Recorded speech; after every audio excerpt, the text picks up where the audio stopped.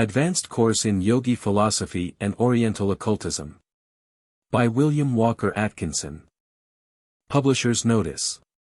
These lessons were intended as a continuation of, or sequel to, the 14 lessons in Yogi Philosophy and Oriental Occultism issued during the previous year. The 12 lessons forming this volume were originally issued in the shape of monthly lessons, known as the Advanced Course in Yogi Philosophy and Oriental Occultism, during a period of 12 months beginning with October 1904 and ending September 1905. We have been urged to print these Advanced Course lessons in book form, and the present volume is the result. Lessons 1 to 4, inclusive, consist of an analysis and explanation of the little occult manual known as Light on the Path, and have been highly praised by lovers of that little book as well as advanced students in occultism. They are said to be superior to anything ever written along these lines. Lessons 5 to 7, inclusive, treat of the several branches of the yogi philosophy indicated by their titles. They contain very much information in a small space. Lessons 8 and 9, treat of Dharma, the yogi philosophy of ethics or right action. They have been favorably received by students of ethics, and teachers of morality of different schools. They afford a common ground upon which the differing schools may meet. Lessons 10 to 12, inclusive, form a wonderful trio of lessons upon the higher yogi metaphysical and scientific teachings. Their clearness and comprehensiveness is startling, and the most perplexing metaphysical and scientific questions are answered in the simplest manner by the centuries-old yogi philosophy expressed in modern terms. We trust that the Advanced Course lessons may prove as popular in book form as in their original shape. The author, as usual, declines to write a preface for the book, saying that the lessons should speak for themselves. Yogi Publication Society. Chicago, Illinois, September 1, 1905. How do you find this book? Any thoughts about the book or the author? Any suggestion for improvement? Please take a moment to share your thoughts in a comment. If you like it, share it with your friends who might enjoy it as well. Subscribe to keep in touch. Visit CompleteAudiobooks.com for more quality content. Lesson 1. Some Light on the Path. We greet our old students who have returned to us for the Advanced Course. We feel that, hereafter, it will not be necessary to repeat the elementary explanations which formed such an important part of the former class work, and we may be able to go right to the heart of the subject. Feeling assured that each student is prepared to receive the same. Many read the former lessons from curiosity, some have become so interested that they wish to go on, others have failed to find the sensational features for which they had hoped, and have dropped from the ranks. It is ever so. Many come, but only a certain percentage are ready to go on. Out of 1,000 seeds sown by the farmer, only 100 manifest life. But the work is intended for that 100, and they will repay the farmer for his labor. In our seed sowing, it is even more satisfactory, for even the remaining 900 will show life at some time in the future. No occult teaching is ever wasted, all bears fruit in its own good time. We welcome the students in the Advanced Course, we congratulate ourselves in having such a large number of interested listeners, and we congratulate the students in having reached the stage in which they feel such an interest in the work. And in being ready to go on. We will take for the subject of our first lesson the way of attainment, the path. And we know of no better method of directing the student's steps along the path than to point out to him the unequaled precepts of the little manual, Light on the Path, written down by M.C. Mabel Collins, an English woman, at the request of some advanced mind, in or out of the flesh, who inspired it. In our notice in the last installment of the 14 lessons, we stated that we had in mind a little work which would perhaps make plainer the precepts of Light on the Path. But, upon second thought, we have thought it preferable to make such writing a part of the Advanced Course, instead of preparing it as a separate book for general distribution and sale. In this way we may speak at greater length, and with less reserve, knowing that the students of the course will understand it far better than would the general public. So, the little book will not be published, and the teaching will be given only in these lessons. We will quote from the little manual, precept after precept, following each with a brief explanation. In this connection it may be as well to state that Light on the Path is, practically, an inspired writing. And is so carefully worded that it is capable of a variety of interpretations. It carries a message adapted to the varying requirements of the several planes and stages of life. The student is able to extract meanings suited to his stage of development. In this respect the work is different from ordinary writing. One must take something to the book, before he is able to obtain something from it. In The Illumined Way, the work is interpreted, in part, upon the lines of the psychic or astral plane. Our interpretation will be designed to apply to the life of the student entering upon the path, the beginner. It will endeavor to explain the first several precepts in the light of Karma Yoga, and will then try to point out the plain meaning of the precepts, pertaining to the higher desires.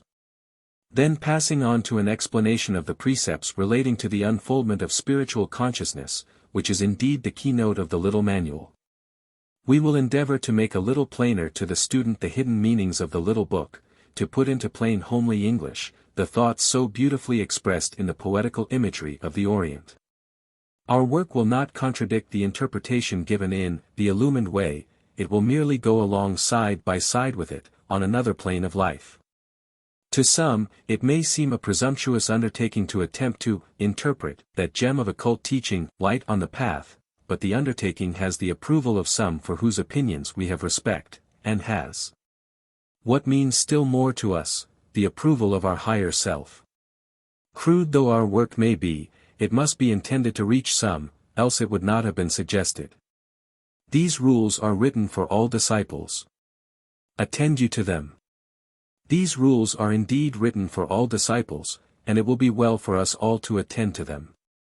For the rules for the guidance of occultists have always been the same, and will always remain the same, in all time, in all countries, and under whatever name the teaching is imparted. For they are based upon the principles of truth, and have been tried, tested and passed upon long ages ago. And have come down to us bearing the marks of the careful handling of the multitudes who have passed on before, our elder brothers in the spirit, those who once trod the path upon which we are now entering, those who have passed on to heights which we shall one day mount. These rules are for all followers of the path, they were written for such, and there are none better. They come to us from those who know. Before the eyes can see, they must be incapable of tears. Before the ear can hear, it must have lost its sensitiveness. Before the voice can speak in the presence of the masters, it must have lost the power to wound. Before the soul can stand in the presence of the masters, its feet must be washed in the blood of the heart.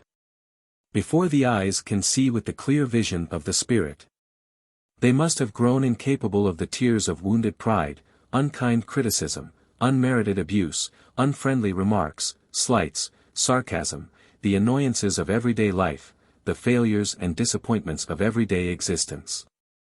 We do not mean that one should harden his soul against these things, on the contrary, hardening forms no part of the occult teachings.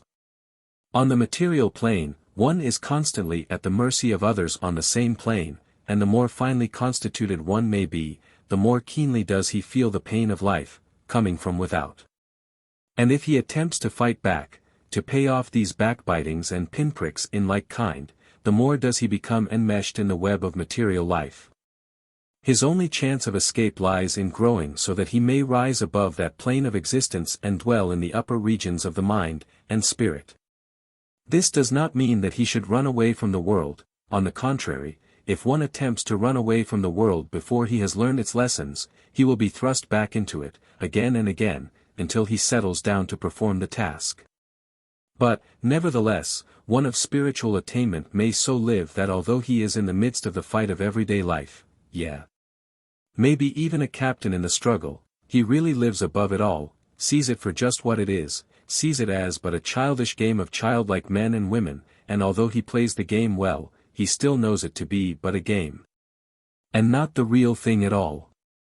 This being the case, he begins by smiling through his tears, when he is knocked down in the rush of the game, then he ceases to weep at all, smiles taking the place of the tears, for, when things are seen in their true relation, one can scarcely repress a smile at himself, and at, or with, others. When one looks around and sees the petty playthings to which men are devoting their lives, believing that these playthings are real, he cannot but smile. And, when one awakens to a realization of the reality of things, his own particular part, which he is compelled to play, must evoke a smile from him. These are not mere dreams and impracticable ideas. If many of you had an idea of how many men, high in the puppet play of worldly affairs, have really awakened to the truth, it would surprise you. Many of these men play their part well, with energy and apparent ambition, for they realize that there is a purpose behind it all, and that they are necessary parts of the machinery of evolution. But deep within the recesses of their souls, they know it all for what it is. One on the path must needs be brave, and must acquire a mastery over the emotional nature. This precept does not merely refer to physical tears, for they often spring to the eyes involuntarily, and though we may be smiling at the time. It refers to the feeling that there is anything for us to really cry over. It is the thought back of the tears, rather than the tears themselves. The lesson to be learned from these rules is that we should rise above the incidents of personality, and strive to realize our individuality. That we should desire to realize the I am consciousness, which is above the annoyances of personality. That we should learn that these things cannot hurt the real self, that they will be washed from the sands of time, by the waters of eternity. Likewise our ear must lose its sensitiveness to the unpleasant incidents of personality, before it can hear the truth clearly, and free from the jarring noises of the outward strife. One must grow to be able to hear these things, and yet smile, secure in the knowledge of the soul and its powers, and its destiny. One must grow to be able to hear the unkind word, the unjust criticism, the spiteful remark, without letting them affect his real self. He must keep such things on the material plane to which they belong, and never allow his soul to descend to where it may be affected by them. One must learn to be able to hear the truths which are sacred to him, spoken of sneeringly and contemptuously by those who do not understand. They cannot be blamed, for they cannot understand. Let the babes prattle, and scold, and laugh, it does them good, and cannot hurt you or the truth. Let the children play, it is their nature, some day they will, like you, have experienced the growing pains of spiritual maturity, and will be going through just what you are now. You were once like them, they will be as you in time. Follow the old saying, and let such things go in one ear, and out of the other, do not let them reach your real consciousness. Then will the ear hear the things intended for it, it will afford a clear passage for the entrance of the truth. Before the voice can speak in the presence of the masters, it must have lost its power to wound. The voice that scolds, lies, abuses, complains, and wounds, can never reach the higher planes upon which dwell the advanced intelligences of the race. Before it can speak so as to be heard by those high in the order of life, and spiritual intelligence, it must have long since forgotten how to wound others by unkind words, petty spite, unworthy speech. The advanced man does not hesitate to speak the truth even when it is not pleasant, if it seems right to do so, but he speaks in the tone of a loving brother who does not criticize from the "I am holier than thou" position, but merely feels the other's pain, sees his mistake, and wishes to lend him a helping hand. Such a one has risen above the desire to talk back, to cut another by unkind and spiteful remarks, to get even by saying, in effect, "You're another." These things must be cast aside like a worn-out cloak, the advanced man needs them not. Before the soul can stand in the presence of the masters, its feet must be washed in the blood of the heart. This is a hard saying to many entering the path. Many are led astray from the real meaning of this precept by their understanding of the word heart. They think it means the love nature. But this is not the meaning. Occultism does not teach killing out true love. It teaches that love is one of the greatest privileges of man, and that as he advances his love nature grows until, finally, it includes all life. The heart referred to is the emotional nature, and the instincts of the lower and more animal mind. These things seem to be such a part of us, before we develop, that to get rid of them we seem to be literally tearing out our hearts. We part with first one thing and then another, of the old animal nature, with pain and suffering, and our spiritual feet become literally washed in the blood of the heart. Appetites, cravings of the lower nature, desires of the animal part of us, old habits, conventionalities, inherited thought, racial delusions, things in the blood and bone of our nature, must be thrown off, one by one. With much misgivings and doubt at first, and with much pain and heart bleeding until we reach a position from which we can see what it all means. Not only the desires of the lower self are to be torn out, but we must, of necessity, part with many things which have always seemed dear and sacred to us, but which appear as but childish imaginings in the pure light which is beginning to be poured out from our spiritual mind. But even though we see these things for what they are, still it pains us to part from them, and we cry aloud, and our heart bleeds. Then we often come to a parting of the ways, a place where we are forced to part mental company with those who are dear to us, leaving them to travel their own road while we take step upon a new and, to us, an untried path of thought. All this means pain. And then the horror of mental and spiritual loneliness which comes over one soon after he has taken the first few steps on the path, that first initiation which has tried the souls of many who read these words, that frightful feeling of being alone, with no one near who can understand and appreciate your feelings. And then, the sense of seeing the great problems of life, while others do not recognize the existence of any unsolved problem, and who accordingly go on their way, dancing, fighting, quarreling, and showing all the signs of spiritual blindness, while you were compelled to stand alone and bear the awful sight. Then, indeed, does the blood of your heart gush forth. And then, the consciousness of the world's pain and your failure to understand its meaning, your feeling of impotence when you try to find a remedy for it. All this causes your heart to bleed. And all these things come from your spiritual awakening. The man of the material plane has felt none of these things, has seen them not. Then when the feet of the soul have been bathed in the blood of the heart, the eye begins to see the spiritual truths, the ear begins to hear them, the tongue begins to be able to speak them to others, and to converse with those who have advanced along the path. And the soul is able to stand erect and gaze into the face of other advanced souls. For it has begun to understand the mysteries of life, the meaning of it all, has been able to grasp something of the great plan, has been able to feel the consciousness of its own existence, has been able to say, I am, with meaning, has found itself, has conquered pain by rising above it. Take these thoughts with you into the silence, and let the truth sink into your mind, that it may take root, grow, blossom, and bear fruit. 1. Kill out ambition. 2. Kill out desire of life. 3. Kill out desire of comfort. 4. Work as those work who are ambitious. Respect life as those who desire it. Be happy as those are who live for happiness. Much of the occult truth is written in the form of paradox, showing both sides of the shield. This is in accordance with nature's plan. All statements of truth are but partial statements. There are two good sides to every argument, any bit of truth is but a half-truth. Hunt diligently enough and you will find the opposite half, everything is and it isn't, any full statement of truth must of necessity be paradoxical. This because our finite point of view enables us to see but one side of a subject at a time. From the point of view of the infinite, all sides are seen at the same time, all points of a globe being visible to the infinite seer, who is also able to see through the globe as well as around it. The above-mentioned 4 precepts are illustrations of this law of paradox. They are generally dismissed as non-understandable by the average person who reads them. And yet they are quite reasonable and absolutely true. Let us consider them. The key to the understanding of these, and all, truths, lies in the ability to distinguish between the relative or lower point of view, and the absolute or higher one.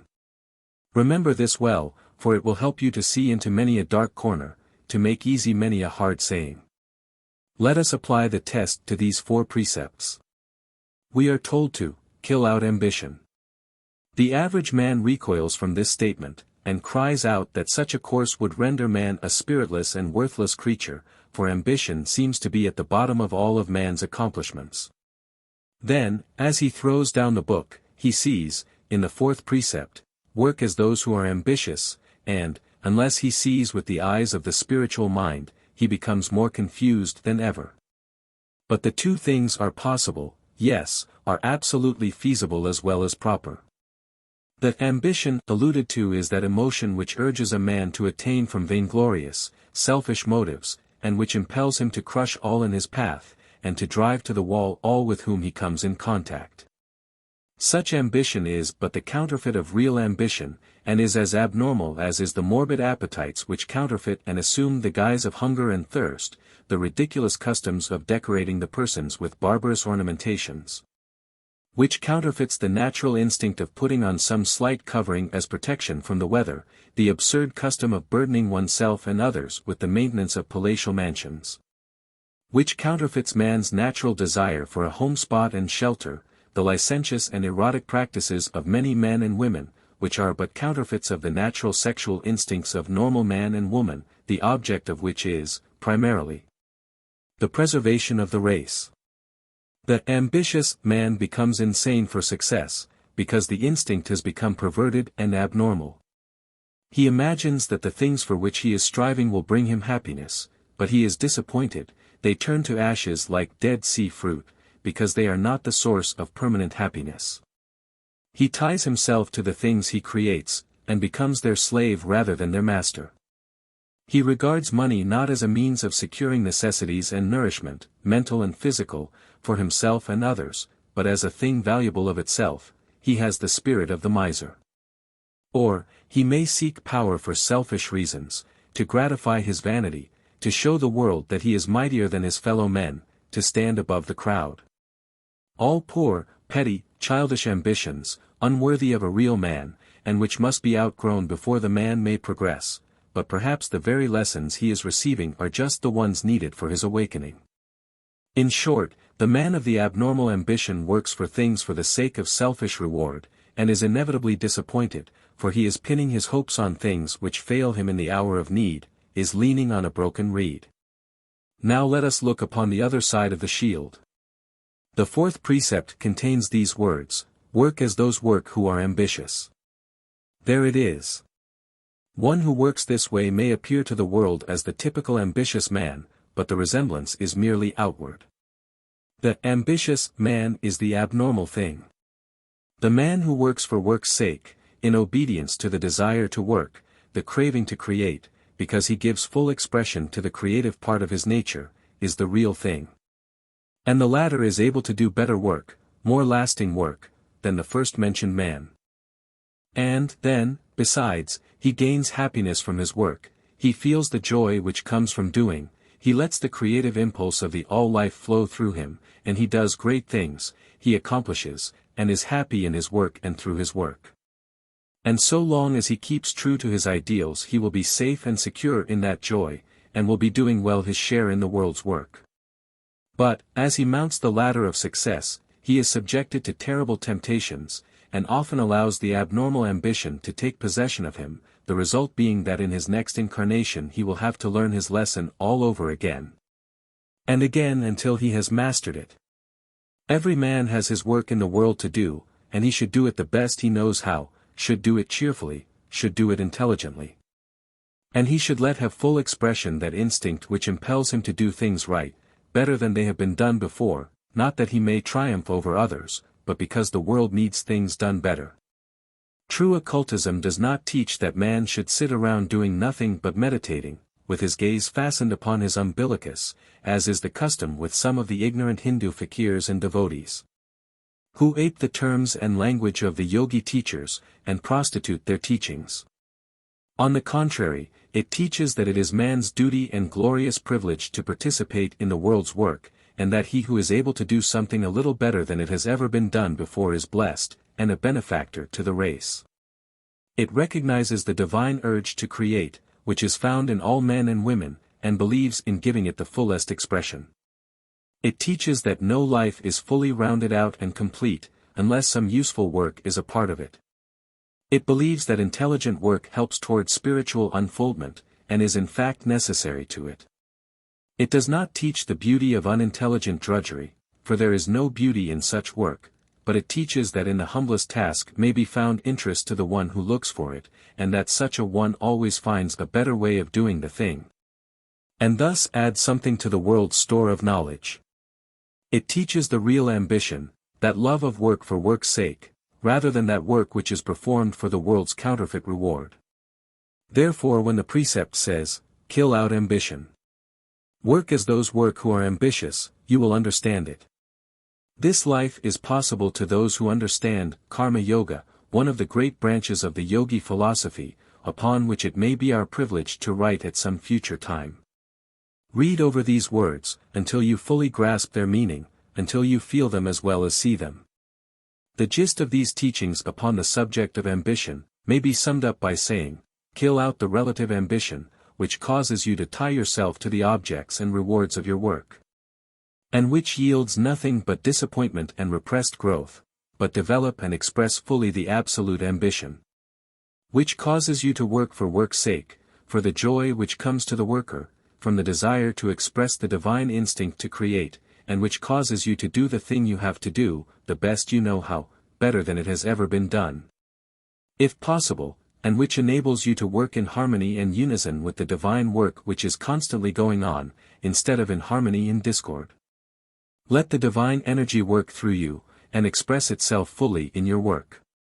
Open yourself to it, and you will taste of the joy which comes from work of this kind. This is the true ambition, the other is but a miserable counterfeit which retards the growth of the soul. Kill out desire of life, says the second precept, but the fourth precept answers back, respect life as those who desire it. This is another truth expressed in paradox. One must eradicate from the mind the idea that physical life is everything. Such an idea prevents one from recognizing the fuller life of the soul, and makes this particular life in the body the whole thing, instead of merely a grain of sand on the shores of the everlasting sea. One must grow to feel that he will always be alive, whether he is in the body or out of it, and that this particular physical life is merely a thing to be used by the real self, which cannot die. Therefore kill out that desire of life which causes you to fear death, and which makes you attach undue importance to the mere bodily existence, to the impairment of the broader life and consciousness. Pluck from your mind that idea that when the body dies, you die, for you live on, as much alive as you are this moment, possibly still more alive. See physical life for what it is, and be not deceived.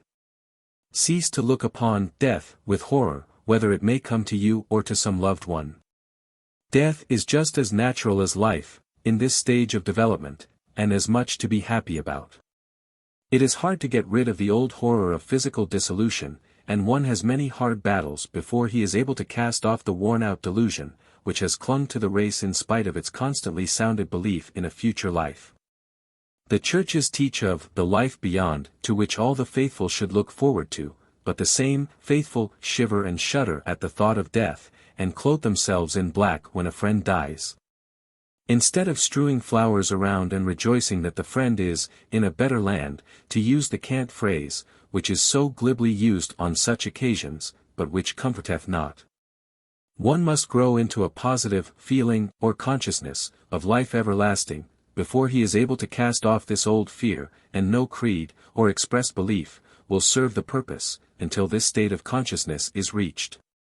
To the one who feels, in his consciousness this fact of the survival of individuality, and the continuance of life beyond the grave, death loses its terror, and the grave its horror, and the desire of life, relative, is indeed killed out. Because the knowledge of life, absolute, has taken its place. But we must not forget the reverse side of the shield. Read again the fourth precept, respect life as those who desire it. This does not mean alone the life of others, but has reference to your own physical life as well. For in your letting go of the old idea of the relative importance of the life in the body, you must avoid going to the other extreme of neglect of the physical body. The body is yours in pursuance of the divine plan, and is in fact the temple of the Spirit. If it were not good for you to have a body, rest assured you would not have it. It is needed by you in this stage of development, and you would be unable to do your work of spiritual unfoldment without it. Therefore, do not be led into the folly of despising the body, or physical life, as a thing unworthy of you. They are most worthy of you, at this stage, and you may make great things possible through them. To despise them is like refusing to use the ladder which will enable you to reach the heights. You should, indeed, respect life as those who desire it, and you should respect the body as do those who think that the body is the self. The body should be recognized as the instrument of the soul and spirit, and should be kept as clean, healthy and strong as may be. And every means should be used to prolong the life in the body which has been given you. It should be respected and well used. Do not sit and pine over your confinement in this life. You will never have another chance to live out just the experiences you are getting now. Make the best of it. Your life is a glorious thing, and you should live always in the now stage, extracting to the full the joy which should come with each moment of life to the advanced man. Life, life, more life, has cried out some writer, and he was right. Live out each moment of your life, in a normal, healthy, clean way, always knowing it for what it is, and worrying not about the past or future. You are in eternity now as much as you ever will be, so why not make the most of it? It is always now in life, and the supply of nows never fails. If you ask us for a summing up of this idea of this non-desiring of life, and its opposite side of respecting it as if you really did desire it, we will say, the desire referred to is the relative desire, which springs from the mistaken idea that physical life is the only life. The absolute desire of life arises from the knowledge of what the whole life of man is, and what this brief physical life is. Therefore, while the advanced man does not desire it in the old way, he does not despise it, and really desires it because it forms a part of his whole life, and he does not wish to miss, or part with, any part of that which the divine plan has decreed shall be his. The advanced man neither fears death, nor seeks it, he fears neither death nor life, he desires neither, relatively, and yet he desires both, from the absolute sense. Such a man or woman is invincible, neither life nor death have any terrors for such a one. When this consciousness is once reached, the person is filled with such power that its radiance is felt by the world in which he moves. Remember these words: fear neither death, nor life. Neither fear death, nor seek it. When you have attained this stage, then indeed will you know what life is, what death is, for both are manifestations of life. The third precept tells us to kill out desire of comfort, but the fourth adds, be happy as those are who live for happiness. This teaching is also paradoxical, and follows the same line as the ones just spoken of. Its apparent contradiction arises from the two viewpoints, i.e. the relative and the absolute. Apply this solvent to all apparently contradictory occult teaching, and you will be able to separate each part so that you may carefully examine it. Let us apply it to this case. Kill out desire of comfort. At first this would seem to advocate extreme asceticism, but this is not the real meaning. Much that is called asceticism is really a running away from things which we may think are too pleasant. There seems to be an idea in the minds of many people of all shades of religious belief, that because a thing produces pleasure it must necessarily be bad. Some writer has made one of his characters say, "It is so sad, it seems as if all the pleasant things in life are wicked." There seems to be a current belief that God takes pleasure in seeing people unhappy and doing unpleasant things, and accordingly many so-called religious people have frowned upon the normal pleasures of life, and have acted as if a smile was offensive to deity. This is all a mistake. All normal pleasures are given to man to use, but none of them must be allowed to use man. Man must always be the master, and not the slave, in his relation to the pleasures of life. In certain forms of occult training the student is instructed in the cultivation of the will, and some of the exercises prescribed for him consist of the doing of disagreeable and unpleasant things. But this discipline is merely to strengthen the will of the student, and not because there is any special merit in the disagreeable task, or any special virtue in the self-denial attendant upon the doing without certain pleasant accustomed things. The whole idea consists in the exercising of the will to resist, do without, and to do things, contrary to the usual custom and habits of the individual, which course, if practiced, will invariably result in a strengthening of the will. It operates upon the principle of exercising a muscle by calling it into play. These exercises and practices are good, and we may have occasion to refer to them in some of our lessons. The fast days and penance prescribed by the Catholic Church have merit in the manner above indicated, outside of any particular religious significance. But, to get back to our subject, this precept is not intended to preach asceticism. Occultism does not insist upon that. It does teach, however, that one should not allow himself to be tied to the pleasures and comforts of life to such an extent that he will cease to advance and develop his higher nature. Man may be ruined by too much luxury, and many cases are known where the higher influences at work under the law took away from a man those things which hindered his growth, and placed him in a position in which he was forced to live normally, and thereby grow and unfold. Occultism preaches the simple life.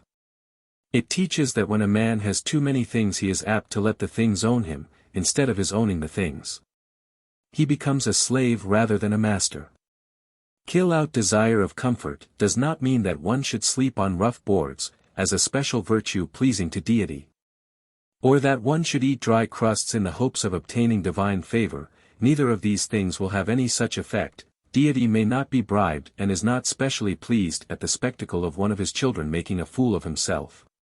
But the precept does impress upon us that we should not be tied to any ideas of comfort, and that we should not imagine that true happiness can arise from any such cause. Enjoy the normal and rational pleasures of life, but always retain your mastery over them, and never allow them to run away with you. And, always remember that true happiness comes from within, and that these luxuries and comforts are not necessities of the real man, and are merely things to be used for what they are worth. These creature comforts and luxuries are merely incidents of the physical plane, and do not touch the real self. The advanced man uses all these things, as instruments, tools, or even toys if it is found necessary to join in the game life of others, but he always knows them for what they are and is never deceived. The idea that they are necessary for his happiness would seem absurd to him. And, as a man advances spiritually, his tastes are apt to become simpler. He may like well-made things of good quality, best suited for their purpose, but he does not want so many of them, and ostentation and display become very foreign to his tastes and inclinations. He does not necessarily have to kill out the last-mentioned tastes. They are very apt to leave him of themselves, finding his mental quarters not suited to their accommodation. Remember, also, that the fourth precept instructs you to be happy as those are who live for happiness. This does away with the long face and dreary atmosphere idea. It says, be happy, not make believe you are happy as those who live for the so-called happiness coming from the things of the physical plane. That is the sane teaching. Be happy, so live that you may obtain a healthy, normal happiness out of every hour of your life. The occultist is not a miserable, sour-visaged, gloomy man, common beliefs to the contrary notwithstanding. His life and understanding lifts him above the worries and fears of the race, and his knowledge of his destiny is most inspiring. He is able to rise above the storm, and, riding safely on the crest of the wave, yielding to every motion of the swell, he escapes being submerged. When things become too unpleasant to be borne on the relative plane, he simply rises into the higher regions of his mind where all is serene and calm. And he gains a peace that will abide with him when he again sinks to meet the trials and burdens of the day. The occultist is the happiest of men, for he has ceased to fear, he knows that there is nothing to be afraid of. And he has outgrown many of the superstitions of the race, which keep many people in torment. He has left hate and malice behind him, and has allowed love to take their vacant places, and he must, necessarily, be happier by reason of the change. He has outgrown the idea of an angry deity laying traps in which to enmesh him. He has long since learned to smile at the childish tale of the devil with cloven hoofs and horns, breathing fire and brimstone, and keeping a bottomless pit into which one will be plunged if he should happen to forget to say his prayers, or if he should happen to smile at God's beautiful earth, some fine Sunday. Instead of drowsing away an hour listening to some long-drawn-out theological sermon. He has learned that he is a child of God, destined for great things, and that deity is as a loving father, yes, and mother, rather than as a cruel taskmaster. He realizes that he has arrived at the age of maturity, and that his destiny rests to some extent upon himself. The occultist is necessarily an optimist. He sees that all things are working together for good, that life is on the path of attainment, and that love is over, above, and in all. These things the occultist learns as he progresses, and he is happy. Happier than those who live for happiness. Seek in the heart the source of evil, and expunge it. It lives fruitfully in the heart of the devoted disciple, as well as in the heart of the man of desire. Only the strong can kill it out. The weak must wait for its growth, its fruition, its death. And it is a plant that lives and increases throughout the ages.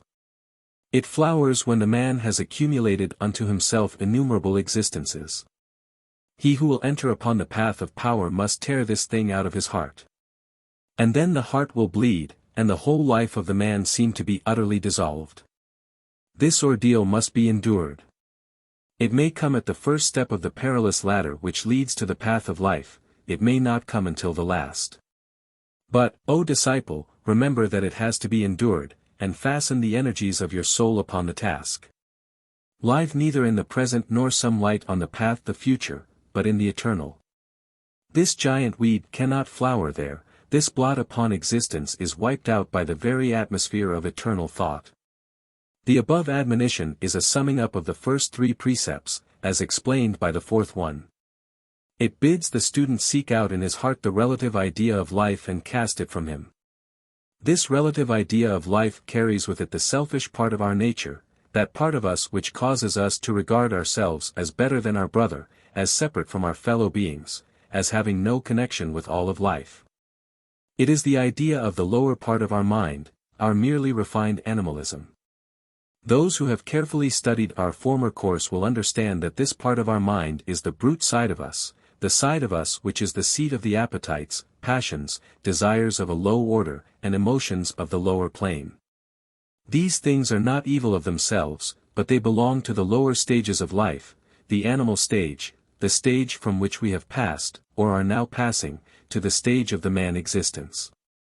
But these tendencies were long ages in forming, and are deeply embedded in our nature, and it requires the most heroic efforts to dislodge them, and the only way to dislodge them is to replace them by higher mental states. Right here, let us call your attention to a well-established principle of occult training, and yet one that is seldom mentioned in teachings on the subject. We refer to the fact that a bad habit of thought or action is more easily eradicated by supplanting it with a good habit, one that is directly opposed to the habit of which one desires to get rid. To tear out a bad habit by the roots, requires almost superhuman strength of will, but to crowd it out by nursing a good habit in its place, is far more easier and seems to be nature's plan. The good habit will gradually crowd the bad one until it cannot exist, and then, after a final struggle for life, it will expire. This is the easiest way to kill out undesirable habits and traits. Returning to the subject of the relative qualities of the mind, we would say that selfishness, all the animal desires, including sexual desires on the physical plane, there is much more in sex than physical plane manifestations. All passions, such as hatred, envy, malice, jealousy, desire for revenge, self-glorification, and self-exaltation, are also a part of it. Low pride is one of its most subtle and dangerous manifestations, and one which returns again, and again, after we think we have cast it off, each return being in a more subtle form, physical pride. Being succeeded by the pride of the intellect, pride in psychic attainments, pride in spiritual development and growth, pride in moral worth, chastity and character, the I am holier than thou, pride, and so on. Again and again does pride, the tempter, come to bother us.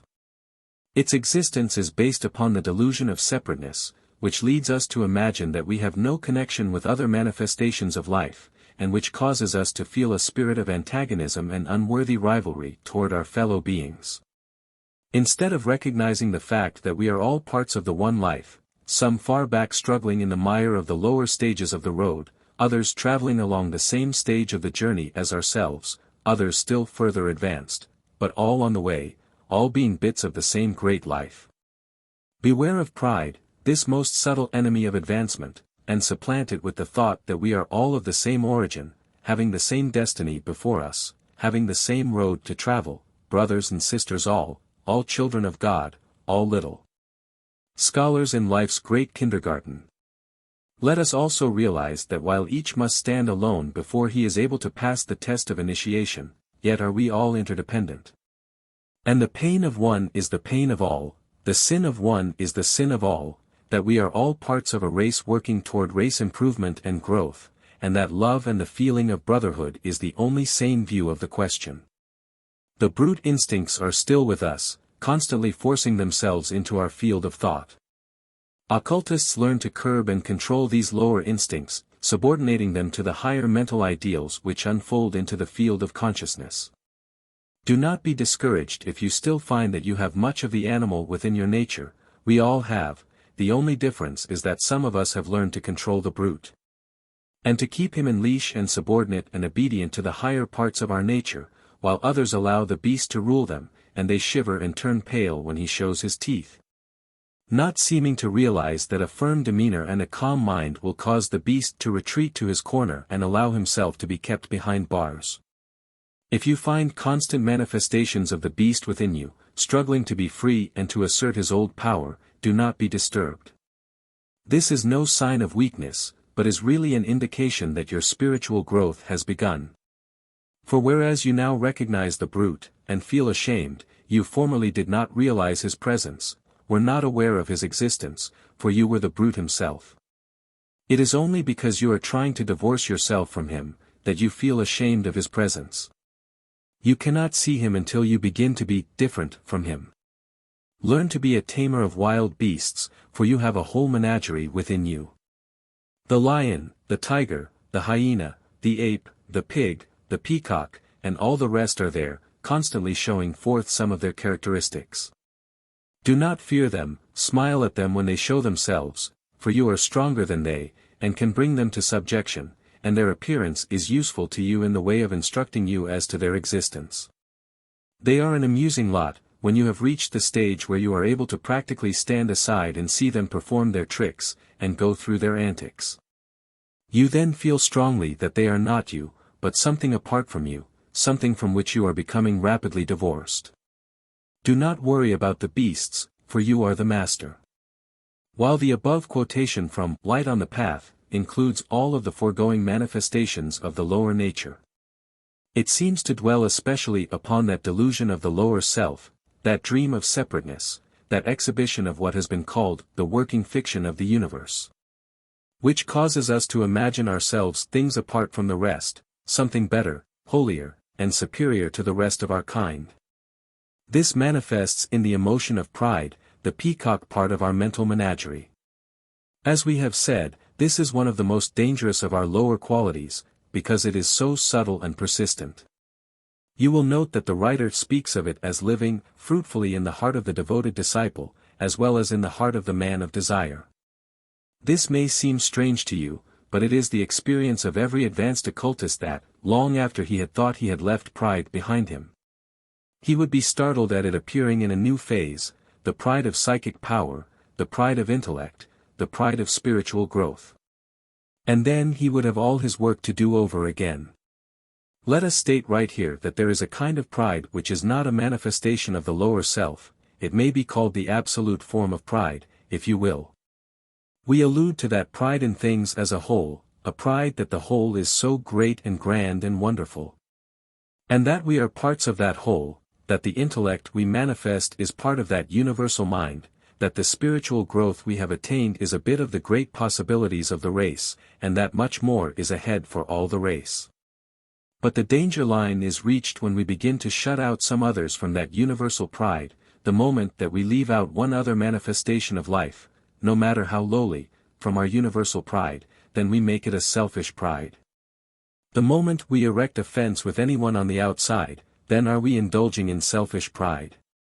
For there is no outside, at the last. We are all inside, there is no place outside of the all. When you feel a pride with all living things, with all of life, with all of being, then you are not selfish. But the moment you place yourself apart in a class, whether that class be composed of but yourself, or of yourself and all of mankind, except one individual, then you are yielding to a subtle form of selfishness. The last man must not be left out, cannot be left out. You are possessed of no quality or attainment that is not the property of the race, something that may be attained by all in time. All that you think is superiority is merely a little more age, a little more experience on this plane of existence. Your pride is the foolish infantile pride of the child who has just passed out of the baby class in the primary school and looks condescendingly upon the new flock of little ones who are just entering the class from which he has just passed. To the eyes of those in higher classes, the second-grade scholar is a subject for a kindly, pitying smile, but the little fellow does not know that, he feels big, and gives the peacock quality full sway. Now, before we leave this illustration, let us say that the little fellow is justified in feeling proud of having accomplished his advancement. It is a worthy feeling. The peacock part comes in only when he looks down upon those below him. This is the substance of the folly of pride, this feeling of superiority toward those still in the lower grade. A feeling of joy from work attained, heights scaled, is not unworthy. But let us beware of the attendant feeling of superiority toward those who are still climbing. There lies the sting of pride. Extract the sting, and your wasp is harmless. If you feel tempted toward self-glorification, sometimes, just remember that as compared to some of the intelligences, who have long since passed through your present stage of development, you are no more than is the intelligence of a black beetle as compared with your own intellect, that, to the eyes of some of the greatly developed souls, the everyday life of even the highest of our race on earth today is but as are to us the antics and gambols, fights and tumbles, of a lot of Newfoundland puppies whose eyes have been opened but a few days. Just remember this, we say, and you will get a better idea of just what place you fill in the scale of intelligence. But this does not mean self-debasement either. Not at all. As low comparatively, as we may be, we are still well on the way of advancement, and great things are before us. We cannot be robbed of a single bit of life, we cannot be denied our heritage. We are going on, and on, and on, to greater and still greater heights. But, impress this upon your soul, not only are you going there, but all of mankind besides, yes, even that last man. Do not forget this.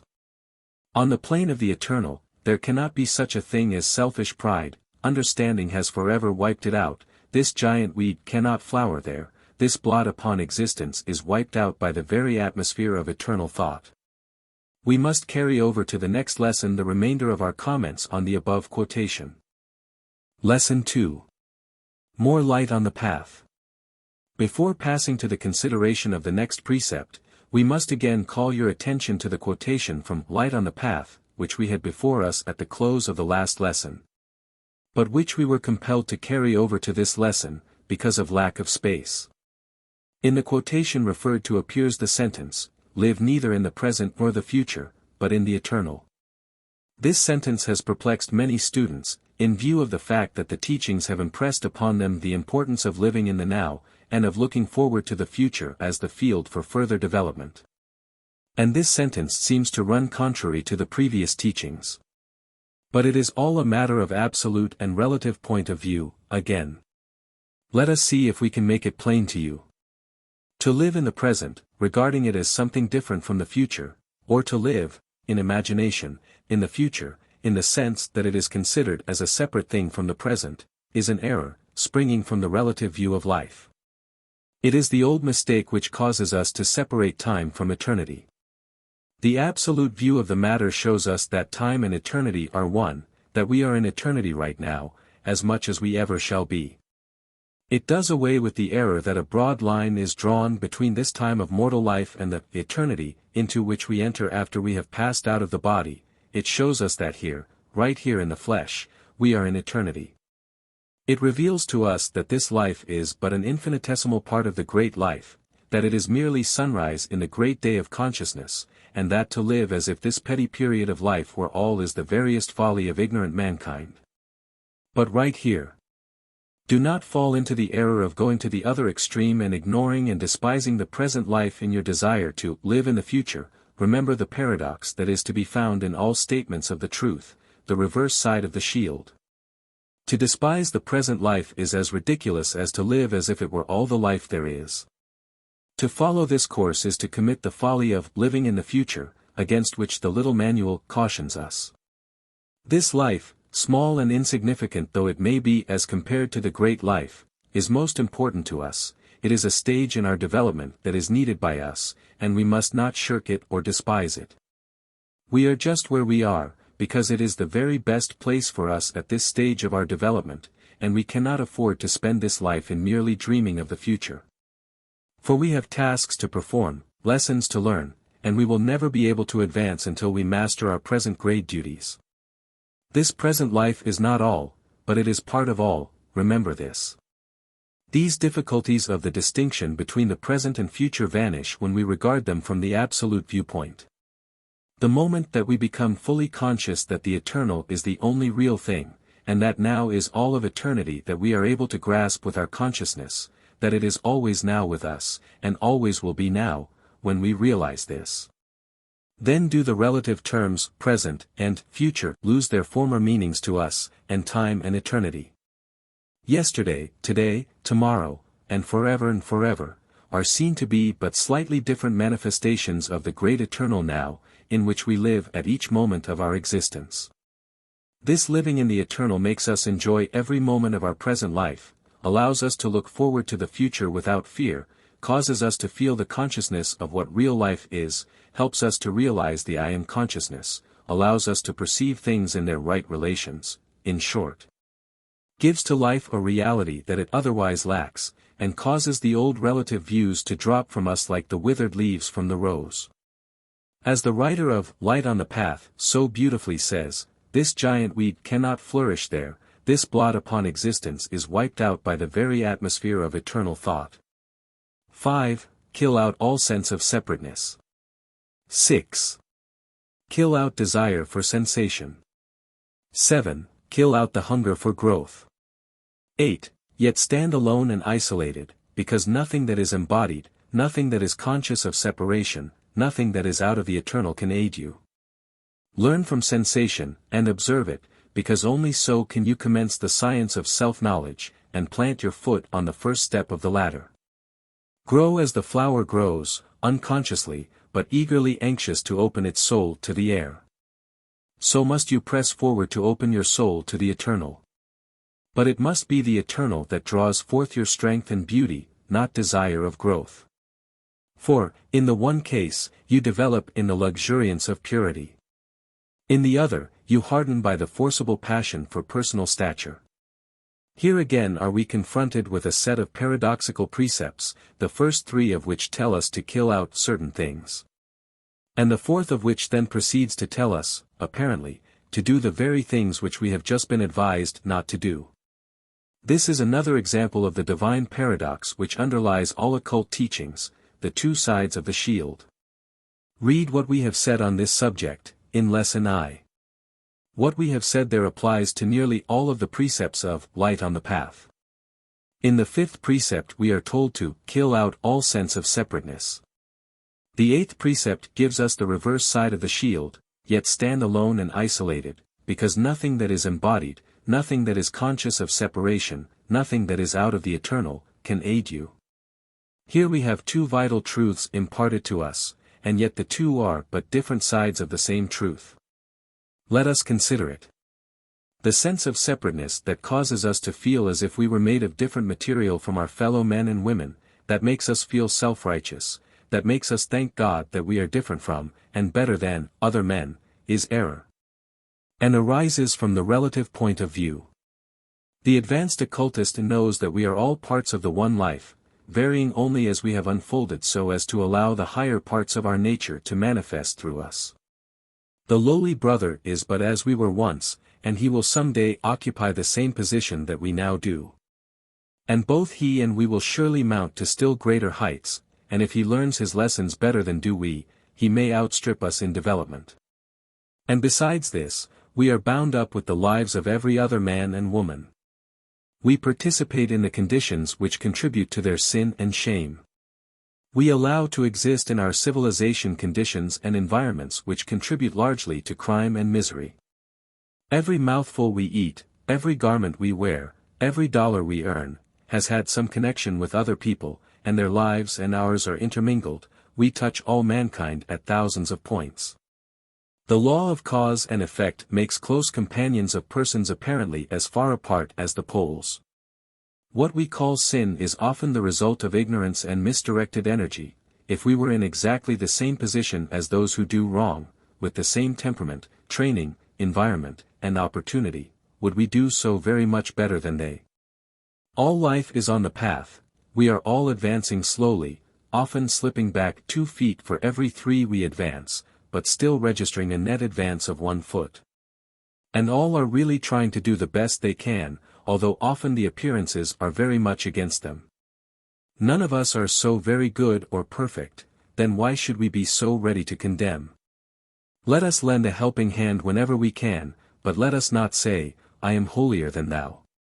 Let us remember the precept of the great Master who warned us to cast the first stone only when we were free from sin ourselves. Let us avoid the sense of separateness in the relative sense, for it is a snare and a delusion, and the parent of nearly all error. But now for the other side of the shield.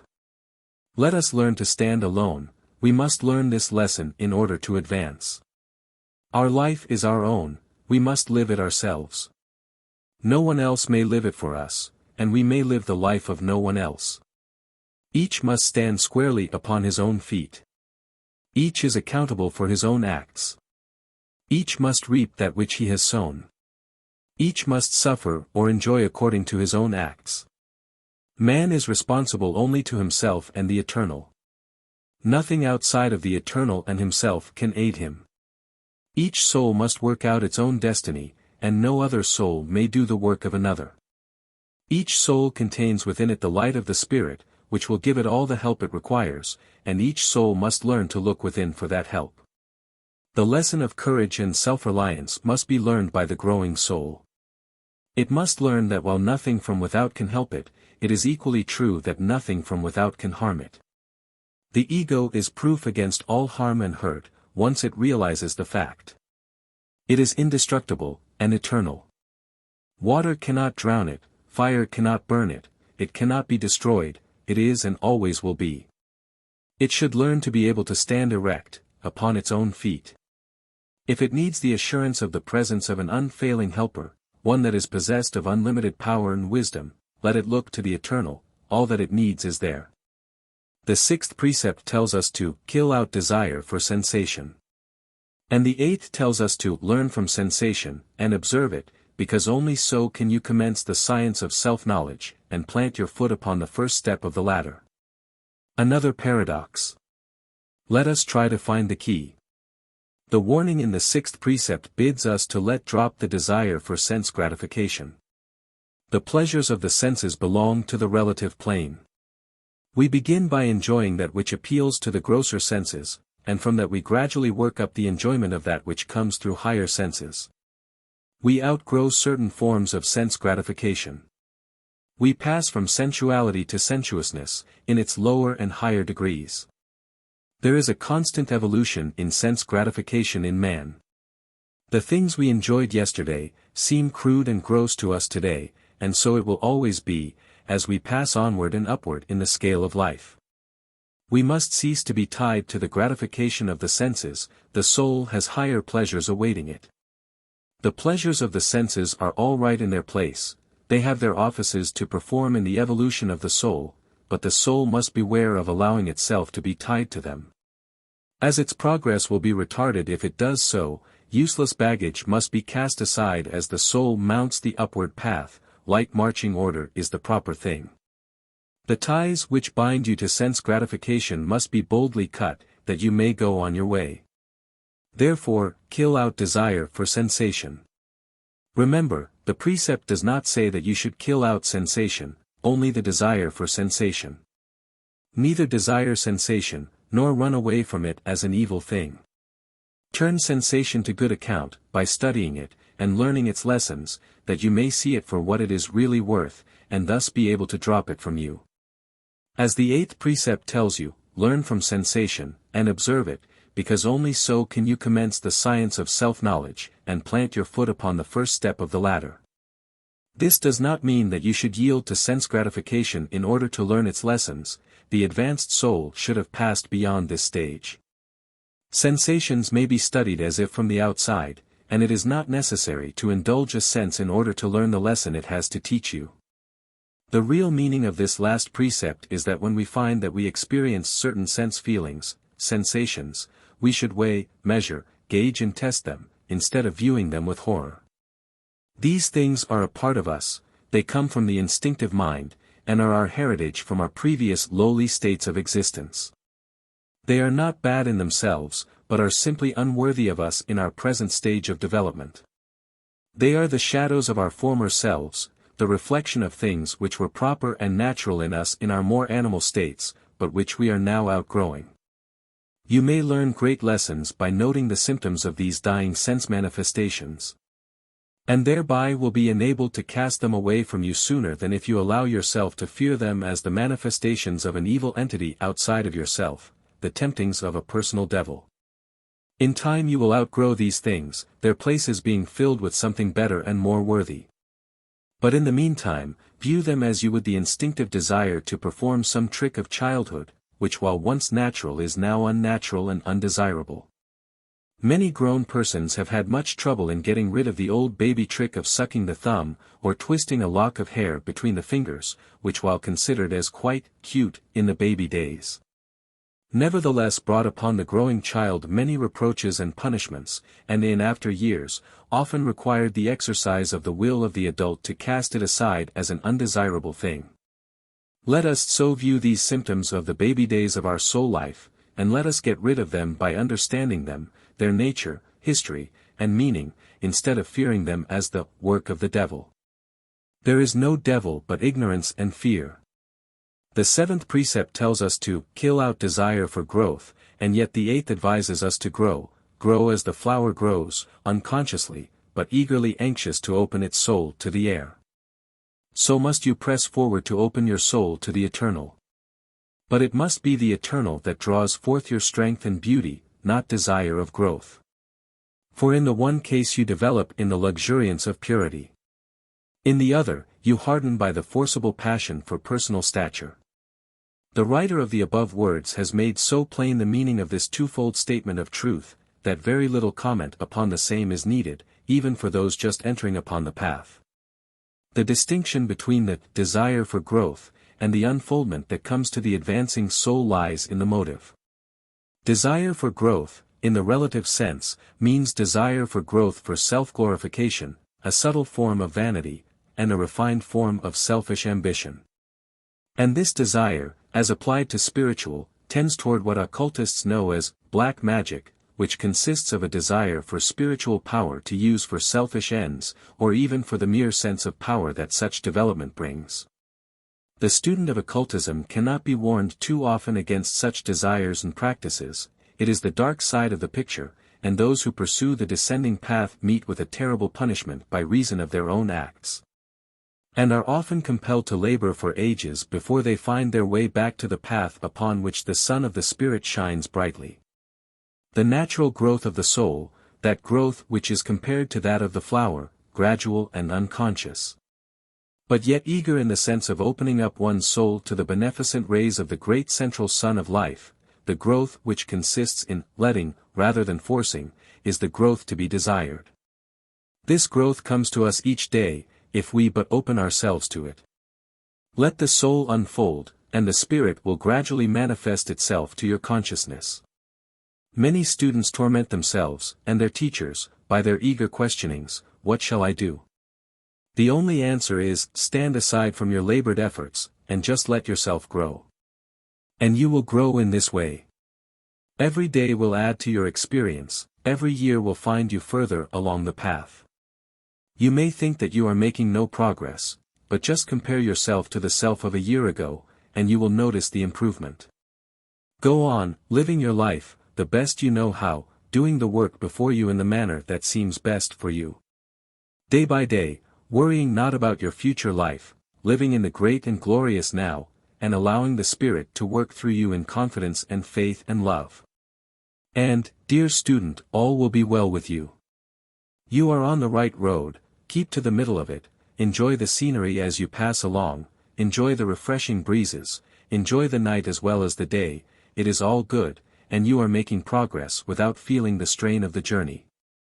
The man who counts the milestones and worries about how much farther he has to go, and how slow he is moving, makes his journey doubly tiresome, and loses all the beauty of the roadside. Instead of thinking about what he is seeing, he is thinking merely of miles, miles, miles, and many more miles ahead. Which is the course of wisdom? 9. Desire only that which is within you. 10. Desire only that which is beyond you. 11. Desire only that which is unattainable. 12. For within you is the light of the world, the only light that can be shed upon the path. If you are unable to perceive it within you, it is useless to look for it elsewhere. It is beyond you. Because, when you reach it, you have lost yourself. It is unattainable, because it forever recedes. You will enter the light, but you will never touch the flame. These 4 precepts form another of the many paradoxes contained in the wonderful little manual upon which we are commenting. To those who have not found its key, these 4 precepts seem strangely contradictory and wild. To be told to desire a thing that is within you, and yet beyond you, and which is unattainable, seems ridiculous to the average man on the street.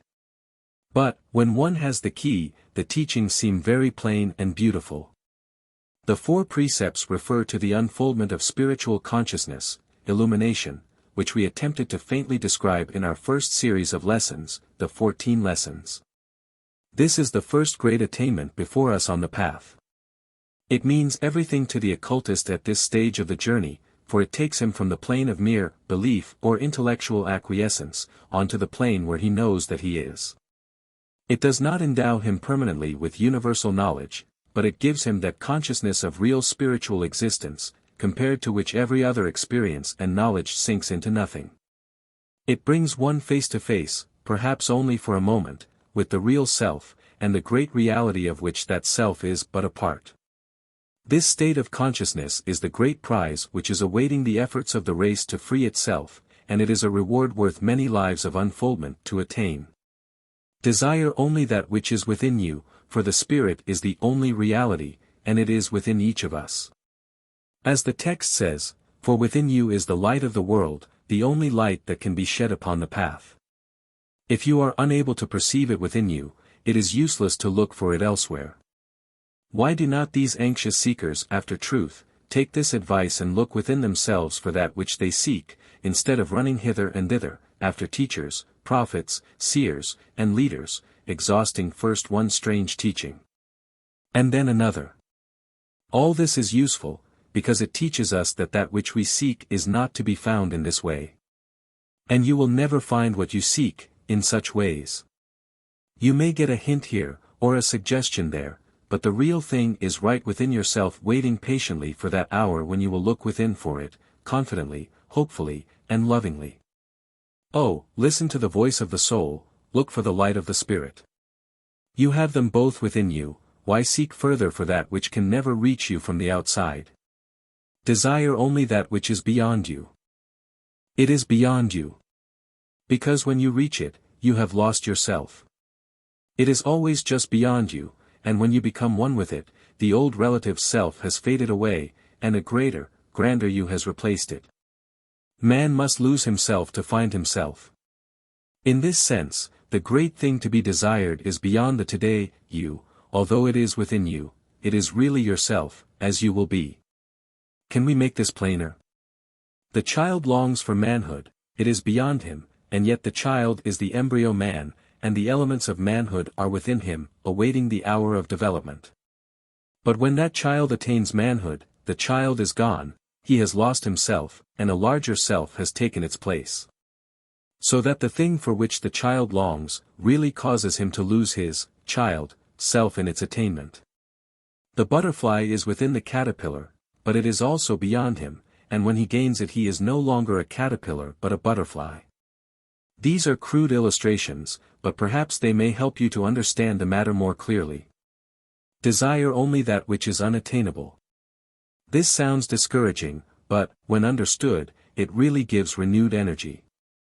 The text goes on, it is unattainable, because it forever recedes. You may enter the light, but you will never touch the flame. As the soul gains in spiritual consciousness, it becomes greater and grander, but it is traveling but the first steps in the real journey, but that journey is becoming more and more pleasant. As we climb the mountainside of attainment, the view becomes grander at each step. But the mountain top, which seemed so near at the beginning of the journey, seems constantly to recede as one climbs. And yet there is no disappointment, for every step of the way is now accompanied with the keenest pleasure. It is ever so in soul unfoldment. As step after step is taken, greater heights appear to the view, emerging from the clouds which have surrounded them. There are undreamt of heights. You may, and will, gain the highest point now visible to you, be your attainment ever so great at this moment, but when you get there you will find that there is as much before you as you have left behind, far more in fact. But all this does not disappoint you, when you once grasp its significance. As you enter the great light you become conscious of gradually nearing the great center of light, but although you are fairly bathed in the glorious effulgence, you have not touched the flame, and never will, as man. But what of that? Why fret because you cannot see the end, if end there be? You are destined to become something so much greater and grander than you are today, that your wildest imaginings cannot give you the faintest idea of it. And, still beyond that state, there are other states, and others, and others and others. Rejoice in the light, but sigh not because you are told that you will never touch the flame, you do not begin to realize what the bright light is, the flame is beyond your comprehension. 13. Desire power ardently. 14. Desire peace fervently. 15. Desire possessions above all. 16. But those possessions must belong to the pure soul only, and be possessed therefore by all pure souls equally, and thus be the especial property of the whole only when united. Hunger for such possessions as can be held by the pure soul, that you may accumulate wealth for that united spirit of life which is your only true self. The peace you shall desire is that sacred peace which nothing can disturb, and in which the soul grows as does the holy flower upon the still lagoons. And that power which the disciple shall covet is that which shall make him appear as nothing in the eyes of men. 17. Seek out the way. 18. Seek the way by retreating within. 19. Seek the way advancing boldly without. Here is another example of the relative and the absolute. Desire power ardently. And yet power, selfish power, is the greatest curse of the man who possess it. The power of the Spirit, which is the power which the disciples shall covet, may indeed make him appear as nothing in the eyes of men who are striving after material power. For it is the conscious power of which the average man knows nothing, of which he is unable to form a mental image. And he is very apt to regard as a fool the man who possesses it, or who is reaching out for it. The power which is applied to unselfish uses is incomprehensible to the average man who seeks for worldly power, and yet that worldly power, and all that it is capable of accomplishing, will crumble before the flame of time. As a sheet of tissue before the match, and will be in ashes in the twinkling of an eye, while the real power of spiritual attainment grows stronger and mightier as the ages roll by. The one is the substance, the other the shadow, and yet the world reverses their position because of its imperfect vision. Do not make the mistake of translating this 16th precept as meaning that the student should seek to appear as nothing in the eyes of men. This is not the meaning. The student should avoid seeking to appear as anything in the eyes of man, whether that anything be everything or nothing. Let the appearances go, they belong to the world of shadows and the true student has naught to do with them. Let the world attend to its own appearances, let it amuse itself with its childish toys and soap bubbles. Do not seek to appear, let the world attend to that, it will amuse the world, and will not hurt you. We say this because some have translated this precept as if it were an incentive to assumed humility which is akin to the humbleness of Uriah Heep.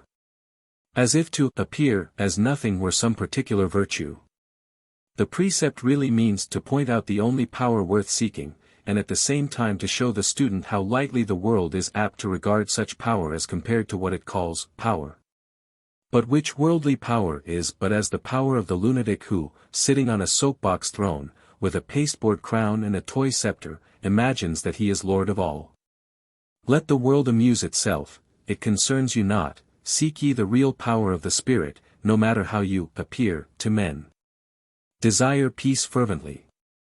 But that peace is the peace which comes from within, and which you may enjoy even though you be in the midst of the battle of life, though you be commander-in-chief of the worldly army, or its humblest soldier, all one, at the last. This peace of the awakened and conscious soul is indeed that sacred peace which nothing can disturb, and in which the soul grows as does the holy flower upon the still lagoons. This peace comes only to one who has awakened to the consciousness of his real spiritual existence. This state once attained enables a man to set aside a part of his nature into which he may retire when the troubles and strife of the outer life disturb him, and which immediately surrounds him with a peace that passeth understanding. Because it is beyond the realms of the understanding of the intellect. Such a sanctuary of the soul is a haven of rest for the troubled mind, and in which it may seek shelter from the storms which are howling without. When one becomes conscious of what he really is, and is able to see the world of illusions for what they are, he finds this place of peace. And, although the necessities of his life have placed him in a position in which he must be in the thick of the fight, he really is merely in it, and not of it. For while one part of his nature plays out the part allotted to him, his higher self rises above the tumult, and serenely smiles at it all. Establish for yourself a sanctuary of the soul, in which silence reigns, and into which your tired soul may creep to rest and recuperate. It is this peace to which the yogis refer, when they say, "Peace be with thee. And may it be with you all. And abide with you. Desire possessions above all." This sounds like queer teaching along spiritual lines, but read on. But those possessions must belong to the pure soul only, and be possessed therefore by all pure souls equally, and thus be the especial property of the whole only when united. Hunger for such possessions as can be held by the pure soul, that you may accumulate wealth for that united spirit of life which is your true self. These possessions, obviously, are not material possessions, but the possessions of the soul. And what is a soul able to possess? Knowledge only, for all else is unreal, and passeth away, therefore let the soul desire the possession and attainment of the knowledge which it needs, the knowledge of the Spirit. And this best knowledge may be possessed by the pure soul only, the other kind of souls do not care for it. And the pure soul is willing to hold such possessions in common for all other souls who are able to accept a share in it, or to make use of it, and no attempt is made to claim a special property rights in such possessions. And it is recognized as the property of the united whole. There can be no corners in spiritual knowledge, no matter how vigorously some mortals may claim to possess same. There can be no monopoly upon these possessions, for they are free as water to those who are ready and willing to receive them. Although the most valuable of all possessions, they are literally, without money and without price, and woe unto him who attempts to sell the gifts of the Spirit, for he sells that which cannot be delivered except to those who are ready for them. And those who are ready for them have no need to buy, they simply help themselves from the feast. We call your attention to the sentence which says that you should desire to accumulate wealth for that united spirit of life which is your real self. For when you attain spiritual knowledge you are not merely accumulating for yourself, but for others as well, you are working for the race as well as for yourself. The race is benefited by its individual members attaining spiritual knowledge, and you are making it easier for others of the race, those now living, and those who will come later. You are doing your part to raising the thought of the world. And, as you have enjoyed some of the treasures which have been gathered together by those who have passed on during the ages, so will generations to come be benefited by that which you are accumulating now. We are but atoms in a mighty whole, and the gain of one is the gain of all. Nothing is lost. Therefore, desire possessions above all. Seek out the way. Seek it not by strenuous endeavor, but by opening up yourself to the promptings of the Spirit, by recognizing the hunger of the soul for spiritual bread, the thirst for the draught from the spring of life. Draw knowledge by the law of attraction. It will come to you in obedience to that law. It is yours for the asking, and nothing can keep it from you, or you from it. As Emerson says, the things that are for thee, gravitate to thee.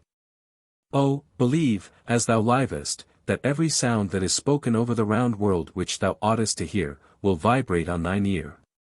Every proverb, every book, every byword that belongs to thee for aid or comfort, shall surely come home through open or winding passages.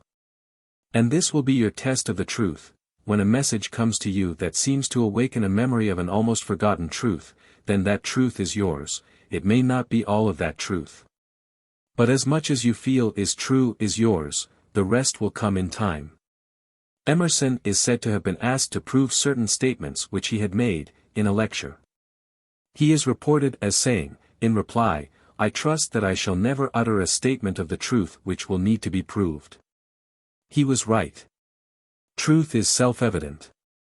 When the awakening soul hears a statement of what truth it is ready to receive at that time, it instinctively recognizes it as such.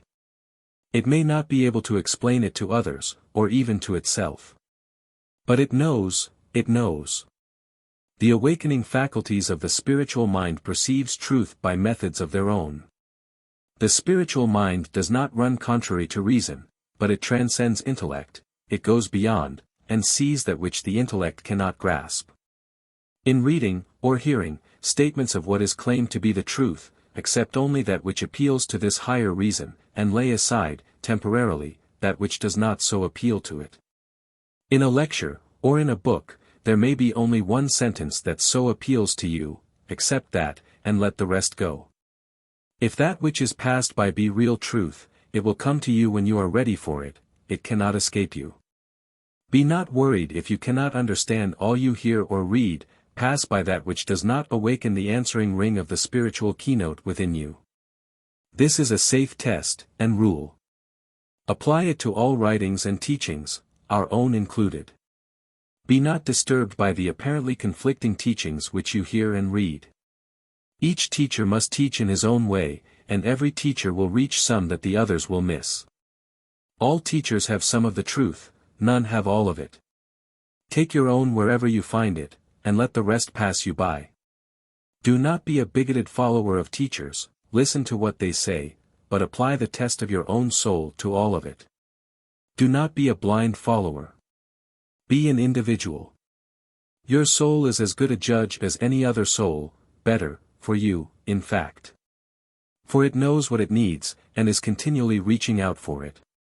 Teachers are useful, books are useful, because they suggest to you, they supply missing links, they give you loose ends of thought, which you may unwind at your leisure, they corroborate that which is lying half awakened in your mind, they aid in the birth of new thought within your mind. But your own soul must do its own work, is the best judge of what is best for you, is the wisest counselor, the most skilled teacher. Heed the voice of the something within. Trust your own soul, O student. Look within confidently, trustingly, and hopefully. Look within, for there is the spark from the divine flame. Seek the way by retreating within. We have just spoken of this trust in the something within. This precept emphasizes this phase of occult teaching. Learn to retreat within the silence, and listen to the voice of your soul, it will tell you many great things. In the silence the spiritual mind will unfold and pass on to your consciousness bits of the great truths which lie buried within its recesses. It will pass on to the intellect certain fragments of truth from its own great storehouse, and the intellect will afterwards accept them, and reason from the premises thus obtained. Intellect is cold, spiritual mind is warm and alive with high feeling. The spiritual mind is the source of much that is called inspiration.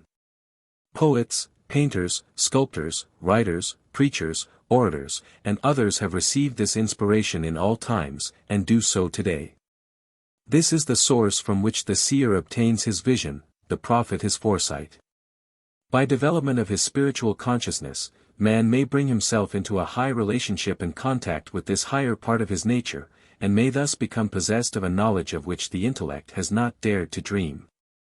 When we learn to trust the Spirit, it responds by sending us more frequent flashes of illumination and enlightenment. As one unfolds in spiritual consciousness, he relies more upon the inner voice, and is more readily able to distinguish it from the impulses from the lower planes of the mind. He learns to follow the guidance of the Spirit, and to allow it to lend him a helping hand. To be led by the Spirit is a living and real fact in the lives of all who have reached a certain stage of spiritual development. Seek the way by advancing boldly without. Be not afraid. Nothing can harm you. You are a living, eternal soul. Therefore, be bold. Look around you and see what is going on in the world, and learn lessons thereby. See the workings of the great loom of life, watch the shuttles fly, see the cloth of various texture and colors that is being produced. See it all as life. Be not dismayed. Lessons are lying all around you, awaiting your study and mastery. See life in all its phase. This does not mean that you should take a backward step and try to live over again phases which you have left behind you and with which you are through, but witness them all without horror or disgust. Remember that from the lowly phases, higher phases develop. From the mud of the river the beautiful lotus rears its stalk, and forcing its way through the water reaches the air, and unfolds its beautiful flower. From the mud of the physical, the plant of life passes through the water of the mental plane, onto the air of the spiritual, and there unfolds. Look around you and see what men are doing, what they are saying, what they are thinking. It is all right, in all its phases, for those who are in it. Live your own life, on your own plane of development, but scorn not those who are still on the lower planes. See life in all its throbbing forms, and realize that you are part of it all. It is all one, and you are part of that one. Feel the swell of the wave beneath you, yield to its motion, you will not be submerged, for you are riding on its crest, and borne on its bosom.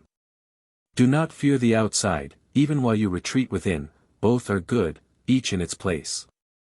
Let your inner sanctuary be your real resting place, but be not afraid to venture without. Your retreat cannot be cut off. See the outer world, knowing that home is always awaiting you. There is no contradiction between the 18th and 19th precepts. Let us repeat them, that you may grasp them as but the two sides of the same truth. Seek the way by retreating within, seek the way by advancing boldly without. Do you not see that they are both needed to form the whole statement of truth? Seek it not by any one road. This is a necessary caution. As the writer of the precepts says, to each temperament there is one road which seems the most desirable.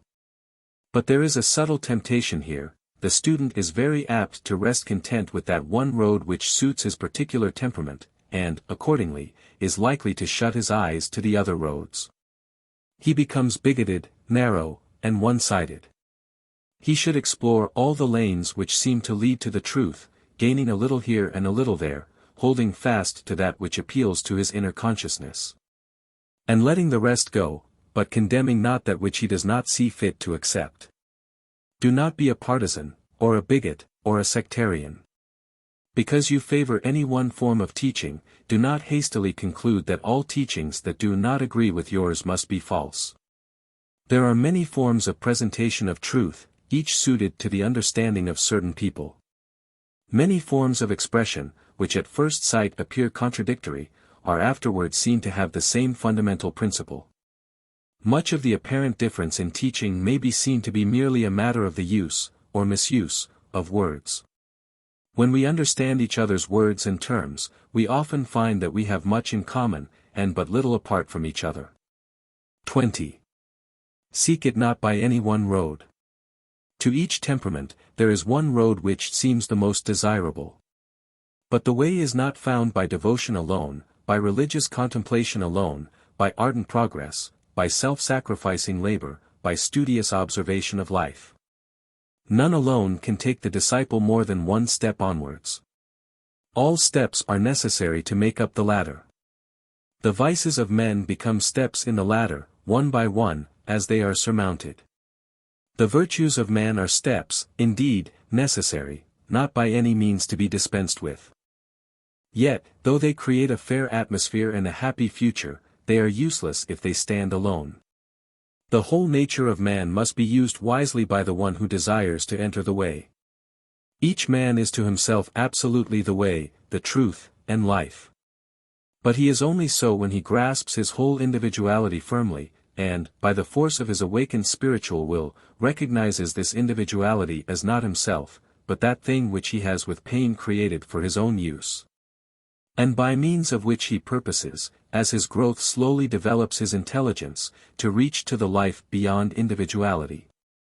When he knows that for this his wonderful complex, separated life exists, then, indeed, and then only, he is upon the way. Seek it by plunging into the mysterious and glorious depths of your own inmost being. Seek it by testing all experience, by utilizing the senses, in order to understand the growth and meaning of individuality, and the beauty and obscurity of those other divine fragments which are struggling side by side with you, and form the race to which you belong. Seek it by study of the laws of being, the laws of nature, the laws of the supernatural, and seek it by making the profound obeisance of the soul to the dim star that burns within. Steadily, as you watch and worship, its light will grow stronger. Then you may know you have found the beginning of the way. And, when you have found the end, its light will suddenly become the infinite light. The 20th precept should be read carefully by every student who wishes to live the life of the Spirit, and who desires to advance along the path. It should be read, reread, studied. It contains within it much that will not be grasped at the first reading, nor the 10th, nor the 100th. Its meaning will unfold as your experiences renders you ready to receive it. It tells you that your life must not be one-sided, it must be varied. You must avail yourself of the advantages of the inner life, and yet you must not run away from the world, for it has lessons for you. You are needed by others in the world, others need you, and you must play your part. You cannot run away, even if you want to, so accept the part that is allotted to you, and use your present state as a thing upon which you may mount to greater things. You are a cog in the great machinery of life, and you must do your work. The whole nature of man must be used wisely by the one who desires to enter the way. This life may be carried into your business, profession or trade. If it cannot be taken with you everywhere, something is wrong with it, or with you. You must not expect the world to understand your view of life. There is no use inflicting your views upon the unready world. Milk for babes, and meat for men, remember. The majority of the people around you are like unborn babes, spiritually, and but a very few have even drawn their first baby breath. Do not make the mistake of wearing your heart on your sleeve, for the daws to peck at. Play well your part in the game of life, in which you are forced to join. But though you see it as but the sport of children, do not make yourself a nuisance to the babes, join in as if you enjoyed it, you will learn lessons from it. Do not make the mistake of thinking that you have to go around wearing a Sunday face. Don't try to pose as one of the holy, and too good for life sort of people. Just be natural, that's all. Don't be afraid to smile or laugh. A sense of humor is one of God's best gifts to man, and prevents him committing many follies. A laugh is often as good as a prayer. Don't take things too seriously, do not let the play of the kindergarten of God seem too real to you. Much of life is really a joke to those who can rise above and view it from there. It is really a play preparing the children of God for the real life. It is not necessary for us to comment upon the 20th precept, at length, for that precept is so full and goes so into details, that it covers the ground fully. Study it carefully, it contains a rule of life for students. Its concluding sentences are magnificent. They tell you to open yourself to the unfoldment of your higher self, that by the light which burns within you all may be seen. Listen to its words, make the profound obeisance of the soul to the dim star that burns within. Steadily as you watch and worship, its light will grow stronger. Then you may know that you have found the beginning of the way, and, when you have found the end, its light will suddenly become the infinite light. Read, also, the note accompanying this last mentioned precept. All of these teachings lead up to the full dawn of spiritual consciousness. The 21st precept bids you look for the flower to bloom in the silence that follows the storm, and which blooms only then. The rainbow of spiritual consciousness appears only after the fierce storm which has swept you from your feet. It is the divine token of the peace which is coming to you. Our next lesson will be devoted to the subject of spiritual consciousness. In it we will take up the 21st precept, and that to which it refers. It is the keystone of this teaching. The other side of the arch must be described, but the keystone must be studied first. Study this second lesson well during the month, that you may understand the one to follow it. Lesson 3. Spiritual Consciousness.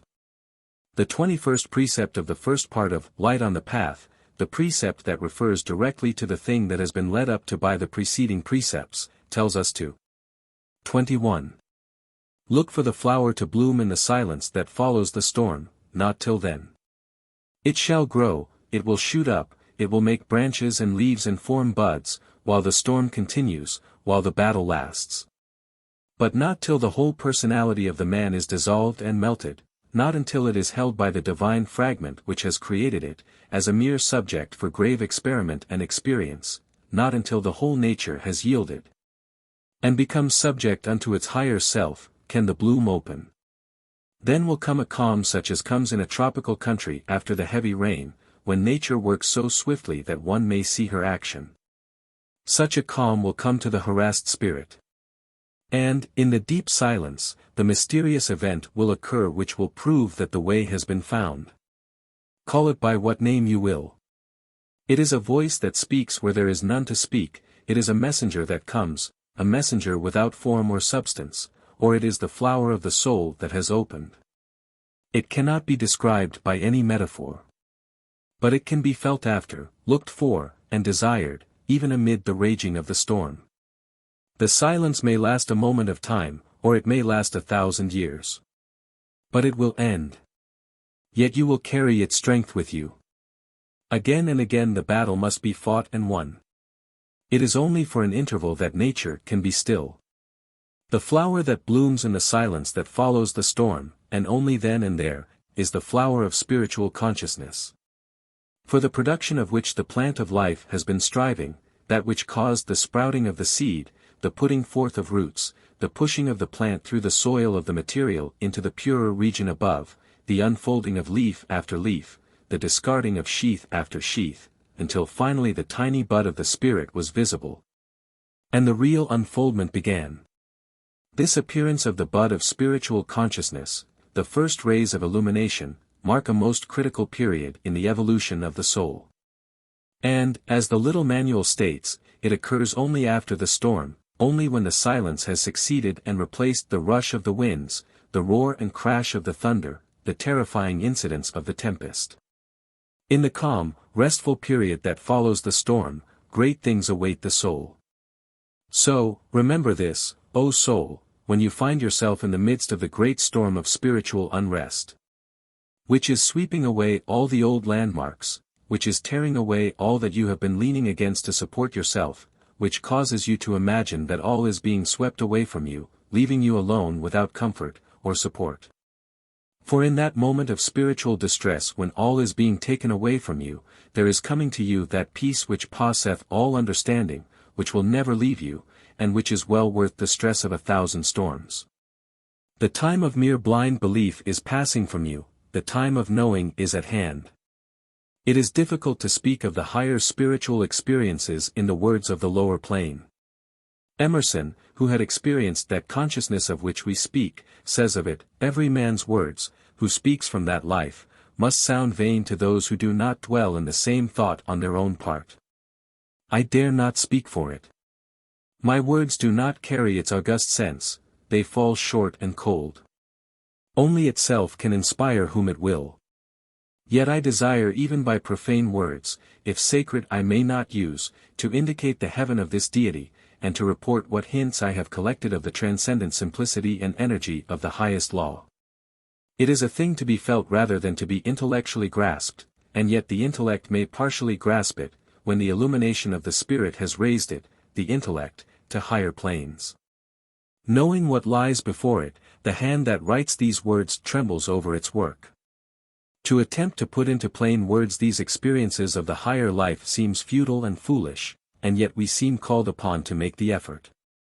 Well, so be it, the task is set before us, we must not shrink from it. In our 14 lessons, we have told of the threefold mind of man, the three mental principles, the instinctive mind, the intellect, the spiritual mind. We advise that you reread the lessons bearing upon this subject, paying particular attention to what we have said regarding the sixth principle, the spiritual mind. This illumination, this flower that blooms in the silence that follows the storm, comes from that part of your nature. But, first, let us consider what is meant by the storm which precedes the blossoming of the flower. Man passes through the higher stages of the instinctive mind on to the plane of the intellect. The man on the instinctive plane, even in its higher stages where it blends into the lower planes of the intellect, does not concern himself with the problems of life, the riddle of existence. He does not recognize even that any such problem or riddle exists. He has a comparatively easy time, as his cares are chiefly those connected with the physical plane. So long as his physical wants are satisfied, the rest matters little to him. His is the childhood stage of the race. After a time, he begins to experience troubles on another plane. His awakened intellect refuses to allow him to continue to take things for granted. New questions are constantly intruding themselves, calling for answers. He begins to be pestered by the eternal why of his soul. As Tolstoy so forcibly puts it, as soon as the mental part of a person takes control, new worlds are opened, and desires are multiplied 1,000-fold. They become as numerous as the radii of a circle. And the mind, with care and anxiety, sets itself first to cultivate and then gratify these desires, thinking that happiness is to be found in that way. But no permanent happiness is to be found in this state. Something fills the soul with a growing unrest, and beckons it on and on to higher flights. But the intellect, not being able to conceive of anything higher than itself, resists these urgings as something unworthy, some relic of former superstitions and credulity. And so it goes around and around in its efforts to solve the great problems, striving for that peace and rest which it somehow feels is awaiting it. It little dreams that its only possible release lies in the unfoldment of something higher than itself, which will enable it to be used as a finer instrument. Many who read these lines will recognize this stage of terrible mental unrest, of spiritual travail, when our intellect confesses itself unable to solve the great questions pressing upon it for answers. We beat against the bars of our mental cages, or like the squirrel in the wheel, rush rapidly around, and yet remain just where we were at the beginning. We are in the midst of the mental storm. The tempest rages around and about us, the winds tear our cloaks from us, leaving us at the mercy of the tempest. We see swept away from our sight all that has seemed so firm, durable and permanent, and upon which we have found much comfort in leaning. All seems lost and we are in despair. Peace and comfort is denied us, the storm drives us hither and thither, and we know not what the end shall be. Our only hope is that reliance and trust in the unseen hand which prompted Newman to write those beautiful words, which appeal to thousands far removed from him in interpretation of the truth, but who are, nevertheless, his brothers in the spirit. And who therefore recognize his words. Lead, kindly light, amid the encircling gloom. Lead thou me on. The night is dark, and I am far from home. Lead thou me on. Keep thou my feet, I do not ask to see the distant scene, one step enough for me. Lead thou me on. In due time there comes, and it always comes in due time, a little gleam of light piercing through the clouds, lighting up to the feet of the storm-beaten wanderer, one step at a time, a new path, upon which he takes a few steps. He soon finds himself in a new country. As a writer has said, soon he becomes conscious that he has entered into a new and unknown land, has crossed the borders of a new country. He finds himself in a strange land, there are no familiar landmarks, he does not recognize the scene.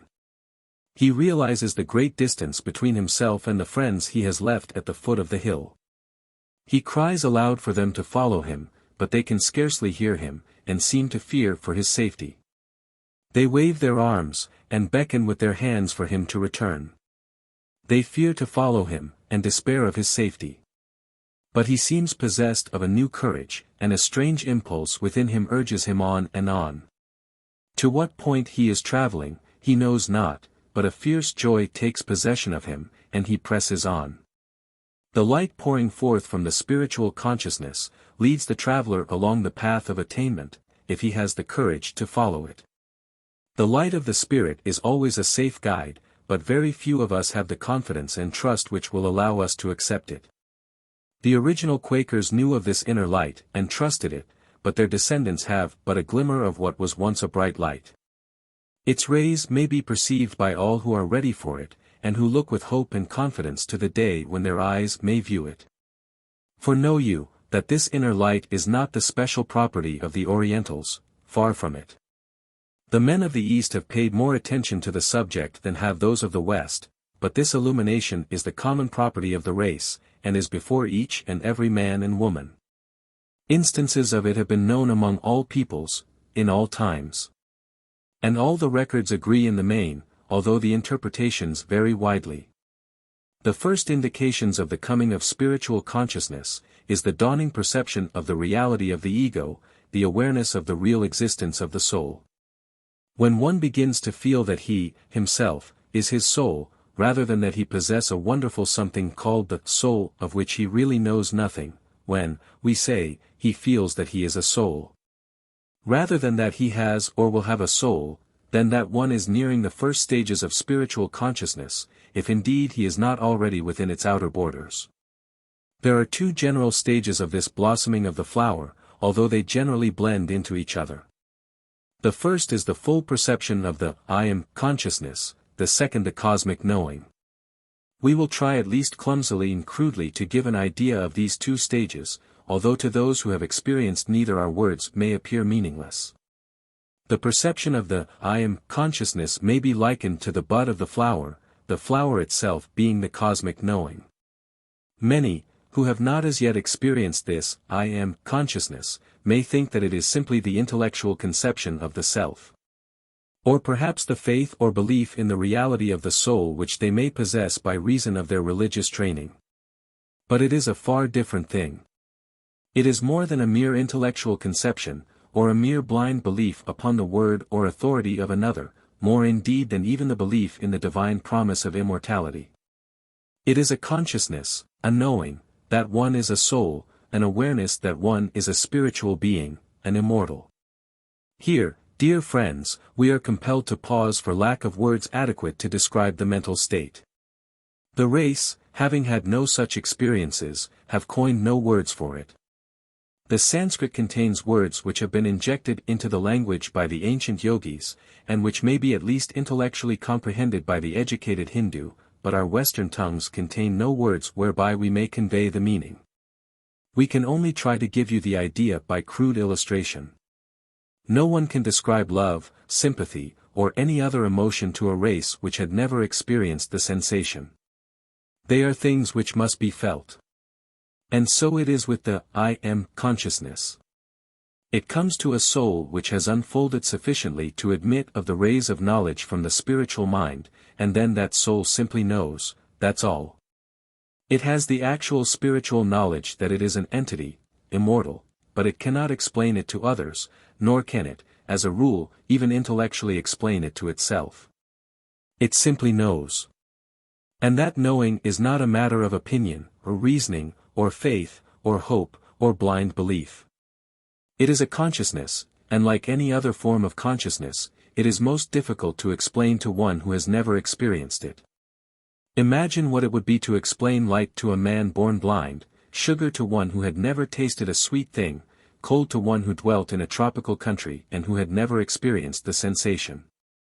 We simply cannot explain to those who have not experienced them our spiritual experiences, a fact that is well known to those who have at some time in their lives had what are generally known as religious experiences. We know of a case in which this consciousness came to a man who lived in a community in which there seems to have been no one in a like stage of development. He was a businessman of no mean ability, and his associations had been along entirely different lines. He felt the flood of light beating into his mind, the certainty of his spiritual existence impressed upon his consciousness, and he became very much disturbed and worried. He thought it must be a sign of approaching insanity, and he hoped it would pass off, although it gave him the greatest happiness. But it did not pass off, and he went so far as to make arrangements to transfer his business interests, fearing that he was becoming mentally unbalanced, for he had never heard of a similar case. However, one day he picked up a book, in which the writer gave utterances to words which could come only from one who had had a like experience. The man recognized the common language, although another would not, and throwing his hands above his head, he cried aloud, "Thank God, here's another crazy man."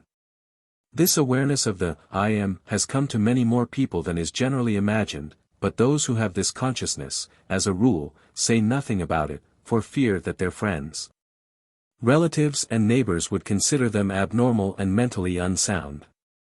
And, indeed, it is not always wise to relate these experiences to others, for those who have not reached the same plane cannot understand, and seeing in another a thing of which they can have no comprehension, are apt to consider him irrational. It is a strange thing, an amusing thing, that in a world made up of people who claim to believe that each man is, or has, as the term goes, an immortal soul, one who claims to really know this to be a fact is regarded as abnormal. The belief of the race is only skin deep. The people are as much afraid of death, or more so, than the man who believes that death ends all. They reject all evidences of other planes of existence, considering those who teach of and believe in them as being either impostors or lunatics. They live and act as if this earth life were all, in spite of all their claims and expressed beliefs. They half believe certain teachings, but have no real knowledge, and deny that anyone else may possess that which they themselves lack. But to the one into whose field of consciousness have come some rays of the truth from the spiritual mind, these things are no longer mere beliefs, they are realities. And although such a one may apparently conform to the beliefs of the world around him, he becomes a different being. Others notice a something different about him, keep he ever so quiet. They cannot explain just what it is, but they feel something. It must not be imagined that this budding consciousness springs full-grown into a man's mind at once. It has done so in some cases, it is true, but in the majority of instances, it is a matter of slow growth, but the man is never just the same after the growth commences. He apparently may lose his full consciousness of the truth, but it will come back to him again, and all the time it is working gradually to make over that man's nature, and his changed mental attitude manifests itself in his actions. He becomes more cheerful and happy. Things that worry his neighbors seem to have but little effect upon him. He finds it hard to manifest a respectable amount of regret and grief over things that bear heavily upon those around him. He is apt to be regarded as unfeeling and heartless, notwithstanding his heart may be full of love and kindness. His mental attitude is changed, his viewpoint has shifted. He finds himself ceasing to fear, and those around him are apt to consider him reckless or thoughtless. Time has less meaning to him, for the idea of eternity has come to him. Distance ceases to appall him, for is not all space his? Such a one had better keep quiet, or he will be sure to be considered a queer fish, and people may tap their foreheads significantly when speaking of him, behind his back. There is another peculiarity about this phase of spiritual consciousness, and that is that one who has it will recognize its language in the writings of others. He may pick up the works of some of the ancient writers, or even some of the modern ones, and where others see only beautiful language, he will listen to a heart-to-heart talk from his brother in thought. Some writers, having but a slight degree of spiritual insight, will fall into a mood in which the spiritual mind deftly passes on its words to the lower mental principle. And the result is that the spiritual meaning is readily grasped by those ready for it, even though the writer may not fully understand what he has written. When spirit speaks, spirit hears. Let those who read these words, if they have had this consciousness in a greater or lesser degree, take courage. Let not your loneliness oppress or depress you. There are thousands who are your brothers and sisters in this great understanding, and their thought will seek yours and both will be benefited. Keep quiet to those around you, if you see fit, but open up yourself to the sympathy and help that will surely come to you along the channels of the thought currents. Your thought will attract to you the similar thought of others of the same consciousness, and theirs will attract yours. In books, writings, pictures, you will find words which are written for you and your kind.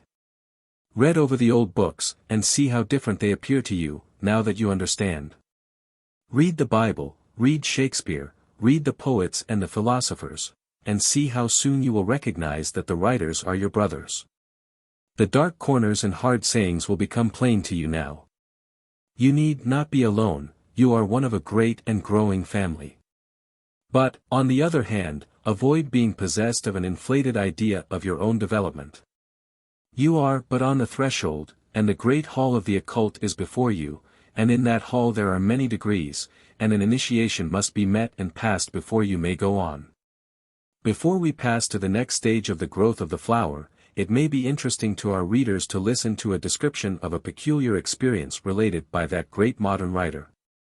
Rudyard Kipling, he who understands much more than he tells his English and American readers, in his story of East Indian life, entitled, Kim. Many read what he has said and can see nothing in it, but those who have had glimpses of this spiritual consciousness will readily understand it. Here it is.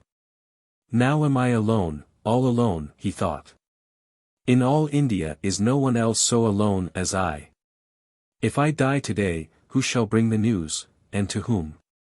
If I live and God is good, there will be a price upon my head, for I am a son of the charm, I, Kim. A very few white people, but many Asiatics, can throw themselves into amazement, as it were, by repeating their own names over and over again to themselves, letting the mind go free upon speculation as to what is called personal identity. Who is Kim, Kim, Kim? He squatted in a corner of the clanging waiting room, wrapped from all other thoughts, hands folded in lap, and pupils contracted to pin points. In a moment, in another half-second, he felt that he would arrive at the solution of the tremendous puzzle.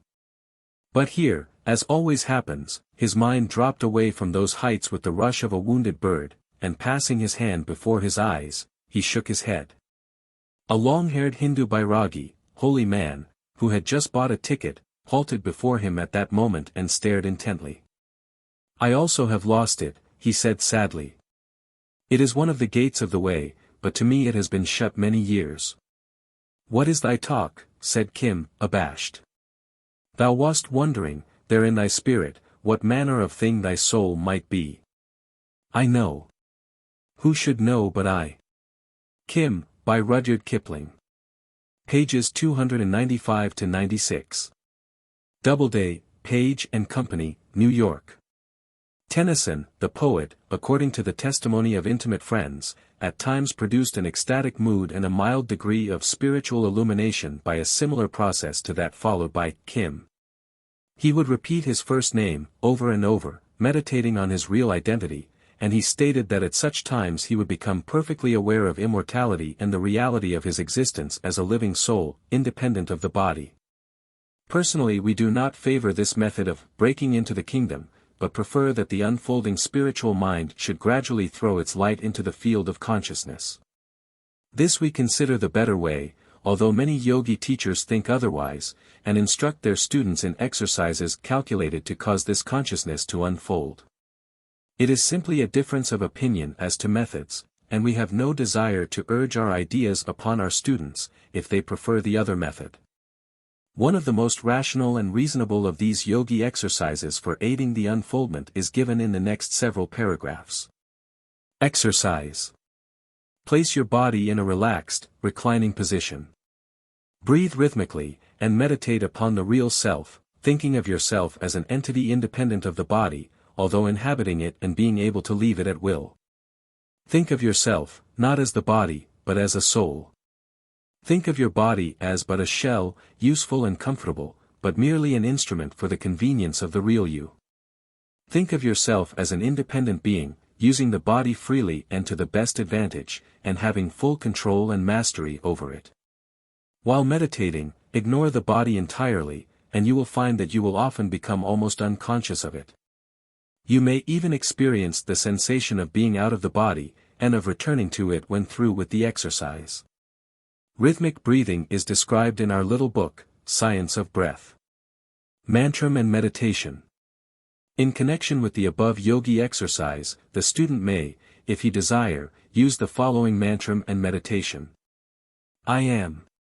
I assert the reality of my existence, not merely my physical existence, which is but temporal and relative, but my real existence in the spirit, which is eternal and absolute. I assert the reality of the ego, my soul, myself. The real I is the spirit principle, which is manifesting in body and mind, the highest expression of which I am conscious being myself, my soul. This I cannot die nor become annihilated. It may change the form of its expression, or the vehicle of its manifestation. Spiritual consciousness, but it is always the same I, a bit of the universal spirit, a drop from the great ocean of spirit, a spiritual atom manifesting in my present consciousness, working toward perfect unfoldment. I am my soul is I, all the rest is but transitory and changeable. I am. Repeat the words, I am, a number of times. The student should endeavor to give a few minutes each day to silent meditation, finding as quiet a place as possible, and then lying or sitting in an easy position, relaxing every muscle of the body and calming the mind. Then when the proper conditions are observed, he will experience that peculiar sensation of calmness and quiet which indicate the condition known as entering the silence. Then he should repeat the above mantram, or some similar one. There is no special virtue in the mere words, and should meditate along the lines indicated. The mantram I am, if clearly understood and impressed upon the mind, will give to the student an air of quiet dignity and calm manifestation of power, which will be apparent to those with whom he comes in contact. It will surround him with a thought aura of strength and power. It will enable him to cast off fear and to look the world of men and women calmly in the eyes, knowing that he is an eternal soul, and that naught can really harm him. Even the more simple stages of this consciousness will lift one above the petty cares, worries, hates, fears, and jealousies of the lower mental states, and will cause one to be a man or woman of the spirit, in truth. Such people have a helpful effect upon those with whom they come in contact, as there is an undefinable aura surrounding them which causes others to recognize that they are worthy of confidence and respect. These meditations and exercises will often aid one materially in developing a consciousness of the reality of the soul.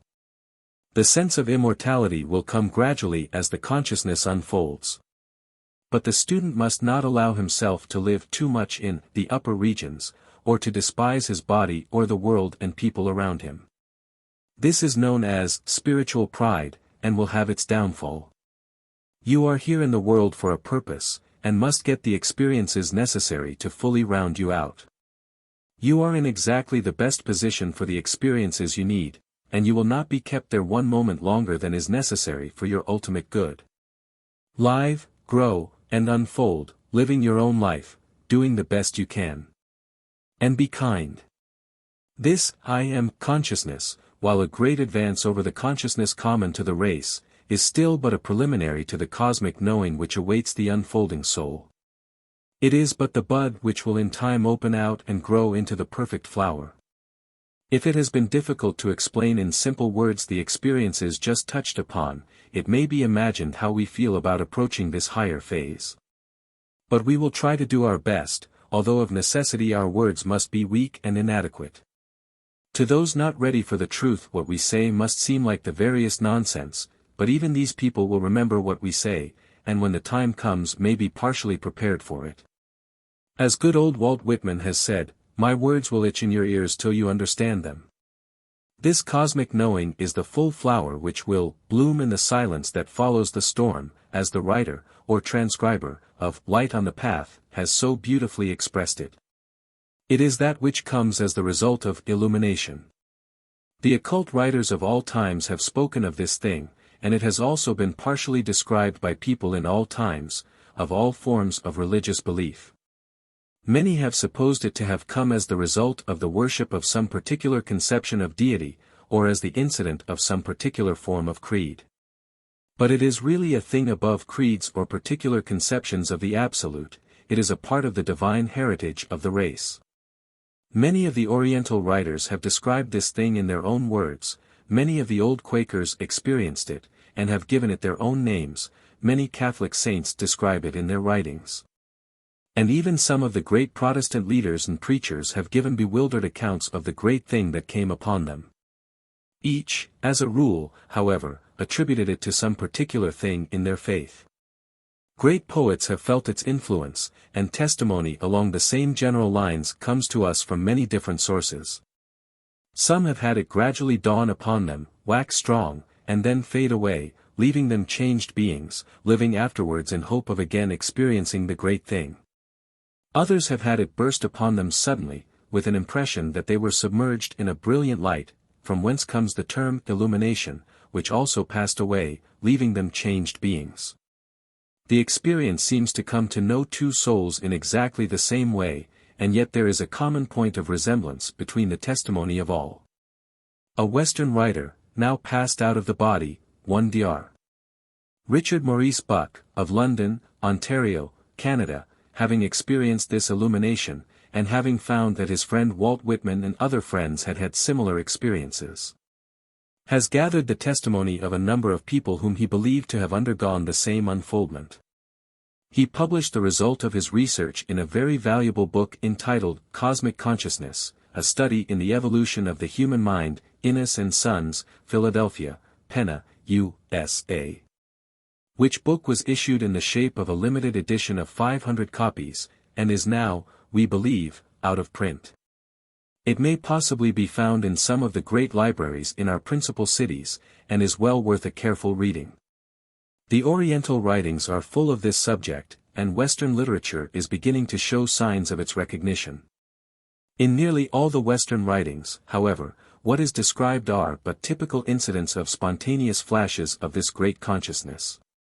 Occultists of great degree of advancement are able to produce this state at will, and certain most highly advanced souls in the flesh, who are not before the public as teachers or writers, are believed to dwell in this consciousness almost continually, their work for the world being done through others, less highly developed, whom they inspire with fragments of their great wisdom.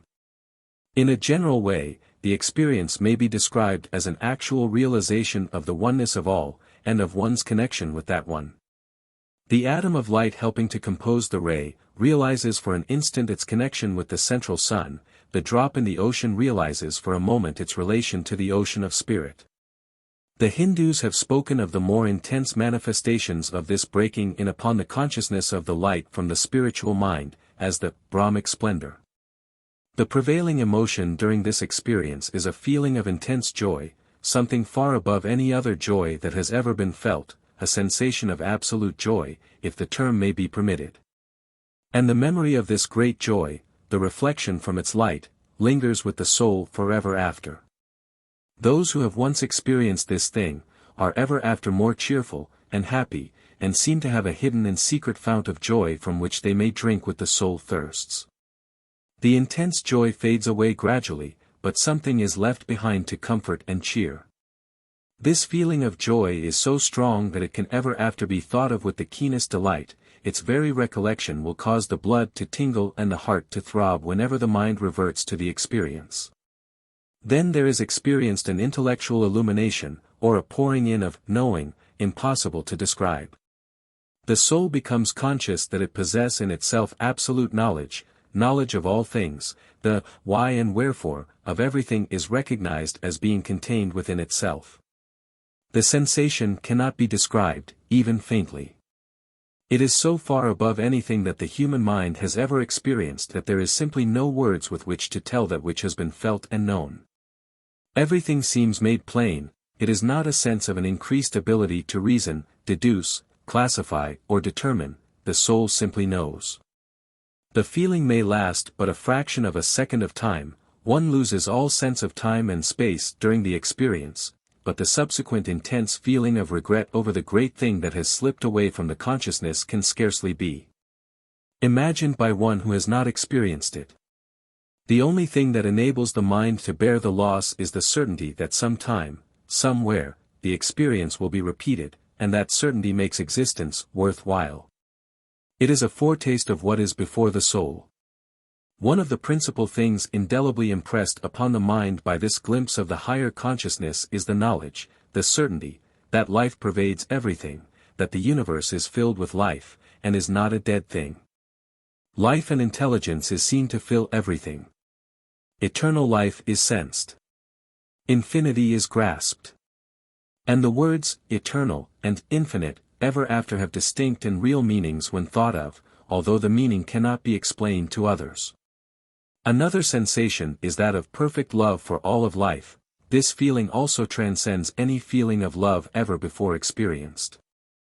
The feeling of fearlessness possesses one during the experience. Perhaps it would be better to say that one is not conscious of fear, there seems to be no reason for it, and it slips away from one. One does not even think of fear during the experience, and only realizes that he was entirely free from it when he afterwards recalls some of his sensations. The feeling of knowledge, certainty, trust and confidence that possesses one, leaves no room for fear. Another sensation is that something which we might style the consciousness of sin has slipped from one. The conception of goodness of the entire universe takes its place. By goodness, we do not mean the goodness of one thing as compared to another, but a sense of absolute goodness. As we have said, this experience when it has once come to the soul, leaves it as a changed entity. The man is never the same man afterward. Although the keen recollection wears off, gradually, there remains a certain memory which afterward proves a source of comfort and strength to him. Especially when he feels weak of faith and faint of heart, when he is shaken like a reed by the winds of conflicting opinions and speculations of the intellect. The memory of the experience is a source of renewed strength, a haven of refuge to which the weary soul flies for shelter from the outside world, which understands it not. Let us conclude this feeble attempt to describe that which may not be described, by repeating our own words, spoken to you in the third of the 14 lessons. From the writings of the ancient philosophers of all races. From the songs of the great poets of all peoples, from the preachings of the prophets of all religions and times, we can gather traces of this illumination which has come to man, this unfoldment of the spiritual consciousness. One has told of it in one way, the other in another form, but all tell practically the same story. All who have experienced this illumination, even in a faint degree, recognize the like experience in the tale, the song, the preaching of another, though centuries roll between them. It is the song of the soul, which once heard is never forgotten. Though it be sounded by the crude instrument of the semi-barbarous races, or by the finished instrument of the talented musician of today, its strains are plainly recognized. From old Egypt comes the song, from India in all ages, from ancient Greece and Rome, from the early Christian saint, from the Quaker friend, from the Catholic monasteries, from the Mohammedan mosque, from the Chinese philosopher, from the legends of the American Indian hero prophet, it is always the same strain. And it is swelling louder and louder, as many more are taking it up and adding their voices or the sound of their instruments to the grand chorus. May this great joy of illumination be yours, dear students. And it will be yours when the proper time comes. When it comes, be not dismayed, when it leaves you mourn not its loss, for it will come again. Live on, reaching ever upward toward your real self and opening up yourself to its influence. Be always willing to listen to the voice of the silence, willing always to respond to the touch of the unseen hand. Do not fear, for you have within you always the real self, which is a spark from the divine flame. It will be as a lamp to your feet, to point out the way. We would call the attention of the student to what the light on the path says about the blossoming of the flower. It tells us that while the storm continues, while the battle lasts, the plant will grow, shoot up, will make branches and leaves. Will form buds. Note what we have said about the budding stage which precedes the full bloom. But that the bloom cannot open until the whole personality of the man is dissolved and melted, not until it is held by the divine fragment which has created it.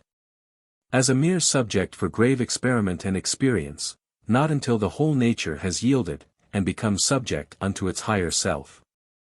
The whole personality referred to is the lower part of the soul, its lower principles. Not until the lower nature is brought under the mastery of the highest that has unfolded in one, can this longed-for event occur. So long as the lower part of one's nature is allowed to rule and master him, he shuts out the divine light. Only when he asserts the real I does he become ready for further unfoldment. We have told you what the bloom or bud is, the I am consciousness. When you have fully grasped this, and realize what you are, and have made that highest, as yet, consciousness the master of your lower principles, then are you ready for the bloom to open. Listen to these beautiful words, from the text, then will come a calm such as comes in a tropical country after the heavy rain, when nature works so swiftly that one may see her action. Such a calm will come to the harassed spirit. And, in the deep silence, the mysterious event will occur which will prove that the way has been found.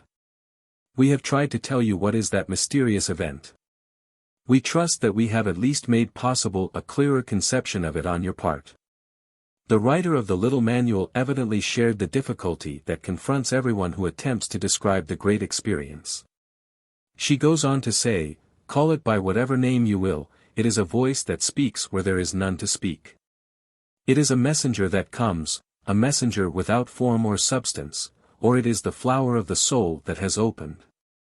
It cannot be described by any metaphor. But it can be felt after, looked for, and desired, even amid the raging of the storm. She goes on then to speak of the duration of the silence that follows the storm, in which occurs the mysterious event. She says, the silence may last a moment of time, or it may last 1,000 years. But it will end. Yet you will carry its strength with you. Again and again must the battle be fought and won. It is only for an interval that nature can be still. In this last paragraph, the text evidently refers to the partial or temporary illumination to which we have referred in this lesson. The time when the spiritual consciousness will become permanent, when the Brahmic splendor remains with the soul continuously, is far beyond us. Those who enjoy that state are now beings far beyond us in the spiritual scale. And yet they were once as we are, we shall some day be as they now are. These flashes of illumination come to the advanced student as he progresses along the path. And although they leave him, he carries their strength with him. We would also call the attention of the student to the footnote accompanying this last precept, as it contains a wonderful occult truth in the shape of a promise. This promise has cheered thousands along the path, has nerved them for further efforts, has given them renewed ardor and courage. Listen to it, know, O disciple, that those who have passed through the silence, and felt its peace, and retained its strength, they long that you shall pass through it also. Therefore, in the hall of learning, when he is capable of entering there, the disciple will always find his master. The last footnote in Part 1, of Light on the Path, the one that concludes that part of the little manual, should be read carefully by the student, as it contains important information. We think it better to insert it here, lest it may be overlooked. We trust that we have enabled you to understand it a little more clearly than before. When one has the key, he is able to open the many doors in the hall of learning, and gaze upon its wonderful contents, even though he may not as yet be privileged to enter. Here is the footnote referred to. Note. Those that ask shall have. But, though the ordinary man asks perpetually, his voice is not heard. For he asks with his mind only, and the voice of the mind is only heard on that plane on which the mind acts. Therefore, not until the first 21 rules are passed, do I say those that ask shall have. To read in the occult sense, is to read with the eyes of the spirit. To ask, is to feel the hunger within, the yearning of spiritual aspiration. To be able to read, means having obtained the power in a small degree of gratifying that hunger. When the disciple is ready to learn, then he is accepted, acknowledged, recognized. It must be so, for he has lit his lamp, and it cannot be hidden. But to learn is impossible until the first great battle has been won. The mind may recognize truth, but the spirit cannot receive it. Once having passed through the storm, and attained the peace, it is then always possible to learn, even though the disciple waver, hesitate and turn aside. The voice of the silence remains within him. And though he leave the path utterly, yet one day it will resound, and render him asunder, and separate his passions from his divine possibilities. Then, with pain and desperate cries from the deserted lower self, he will return. Therefore, I say, peace be with you. My peace I give unto you, can only be said by the Master to the beloved disciples who are as himself. There are some, even among those who are ignorant of the Eastern wisdom, to whom this can be said. And to whom it can daily be said with more completeness. This concludes our consideration of the first part of Light on the Path. The second part lies before us. It may be objected to that the second part refers to the experience of the student, after he has passed through the silence which followed the storm, and that it concerns not the student who has not as yet reached that stage. To this we answer, that the experiences of the privileged student have very close correspondences in the experiences of the student who has not yet attained. The path is a spiral, and although the traveler along it constantly mounts higher, yet he goes around and around, a single turn of the spiral above the place where he walked a little while back. Therefore these experiences have correspondences on the higher and lower levels of the spiral. We feel impressed to continue this consideration of this wonderful little manual, and we feel that the student on the lower levels may receive encouragement, benefit and understanding from the same. The second part of the manual contains great truths, which may profit us all. Let us face them. Many of our students have asked them for some of the yogi exercises for developing this spiritual illumination. Answering this, we say that the best yogi authorities do not encourage many of the practices indulged in by the less enlightened of their brethren. They believe that such practices are more or less abnormal, and instead of producing the real illumination desired, simply help to bring on a psychic condition which is but a reflection of the desired state, a moon instead of the sun. And such psychic states do not aid in spiritual unfoldment, although they undoubtedly do produce an ecstatic condition, pleasing for the moment, a psychic intoxication, if we are permitted to use the term. Meditation along the lines of thought touched upon in this lesson, or similar writings, is of course of benefit, and many yogi students accompany this with rhythmic breathing which has a tranquilizing effect. But at the best, these things merely prepare the ground for the growth of the plant from which the blossom springs. The plant itself comes when its time is ripe, and cannot be forced unduly. Let us prepare the best conditions for its growth and welfare.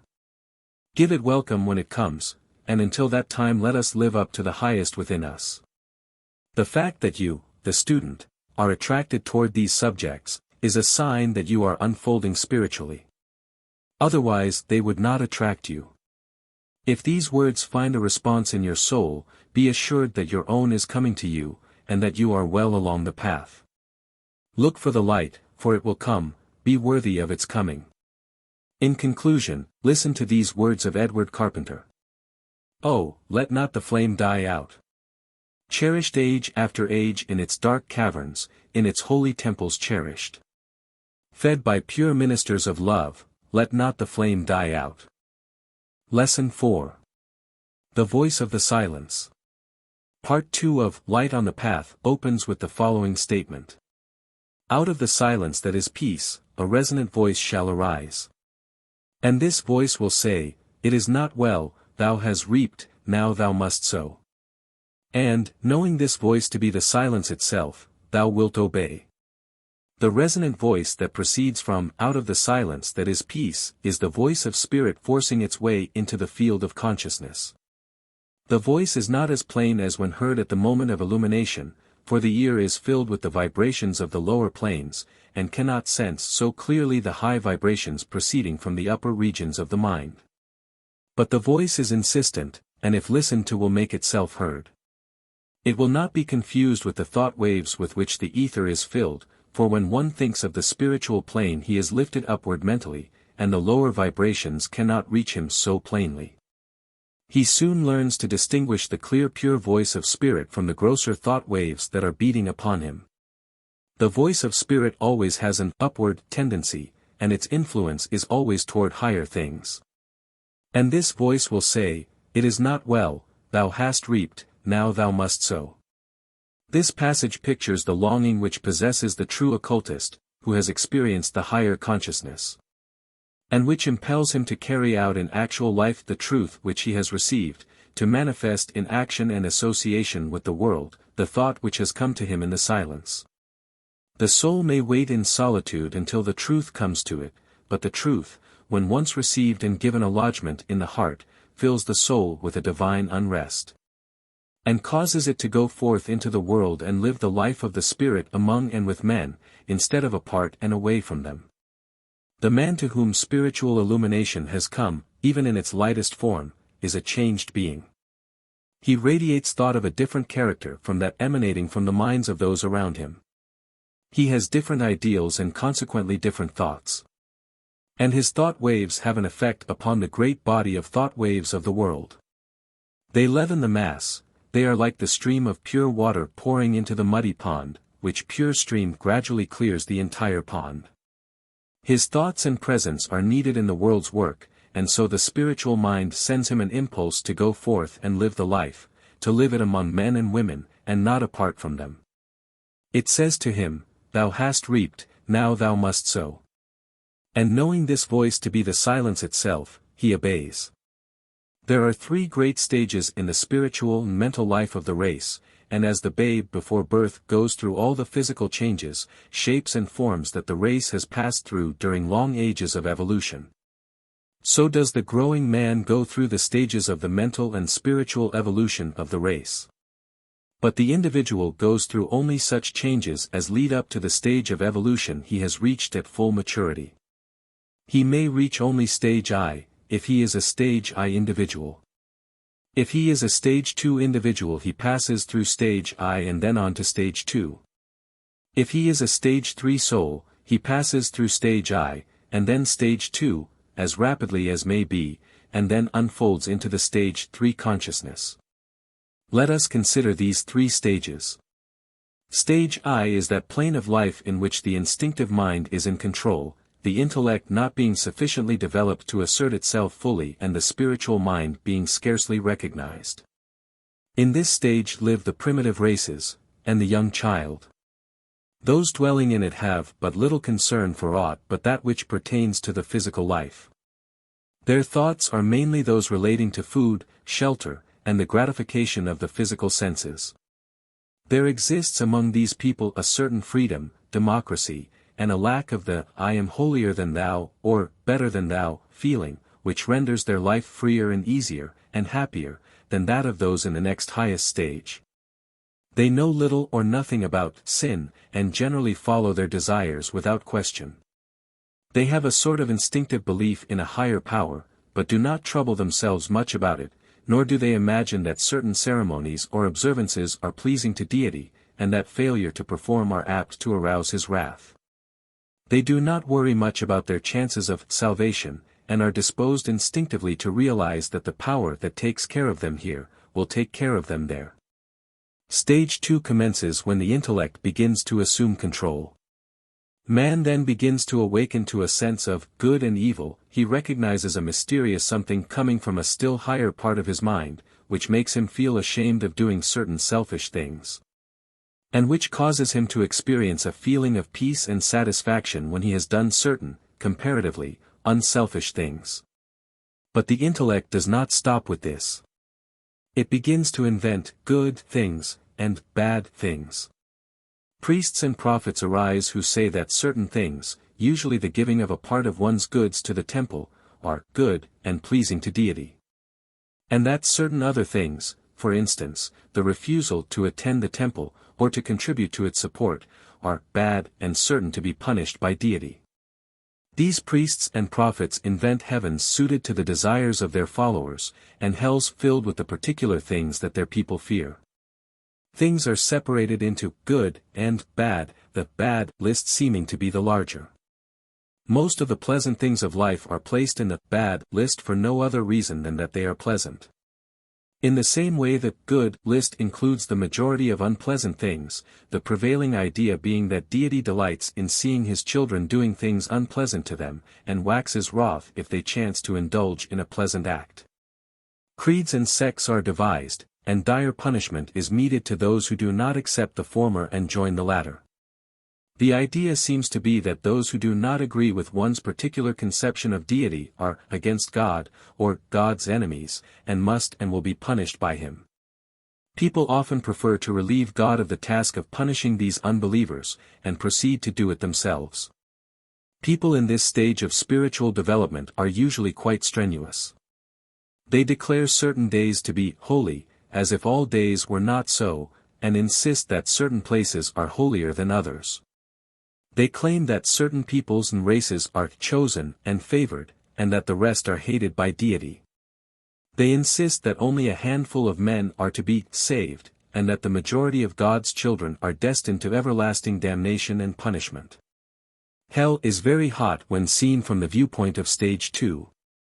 Hate, arising from the feeling of self-righteousness, is a marked characteristic of this stage. Sects are formed, and hate and jealousy are manifested between them. Fear reigns, and the divine love is almost lost sight of. The brotherhood of man is but a name in this stage. All the brotherly feeling that is to be seen is confined to the people belonging to some particular sect. The outsiders are not brothers, but heathen, pagans, unbelievers, dissenters, heretics, etc.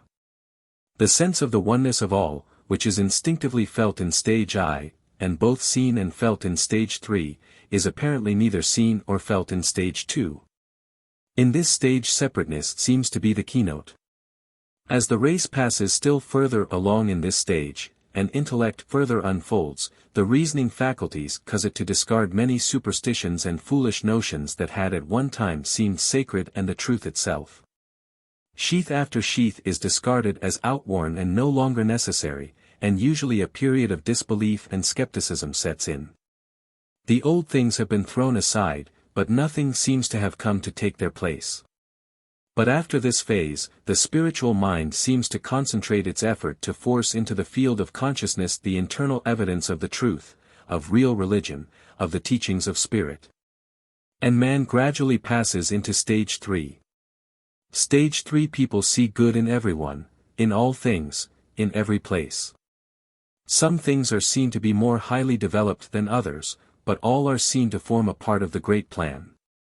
The developed soul parts with certain things from lack of desire, casting them off as worn-out tools or clothing. But it sees that to others these same things are the best they have, and are far better than some other things which these undeveloped people had parted company with still farther back. It sees that all of life is on the path, some a little farther advanced than others, but all journeying in the same direction.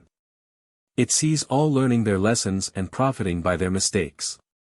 It sees manifestations of both good and bad, relative terms, in each man and woman, but prefers to look for the good in the sinner, rather than for the bad in the saint. It sees in sin principally mistakes, misdirected energy, and undeveloped mind. The stage 3 soul sees good in all forms of religions, so much so that it finds it hard to follow the narrow creeds of any particular one. It sees the absolute worshipped and recognized in all the conceptions of deity that have ever originated in the human mind, from the stone idol to the highest conception of deity known to any of the churches. The difference being solely in the spiritual growth of the different worshippers. As man grows, his conception of deity advances. A man's idea of God is merely himself magnified. The God of the advanced man does not appeal to the savage, any more than does the God of the savage attract the advanced man. Each is doing the best he can, and is setting up a conception corresponding to his particular stage of growth. A writer has aptly expressed this thought in these words: a man's God is himself at his best, and his devil is himself at his worst. But devils pass away from man as his conception of deity enlarges. But the great distinguishing thought of the stage 3 man is his consciousness of the oneness of all. He sees, and feels, that all the world is alive and full of intelligence in varying degrees of manifestation. He feels himself a part of that great life. He feels his identity with all of life. He feels in touch with all of nature, in all its forms. In all forms of life he sees something of himself, and recognizes that each particular form of life has its correspondence in something within himself. This does not mean that he is bloodthirsty like the tiger, vain like the peacock, venomous like the serpent. But, still he feels that all the attributes of these animals are within himself, mastered and governed by his higher self, but still there. And consequently he can feel for these animals, or for those of his race in which the animal characteristics are still in evidence. He pities them, but does not hate his brother however much that brother's traits may seem undesirable and hurtful to him. And he feels within himself all the attributes of the higher life as well as the lower, and he realizes that he is unfolding and growing into these higher forms, and that some day he will be like them. He feels the great throbbing life of which he is a part, and he feels it to be his life. The sense of separateness is slipping from him. He feels the security that comes from this consciousness of his identity with the all-life, and consequently he cannot fear. He faces today and tomorrow without fear, and marches forward toward the divine adventure with joy in his heart. He feels at home, for is not the universe akin to him, is he not among his own? Such a consciousness divests one of fear, and hate, and condemnation. It teaches one to be kind. It makes one realize the fatherhood of God and the brotherhood of man. It substitutes a knowing for a blind belief. It makes man over, and starts him on a new stage of his journey, a changed being. No wonder that one in this stage 3 is misunderstood by stage 2 people. No wonder that they often consider him to be a stage I man because he fails to see evil in what seems so to them. No wonder that they marvel at his seeing good in things that do not appear so to them. He is like a stranger in a strange land, and must not complain if he be misjudged and misunderstood. But there are more and more of these people every year, they are coming in great quantities, and when they reach a sufficient number, this old earth will undergo a peaceful revolution. In that day man no longer will be content to enjoy luxury while his brother starves, he will not be able to oppress and exploit his own kind, he will not be able to endure much that today is passed over without thought and feeling by the majority of people. And why will he not be able to do these things? May be asked by some. Simply because the man who has experienced this new consciousness has broken down the old feeling of separateness, and his brother's pain is felt by him, his brother's joy is experienced by him, he is in touch with others. From whence comes this uneasiness that causes men to erect hospitals, and other charitable institutions? From whence comes this feeling of discomfort at the sight of suffering? From the spiritual mind that is causing the feeling of nearness to all of life to awaken in the mind of man, and thus renders it more and more painful for them to see and be aware of the pain of others, because they begin to feel it. And it renders them uncomfortable, and they make at least some effort to relieve it. The world is growing kinder by reason of this dawning consciousness, although it is still in a barbarous state as compared to its future condition when stage 3 becomes more common. The race today confronts great changes, the thousand straws floating through the air show from which direction the wind is coming, and whither it is blowing. The breeze is just beginning to be felt, soon it will grow stronger, and then the gale will come which will sweep before it much that man has thought to be built for ages. And after the storm man will build better things, things that will endure. Have you not noticed the signs, have you not felt the breeze? But, mark you this, the final change will come not from hate, revenge or other unworthy motives, it will come as the result of a great and growing love, a feeling that will convince men that they are akin, that the hurt of one is the hurt of all. That the joy of one is the joy of all, that all are one. Thus will come the dawn of the golden age. We may have appeared to have wandered from our text, but what we have said has a direct bearing upon the question of sowing after the reaping, of giving after the receiving, of working after the acquiring of new strength. The voice out of the silence will indeed say to all of us, "Go forth and labor in my vineyard, labor not by strenuous effort, or by an attempt to force the growth of living things, thy work is best done by living, you are needed as leaven to lighten the mass." Here follows the next command from the little manual. Thou who are now a disciple, able to stand, able to hear, able to see, able to speak, who hast conquered desire, and attained to self-knowledge. Who hast seen thy soul in its bloom, and recognized it, and heard the voice of the silence, go thou to the hall of learning, and read what is written there for thee. Let us also read the note following this command, it is very helpful. Note. To be able to stand, is to have confidence, to be able to hear, is to have opened the doors of the soul, to be able to see, is to have obtained perception, to be able to speak, is to have attained the power of helping others. To have conquered desire, is to have learned how to use and control the self, to have attained to self-knowledge, is to have retreated to the inner fortress from whence the personal man can be viewed with impartiality. To have seen thy soul in its bloom, is to have obtained a momentary glimpse in thyself of the transfiguration which shall eventually make thee more than man. To recognize, is to achieve the great task of gazing upon the blazing light without dropping the eyes, and not falling back in terror as though before some ghastly phantom. This happens to some, and so, when the victory is all but won, it is lost. To hear the voice of silence, is to understand that from within comes the only true guidance. To go to the hall of learning, is to enter the state in which learning becomes possible. Then will many words be written there for thee, and written in fiery letters for thee easily to read. For, when the disciple is ready, the master is ready also. The disciple is spoken of as one able to stand, able to hear, able to see, able to speak. The consciousness of the real self enables one to stand firmly upon his feet, causes him to feel the majesty of self. It enables him to hear the truth pouring into him from the thousand channels of life, all claiming kinship with him, and willing and anxious to impart to him knowledge and truth. It enables him to see life as it is, in all its varied forms, to see his relation to the whole and all of its parts, and to recognize the truth when it presents itself before him. It gives him the clear vision of the Spirit.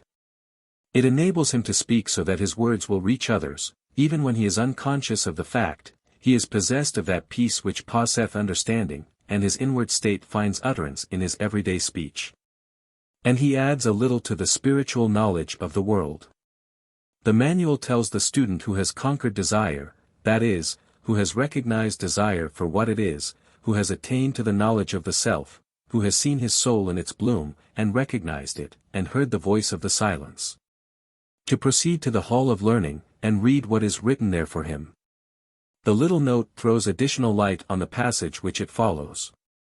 Its description of the sight of the soul in its bloom is particularly interesting in view of what we have said in our last lesson. It refers to illumination, or the dawn of spiritual consciousness, the flower that blooms in the silence that follows the storm.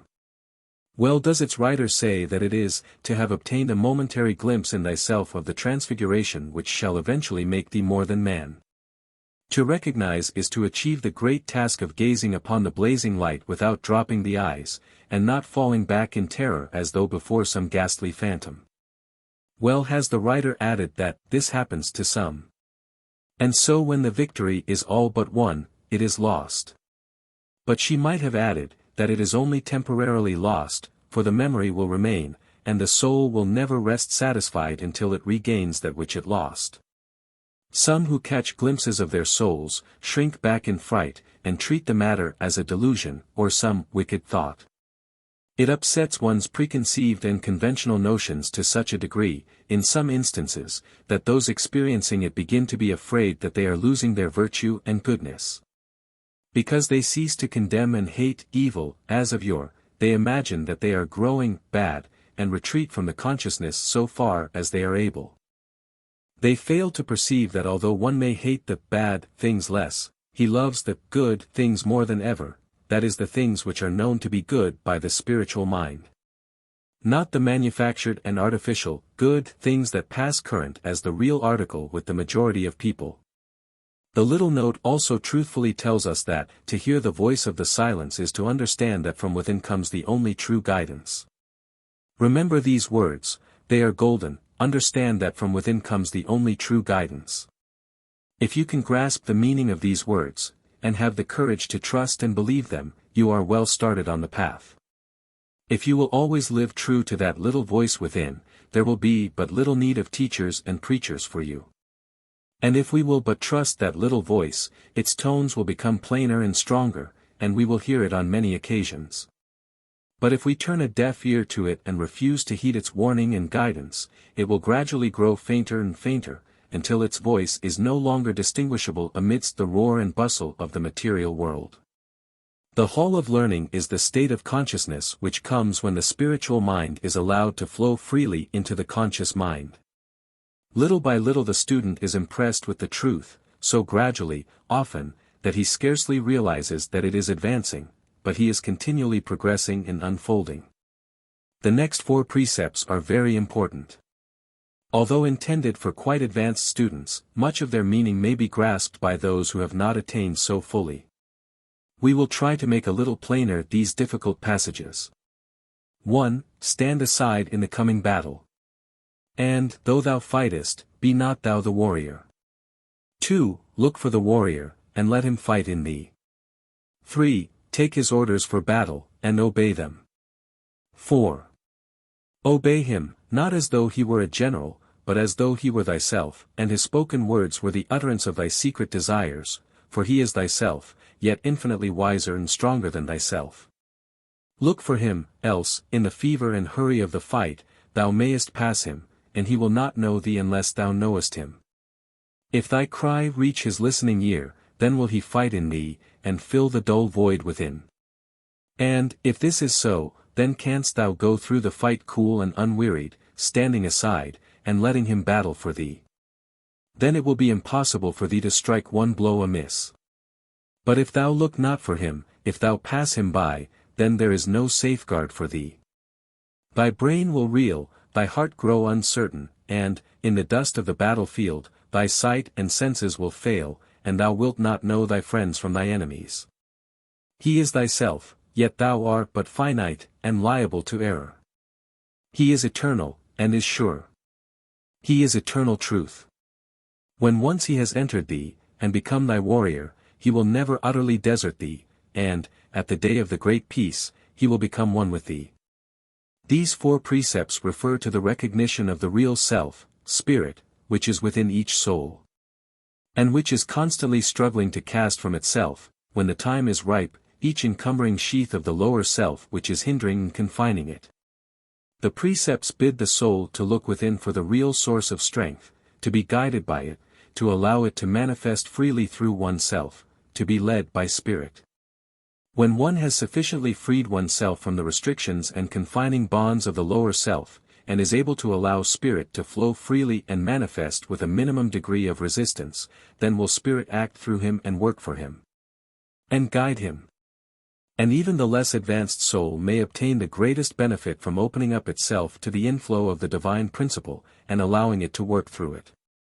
The man who is led by spirit, who recognizes the existence of the real self, and trusts it, may live in a great measure apart from the turmoil and strife of the outer world.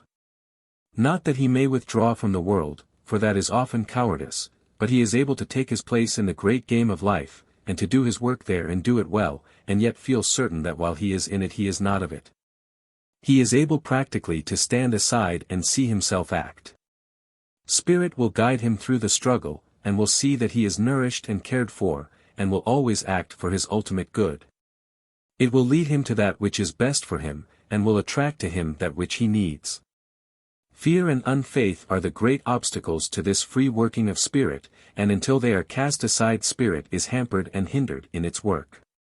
But when they are thrown aside spirit will be free to do its work. The first precept, stand aside in the coming battle, and though thou fightest, be thou not the warrior, states this truth distinctly. Note that the precept does not tell you to run away from the battle, or to hide yourself, or to seek seclusion. On the contrary, it distinctly assumes that you will fight. But it tells you to stand aside, that is for you, in your present consciousness to stand aside, and let the real self fight through you and for you. That is, to allow spirit to lead you, and for you to be content with its leading. The second precept is akin to the first. It tells you to look for the warrior, and let him fight in thee. Look for him, believe in him, trust in him, recognize him, and let him fight the battle for you. Take his orders for battle, and obey them, says the third precept. If he places you in a certain exposed position, where the enemy's fire is concentrated upon you, and your retreat seems to be utterly cut off, fear not but obey orders implicitly, for there is a plan behind the orders. And you will in the end triumph. Question not the orders, nor their result, for they are given by a higher form of intelligence than your present consciousness, and have a distinct, and good, object in view. Spirit is moving for your advancement, and though it brings you temporary pain and suffering, you will be a gainer in the end. And if you once grasp the meaning of it all, you will not feel the suffering and the pain as do others, for they will be seen to be only temporary and fleeting, and unreal. And you will lose sense of them in your knowledge of the greater thing coming to you through and by means of them. The fourth precept tells you further to obey him, not as though he were a general, but as though he were thyself, and his spoken words were the utterance of thy secret desires, for he is thyself, yet infinitely wiser and stronger than thyself. This admonition serves to warn us of the mistake of considering spirit as an outside entity, a thing apart from ourself, and to remind us that it is our real self, ourself. Wiser and stronger than our present conception and consciousness of self, is spirit, and we may trust it implicitly. Look for him, else, in the fever and hurry of the fight, thou mayest pass him. And he will not know thee unless thou knowest him, continues the precept, and the warning is worthy of note. In the midst of the fight we are most apt to forget that the real self is working through us, and, being excited and inflated by success, we may imagine that we, the conscious self, are doing all the work, and may cease to look for the spirit. And thus close the channel of communication. And he will not know thee, unless thou knowest him. Unless you recognize spirit within, spirit will not be able to work through you as freely as would otherwise be the case. Unless you recognize the existence of spirit, you cannot expect it to respond. Spirit's guidance is for those who desire it and look for it. If thy cry reach his listening ear, then will he fight in thee, and fill the dull void within. Note the promise, and the statement that spirit is listening, ever listening, for your call for help. When you become disheartened and discouraged, tired and worn from the fight, wounded and bleeding from the struggle, then cry to spirit for help, and the listening ear will hear thee and will fight in thee and fill the dull void within. He who opens himself up to spirit no longer is conscious of the dull void within, which has oppressed him for so long. And if this is so, then canst thou go through the fight and unwearied, standing aside, and letting him battle for thee. You will gain that feeling of calm content, knowing that thy warrior is invincible, and that the battle must be yours in the end. He who is conscious of spirit working through him has indeed acquired that peace which passeth understanding. Then it will be impossible for thee to strike one blow amiss. True, indeed, for then every act and move is the act and movement of spirit, and cannot be amiss or wrong. No matter how meaningless or mistaken the act or move may seem to the conscious mind, at the time, later on it will be recognized as having been the very best thing under the circumstances. But if thou look not for him, if thou pass him by, then there is no safeguard for thee. Thy brain will reel, thy heart grow uncertain, and, in the dust of the battlefield, thy sight and senses will fail, and thou wilt not know thy friends from thy enemies. Is not this the experience of all of us before we recognize and trust Spirit's guidance? Have we not gone through these things, and suffered and grieved because we could see no light, no hope? Long have we cried aloud, demanding to know the reason of it all, demanding to be told what was truth, what was right, what was wrong. And no answer has come to us, until we threw off the confining bonds of the lower self, and allowed the pure rays of Spirit to pour into our souls. He is thyself, yet thou art but finite, and liable to error. He is eternal, and is sure. He is eternal truth. The distinction between the lower, temporary, consciousness of self, and the reality, is here pointed out. The paradox of the self and the self is here presented to you. Think well over it, and the truth will gradually reach you, and having reached you will never again depart from you, no matter how dim it may seem at times. When once he has entered thee, and become thy warrior, he will never utterly desert thee. Wonderful promise! The consciousness of the existence of the Spirit within you, once obtained, is never entirely lost. Though you may learn to doubt it, as not having come through your ordinary senses. Yet will the memory linger with you, and when it is most needed you will be able to recall the experience and again open yourself to the inflow of the divine wisdom and power. And, at the day of the great peace, he will become one with thee.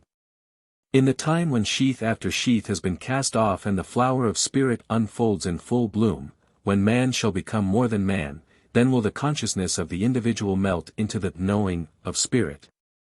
And the soul will be at one with its highest principle. This will not be a surrender of individuality, but, on the contrary, will be such an enlargement of individuality and consciousness as can scarcely be imagined by the greatest intellect of today. Then the great knowing, power and joy, of which we have gained a faint glimpse during the flash of illumination, will become a permanent consciousness with us. Then will we pass from the realms of the relative into the regions of the absolute. We come now to another group of 4 precepts. Let us consider them. 5. Listen to the song of life. 6. Store in your memory the melody you hear. 7. Learn from it the lesson of harmony. 8. You can stand upright now, firm as a rock amid the turmoil, obeying the warrior who is thyself and thy king. Unconcerned in the battle save to do his bidding, having no longer any care as to the result of the battle, for one thing only is important, that the warrior shall win. And you know he is incapable of defeat, standing thus, cool and awakened, use the hearing you have acquired by pain and by the destruction of pain. Only fragments of the great song come to your ears while yet you are but man. But, if you listen to it, remember it faithfully, so that none which has reached you is lost, and endeavor to learn from it the meaning of the mystery which surrounds you. In time you will need no teacher. For as the individual has voice, so has that in which the individual exists. Life itself has speech and is never silent. And its utterance is not, as you that are deaf may suppose, a cry, it is a song. Learn from it that you are a part of the harmony, learn from it to obey the laws of the harmony. Listen to the song of life. The note that is attached to this precept is so beautiful, so full of truth, so instructive, that we can find nothing to add to it, and we insert it in this place as the best possible explanation of the precept to which it is attached. Note. Look for it, and listen to it, first in your own heart. At first you may say it is not there, when I search I find only discord. Look deeper. If again you are disappointed, pause, and look deeper again. There is a natural melody, an obscure fount, in every human heart. It may be hidden over and utterly concealed and silenced, but it is there. At the very base of your nature, you will find faith, hope and love. He that chooses evil refuses to look within himself, shuts his ears to the melody of his heart, as he blinds his eyes to the light of his soul. He does this because he finds it easier to live in desires. But underneath all life is the strong current that cannot be checked, the great waters are there in reality. Find them, and you will perceive that none, not the most wretched of creatures, but is a part of it, however he blind himself to the fact, and build up for himself a phantasmal outer form of horror. In that sense it is that I say to you, all those beings among whom you struggle on are fragments of the divine. And so deceptive is the illusion in which you live, that it is hard to guess where you will first detect the sweet voice in the hearts of others. But know that it is certainly within yourself. Look for it there and, once having heard it, you will more readily recognize it around you. The 6th precept, store in your memory the melody you hear, and the 7th precept, learn from it the lesson of harmony, relate to the 5th precept and need no special explanation. The 8th precept is full of information.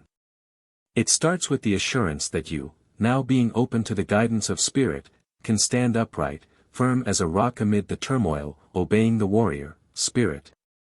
Who is spoken of as being, thyself and thy king, again a reference to the relative and the absolute relation. It speaks of the soul led by spirit as being unconcerned in the battle, save to do his, spirit's, bidding, and, having no longer any care as to the result of the battle, that is, caring nothing about the apparent result, the temporary defeats, pains, and trying circumstances, for only one thing is important and that is that spirit should win, and win it must, for it is invincible, and incapable of defeat. The soul is spoken of as standing thus, cool and awakened, and using the hearing which it has acquired by pain and by the destruction of pain. This paradox of pain and the destruction of pain is interesting. One necessarily learns lessons from pain. Many lessons may be learned in no other way, and yet after the true nature of pain is learned and fully impressed upon the mind, then pain no longer is pain, pain is destroyed, and another lesson is learned. And so the voice of the spirit, the song of life, comes to the hearing which has been awakened both by pain and by the destruction of pain. Only fragments of the great song come to your ears while you are but man.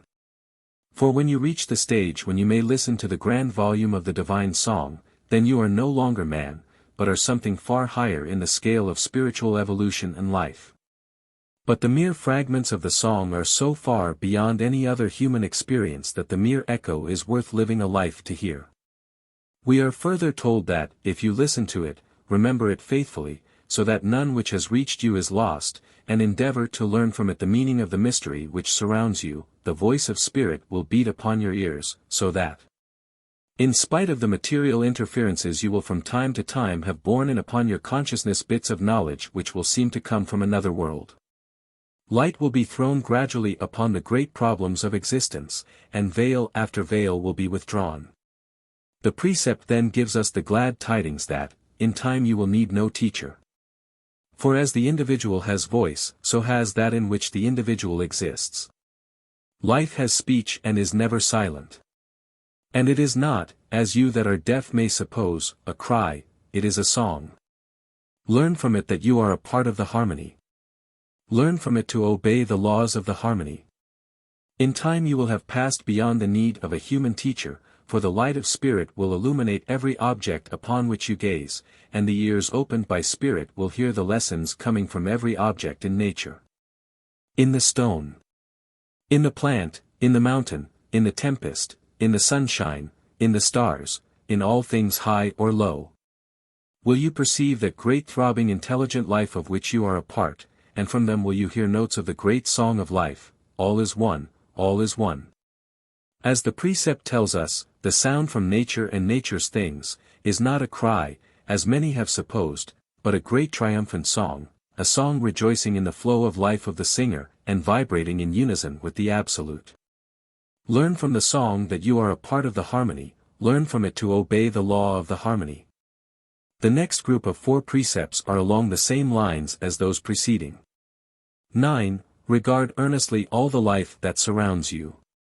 10. Learn to look intelligently into the hearts of men. 11. Regard most earnestly your own heart. 12. For through your own heart comes the one light which can illuminate life, and make it clear to your eyes. Study the hearts of men, that you may know what is that world in which you live, and of which you will to be a part. Regard the constantly changing and moving life which surrounds you, for it is formed by the hearts of men. And, as you learn to understand their constitution and meaning, you will by degrees be able to read the larger word of life. The 9th precept, regard earnestly all the life that surrounds you, refers to that part of the subject mentioned by us in the preceding paragraph, the knowledge that comes to one by viewing nature by the light of the Spirit. The 10th precept tells you to learn to look intelligently into the hearts of men, that you may understand the world of men, that forms a part of the great world. By knowing men you will be able to help them, and will also learn many lessons that will aid you in your journey along the path. But take notice of what the little accompanying note says regarding this study of men. Here it is. Note. From an absolutely impersonal point of view, otherwise your sight is colored. Therefore impersonality must first be understood. Intelligence is impartial, no man is your enemy, no man is your friend. All alike are your teachers. Your enemy becomes a mystery that must be solved, even though it take ages, for man must be understood. Your friend becomes a part of yourself, an extension of yourself, a riddle hard to read. Only one thing is more difficult to know, your own heart. Not until the bonds of personality are loosed, can that profound mystery of self begin to be seen. Not until you stand aside from it, will it in any way reveal itself to your understanding. Then, and not till then, can you grasp and guide it. Then, and not till then, can you use all its powers, and devote them to a worthy service. The 11th precept tells you to regard most earnestly your own heart. And the 12th precept goes on to say, for through your own heart comes the one light which can illuminate life, and make it clear to your eyes. In your own nature you will find all that is in the nature of other men, high and low, pure and foul, it is all there, the foul outlived, perhaps, the pure yet to be lived, perhaps, but all there. And if you would understand men, and their motives, and their doings, and their thoughts, look within, and you will understand other men better. But do not identify yourself with all the thoughts you may find in your heart. View them as would an outsider, look at them as you would upon objects in a case in a museum, useful to study but not to make a part of your life. And, remember this, that none of the things in your heart is good enough to use or master you, although many of them may be used by you to advantage. You are the master, and not the mastered, that is if you are a delivered soul. The 13th precept says that, speech comes only with knowledge. Attain to knowledge, and you will attain to speech. The little accompanying note is explanatory, in part, of this precept. We herewith print it. Note. It is impossible to help others till you have obtained some certainty of your own. When you have learned the first 21 rules, and have entered the hall of learning with your powers developed and sense unchained, then you will find there is a fount within you from which speech will arise. Do not be worried if you anticipate being called upon to impart words of comfort and knowledge to others. You need not prepare yourself. The person will draw forth from you, through Spirit's guidance, just what is best for him or her. Fear not, have faith. We must come to an end. We have tried to explain, partially, the wonderful teachings of this little manual, Light on the Path, so that the beginner, perhaps, might be able to grasp the loose end of the teaching, and then gradually unwind the ball at his leisure. The task has grown heavier, and the work less satisfactory, as the precepts passed before us. Words are finite, truth is infinite, and it is hard to even attempt to explain infinite truth in finite words. The 13th precept is the last one that we may consider. The remaining ones must be read alone by the student, with the light of the Spirit. They are only for those who have attained spiritual sight, and to such their meaning will be more or less plain, according to the degree of unfoldment which has come to the individual. We feel that our task has been poorly executed, although many have written us that these lessons have opened their spiritual eyes, and that many things heretofore very dark, are now seen plainly. We trust that this is indeed so, and that many more may obtain help and comfort from our words, although to us it seems that we have written nothing. And yet, we know that if these words had not some task assigned to them, if they were not intended to form a part of the great work, they never would have been written. So we send them forth to go where they will, without a full knowledge on our part of their destination. Perhaps some into whose hands they may fall may understand better than do we why they were written and sent forth. They were produced at the dictates of Spirit, let Spirit attend to the placing of them where they are called for. In our following lessons we will take up other phases of occultism which may be of interest and profit to our students. But before leaving the beautiful precepts and teachings of Light on the Path, let us urge upon our students the importance of that little manual. It contains within its pages the greatest amount of high spiritual teaching ever combined into so small a space. Let not the student imagine that he has mastered it, because he seems to understand its general teachings. Let him read it again a little later on, and he will see new beauties in it. We have never met a student, no matter how highly developed, who could not learn something from the little manual. Its teachings are capable of being interpreted in many different ways, for it portrays the experiences of the soul as it journeys along the path. You will remember that the upward ascent is along the spiral path, and the soul goes around and around but ever mounting higher. One may think he grasps the meaning of the first precepts of the little manual, but as he again reaches a certain point, just one round higher, he may again take up the first precepts and find in them new meaning suitable for his newly discovered needs. And so on, and so on. Not only is there spiritual progression along spiral lines extending over ages, but in each lifetime there is a spiral path to be mounted, as will be apparent to all of us who will stop to consider the matter. The soul which has not found the entrance to the path, seems to go around and around in a circle, traveling over the same ground, and making no real progress. But once it discovers the little path which enters the circle at one of its points, and takes steps thereon, it finds that while it still goes around and around, it is really traveling the spiral, and is mounting one round higher with each turn. And we know of no little book so helpful on the journey as this little manual, Light on the Path. We trust that we may be pardoned for inserting in this lesson the following words from our introduction to the little manual in question. They are as appropriate at the close of this lesson as at the beginning of the little book. The treatise, Light on the Path, is a classic among occultists, and is the best guide known for those who have taken the first step on the path of attainment. Its writer has veiled the meaning of the rules in the way always customary to mystics, so that to the one who has no grasp on the truth these pages will probably appear to be a mass of contradictions and practically devoid of sense. But to the one to whom a glimpse of the inner life has been given, these pages will be a treasury of the rarest jewels, and each time he opens it he will see new gems. To many this little book will be the first revelation of that which they have been all their lives blindly seeking. To many it will be the first bit of spiritual bread given to satisfy the hunger of the soul. To many it will be the first cup of water from the spring of life, given to quench the thirst which has consumed them. Those for whom this book is intended will recognize its message, and after reading it they will never be the same as before it came to them. As the poet has said, "Where I pass all my children know me," and so will the children of the light recognize this book as for them. As for the others, we can only say that they will in time be ready for this great message.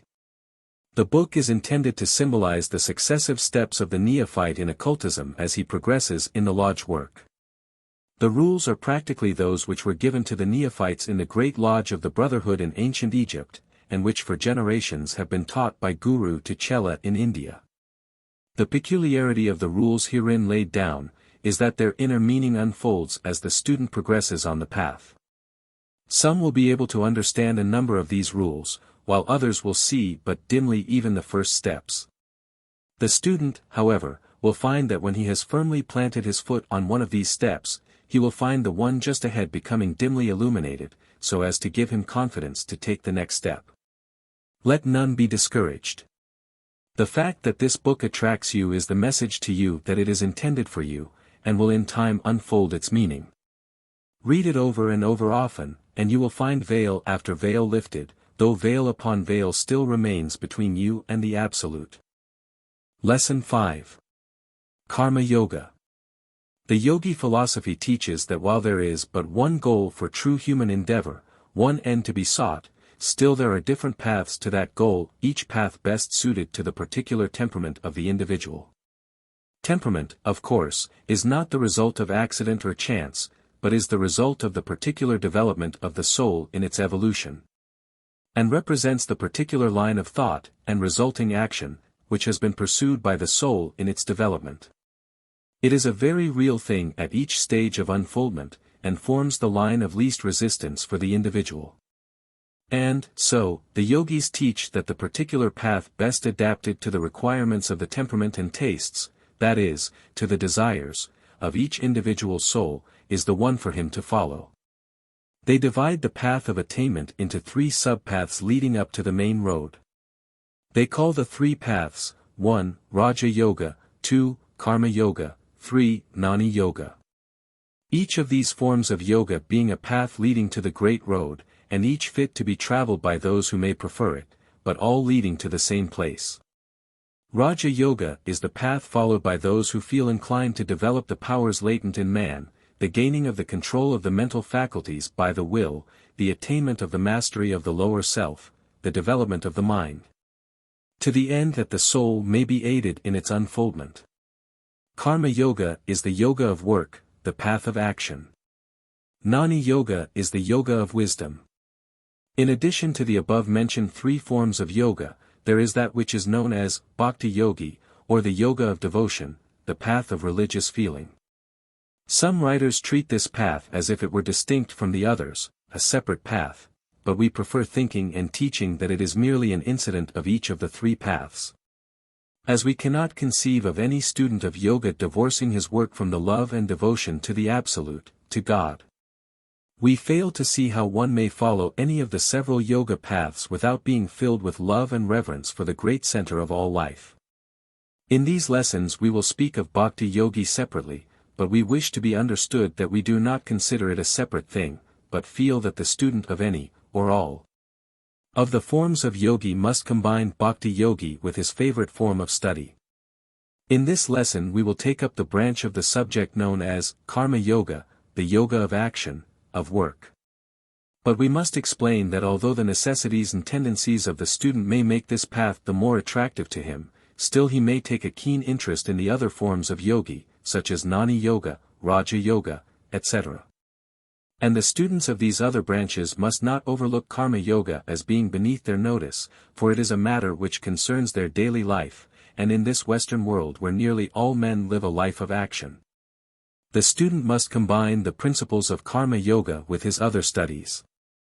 This lesson will be devoted to Karma Yoga. The next lesson will take up the subject of Gnani Yoga. The one following Gnani Yoga will take up that branch of the subject known as Bhakti Yoga. We will not touch upon Raja Yoga in these lessons, as we are now preparing a separate book upon that branch of yoga. Before considering Karma Yoga, it may be well for us to take a general view of the subject of yoga.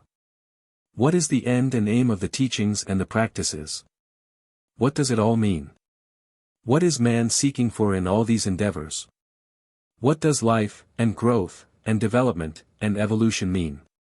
These are questions that thinking people are constantly asking, and which but few are able to answer even partially. The yogi philosophy teaches that the end of all human endeavor and life is to allow the soul to unfold until it reaches union with spirit. And as spirit is the divine part of man, the bit of God material in him, this union eventually will result in what is known as union with God, that is the bringing of the individual soul into conscious touch and union with the center of all life.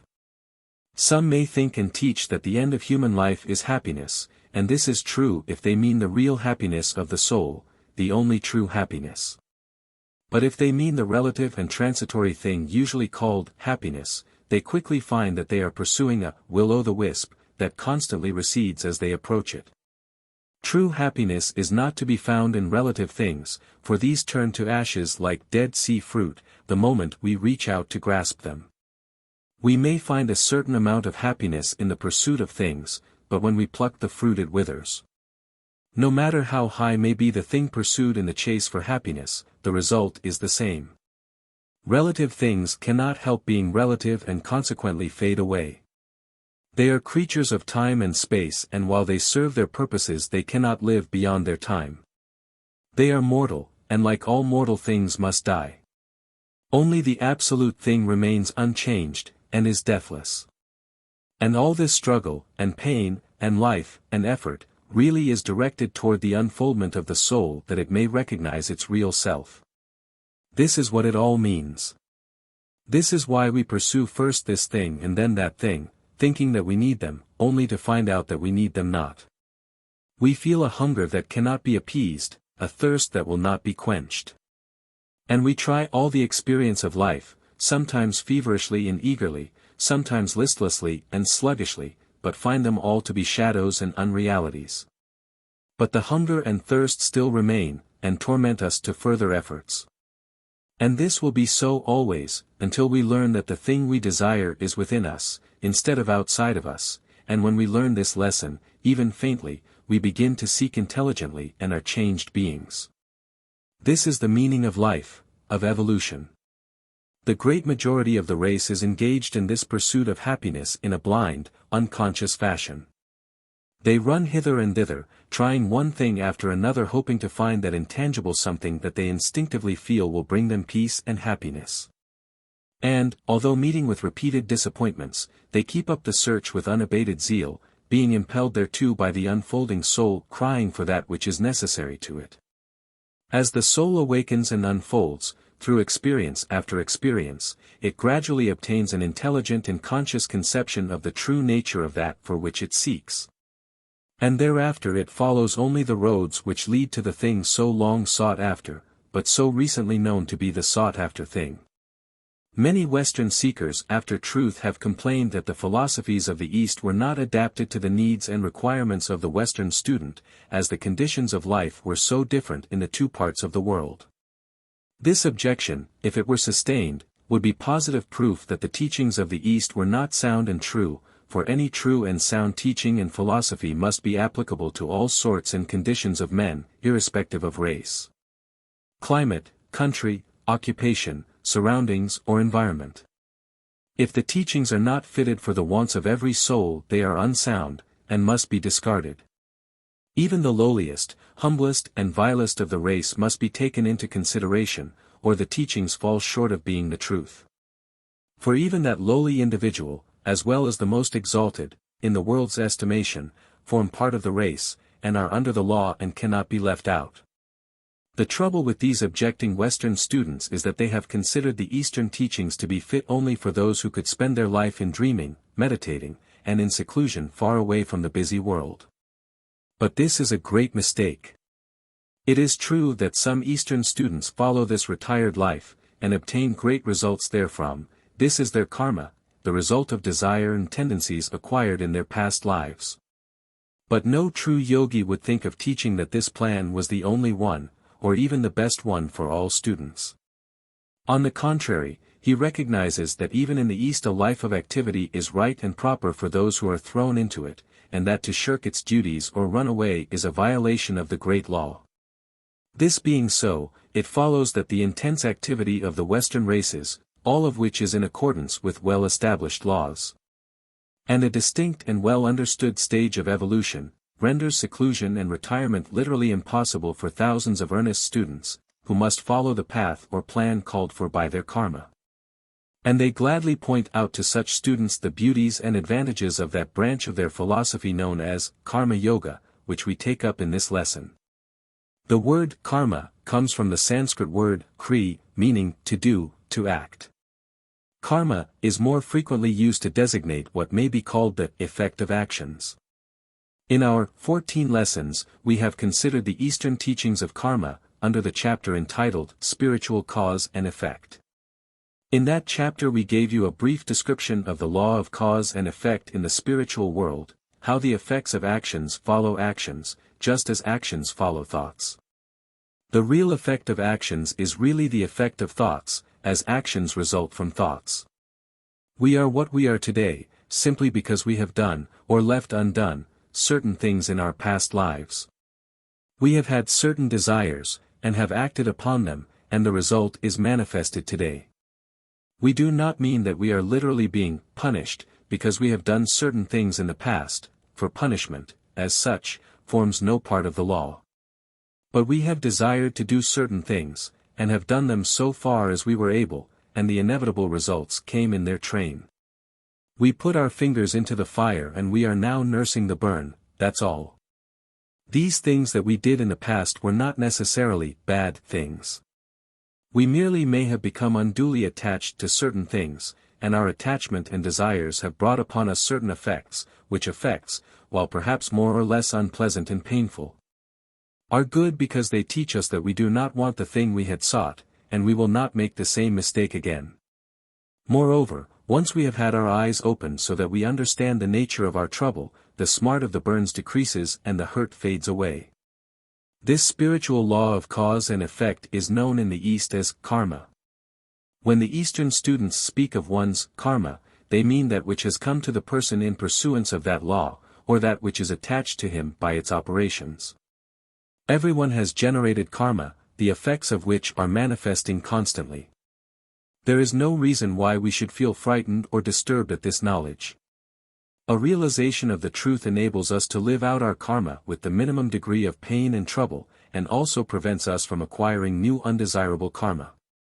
Our karma may be pleasant, or unpleasant, according to the causes we have set into operation, or they may be made pleasant or unpleasant by our mental attitude toward them. The philosopher may transmute bad karma into good by refusing to see the bad in it, and the ignorant person may find fault with the best of karma. Many students of the Eastern philosophies seem to regard this law of spiritual cause and effect, karma, as a system of punishment decreed, regulated and administered by the spiritual powers that be. This is erroneous. While karma often does act as a punishment, that is, as an equalizing and deterring factor, yet there is no element of revenge in it, no plan of divine getting even. It is simply cause and effect. It is difficult to explain just what we mean, without giving specific examples, which plan is almost impossible in a work of this kind. We may say, however, that one who is possessed with a desire for power, which desire he constantly nourishes and feeds with selfish thoughts. is sure to become involved in a sequence of causes and effects which may cause him the greatest pain and suffering, physical or mental. He may attain his desire, sooner or later, if his desire be sufficiently strong and persistent, but he is very apt to suffer from unsatisfied longings which have been smothered out by the overruling passion. He may gain his prize at the cost of all else dear to him. Or, his desire not being so strong as a like desire in some other minds, he may not attain his goal, but will be ground to pieces in the great mental or psychic machinery which he has helped to set into motion, and into which he is irresistibly drawn.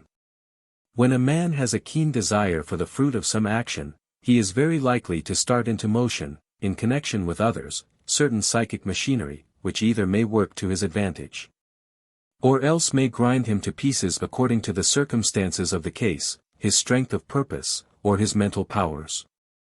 Men are often blown up by their own bombs, or consumed in fires of their own starting. They get mixed into things, and often suffer from that course. Even those who attain that for which they have been seeking, either in this life or in some future one, may be greatly disappointed and may find life a curse. The autocratic ruler may suffer untold mental agonies, and the multimillionaire may be more unhappy than the beggar at his gates. But, not only is this so, but those who have entered the race, and have not been able to keep up with the winners, are tossed about, pushed, thrown down and trampled upon, and otherwise hurt, because they have entered the race. They not only suffer from disappointment, but are hurt besides. We recall a man who started to hate certain persons, hated them bitterly, tried to injure them in every possible way. The result was that he entangled himself in the psychic machinery of hate which is in full operation in the world, and before long brought upon himself the hatred and enmity of hundreds of other persons, and was hurt in mind and purse, and suffered great agony and mental torture. Of those whom he had started to hate, he succeeded in hurting only one person, and that person was a man also living on the hate plane of thought, who naturally attracted to himself thoughts and actions of like nature. But the lesson was a valuable one to the first-mentioned man, for his eyes were opened to the folly and consequences of hate, and thereafter he refused to allow himself to become entangled in its net. Those who play the game of hate must not complain if they are hurt. Those who are entangled in the machinery of greed must not complain if they suffer from some shrewder person on the same plane. Those who pin their lives upon some material object must not wonder if they suffer pain through the person or thing to whom they attach themselves so closely. But, one may say, how am I to escape these things if I am in the active world at all? How may I escape the effects of actions?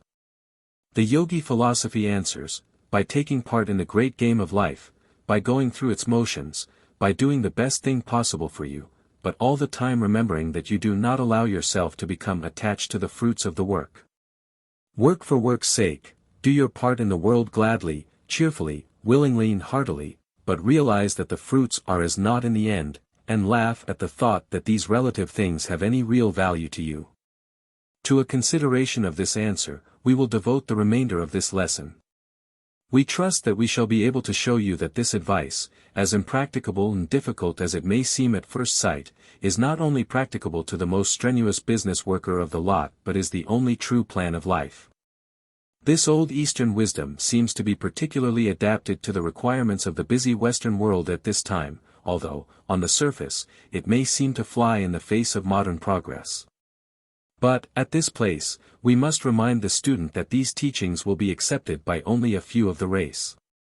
The great majority of people are too much infatuated with the present condition of things, the pulling down and climbing over the dead bodies of their brothers, the cannibalism and savagery of modern industrial and commercial life, to follow any other course. This being so, they will continue to eat and be eaten, kill and be killed, crush down and be crushed down, hate and be hated.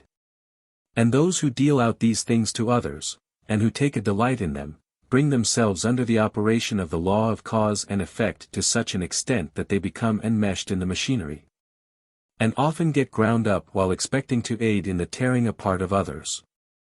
The few who are ready for the teachings, will understand what we mean and will be able to stand aside and see themselves fight and struggle in the rush, while their soul stands apart from the fray.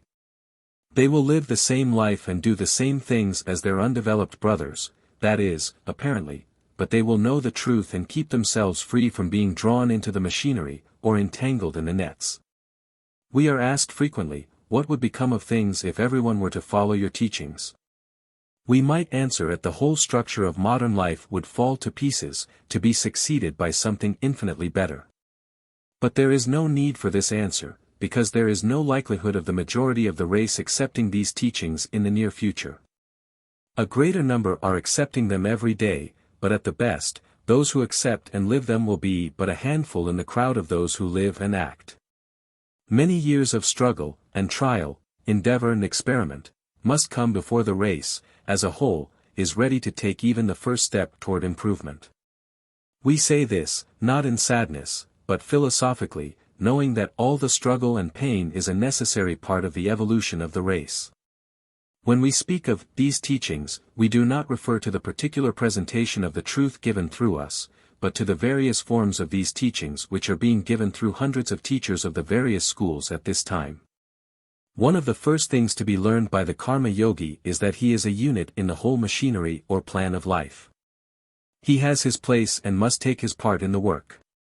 But, no matter how important his position, or how responsible a place he is called upon to fill, he is but a unit in the plan, and must be willing to be used in accordance with that plan. And however lowly or unimportant he may seem to be, he is still a unit having a purpose and work. Nothing is unimportant, and the most important is still subject to the law underlying the plan. We must all play our parts, play them well, not only because we are working out our own development and evolution, but also because we are being used by the divine mind as a pawn, or higher piece, in the great game of life. Not that we are mere automatons, far from that, but that our interests are bound up with that of the race, and we touch all mankind at some point. We must be perfectly willing to be so used, and we will find that the willingness prevents friction and pain. It is difficult to express this point as clearly as we would like to do, but we trust that our meaning will be made clear as we proceed. Our lives are not merely for the development of our individuality, but we are needed to play upon and be played upon by other individualities, that the entire race be assisted in its upward trend. A certain piece of work may seem to us to be useless as a part of our own development, but that particular bit of work is evidently needed in some part of the great plan, and we should perform our part willingly. Every move and position has a meaning, just as a move in a game of chess apparently may be devoid of meaning and purpose, but, later in the game, it will be seen to have been the first move in a great plan. And, so the true karma yogi allows himself to be moved by the spirit without complaint, knowing that all will be well with him, and that the move is needed to effect certain combinations or changes in the great game of life being played by all men. Those who do not understand this secret of the inner workings of the game, generally rebel and set up resistance to these enforced moves, and thereby cause themselves great pain and suffering from the friction. The resistance causes a forcible move, while the awakened soul, seeing things as they are, smiles and allows itself to be moved, and consequently escapes the pain, and generally reaps a positive benefit from the change, although it does not expect such benefit as a reward. It simply recognizes the master hand making the move, willingly allows itself to be moved to another square, and used to effect a new combination. This is not a mere dream of transcendental philosophy. It would surprise many of you to be told that some of the leading figures in every branch of human effort recognize this force behind them, and have learned to trust to it. Let us give you the testimony of a very prominent man, one whose name is known all over the world as a great leader and master of circumstances. He has no knowledge of the Eastern teachings, or had not at the time of the following statement, but several years ago he confided the following information to a friend of his, who repeated it to us. This captain of industry said, "The public give me credit with being a most strenuous character, and as planning a long way ahead some wonderful combinations and schemes. They are quite wrong. I plan very little ahead, in fact, often see no more than one step at a time, although the general plan seems to be stored away somewhere in my mind. I feel that to a great extent I am merely a pawn in a great game of chess, and am being used by some great power as a means of working some great changes in things and men, although I am ignorant of what these changes are. I do not feel that I am favored by Providence for any special good in me, for, without mock modesty, I may truthfully say that I feel that I do not deserve any special reward, for I am no better or wiser than my fellows. I cannot help feeling, at times, that the things I do are done for some other people, possibly the race, although many of my acts, or rather the results of my acts may seem in the direction of working injury to the public at large. I get no special pleasure from my money, although I feel a keen interest in the game of making it, for the time being, and when a thing is accomplished I feel like flinging it away like a worn-out toy. I do not know what it all means, to be sure, but am sure it means something. Some day, perhaps, I may be stripped of my possessions, but I feel that even if that happens I will be given something that will repay me for my apparent loss. I noticed this thing early in life, and I soon learned to be led or moved by it, whatever it is. When I resisted, I found that I was hurt somehow, but that when I allowed myself to be moved without resistance, I was successful. Sometimes I laugh to see how the public regard my achievements, when really I have been merely a checkerman or pawn in some great game, the mover of which I do not know, and of whom I have no reason to believe myself a special favorite. This man, unconsciously, stumbled upon one of the principles of karma yoga, that principle which is known as the secret of work. He cares little for results, for the fruits of his work, although he feels a keen interest in the game while it is being played. He does not seem to be attached to the fruits of his work, although this is not apparent to those who view him from a distance. He feels that he is a cog in the great machinery, and is willing to play his part. Many of the things he does, or apparently does, the doing is really done by many men, whose interests conflicting and agreeing, focus upon him, bear hard upon many of the race, but close observers see that he, and others of his kind, are unconsciously paving the way for the great economic changes that are coming to the race, and which are based upon a dawning consciousness of the brotherhood of man. We do not hold out this man as an illustration of a karma yogi, he is not that, because he lives the life unconsciously and without understanding, while the karma yogi is fully conscious of what it all means and understands the causes behind it. We merely cite this case as an illustration of its common occurrence. Many others in all walks of life are practicing some of the principles of karma yoga more or less unconsciously. They speak of taking life philosophically, by which they mean they are not allowing themselves to become attached, or to take too seriously the fruits of their labors, attained or anticipated.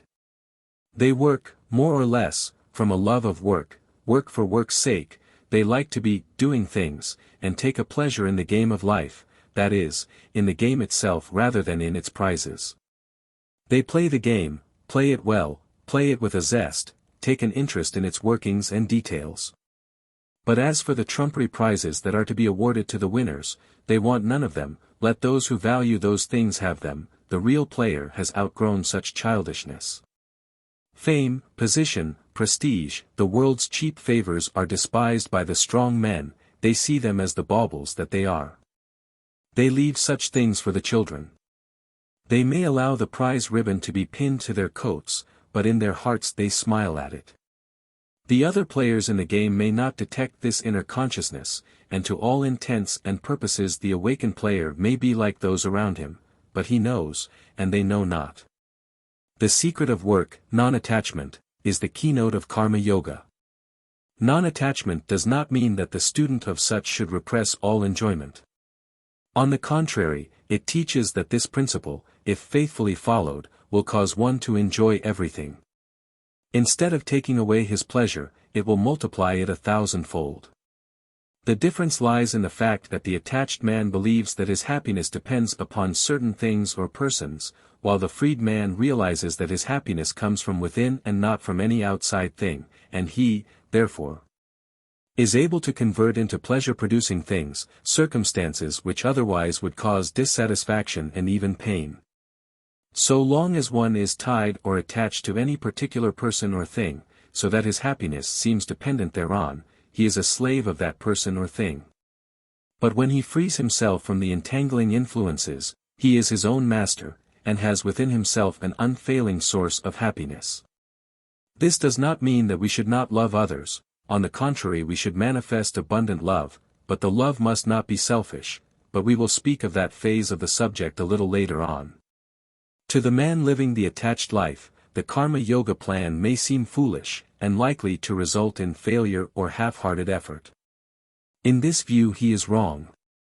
Who is apt to do the best work in a shop, office, or workroom? The man who works merely for his wage, and who keeps his eye on the clock in order that he may not give a minute overtime, or the man who, while looking to his occupation to furnish him with a comfortable livelihood, is so interested and in love with his work that he almost forgets that he is working for money, and during certain hours, but is fairly carried away with his task. Many such workers exist, and they are practicing a form of karma yoga, although they know it not. The best work of the world is produced by men who take an interest in their tasks, and do not go through the motions of work simply to earn their wage. The instinct that causes the artist to paint a great picture, the writer to produce a great book, the musician to compose a great work, will cause a man to make a success of any line of work. It is work for work's sake, work for the joy of the worker. All great work is produced in this way. To many the mystic is regarded as a visionary person, unfit for the work of the world, a mere dreamer, a weaver of idle speculations. But those who have looked beneath the surface, realize that the practical mystic is a man to be reckoned with in any branch of human endeavor. His very non-attachment gives him a strength that the attached man lacks. The mystic is not afraid, he is daring, he knows that his happiness and success depends upon no particular combination, and that he will emerge safe and sound from the most unpromising combination of circumstances. He feels that he is standing on solid rock, that he has the power of the universe back of him.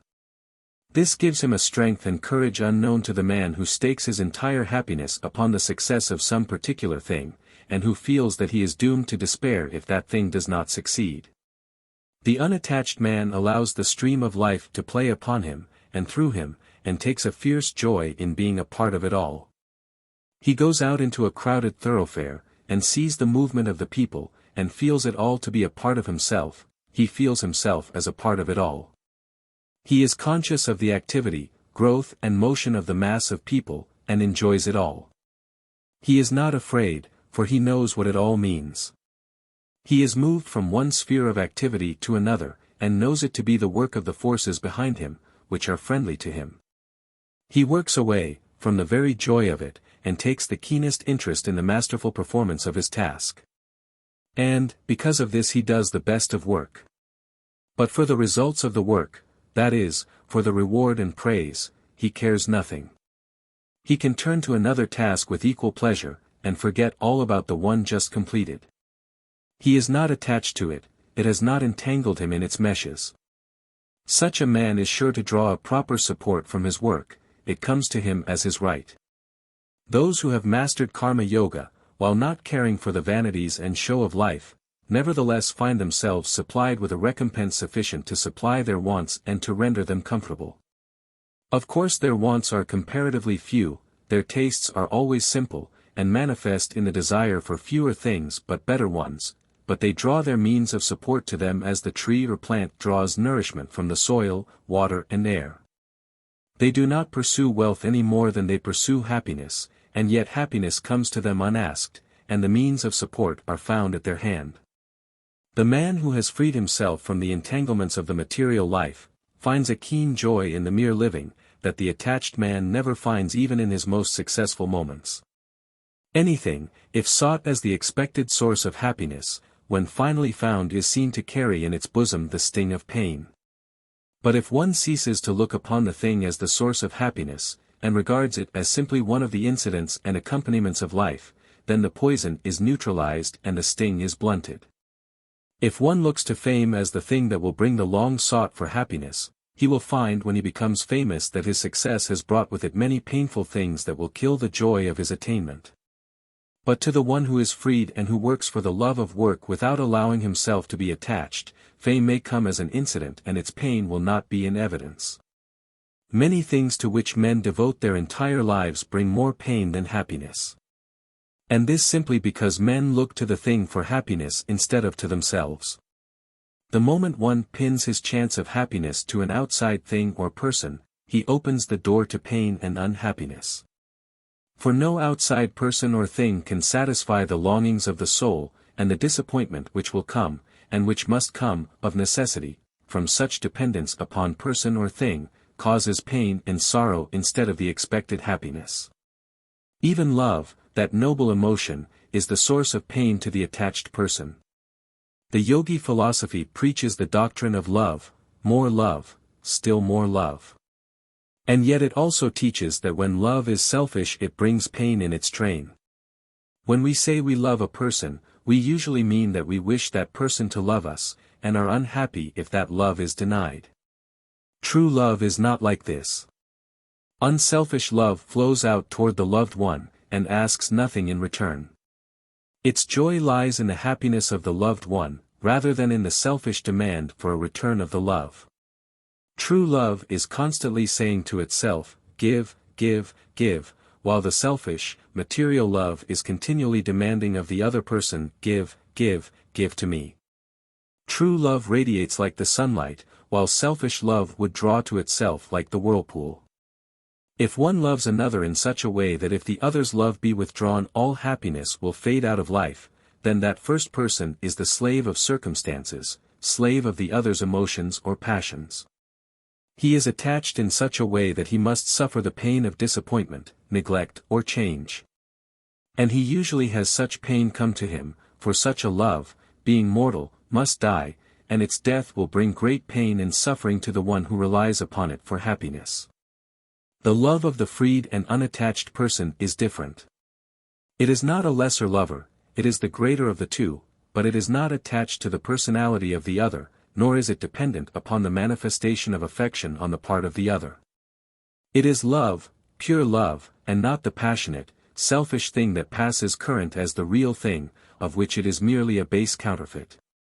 Edward Carpenter says of love, "Who loves the mortal creature, ending there, is no more free, he has given himself away to death. For him the slimy black form lies in wait at every turn, befouling the universe. Yet he who loves must love the mortal, and he who would love perfectly must be free. Love, glorious though it be, is a disease as long as it destroys or even impairs the freedom of the soul. Therefore if thou wouldst love, withdraw thyself from love. Make it thy slave, and all the miracles of nature shall lie in the palm of thy hand." And again, "Seek not the end of love in this act or in that act, lest indeed it become the end. But seek this act and thousands of acts whose end is love. So shalt thou at last create that which thou now desirest. And when these are all past and gone there shall remain to thee a great and immortal possession, which no man can take away." In Lesson I of this course we refer to the first precept of the first part of the manual, "Kill out ambition." And to the fourth precept of the same part, "Work as those work who are ambitious." This apparently paradoxical statement of truth, gives the keynote of work without attachment.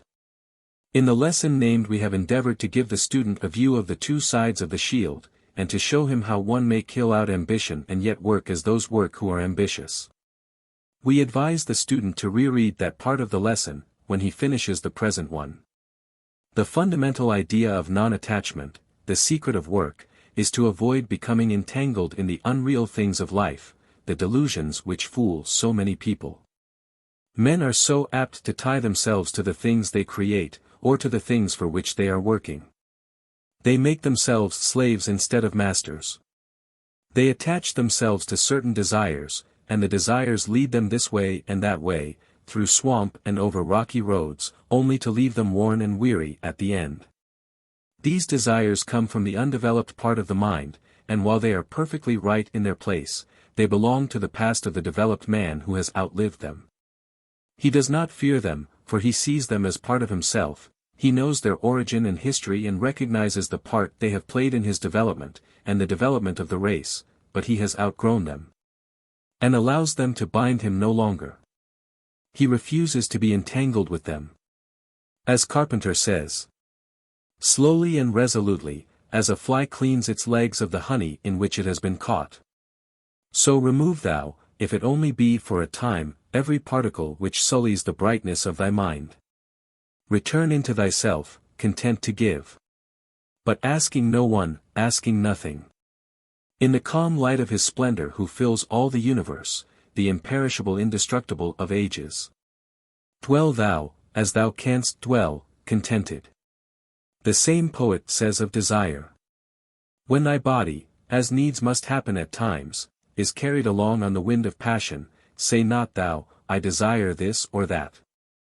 For the I neither desires nor fears anything, but is free and in everlasting glory, dwelling in heaven and pouring out joy like the sun on all sides. Let not that precious thing by any confusion be drawn down and entangled in the world of opposites, and of death and suffering. For as a lighthouse beam sweeps with incredible speed over sea and land, yet the lamp moves not at all. So while thy body of desire is, and must be by the law of its nature, incessantly in motion in the world of suffering, the I, high up above is fixed in heaven. Therefore I say let no confusion cloud thy mind about this matter. But ever when desire knocks at thy door, though thou grant it admission and entreat it hospitably, as in duty bound, fence it yet gently off from thy true self, lest it should tear and rend thee. The karma yogi recognizes work and life as what they are, and is not deluded by the popular misconceptions of these subjects. He sees the fallacy of the popular idea that work is a curse placed upon mankind.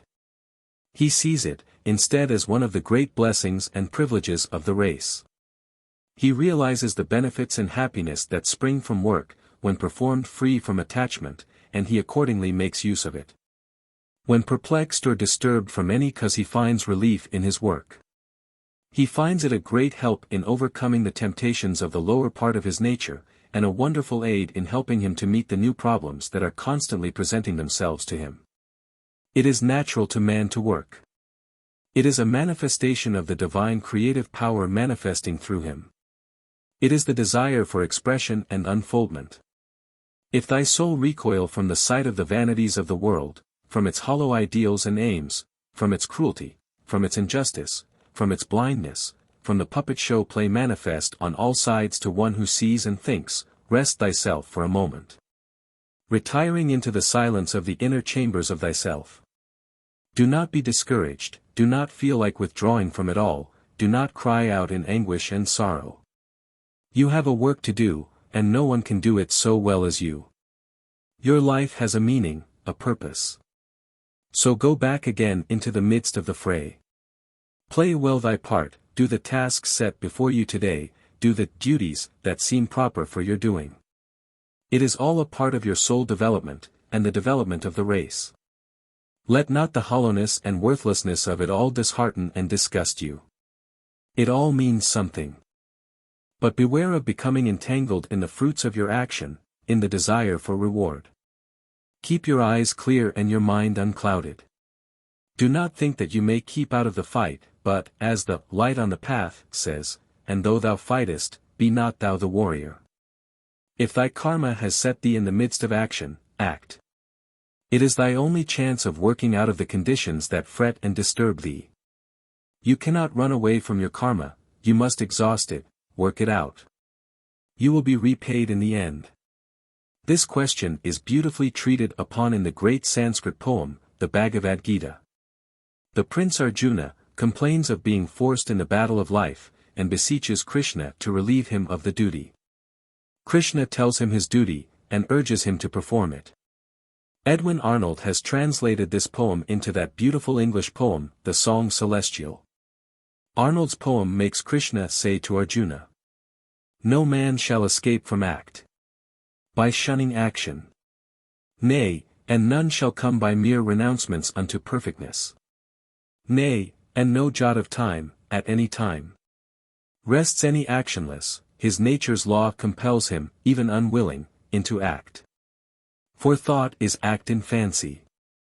He who sits suppressing all the instruments of flesh, yet in his idle heart thinking on them, plays the inept and guilty hypocrite. But he who, with strong body serving mind, gives up his mortal powers to worthy work not seeking gain, Arjuna, such an one is honorable. Do thine allotted task. Work is more excellent than idleness. The body's life proceeds not, lacking work. There is a task of holiness to do. Unlike world-binding toil, which bindeth not the faithful soul. Such earthly duty do free from desire, and thou shalt well perform thy heavenly purpose. We know of no better words with which to close our lesson than those of Edwin Arnold, in the poem above mentioned. We consider these lines among the most beautiful ever written in the English language. You will do well to commit them to memory. Never the spirit was born, the spirit shall cease to be never. Never was time it was not. End and beginning are dreams. Birthless and deathless and changeless remaineth the spirit forever. Death hath not touched it at all, dead though the house of it seems. If you can but grasp the true spirit of these words of Arnold's, and make them a part of your consciousness, you will need no further instruction in karma yoga, you will lead the life instinctively, and will be able to see things as they are. And not as they seem to be when seen through the veil of delusion. Such knowledge will lead you to a realization of the real self, and, that once attained, the rest will be made plain. May these words, and the thought, bring you peace. Lesson 6. Gnani Yoga. Gnani Yoga is known as the Yoga of Wisdom. The word, Gnani, is derived from the Sanskrit root word gna, meaning to know. We prefer the word Gnani, although the words jnana, jnana, etc. are often used, and have the same meaning. Gnani Yoga is the path to which student, philosophers, men and women of the intellectual temperament are attracted. Those who are attracted by metaphysical reasoning and speculation, subtle intellectual research, philosophy, science, and similar lines of mental effort, turn naturally to Gnani Yoga, as it holds out to them a pleasant and agreeable path to that which is dear to their hearts. But one does not have to be a skilled metaphysician, or a deep student, to avail himself of the lessons of this branch of the yogi philosophy. It is open to all of those who wish to know the why and wherefore of life, who are not satisfied with the commonplace and childish explanations of the great problems of existence that are offered to them by the ordinary teachings and creeds, to those who regard the exoteric side of the subject as all very well in its way, but whose natures call out for the hidden knowledge, the esoteric phase of the truth. The karma yogi is continually asking, how, or what? The Gnani yogi's eternal question is, why? And this, why, is beginning to unfold in the minds of more people every day. The thirst for real spiritual knowledge is rendering many uncomfortable, and causing them to seek that with which to quench the thirst. The spiritual hunger is demanding nourishing food for the soul. People are beginning to see the unreality of the material things around them, great as these material things may seem to be. They see that civilization follows civilization, races rise, flourish and fall, people rise from savagery up and on to the heights of material achievement, and then begin to decay. In the ruins found buried beneath the earth's surface may be found traces of former great civilizations, of which history has no record. And one is awed by the thought that the people of those civilizations must have thought themselves at the apex of human achievement and that there was but little left for the generations to come. And yet, they have faded away, leaving not even a trace on the pages of history. The great warriors, statesmen, philosophers and teachers of these civilizations are unknown, and the people themselves are without a name to us. Nothing is left to tell the tale, but a broken column here, or a mutilated statue there. And the thinker sees that this fate must meet all races, all civilizations, even our own. We must pass away, our work will be forgotten, future races, building a civilization upon the ruins of that which is our proudest boast, will wonder who and what we were. Religions have risen, flourished, dominated millions, and have faded away. Borne down by the weight of the superstition and outward forms which man persists in building around the bit of truth which originally caused the religion to spring into existence. It has ever been so, and must be so in the future. We may doubt this fact, so, doubtless, did the people of the vanished civilizations, but it must come. It is mortal, man's work, and the mortal ever must perish and pass away. Men look around them, and, becoming conscious of the unreality of all that goes to make up mortal life, begin to ponder over the meaning of it all. They ask, whence come we, whither go we, what is the object of our existence? They try to solve the riddle of life by countless theories. They discard the dogmas that are handed down to them, only to create fresh dogmas equally unsatisfying. They travel around like a squirrel in a cage, and exhaust themselves on the wheel, but they stop just where they began. They are like a caged bird, that beats itself to death against the confining bars of its prison. They go around and around the circle of intellectual reasoning, only to find themselves traveling over and over the same ground, and making no real progress. They try to explain things, but succeed merely in giving things new names. They climb the mountain of knowledge, and when they reach the top they look around them and see that they merely have reached the top of a small foothill, while, far above them, towering higher and higher, rise range after range of the real mountains, the highest peaks of which are hidden among the clouds. The mistake of the searchers is that they are continually seeking the truth from outside. It is not to be found there, for it is within. It is true that with the inner light every outside thing may be studied to advantage, and bits of truth gathered therefrom. But without this inner light the outer objects will give no real answer, and one may shout aloud to nature and hear only the echo of his own cry. The seekers on the relative plane find only that for which they look. They find that which they expect, for there is more or less truth in the theories favored by them, and accordingly they must find something that will correspond with that bit of truth. But the man who looks for the thing exactly opposed to that sought for by these seekers also will find that for which he looks, for he, likewise, has a bit of the truth, and must find that which corresponds to it. Each realizing that he has found a bit of the truth, but each making the mistake of supposing it to be all of the truth, disputes the claims of the other, and various schools form. Then the schools quarrel over details, and split into sub-schools, and so it goes, and the inquiring student is perplexed more than ever to know just what is the truth.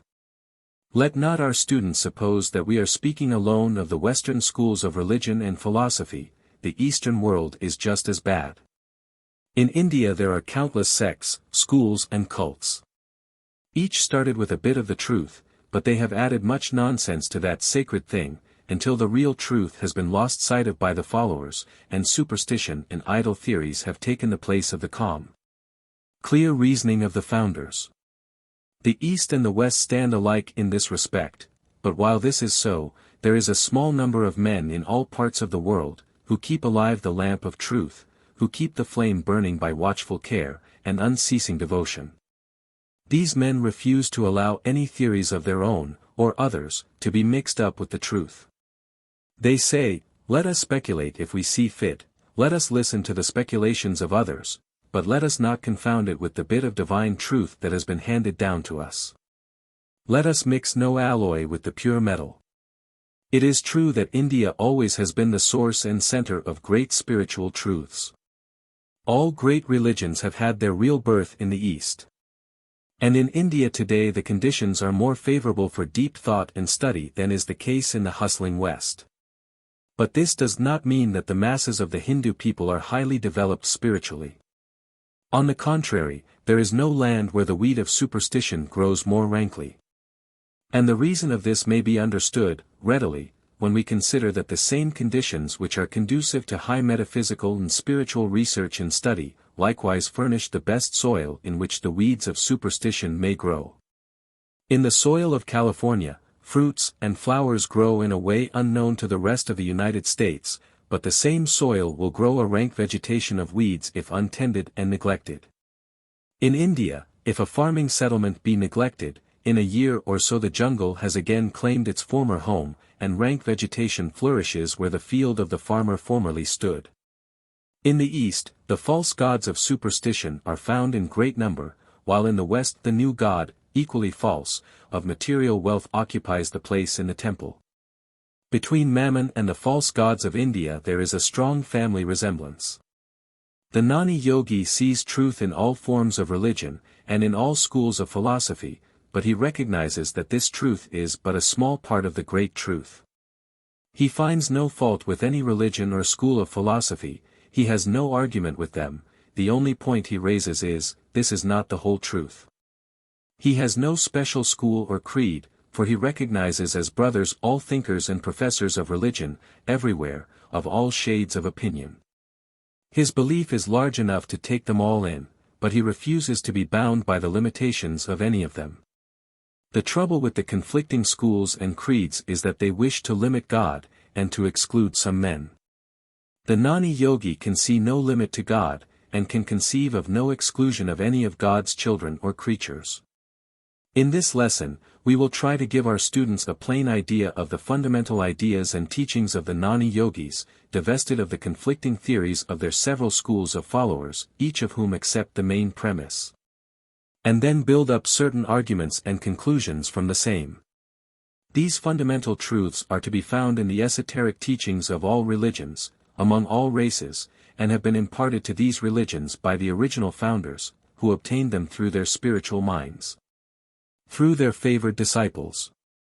These teachings become impaired with each generation of followers, until the original truths are almost entirely lost sight of. As an illustration of this fact, read the Sermon on the Mount, the teachings of which are understood and venerated by occultists and mystics of all schools and countries. Then see how his followers maintain the outward form while stating boldly and unblushingly that Christ's teachings are not practicable. Unbelievers may deny the truth of Christ's teachings, but it remains for professing Christians to pronounce them foolish and not fitted for the use of mankind.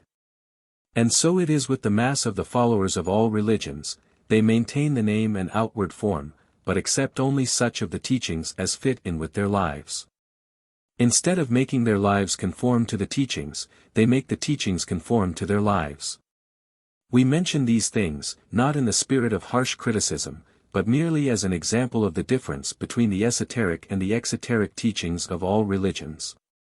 In these fundamental teachings of the Gnani yogis, there is nothing to conflict with the real teachings, the esoteric teachings, of any religion, and one may retain his connection with any form of religion while accepting these fundamental truths. In fact, such knowledge will enable anyone to see the esoteric side of his own religion, and appreciate the beauties thereof, while his fellow worshippers tie themselves to forms and words.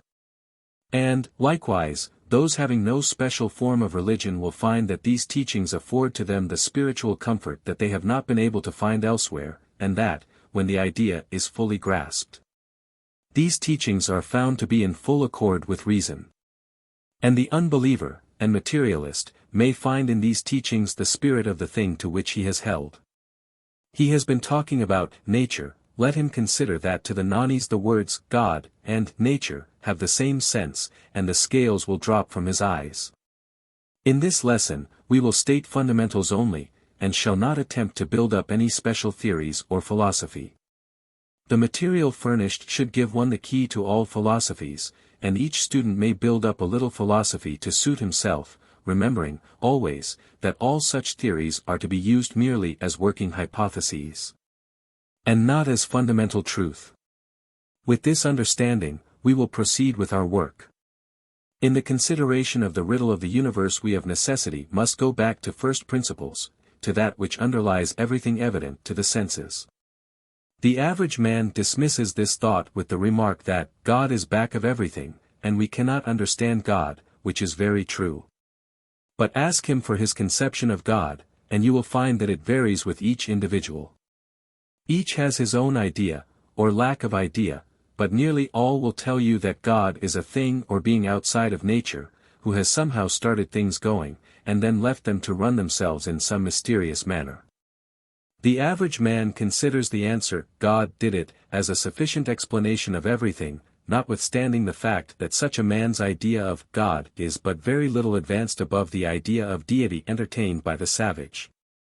Unless we understand something about the nature of God, we cannot understand anything about the nature of the universe or of life. Of course, the finite mind can grasp but little of the infinite, but still it may grasp a little, through the channel of the spiritual mind. And that little is what the Gnanis state to be the truth, not in the sense that it is true simply because it is their belief, but that it is true because the knowledge of it may be obtained by any man who will allow the spiritual mind to impart its knowledge. The mere presentation of the truth often intuitively carries the evidence of its truth to the minds of those who are ready for it. It may transcend intellect, but intellect does not refuse it when the mind has been cleared of the rubbish that has been piled into it. To the student of Gnani Yoga, the teacher always advises that he go through a course of mental training, discipline and self-examination, with the intent and idea that he shall lay aside former prejudices, preconceived opinions, dogmatic teachings, inherited tendencies, unreasoned suggestions poured into his mind in childhood, and similar furniture of the mind. Remember, we say, lay aside, not discard, merely lay aside to be taken up again and used if need be, but surely laid aside in order that the mind may grasp the new and full presentation of the truth, without interference and obstacle. And without danger of having the truth mixed up with old theories, limitations and misrepresentations.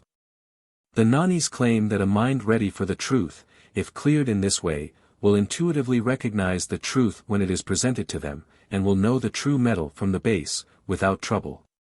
We do not insist upon our students going through this course of preparation, at this time, but merely ask that they lay aside prejudice for the moment, and give this presentation a fair field for thought. If it does not appeal to you, lay it aside for some future consideration, there is no harm done, and you are not ready for it. If it does appeal to you, if it seems to fill your soul as it never has been filled before, then you are ready for it, the truth is yours. The Gnani yogi's conception of deity is likened by many to a form of pantheism, but it is much more than pantheism. Pantheism teaches that God is the sum of all things, seen, felt, heard, tasted, or smelled, in fact, that the universe as we know it is God. The Gnani Yoga teaching is that this is only a half-truth. It holds that all of the things of which we may become aware are only an infinitesimal part of the real universe, and that to say that this is God would be like saying that the paring of a fingernail was the man. Gnani Yoga teaches not that the universe is God, but that God is manifest in all that comprises our universe, and in 1,000,000 times more.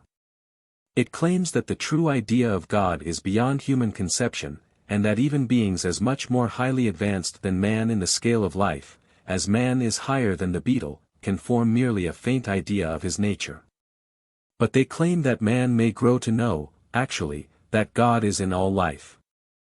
The teaching may be summed up, roughly, by the statement that God is present in all life, manifest or unmanifest, created or not created, seen or not seen, known or not known. This idea, you will see, is far different from the one that God is merely the sum of things known and seen, and, likewise, is different from the idea that he is a thing apart from his creations. The Gnanis speak not of creations, for their idea is that all things are manifestations of God. The student who is accustomed to the ordinary use of the word God may have a difficulty in forming a mental conception of the Gnani idea of deity. He will be apt to carry in his mind the anthropomorphic conception of God, that is, the conception of God as a man, or, at least, as having the form, passions, habits and characteristics of man. This idea of God belongs to the infant stages of the race, and the great thinkers of all religions have long since outgrown this childish idea. Although deity must possess all the higher attributes generally ascribed to the personal idea of God, yet he must so transcend any such personal idea that no thinking man, having the proper respect for the source of being, can continue to maintain the anthropomorphic conception, no matter what his religious belief may be.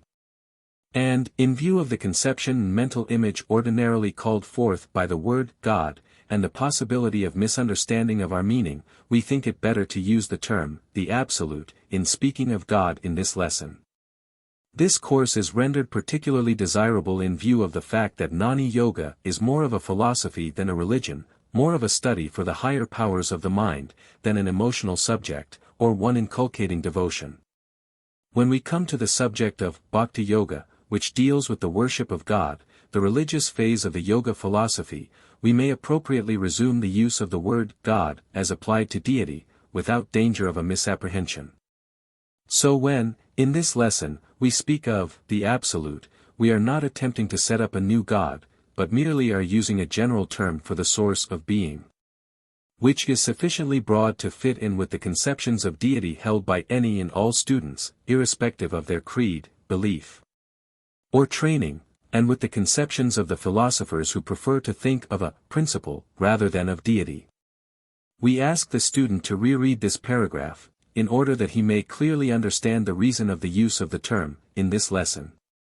The Gnani Yoga philosophy starts with the statement, the Absolute is. It does not pretend to be able to explain to the human intellect, the how, wherefore, and why, of the Absolute. It merely states that it is. In answer to the question, how can there be a thing without a cause? It replies that this understanding of cause and effect belongs to the relative plane of causation, and the Absolute is above the relative plane, as a matter of course. We see that everything around us has a cause, and is itself a cause of succeeding effects. Everything that we see, feel, or hear is a part of the chain of cause and effect. That is, it has a chain of preceding causes running back to, where? And it has a chain of succeeding effects that extends away into the future, ending, where? In each case the answer is, the Absolute. We may trace the causes of a thing so far back that the reason refuses to act, and we may imagine a train of effects from a cause extending so far into the future that even the imagination refuses to carry the matter along further. The secret is that everything begins and ends in the Absolute. The human intellect is utterly unable to form a clear conception of a thing without a cause, because the intellect is on the relative plane, and in this world of relativity everything has its cause. And we cannot imagine a thing entirely transcending our sense experience, and, therefore, can conceive of no thing without a cause. The philosophers who claim that everything must have a cause, are met with two propositions, one of which they must accept, and either of which destroys their own theory. They must accept the proposition, 1, that there is a first cause, in which case they simply remove the problem back a few steps, and must admit that the first cause has no cause. Or they must admit, 2, that the chain of cause and effect is infinite. In which case they are confronted with the difficulty that a beginningless thing can have no cause, that a thing that has no beginning can have no cause, in which case the law of cause and effect is incomplete. In short, the human intellect is utterly incapable of solving the question, and the more it attempts it the more does it become muddled. It is the old question of the child, who made the universe, the answer being, God. The child then asks, then who made God? You see, it is merely moving the question back another stage. Even the materialist who says he does not believe in God at all, has to assert that matter has existed forever, and cannot explain why matter should have no cause, when all manifestations of it show a chain of cause and effect. The materialist is merely setting up a conception of one of the manifestations of the Absolute and calls it matter, while he refuses to accept another manifestation of the Absolute, which men usually call mind, or intelligence. And, so at the end, the intellect is forced to admit that there is something that has no cause. In other words, it must admit itself beaten, and beaten it must be because it belongs to the relative plane, and cannot conceive of the Absolute. The Gnanis call the Absolute the causeless cause, and merely assert that it is. The student must grasp this idea of the reality of the Absolute before he proceeds. He need not give it any attributes, or pretend to understand it, he may not even give it a name. But he must admit that there is an absolute something, be it called God, mind, matter, force, life, or what not. He must admit and conceive of the absolute thing, from which all the rest proceeds, or which is manifested in all the rest. The next step for the student is the assimilation of the fact that all there is, seen or unseen, must be a manifestation or emanation of that absolute thing. For there can be nothing outside of the absolute, or which has not emanated from it. There is no outside. There is nothing outside. Everything must have come from the one source. If the absolute were to make a thing, it must make it out of itself, at least so far as our intellect can conceive of the matter. There cannot be two absolutes, there is room only for one. We think it well to insert in this place a little poem, the name of the writer of which is unknown to us. It states a great truth in the simplest language.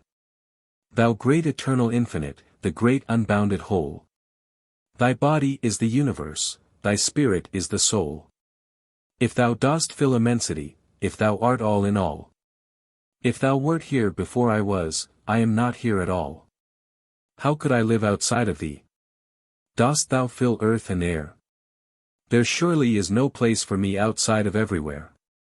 If thou art God, and thou dost fill immensity of space, then I'm of God, think as you will, or else I have no place, and if I have no place at all, or if I am not here, banished, I surely cannot be, for then I'd be somewhere. Then I must be a part of God, no matter if I'm small. And if I'm not a part of Him, there's no such God at all. The third step for the student is the mastery of the mental conception that the Absolute must be possessed of the three attributes: 1. Omnipotence, 2. Omniscience, 3. Omnipresence. The student is not asked to accept this statement blindly. Let him examine it. 1. Omnipotent means almighty, all-powerful. Not that the Absolute is mightier than something else, or all the rest put together, but that it is almighty, all-powerful. That it is possessed of all the power there is, and, consequently, that all the power of which we are conscious is a manifestation of the Absolute. There is no room for any other power, and all the power that is manifested, of all kinds and descriptions, must be manifestations of the Absolute. Do not try to evade this question and answer, it must be met. Many persons speak of God being omnipotent, of an almighty, all-powerful God, but they have merely the faintest conception of what the word means. And they will dodge the truth inevitably springing from the statement of all power, namely, that all power must be of God. They would attribute to God all the manifestations of power that are pleasing to them, or which are conducive to their welfare, but when it comes to a manifestation of power that hurts them or seems cruel, they are afraid to attribute it to God. And either ignore the question, or else attribute the undesirable thing to some other power, the devil, for instance, failing to see that if God is all-powerful, there can be no other power in the universe, and that all manifestations of power, good or bad, relative terms, as they may seem to be, must be from the same source. The trouble with man is that he calls all the things that inure to his material comfort and welfare, good, and all that interfere with it, bad. Good weather is weather that is pleasant to man, and bad weather is that which is unpleasant to him. If he were out of the body, he would see them both as equally good, for neither would affect him. 2. Omnipresent means all-present, everywhere present at the same time. It means the Absolute is present in all space as we know it, and everywhere else without regard to our relative idea of space.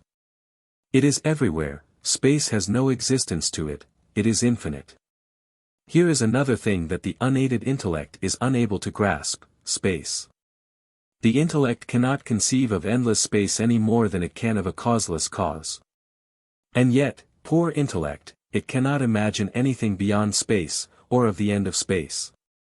It cannot conceive of a space with an end, or without an end, of time with an end, or without an end. But to get back to our subject. If the Absolute is omnipresent, and we cannot conceive of it not being, it must be present in all places at all times, in all persons, in all atoms, in matter, mind, and spirit. If it is absent from a single point of space, or without space, then it is not omnipresent, and the whole statement is false. And if it is present everywhere, there is room for nothing else to be present at any place. And if this be so, everything must be a part of the Absolute, or an emanation of it. Everything must be a part of a mighty whole.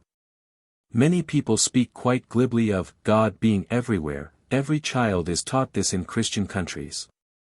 But how few stop to think of what the words mean. They do not know that they are saying that God is in the low places as well as in the high places, in the bad places as well as in the good places. They do not know that they are saying that God, being everywhere, everything must contain God, must, indeed, be a part of His manifestation. The words which they use so lightly carry an awful meaning. The student is not asked to accept this statement of omnipresence without examination. We have no space here to go into the matter in detail, but modern science is filled with theories of there being but one substance, and that substance pervading all space. Just as science holds that there is but one force, manifesting in different ways, so does it hold that there is but one substance, appearing in different forms. It is true that science arrives at this conclusion through materialistic reasoning, but the conclusions are practically identical with those of the Gnani yogis, held by them for many centuries, and obtained by them from teachers still farther back in the world's history. And orthodox religions affirm the same thing with their statements of omnipotence and omnipresence, though they know it not. 3. Omniscient means all-knowing, all-wise. It means that the Absolute is possessed of all knowledge. That it knows everything, that there is nothing that it does not know, that it is the sum total of all the knowledge there is, ever has been or ever will be. If we admit that there is the slightest thing that is not known, or cannot be known, to the Absolute, then we admit that the word is meaningless. And if the Absolute is possessed of all the knowledge there is, then it can make no mistakes. Does not find it necessary to change its mind, cannot think or act except wisely, and therefore, justly. And yet people seem to think that God makes mistakes, or does not know all about things, and they frequently feel called upon to call his attention to matters that he has overlooked, or mistakes he has made, and request him to do better by them in the future. They seem to have an idea that they can flatter God, or fool him. Poor little children. The student may realize the truth of this statement of omniscience, if he but looks around him and thinks a little. If the Absolute is not possessed of all knowledge, from whence do we gain knowledge? Surely not from outside of the Absolute. Is it not more likely that the knowledge is always there, and that our acquiring of knowledge is merely the unfolding of our mind sufficiently to absorb it, or to let the divine knowledge play upon our minds? At any rate, it would seem hopeless to expect knowledge from any other source than from the Absolute, for there is nothing else. The Gnanis teach that the Absolute is all-powerful, is all-wise, is everywhere. That it possesses all the power that there is, all the knowledge that there is, and occupies all space, or all that takes the place of space, if such there be, and is in everything, everywhere, at the same time, and in all time. They teach that the Absolute in its sense of pure being is incapable of being understood by the human intellect, at the present time, but that it manifests in three forms, which forms of manifestation may be sensed, studied, and partially understood by the intellect, even of the man of today. These three forms of manifestation of the Absolute are known as, 1. Substance, or matter, 2. Energy, or force, 3. Intelligence, or mind. That which occultists know as spirit is a transcendent manifestation, and is not included in the three manifestations above mentioned. Some writers treat of spirit as a highly developed state of mind, but it is more, it is a portion of the Absolute not manifest to our senses. So for the purpose of this lesson we will consider the three manifestations to be as above stated. The student's attention is called to the correspondence between the three mentioned manifestations of the Absolute, and the three attributes, mentioned a few pages further back. Thus, 1. The attribute of omnipresence is manifested in substance, or matter. 2. The attribute of omnipotence is manifested in energy, or force. 3. The attribute of omniscience is manifested in mind, or intelligence. That is, the manifestations mentioned are a part of the manifestations of the attributes mentioned, a very small manifestation as compared with others on higher planes, but still manifestations for all that. Do not understand us as saying that this threefold manifestation of the Absolute is the Absolute itself, they are merely manifestations, or emanations. It is difficult to select the proper English word, for the best of them is inadequate to express the thought. The Absolute itself cannot be seen, or thought of clearly by man, and the mind must lay hold of the idea of one or more of the manifestations in order to carry the thought. When we think of the Absolute as intelligence, we merely think of the manifestation of that name. When we think of it as force or energy, or of it as doing something, we merely think of the manifestation of energy. When we think of it as filling space, we can merely think of matter in some of its forms, very ethereal forms perhaps, but still the manifestation of substance or matter. The ordinary religious man may find it difficult to conceive of God as manifesting in substance or matter, in force or energy. He thinks of him as making, of using, these things, but is not accustomed to regarding him as in them. The Gnani Yoga will help him to see God on all sides, and in all things. Lift the stone and thou shalt find me, cleave the wood, and there am I. And, on the other hand, the materialist will not find it easy to accept these two forms of manifestations as expressions of the Absolute, for that would seem to imply that the Absolute is something akin to the religious man's God, which the materialist has been denying. But Gnani Yoga brings these two brothers together in the truth, and tells them that they have been looking at the same thing from different viewpoints. The scientist may deny that the manifestation of mind or intelligence is a separate manifestation, but that it is merely an incident of matter. The Gnani Yogi sees intelligence in everything, from the mineral to man, in varying degrees.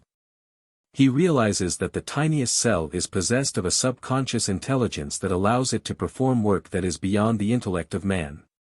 The smallest growing thing shows a great intelligence working in and through it, and man will never be able to duplicate its work, notwithstanding his giant intellect. In the growing of the blade of grass, God, or the Absolute, manifests in three forms, i.e., in substance, or matter, in force or energy, in intelligence or mind. The scientist may take the elements of the seed from the matter around him, may form it into a seed, may surround it with the proper soil and conditions, may apply to it all the forms of energy or force known to him, but the plant will not grow. It needs the third manifestation, intelligence, or mind, and that is beyond the power of man to bestow. Each little cell contains intelligence, or mind, which works along unconscious lines, and builds up the plant. Our bodies are built up in the same way. There is intelligence in everything, and it all emanates from the Absolute. Does man think that his intellect exhibits the highest form of intelligence manifested in the universe? Nonsense. He has but to look around him and see the adaptation of means to ends, in order to see how nature dovetails one thing into another. He cannot do these things with his intellect, and yet they were being done ages before he appeared. A greater intelligence than man's is at work, and the careful student may see signs of it on every hand. The study of the grain of wheat, the examination of the rabbit's eye, will show wonderful design and intelligence. Let the doubter care for a hive of bees, and he will feel as did an acquaintance of ours who was a doubter until he began bee culture, when his eyes were opened to the wonderful work of nature. He said that his thought when gazing at the workings of the hive was, "Nearer, my God, to thee." Man is not developing intelligence, he is merely developing the power to receive and absorb intelligence and knowledge from the fountainhead. He receives only as much as he is able to hold. God does not try to put a quart of intelligence in a pint measure. A number 3 man does not receive a number 7 amount of knowledge. And note this coincidence. As the soul develops and unfolds, it begins to partake of more of each of the 3 attributes of the Absolute. It begins to know more, to have more power, to be able to master space and matter. And as the soul unfolds and grows, it will continue to partake in an increasing ratio of the 3 attributes of the Absolute, omniscience, omnipotence and omnipresence. We will not speak of our attitude toward the Absolute, our duty toward God, in this lesson. This properly comes under the head of Bhakti Yoga, in our next lesson, and will be touched upon there. In this lesson we have spoken only of the philosophical side of the knowing of God, Gnani Yoga. Now, right here, we must warn our students against a common mistake of students of the Eastern philosophies, a mistake not alone common among students, but which also is apparent among some teachers. We allude to the proper conception, or the lack of it, of the relation of the center to the emanation. While man is of God, he is not God, while he is a manifestation of the Absolute, he is not the Absolute itself. He is but the finite expression of the infinite. We hear Hindus, and Western students of the teachings of the East, running about crying aloud, "I am God." They are so overpowered with the sense of the oneness of all that has burst upon them, are so carried away with the consciousness of their relationship to the Absolute, that they think that they are equal with God, or are God himself. No wonder that the stranger to the teachings is shocked by the apparent impiety, and both his reason and his emotions cause him to recoil from the statement.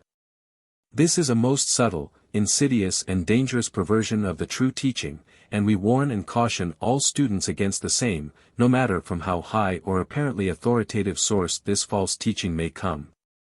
The advanced Hindu teachers do not make this mistake in thought, but some of their followers fall into the error.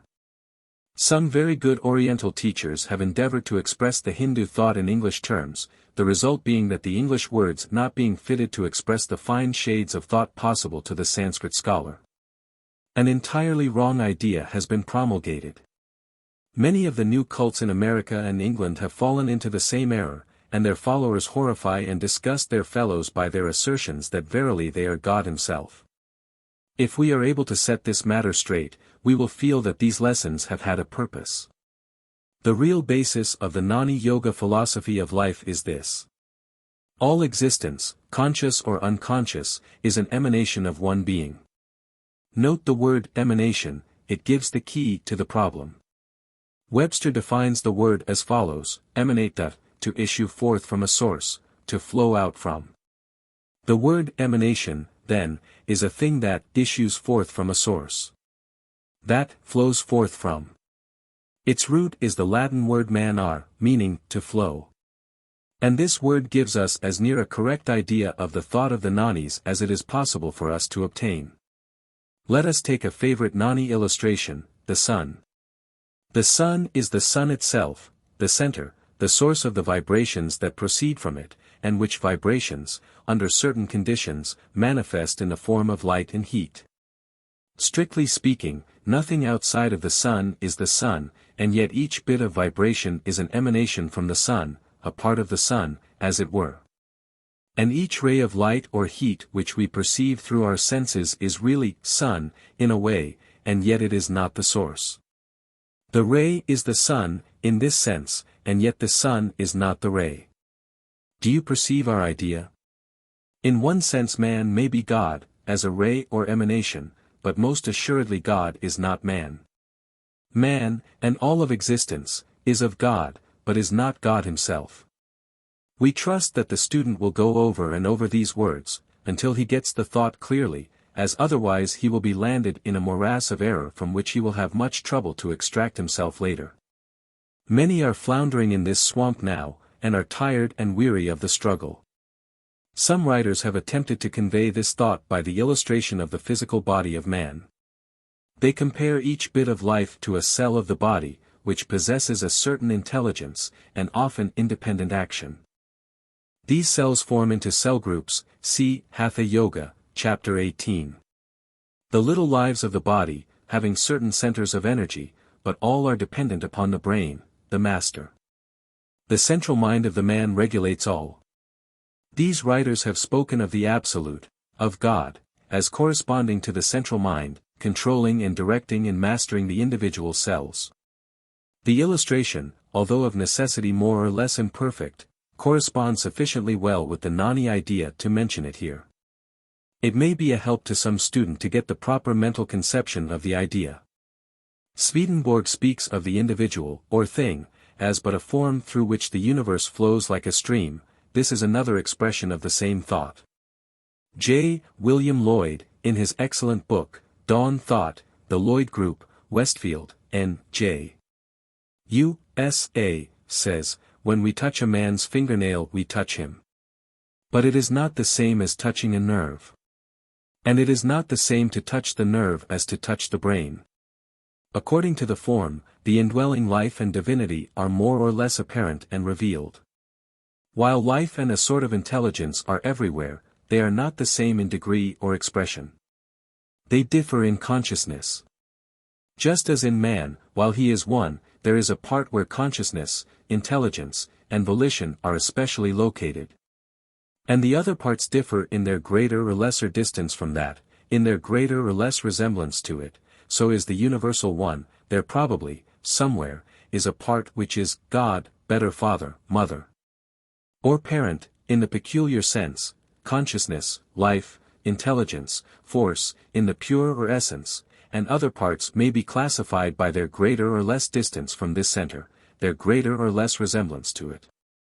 We mention these illustrations and views that the student may have different presentations of the same thought, colored by the mentality of their writers. Some will grasp the truth better from one presentation, and others from another. Personally, we favor the illustration of the sun, its center and its emanations and rays, for we believe that it conveys a closer analogy to the real idea of the Gnanis than does any other. But any illustration that will help the student best is the best one for him. A Hindu teacher once showed his students a fragrant flower, calling their attention to the fact that the flower was throwing off particles of itself constantly, which, when perceived by the sense of smell, caused the sensation of fragrance, and yet while the fragrance was of the rose, a part of itself, the fragrance was not the rose. Of it, but not it. We find that we have touched merely upon one phase of Gnani Yoga. We will take up some of its other features in subsequent lessons. Our next lesson will be upon Bhakti Yoga, the yoga of the love of God, a subject which naturally follows that part of Gnani Yoga which we have touched upon. It will tell of man's real relation to God, will remind that in God doeth man indeed live and move and have his being. The lesson will not be like a conventional sermon, although Bhakti Yoga addresses itself to the heart instead of the intellect. But it is in accord with reason, instead of contrary to it. In the lessons following the next one we will take up the other parts of Gnani Yogi, under appropriate headings. The yogi philosophy is suited to all the needs of man, some parts will appeal to each more than certain other parts, but all parts are good and necessary. So, do not neglect any part, simply because some other part appeals to you more. You will get something from each. In conclusion, we call your attention to the fact that it is a truth that the universe is not a dead thing, it is alive, pulsating with life, energy and intelligence. It is a living thing, and you are part of it all. You are not the absolute, but you are an atom comprising one of its rays, its life force is playing through you. You are in touch with the center, and the center is conscious of you and of its relation to you.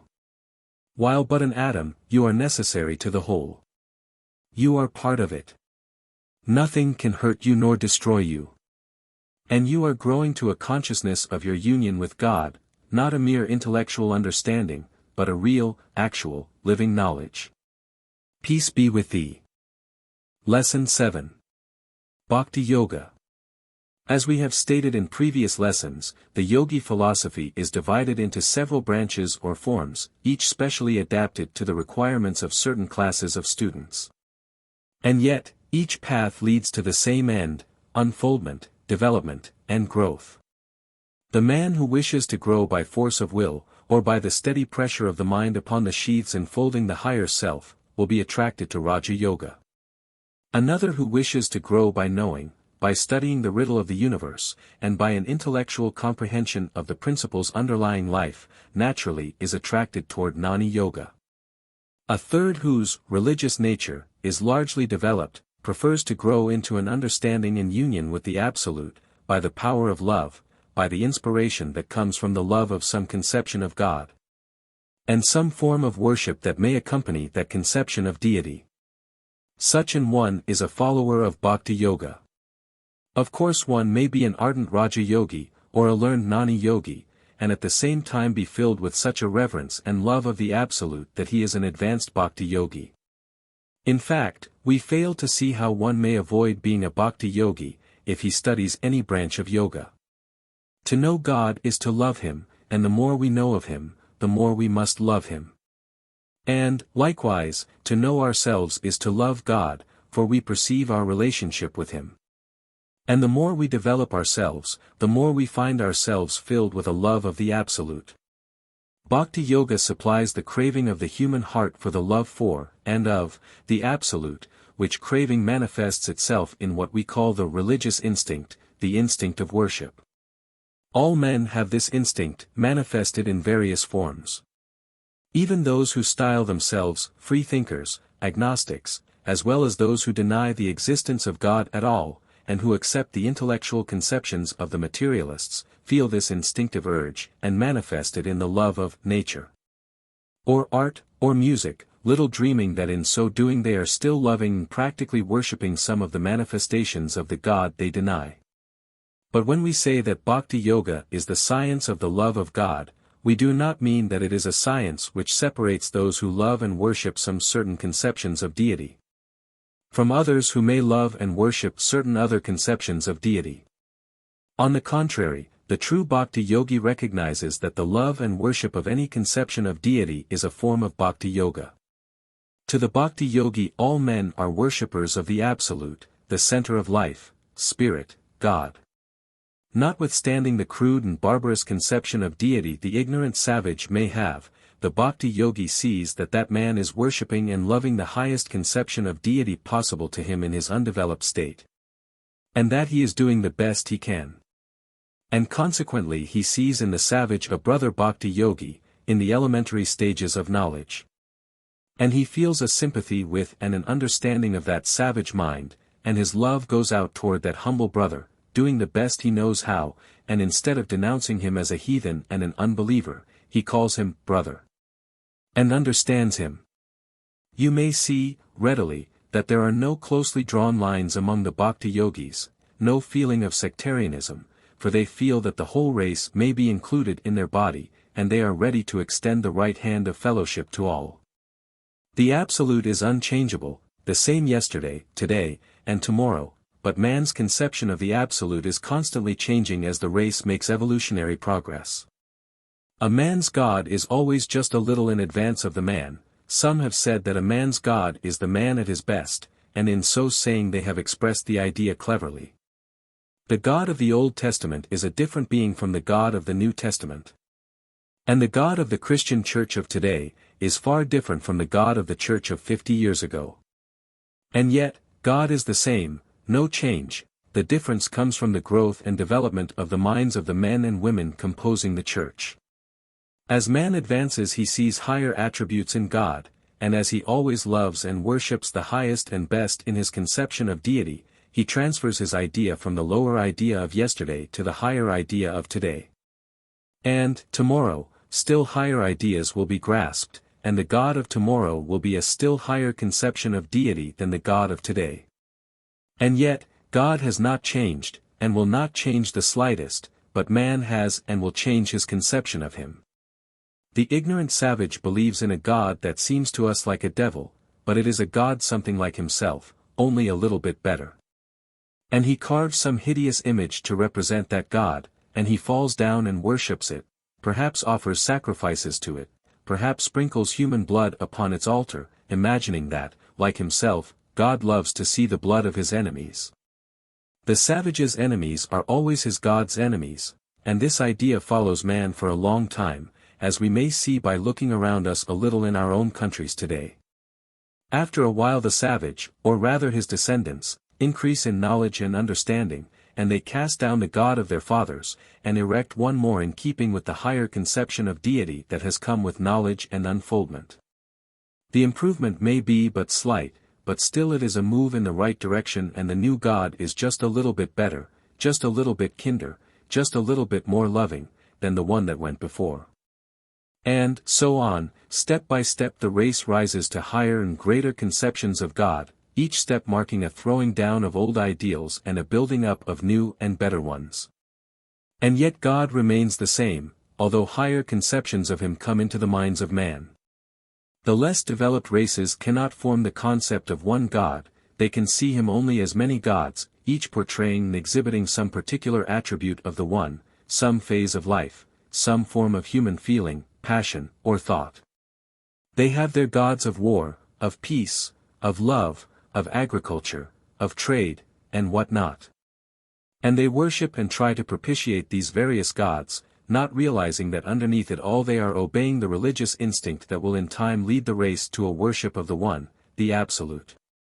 They clothe their gods with human attributes, even after they have evolved from the worship of many gods into the worship of some one particular conception. They imagine that God divides men into two classes, friends and enemies, and rewards his friends and punishes his enemies. They make their God do just what they would do if they had the power to reward and punish. They imagine that they are the chosen people and special favorites of God, and that he goes with them to battle and will help them to triumph over their enemies. They imagine that God delights in human blood, and that he commands them to put their enemies to the sword, even to the extent of killing the women and little children, yea, even to the ripping open of pregnant women, and the putting their unborn babes to the sword. Their God is a bloody and savage God, because they are bloody and savage themselves. And yet the Absolute, God, moves on unchanged, and these people are worshipping and loving him the best they know how, calling him this name and that name, according to race and time. And the enemies of these people are likewise worshipping their own conception of God, calling him by some name of their own, and imagining that he is helping them to fight their enemies and their false God. And yet these two gods are both products of the minds of the two warring tribes, both being created in obedience to the unfolding religious instinct. We may shudder at these tales and thoughts, but are we so very much in advance of this idea of the savage? In modern wars we find the two peoples praying to their God for success over their enemies, each imagining that God is on their side. In the great war now being waged between Japan and Russia, each nation is praying to its particular conception of God, beseeching that he march with them to battle against his enemies. They do not realize that they are both worshipping the same God, under different names, and that this real God loves them both equally well. In the late Civil War in the United States, each side prayed for victory, and believed that God must be with them. Churches were rent in twain by the war, and there was thought to be a God of the North and a God of the South, the one hating slavery and wishing to kill those who favored it, the other believing slavery to be a divine right and privilege, and wishing to defeat those who would abolish it. And yet, each side was merely seeing God through their own spectacles, and seeing him as themselves, somewhat magnified. And now both sides again agree upon certain conceptions of God, and see slavery as something that had its rise, progress, and fall, in the evolutionary progress of man. And yet, God has not changed, but man's conception of him has. Men have persecuted others because they had a different conception of God from the persecutors. And the persecuted, in turn, when they gained power, persecuted weaker men who held to a third conception of the same God. And each thought he was doing his God's will in persecuting, and the persecuted thought that they were being persecuted in their God's cause. The Puritans were driven out of their native land because of their peculiar conceptions of deity, and when they had established themselves in a new land, they proceeded to punish the peaceful Quaker friend whose conception of deity offended them. And each thought he was pleasing God by punishing those who did not agree with him in his conception of him. How childish it all seems to those who have attained the broader view, and are able to see all men as children of God, each doing the best he can, and worshipping the highest conception of deity possible to them. And yet none are to be blamed for this narrowness and blindness, they, too, are doing the best they can. And all are worshipping God, the one God, the true God, the only God possible, the Absolute. And all are doing this because of the urge of the religious instinct pressing forward for unfoldment and growth. All these people are followers of Bhakti Yogi, in its elementary forms, although they know it not. They think they are worshipping different conceptions of deity, different gods, but they are not, they are all loving and worshipping the one, the Absolute, the reality. Seen through the different spectacles of the mind, the Absolute presents different and often grotesque forms to the viewers, but all the while the reality remains unchanged, the One, the Eternal One, the Absolute. And however crude and barbaric be the form of worship, it all ascends to the One. Whether the visible object be stick, stone, image, tree, snake, or some other form of man's desire for an outward form for his inward belief, the real thing worshipped is the One, unchangeable, eternal, omnipotent, omniscient, omnipresent. And the man who worships his highest conception of deity does well. He does the best he knows how, and is as worthy of respect as his more enlightened brother who also worships his highest conception of deity. And the conceptions of both the savage and the advanced man will grow higher and better, year by year, and the mind of each unfolds so as to allow the spiritual knowledge to flow into it. Let us lead our humbler brethren to better things, if we may and if they are capable of receiving such instruction. But let us condemn them not, for they are our brothers, children of God, all on the path, and also are we. We are but children in various stages of growth, each doing that which his age impels him to do, each having the understanding that belongs to his age, each doing the best he knows how. Let us not sneer, nor condemn, nor hate, but let our love flow out toward all our brothers, though they may be but infants unborn in spiritual knowledge. This is Bhakti Yoga in one of its phases. Bhakti Yoga is divided into two great branches or stages. The first is known as Gnani Bhakti, and the second, and higher, is called Para Bhakti.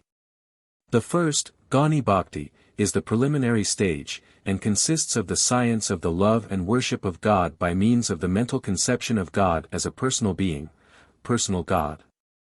The second, or higher stage, Para Bhakti, consists of the worship and love of an impersonal God, the Absolute.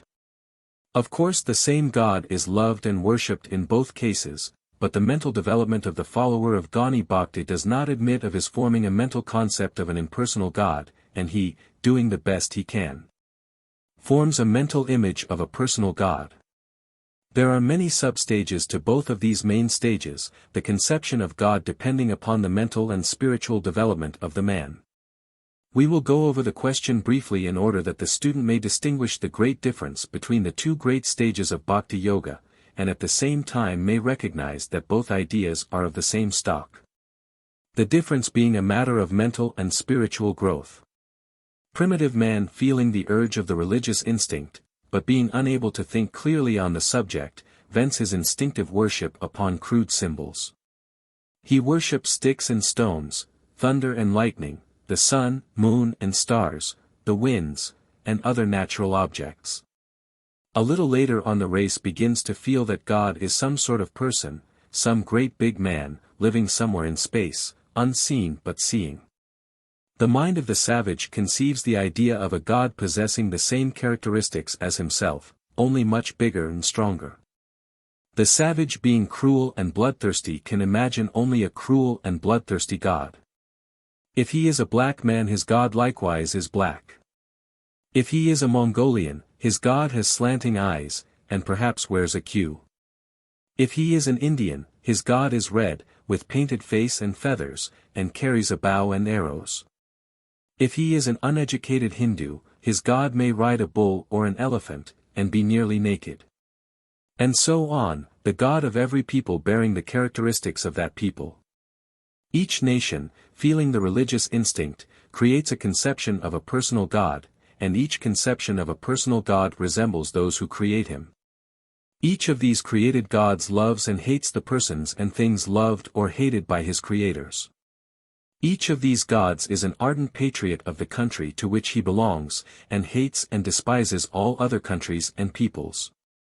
These created gods often are given grotesque forms and shapes. Some have a dozen arms, some have several heads. They are armed with the weapons of the times to which they belong. Some hunt and chase, others indulge in warfare. They are supposed to grow angry, jealous, and to manifest hate, envy, and often change their minds. They are revengeful and, in short, are given all the attributes of a man of low development. And why not? The people who form these mental concepts cannot imagine a God very much in advance of them. These gods generally demand flattery and sacrifices, and have a large following of priests and attendants to sing their praises, and to render homage. The priests are supported by the people, under supposed divine orders, and claim to have the ear of the deity, and to dispense favors.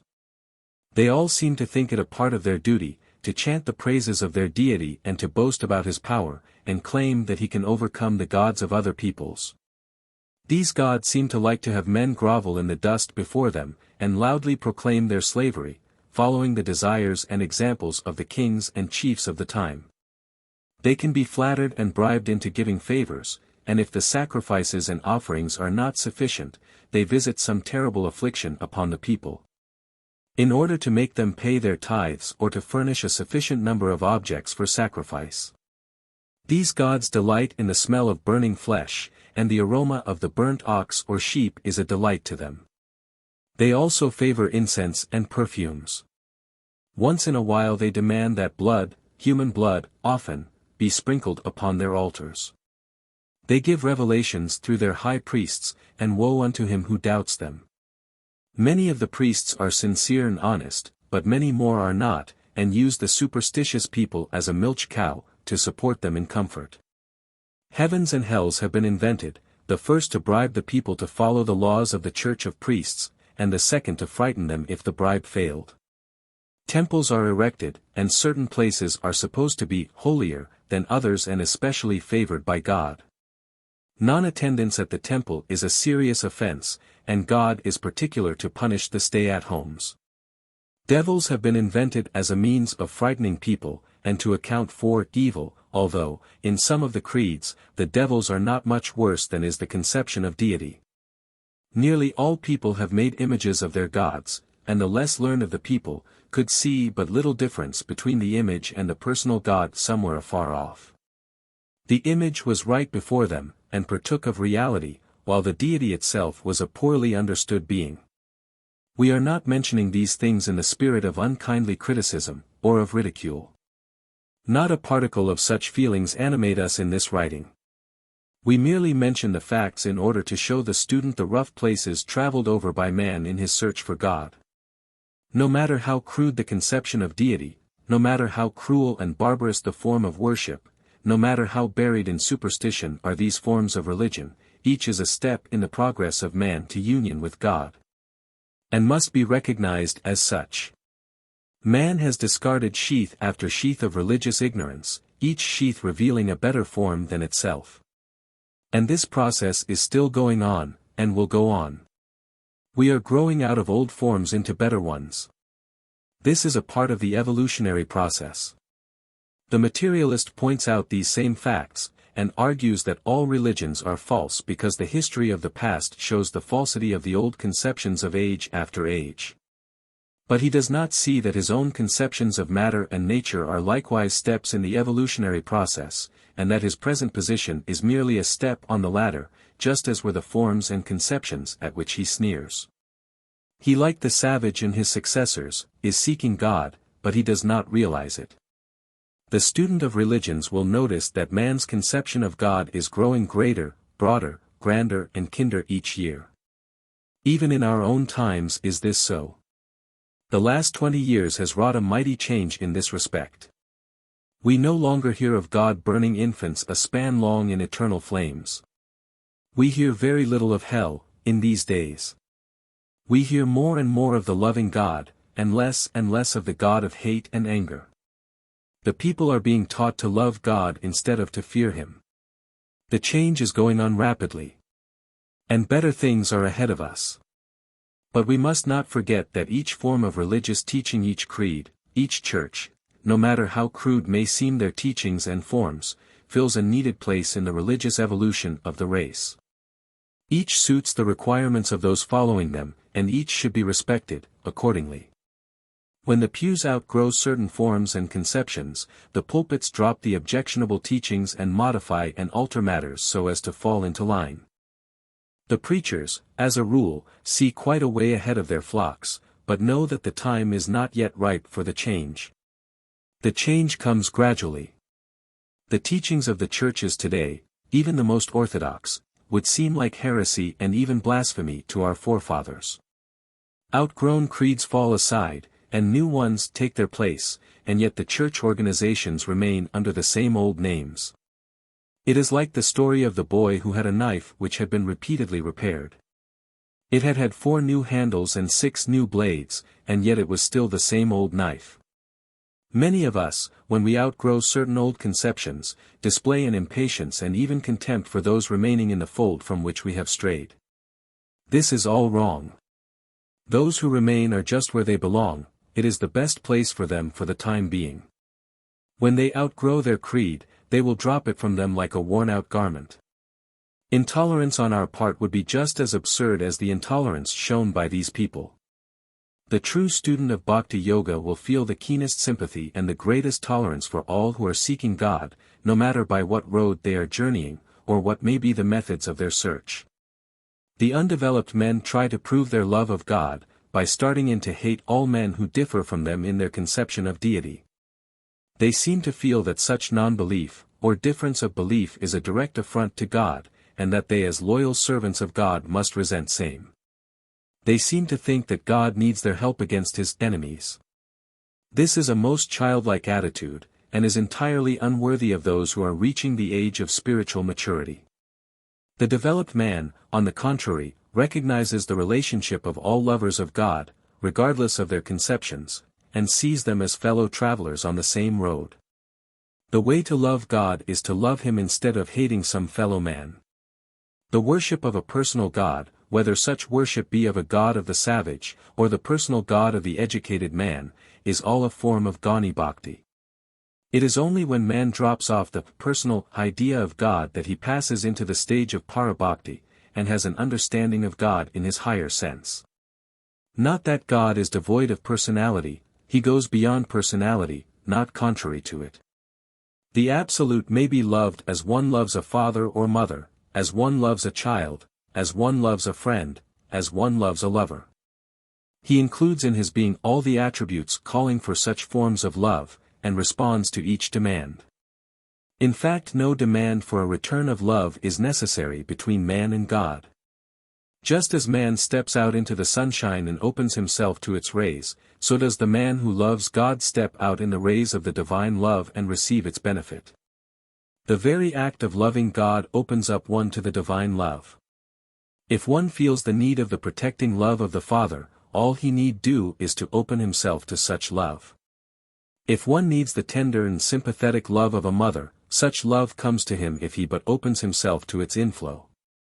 If one would love God as one does a child, such love is open to him in the same way, and many who have felt the need of such a bestowal of love, but who have feared the apparent sacrilege of thinking of God as one does of a loved child, may find that such a giving of love will ease many a heartache and pain, and will bring to them the comforting response that comes from the answering pressure of the loved child. The Western religions take no account of this last form of love, but the religious Oriental knows it, and it is no uncommon thing to hear a Hindu woman, using the poetical language of her race, speaking of herself as a Mother of God. Startling as this may seem to the Western mind, it is but a recognition on the part of these women of the fact that God supplies every need of the human heart in its desire for love. And one may love God as a friend and brother and companion. And one may feel toward God the burning love of a lover. All these forms of love of God are known to the Bhakti yogi. Our Western conceptions of God have allowed us only to feel for him the love of a child for a father, while every human heart, at times, feels the need of a mother love from God. God is not a male being, nor is he a female. Both of these forms are but partial manifestations of him, and he includes all forms within himself, and many unknown to us today. The Bhakti yogi knows that by this constant love of God he will grow nearer to him, and will in the end come to a consciousness and knowing of the true relationship between them. The lover of God who has not advanced beyond the Gnani Bhakti stage, knows nothing of the wealth of love and nearness experienced by the one in the Para Bhakti stage. The one may be compared to the little child who is fond of its playmate, and thinks he knows what love is, the other is like the same child, grown to maturity, who feels the sweep of deep, pure and noble love for his true mate. The one touches God at but one point, at the best, while the other finds that God responds to every human need, and may be touched at 1,000 points. He is always there, just as is the sun, and all that one needs is to step out into the sunshine. Nothing is asked by the sun, but the stepping out, and nothing is asked by God but the same thing, the need of him. The Western student must not suppose that this Bhakti Yoga love of God is akin to the hysterical, emotional thing he sees in his own countries among the followers of certain sects of church people. On the contrary, the followers of this form of yoga are generally men of dignified bearing, and deep knowledge. They do not roll around shouting, "Glory, glory," and working themselves up into a frenzy of emotional excitement. Instead, they go through life, doing their work, and living their lives, but filled with a deep and abiding sense of the love of God, coming from their consciousness of their relationship to, and nearness to Him. And from the consciousness of His accessibility. They realize that in Him, indeed, do they live and move and have their being, and that He is not a being afar off, but is right here, all the time, nearer than one's very body. They are not goody-goody people, but men and women who see God everywhere, in everything, and who feel that they are worshipping Him in every act. They seek diligently the kingdom of heaven, but they realize that the kingdom of heaven is within themselves, and also all around them. They feel in heaven every moment of their lives. They worship God, all the time, everywhere. In every act, they know that every act is a service to Him, and that every place is His temple. They feel constantly filled with the power of God, constantly within His sight and knowledge, constantly in His presence. And they fear not, love fills them so completely that there is no room for anything else. Love casts out all fear, for them. Every day is Sunday to such people, every hill, plain, field, and house is the temple. To them every man is his priest, every woman his priestess, every child an attendant at his altar. They are able to pierce the disguise of man, woman and child, and to see the soul underneath the often hideous fleshly covering. The Bhakti yogi does not feel that God demands man's love, or that He holds favors and benefits as a reward for those who love Him, or reserves punishments and penalties for those who do not manifest such love. On the contrary, his idea of God would cause him to regard such an idea as unworthy of a true lover of God. He knows that God is above such primitive feelings and characteristics. He knows that the love of God extends to all of His children, without regard to whether or not they love Him or worship Him. They know that God does not demand services or duty, worship, or even reverence. They compare God to the sun, which is no respecter of persons or motives, and which shines on the just and unjust alike, His rays being open even to those who deny His existence. But the Bhakti yogi also knows that there is a reward and benefit awaiting those who open themselves to God's love, not as an act depending upon God's favor, but as an effect resulting from the act of man. Just as the man who steps out into the warm rays of the sun is relieved of cold, and is thus rewarded for his act, so is the man rewarded who steps out in the sunshine of God's love which is there awaiting his coming, and is thus relieved of the cold resulting from a failure to take advantage of the warmth of such love. It is not to be wondered that throughout many Oriental writings the sun is used as a symbol of the Absolute. We find this symbol used in nearly all sacred writings, even in the Bible, which, of course, is of Oriental origin. Some of these ideas about God may seem strange to the Western student. But if he will take the trouble to look into the matter, he will find that this idea runs along through the Christian teachings like a golden thread upon which the beads of the teaching is strung. Christ's teachings are full of this truth, which, however, has been lost sight of during the centuries. The early Christians saw these truths plainly, as may be seen by a reading of the works of some of the early fathers of the Church. But the theologians have built much rubbish around the early teachings so that unless one looks under the surface the central truths are not seen. The Bhakti yogi prays to God. In the elementary stages of Gnani Bhakti he may word his prayers so that they seem to be asking God for favors. This, later, is discarded. The man of crude spiritual discernment may come to God as a beggar, asking for this thing and that, usually material benefit.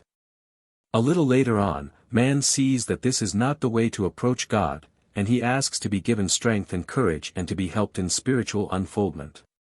In this stage the man thinks that God rewards the prayer by bestowing strength and courage and the rest, just as a king may bestow gifts to those asking for them.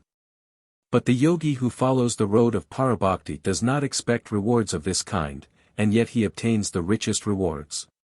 He knows that prayer does not help God, nor does God delight in being besought and praised in prayer.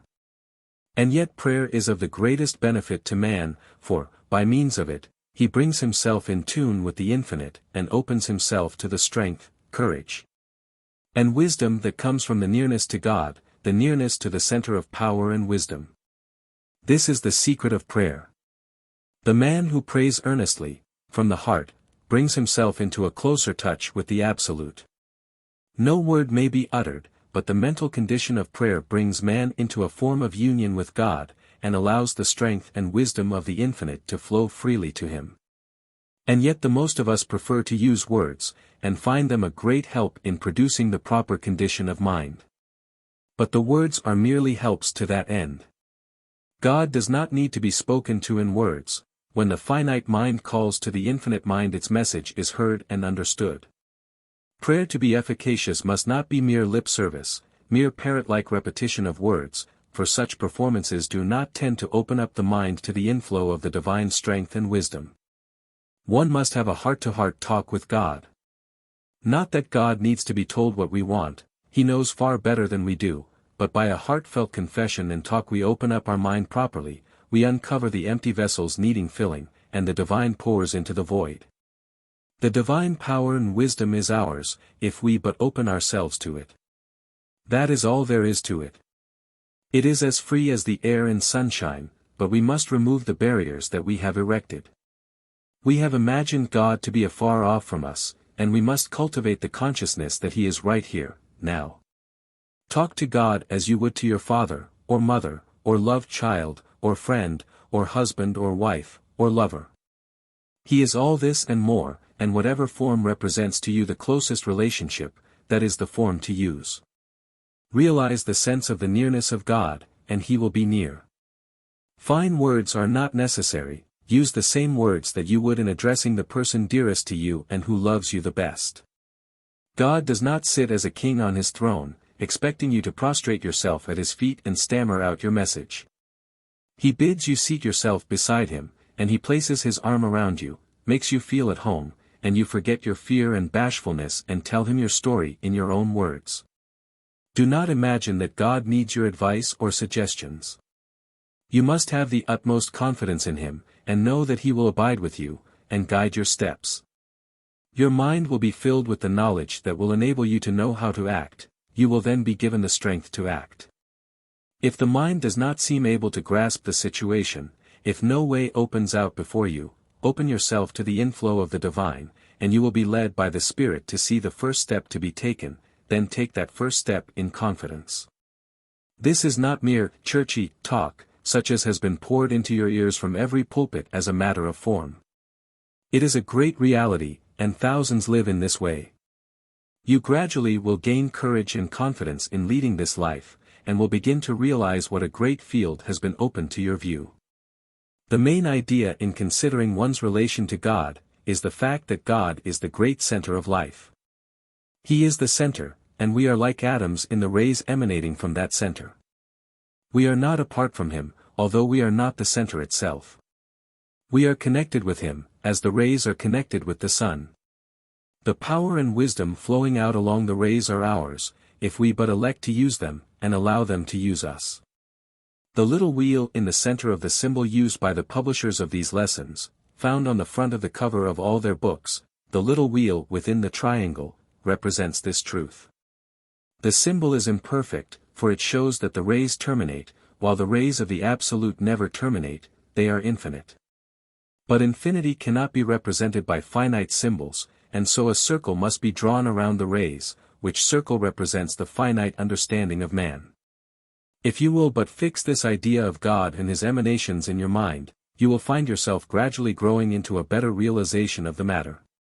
The center is pure spirit, God, and as we unfold spiritually we draw nearer and nearer to that center.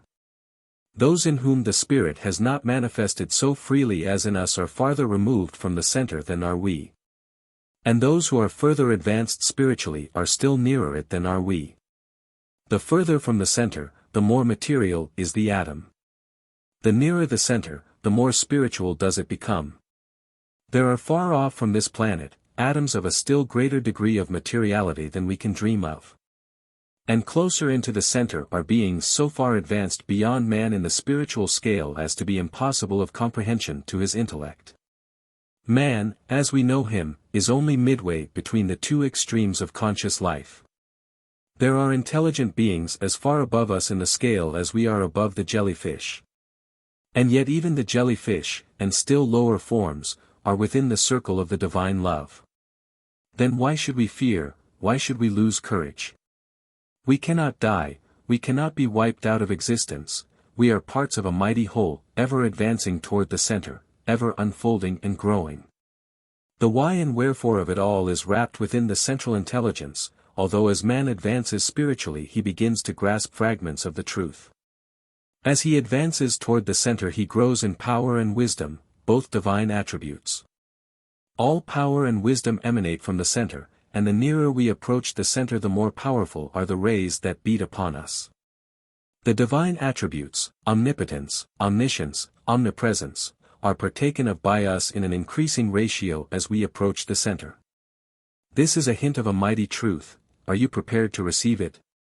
Do not for a moment imagine that the lover of God need assume an unnatural mode of life in order to please deity. Let him lead a perfectly natural life, entering into all the occupations, recreations and pleasures that he may see fit. Be free to choose, and neither force yourself into things, nor away from them.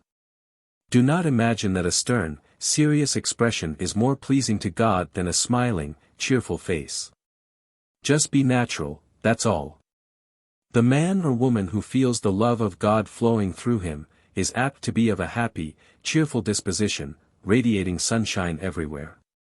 He need not be afraid to laugh, and sing, and dance, if he feels like it, for these things are all good if we use them and do not let them use us. Let us enjoy the sun, the rain, the heat, the cold. Let us delight in the plain, the mountain, the sunrise, the sunset. Let us enjoy to the full the things of nature. The closer we get to God, the closer do we enjoy the things of nature. Let us lead the natural, simple life. Let us make the best of everything, and turn everything to good account. Let us be sunny, let us be sweet. Let the keynote of our life be joy, joy, joy. Edward Carpenter, in one of his poems, voices this sense of joy that comes to him who feels the great love of God surging through him, and who recognizes the nature of this God, and who feels his relationship to him. He says, "I arise out of the dewy night and shake my wings. Tears and lamentations are no more. Life and death lie stretched before me. I breathe the sweet ether blowing of the breath of God. Deep as the universe is my life, and I know it. Nothing can dislodge the knowledge of it, nothing can destroy, nothing can harm me. Joy, joy arises, I arise. The sun darts overpowering piercing rays of joy through me, the night radiates it from me. I take wings through the night and pass through all the wildernesses of the worlds, and the old dark holds of tears and death, and return with laughter, laughter, laughter. Sailing through the starlit spaces on outspread wings, we too, oh laughter. Laughter. Laughter. The true lover of God is an optimist. He looks for, and finds, the bright side of things. He is able to extract sunshine from the darkest corner. He walks through life with a smile, a cheerful song, an abiding faith in the absolute. He loves all of life, and carries a message of hope, and courage, and a helpful suggestion to all. He is broad and tolerant, merciful and forgiving, devoid of hate, envy, and malice, free from fear and worry. He minds his own business, and grants all the same privilege. He is full of love, and radiates it to all the world. He goes through life in his own sunny way, joyfully meeting things that drive others to despair and misery. He passes over the stony road unharmed. His peace comes from within, and all who meet him feel his presence. He does not seek after friends or love, these things come to him as his right, for he attracts them. He is as much at home in the tenement of the laborer as in the palace of the wealthy, both places seem as home to him, and their occupants on a level. Brother to both saint and sinner is he, and he loves them both, for he feels that each is doing his best. He looks for good in the sinner, rather than for sin in the saint. He knows that he himself is not without sin, so he casts not the stone. The outcast recognizes in him a brother, the woman who has passed through the fiery furnace trusts him and is not afraid, for she knows that he understands. He, being near the sun, knows that it shines on saint and sinner. He feels that when God withholds his sunbeams from his most disobedient child, then may man withhold his love from his most degraded sister or brother. He does not condemn, he does not attempt to usurp God's prerogative. He works and works well. He finds joy in his work. He likes to create things, and he is proud of that desire, for he feels that it is an inheritance from his father.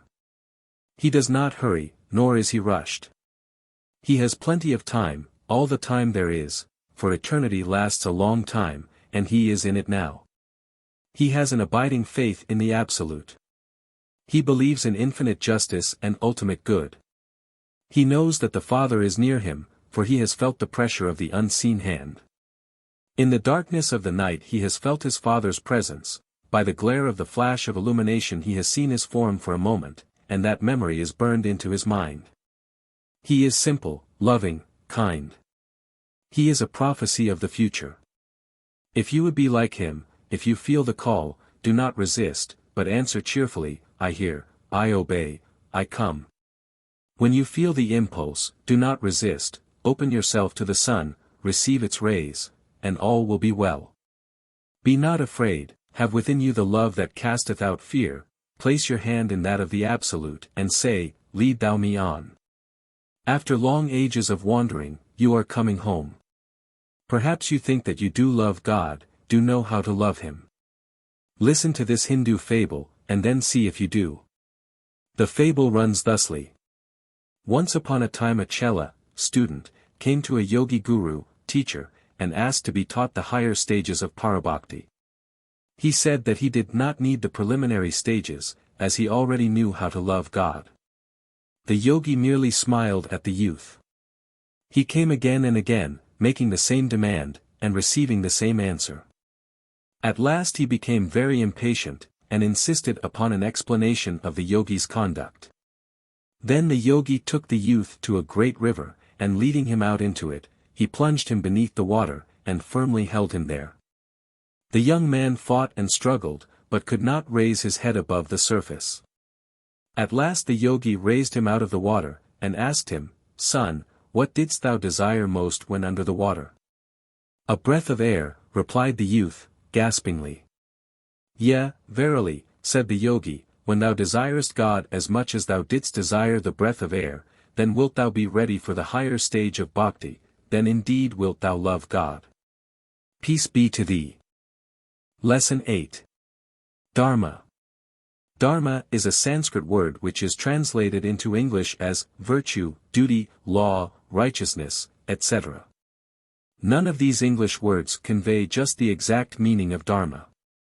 We cannot improve on these definitions, but we may adopt one which fits closer into our particular conception of the truth of Dharma, so we will consider that, for the purposes of this lesson, Dharma means right action.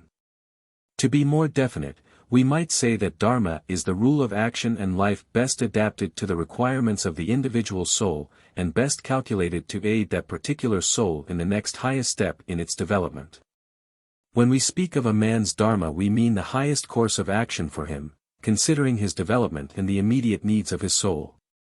We think that this lesson will be timely and will answer the demands of many of our students. We hear, on all sides, the old question, what is right? People are not satisfied with the old answers, which seem to belong to the past, and which make certain forms, ceremonies and observances equally as important, if not more so, than right action and right thinking. The advanced student sees the absurdity of the old divisions of right and wrong, and knows that many things which have been condemned as wrong are wrong only because certain men arbitrarily have called them so, and that many things that have been called right are right only from the same reason. He looks around him and sees that right and wrong seem to differ with latitude and longitude, and that the conceptions of right and wrong vary with the ages and constantly are changing, being modified, improved upon, or rejected. This being the case, the student is apt to be puzzled regarding a code of ethics. He has lost his old landmarks and standards, and finds himself puzzled to determine with what to measure right and wrong. On one side he hears the old doctrines of this or that mere matter of form of observance, dogmatic and unreasonable, which his soul rejects as outgrown and inadequate for its present needs. On the other hand, he hears the new doctrine of all is good being preached vigorously, often by those who have not the slightest conception of the real meaning of the words, and this new doctrine is not satisfactory to the average student. For his conscience tells him that certain courses of conduct are right and others wrong, although often he is not able to tell just why he so considers them. And so the student is apt to become quite puzzled. To add to his confusion, he recognizes the fact that what may seem right to him is utterly incomprehensible to some men of his acquaintance who are not so far advanced spiritually. They are not able to grasp his high standard and ideals. He also notices that some of the things that, even to him, seem the natural and right things for these undeveloped men to do, that is, seem better than other things they have been doing, would be wrong for him, the advanced man, to do, because they would mean going backward. Among other things, he sees these undeveloped men being influenced to right doing, and deterred from wrong doing, by promises of reward and threats of punishment, which appear most unworthy and selfish to those who believe in doing right for right's sake. And yet, he is forced to see that these people apparently need some such artificial stimulus and deterrent, for they are incapable of grasping the higher ideals of ethics. These, and countless other questions, arise to perplex the student, and to make him feel that the old foundations have slipped from under his feet, and no other safe foothold has presented itself to view. We think that this little lesson on that phase of the yogi philosophy which is called Dharma, will help him to find his way, will aid in pointing out the path that he has lost sight of, momentarily.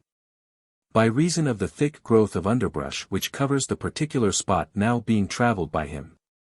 The subject is too large to cover in the space before us, but we hope to be able to point out a few general principles, which may be taken up by the student, and followed out to their logical conclusion. Let us take a brief view of the general question of ethics, and some of the theories regarding the same. Ethics is defined as the science of conduct, and it treats of the desire to render harmonious the relationship of a man and his fellows. There are three theories of ethics among Western people, known as follows: 1. The theory of revelation, 2. The theory of intuition, and 3. The theory of utility. As a rule, the advocate of any one of these three systems claims his particular system to be the only true one, and the other two to be errors. The yogi philosophy recognizes truth in each and all of the three systems, and gives each its place in what it calls Dharma. In order to get a clearer idea of Dharma, we must take a brief look at each of these three systems, taken separately. The system of ethics based upon the theory of revelation, holds that the only basis for morality and right conduct is divine revelation, coming through prophets, priests and teachers, called by many names. The laws given out by these men, as having been received by them from God, have been accepted, more or less submissively, by all races in certain stages of their development, although their conception of the God, who had given out these laws, differed very materially. These laws, so far as their great underlying principles were concerned, resembled each other very much, although they differed widely in detail, and minor laws and precepts. The great religious books of all races contain a more or less complete code of ethics, which the people are enjoined to obey implicitly without regard to reason or their own opinions, these codes, however, being subject to the interpretation of the highest religious authorities of the race. Each race regards the precepts of its religious books, as interpreted by its priests, as supreme authority, and, of course, view the similar claims of other races as spurious. The majority of these religions have split up into sects and denominations, each having its favored interpretation of the sacred teachings, but all rely on the original revelation as the only truth concerning ethics. And then, again, each race has modified its original conception of the revealed teachings, fitting their ideas to the constantly changing requirements of the age. As a race evolves, its wants and needs change, and its sacred teachings are twisted and bent to fit the changed conditions. The priests, in such cases, say that God undoubtedly meant this and that, instead of thus and so, as their fathers had supposed. So that after a time the authority of the code of ethics rests largely upon the interpretation of priests and teachers, rather than upon the words of the supposed divine revelation itself. The followers of the other two schools of ethics object that if deity had intended to promulgate a code of ethics, a rule of conduct, applicable to all men in all time, he would have worded it so clearly that it could not be misunderstood even by the most ignorant, and his wisdom would have enabled him to have foreseen the growing needs of the people, and, consequently, he would have provided for such needs, either in the original revelation itself, or in supplements thereto. We will consider the advantages and disadvantages of this theory later on in this lesson. The second system of ethics advances the theory that man knows right and wrong intuitively, that deity imparts to each man, through his conscience, an instinctive knowledge of good and evil, that he may govern himself accordingly. This school urges that men must refer the details of his conduct to his own conscience. It overlooks the fact that the consciences of no two people are exactly alike, and that such a theory implies that there may be as many different standards of morality and conduct as there are people. And that the statement, "my conscience approves of it," would preclude any argument as to ethics. As to what conscience is, the writers differ. Some say that it is the higher portion of the mind speaking to man. Some say that it is merely the subconscious mind repeating what has been suggested into it, and that consciences grow with experience and change with environment. Some claim that it is the voice of God speaking to the soul. Others have still other explanations and theories. We shall consider this theory at greater length a little further on in this lesson. The third system of ethics rests upon the theory of utility, or what is known as utilitarianism, which latter word is defined as the doctrine that virtue is founded on utility. Or, the doctrine that the greatest happiness of the greatest number should be the aim of all social and political institutions. Webster. This is the theory upon which human law is supposed to be based. Blackstone, the great expounder of the English law, states that human laws are based upon the law of nature. Which law of nature he tells us are based upon the laws of God, eternal immutable laws of good and evil, which the Creator causes to become evident to man by means of human reason. Blackstone goes on to say that this law of nature, being coeval with mankind, and dictated by God himself, is of course superior in obligation to any other. No human laws are of any validity if contrary to this. And such of them as are valid derive all their force, and all their authority, mediately or immediately, from this original. All this sounds beautifully simple, and one is led to wonder how it is that civilized life is not heaven on earth, until he remembers the state of modern lawmaking and law administering, which, however, is an improvement on that of former days. It seems so easy to speak of the law of nature, but so difficult to apply that law to details of life, and to administer it. Blackstone, himself, recognizes this fact, and says, "If our reason were always clear and perfect, the task would be pleasant and easy, we should need no other guide but this, but every man now finds the contrary in his own experience. That his reason is corrupt, and his understanding full of ignorance and error." The man who has had much experience in courts and the processes of justice will be apt to agree with the great English lawyer, in his last quoted remarks. While it is true that the laws of a nation represent the average of its best conceptions of ethics, still the conceptions change more rapidly than the law. And the latter is always a little behind the times, as compared with public opinion and conception of right and wrong. And many are the loopholes of man-made law, and the shrewd lawbreaker may safely commit almost any of the great offenses against the current conceptions of morality, providing he does it cleverly enough. Some men have a code of ethics of their own, which holds that no wrong is committed providing no law is technically broken, and so they scheme and plan, aided by able counsel, to attain their ends without violating the letter of the law. This danger being avoided, their consciences are easy. This is a very easy and simple theory of conduct, for those who can live under it.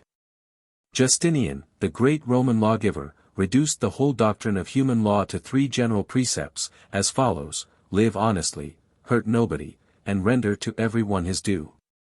This is a simple and beautiful code, and its honest adoption by mankind would make the world over in a day, but nearly every man is inclined to place his own interpretation upon each of the 3 precepts, and, consciously or unconsciously, stretches them in his own favor and against his fellows. It is very difficult for one, in the present state of the world, to tell just what it is to be honest, to live so that he will hurt nobody, or to render unto everyone his due, or even to tell just what everyone's due really is. However, as an example of the reason's conception of proper conduct, Justinian's precept is well worth remembering, with the purpose of following it as closely as may be.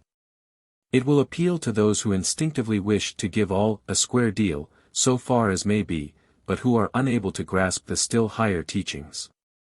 But even those who can manage to live up to Justinian's precepts, will fall far short of satisfying their neighbors, who will insist upon the observance of certain other things, many of them most ridiculous things, that have grown to be the custom, or which are insisted upon by certain so-called religious authorities, not to speak of the civil ones.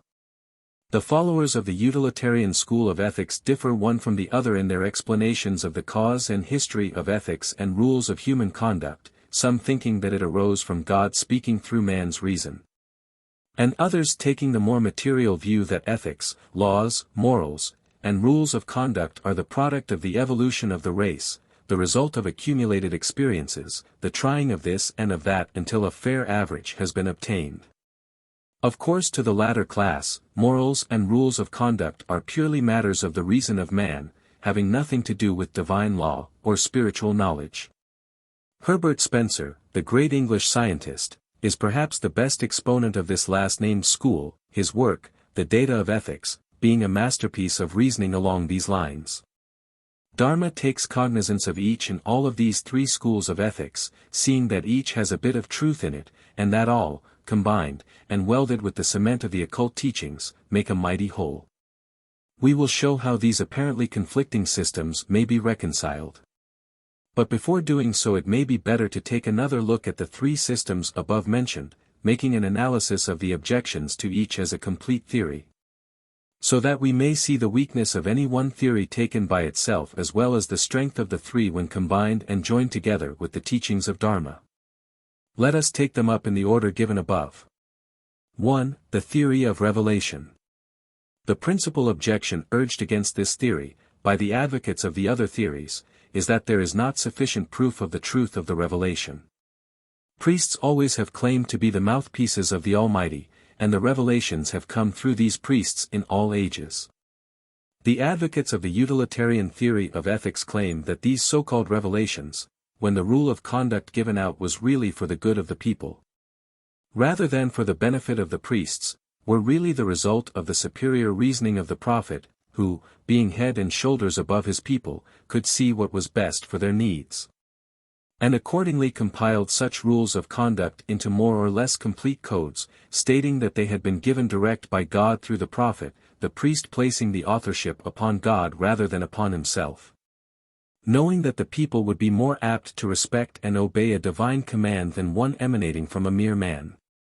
The advocates of the intuitional theory hold that the so-called revelations really arose from the conscience and intuition of the prophet, who being a more advanced man than his people would be apt to sense more clearly the voice of the Spirit, but who would attribute the voice of conscience to God, and who, accordingly, would so give out the message.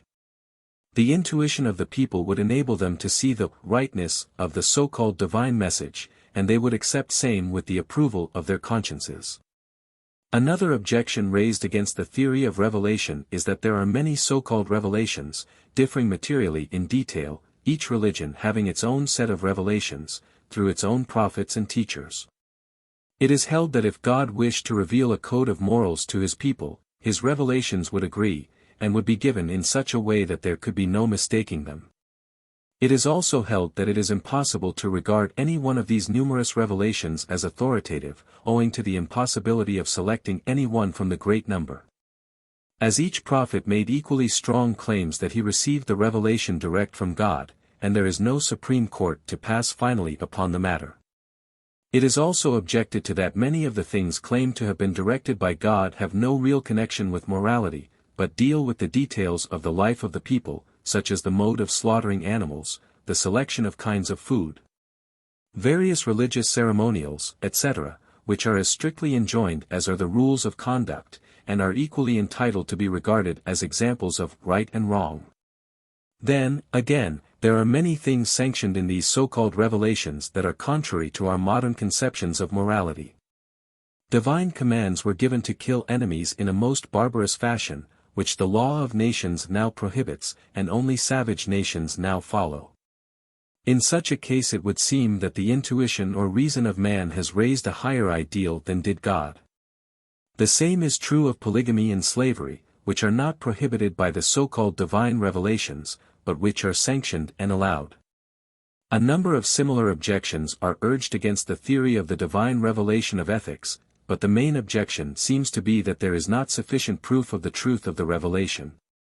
And that reason teaches that the so-called revelations were simply the result of the human reason of the prophets, and were promulgated either with the idea of keeping the people orderly and prosperous, or else to keep the priesthood in power and authority, or both reasons. The yogi philosophy of Dharma recognizes these objections, but answers them in its system, as we shall see later on. 2. The theory of intuition. The objection to this theory, most frequently advanced, is that the conscience is merely the result of one's teachings, environment, race, temperament, age, etc., that the conscience of one man may make it seem wrong to kill a fly, while that of another may make it seem right to kill an enemy, that the conscience of one may make it seem wrong not to share one's all with a stray comber, or to hold any property as one's own, while the conscience of another, a Whitechapel pickpocket, for instance, may cause him to perfectly justify himself in stealing whatever he may lay his hands upon, and even reprove him for not taking advantage of an opportunity to do so. The conscience of certain of the criminal classes is akin to that of the cat which sees no harm in stealing the cream or bit of meat, and is only deterred by fear of punishment. The student of human nature, people and history, knows that conscience is largely a matter of race, time, environment and temperament. And he would hesitate at accepting the voice of the conscience of any particular man as a fit source or authority for a code of morals for all people, at all times. He sees that the rules of conduct emanating from the conscience of an undeveloped man would be far below the standard of the average man of our own times, while that given forth by the conscience of a highly developed man would be impossible of compliance with on the part of the average of our race today, by reason of its high precepts and fine distinctions of thought and conduct. And then, conscience has made people do some things which our own conscience of today tells us is wrong.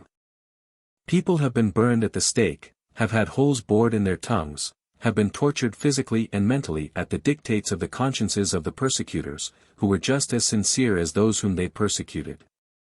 If the principle of conscience were implicitly followed, the conscience of the majority might make things very unpleasant for the minority, as it has happened many times in the past. So, you see, the theory that conscience as an infallible guide may be attacked severely by its opponents. And yet, the yogi philosophy of Dharma, while recognizing these objections, also sees much truth in the theory of intuition or conscience, and welds it into place in its system, as we shall see later on in this lesson. 3. The theory of utility. This theory often is attacked severely on the ground that it is a purely selfish idea, that the basis of morality offered is happiness, the happiness of the individual modified by the happiness of those around him, the greatest happiness to the greatest number. In short, and that such a basis fails to recognize the higher destiny of man, being based entirely upon his earthly and material existence. To this the utilitarian very naturally answers that any code of conduct has a more or less selfish basis, inasmuch as a man doing certain things, and refraining from doing certain other things, by reason of hope of divine approval and reward, or fear of divine displeasure and punishment, is as selfish as one who is actuated by the idea of material happiness or unhappiness. Another objection urged is that acting under it the average man would be impelled to get as much happiness for himself as possible, and to bestow as little happiness upon others as he could help. As there would be no reason why he should act otherwise, in fact, that he would obey the letter of the human law, and not go 1 inch further. Theoretically this objection might be correct, but, in spite of cold theory, man is open to higher impulses and motives coming from regions of his soul that the utilitarian philosophy, as well as its opponents, fail to recognize. A form of this same objection is found in the idea that the utilitarian philosophy appeals only to the developed intelligence, that is, according to the view of the yogi philosophy, to the highly evolved soul, and that the ordinary man would not be influenced by it to high action, but, if he grasped it at all, would use it as an excuse for his own selfishness, caring nothing for the welfare of his fellow men, or for the benefit of the generations to come. The objectors hold that according to this theory a man working for the good of his kind is the greatest kind of a fool, for he is throwing away his happiness and material gain for a sentiment. This objection loses sight of the fact that the advanced man finds much of his greatest happiness in making others happy. A further objection is urged against this theory of ethics to the effect that the happiness of the majority is an unworthy limitation, inasmuch that even though the majority be happy the minority may not be so, and, in fact, a certain number of them must be very unhappy and miserable. This objection finds a response from those of spiritual advancement, for such people know that no one can be thoroughly happy unless all are happy, and that there can be no ideal happiness if even one of the race is crowded out of it by any set code or rule. The followers of the theory that all morality is derived from divine revelation, and there is no morality to be found outside of it, object to the utilitarian view because they say, it leaves out God and his wishes. Those favoring the intuitional theory object to the utilitarian theory because it refuses to recognize the existence of the conscience or higher reason in man, and instead places the basis and foundation of all morality and rules of conduct upon the cold human reason, and that, consequently, there can be no good or bad except as measured by the intellectual standard, which standard could be altered, changed, improved upon, or abolished by man's reason. These objections are recognized and answered in the Hindu philosophy of Dharma, which, while recognizing the weakness of the theory when considered as the whole truth, still finds much truth in it and places it as one of the pillars of Dharma. The other two theories forming the other two supports of the structure. Dharma claims to set in order this apparent confusion. It recognizes each view as a partially correct one, parts of the whole truth, but too weak and incomplete when standing alone. It reconciles the conflicting schools by taking the materials that are found in each, and using them to build a complete system. Or, rather, it finds a complete structure erected, in the order of the universe, and sees that each school of thinkers is looking at but one of its pillars, mistaking its favored pillar for the sole support of the structure, the other two being hidden from sight by reason of the particular point of view of the observer. And this teaching of Dharma is much needed at this time by the Western people who are in a state of great mental and spiritual confusion on the subject of morality and conduct. They are divided between, 1, those who rely on revelation, and who disregard it in practice because it is not practical. These people really advocate revelation as modified by experience and custom. 2, those who claim to rely on intuition and conscience, but who feel that they are resting on an insecure foundation, and who really live on custom and the law of the land, modified by their feelings. And 3, those who rely on pure reason, modified by the existing laws, and influenced greatly by the impulses which come to them from the higher regions of the mind, notwithstanding that they deny these same higher states of mentality. Let us hope that a study of Dharma will help to straighten out matters for some of us. Of course, this little lesson is merely a hint of the truths of Dharma, but we trust that it may help some to adjust the matter in their minds, and make it easier for them to get their moral bearings, and to take advantage of the truths that are pouring in on them from the three sides of life. Let us now see what Dharma has to offer. In our brief consideration of the subject, we must ask the student to give us the open mind. That is, be willing to lay aside, for the moment, his preconceived ideas and theories, and to listen to our teachings without prejudice, as far as possible, without being unduly influenced by his previously entertained theories. We do not ask him to accept our teachings unless they appeal to his reason and intuition, but we do ask him to give us a fair hearing, that is, the hearing of an unprejudiced judge instead of that of a paid advocate ready to pick flaws and make objections before we state our case. That is all we ask, and it is no more than any fair-minded student should be willing to grant. We are not attempting to tell you how to act, but wish merely to present the general principles of Dharma for your consideration. Perhaps the better way to begin our consideration of the philosophy of Dharma would be to give you an idea of how that philosophy views the three above-mentioned theories of the basis of morality and rule of conduct. We shall take up each theory in turn. But before doing so we must ask you to bear in mind the fundamental theory of the yogi philosophy that all souls are growing souls, souls in different stages of growth and advancement along the path. Spiritual evolution is in full force, and each soul builds upon its yesterdays, and, at the same time, is laying a foundation for its tomorrows. Its yesterdays extend back over its present earthly life away back into its past existences. And its tomorrows reach far ahead of the remaining days of its present earthly life into its future embodiments or incarnations. Life is not a mere matter of a few years in the flesh. The soul has countless yesterdays of existence, and has the whole of eternity before it, in a constantly progressing scale, plane after plane of existence being before it. In an ever-ascending spiral. We do not purpose dwelling upon this fact, but mention it that you may be reminded that the embodied souls we see around us in the shape of men and women represent different scales of ascent, development, and unfoldment. And that of necessity there must be widely differing needs and requirements of the soul. The advancing ideals of morals, conduct and ethics are seen by the yogis as indications that the idea and delusion of separateness is falling away from the race, and that the consciousness of oneness is dawning in the minds of men. This dawning consciousness is causing the race to see wrong in many things that were formerly considered right. It is causing men to feel the pains and sorrows of others, and to enjoy the happiness and pleasure of those around them. It is making us kinder and more considerate of others, because it makes us more and more conscious of our relationship with each other. This is the cause of the increasing feeling of brotherhood that is possessing the race, although those who feel it may not realize the real cause. The evolution and unfoldment of the soul results in higher ideals of thought and conduct for the race, and accounts for the changing conceptions of morality which is apparent to anyone who studies history, and who notices the signs of the times. An understanding of this theory of Dharma enables us to understand comparative morality, and prevents us from condemning our less developed brethren who have cruder ideals of conduct than ourselves.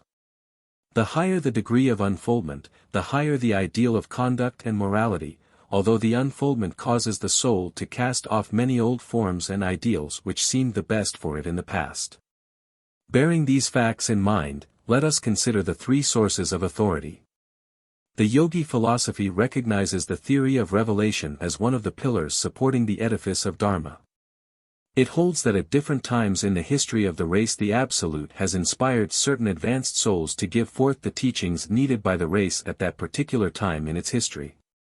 These inspired men were souls that had voluntarily returned from higher stages of development in order to render service to their less developed brethren. They lived the life of the people around them, and took the part of prophets, priests, seers, etc. Accounts of these people come down to us from the ages, distorted, magnified and elaborated by legends, superstition, and myths of the people among whom they lived. They seldom wrote, but their teachings often written down by others, often after long years had passed, and, although colored by the views of the compilers, these writings still give a fair idea of the teachings of the particular prophet or teacher. These prophets were of varying degrees of advancement, some coming from great heights of attainment, and others from comparatively lower planes, but each carried a message to his people, suited to their needs at that particular time. These messages were accepted, more or less, by the people, and the teachings worked a change in them, and helped to lay a foundation for future generations to build upon. It is no discredit to these prophets, or to the source from which they received their information, to say that we have advanced far beyond many of their teachings, and today are enabled to discard nearly all of their precepts, with the exception of a few fundamental ones which were intended to last. The religious sects are apt to insist upon the infallibility of these teachings, and to hold that they were intended as rules of conduct and standards of morality for all people, at all times. A moment's thought will show the folly of this idea. Take Moses for example, and see how the details of his teachings were intended for the people of his time, and how well they fitted into their requirements, and yet how absurd many of them would be if applied to our life today. Of course, the fundamental principles laid down by Moses still obtain in full force, but the minor rules of conduct laid down for the Jewish people have been outgrown and no one pretends to observe them. Many critics of the theory of revelation find fault with many of the rules laid down by Moses, and point to their savage and barbarous nature, many of which are revolting to the ideals of today. And yet, these teachings each had a definite purpose, and were intended for the aid of the slowly evolving souls in the flesh at that time. The object of all of these teachings was to help man along in his evolution, to give him something just a little higher than his then mode of living to serve as an ideal of conduct. Some of these teachings which seem so barbarous to us today, if examined closely in the light of the condition of the race at that time, will be seen to be just a few steps in advance of the customs of the race at the time the teachings were given. To us on the higher rounds of the ladder, these teachings are seen to be on a lower plane than ourselves, but if we were to stand on the round occupied by the race at that time, we would see that the teachings were a round or two higher still. It is unreasonable to insist that the highest conceivable ideals should have been given the race in its infancy. Just imagine the highest ideals of Christ submitted to the semi-barbarous tribes of Israel. But here let us call your attention to a remarkable fact, namely, that in the majority of these crude ancient teachings may be found an esoteric or secret teachings intended for the few advanced souls of that generation. And those to follow, just enough to show that the teachers understood the higher teachings. These esoteric teachings are found embedded in the exoteric teachings intended for the multitude. It has ever been so. The teachings of Christ are not understood by the masses of today, not to speak of yesterday. Look at the history of Christianity and see how the so-called followers of the Christ misunderstood his teachings, see how barbarous and savage have been their conceptions, and are even to this day. And yet, the advanced soul in every generation for the last 1900 years has been able to read the esoteric teachings between the lines of the imperfectly reported, and often distorted accounts of the sayings of Jesus. And yet, Christ's teachings have done wonderful work, in spite of the lack of understanding. The ethics of the Sermon on the Mount are not enforced today, the race has not grown up to them, but future generations will live by their light and guidance. At this point, let us call your attention to a fact. The teachings of all the prophets were intended to help man in casting off the old sheaths of the lower planes of the mind, and to help him to work his way to a higher stage of growth. The evolution of the soul was the end aimed at, and all observances were intended for that purpose. One step at a time was, and is, the rule. The word spoken was not the final word, but was intended to fit in a certain place. This is the key to much that has perplexed you in the past. Another important point to remember, is that all the teachings were intended to raise man up and all were for his own benefit.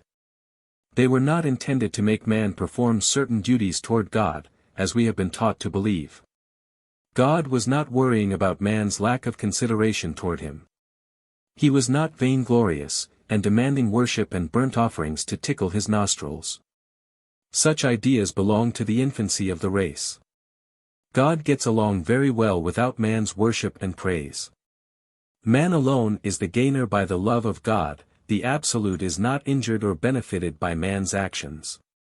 If the teachers and the prophets commanded that man worship God, it was solely for the purpose of bringing man's attention to the fact that there was a power above.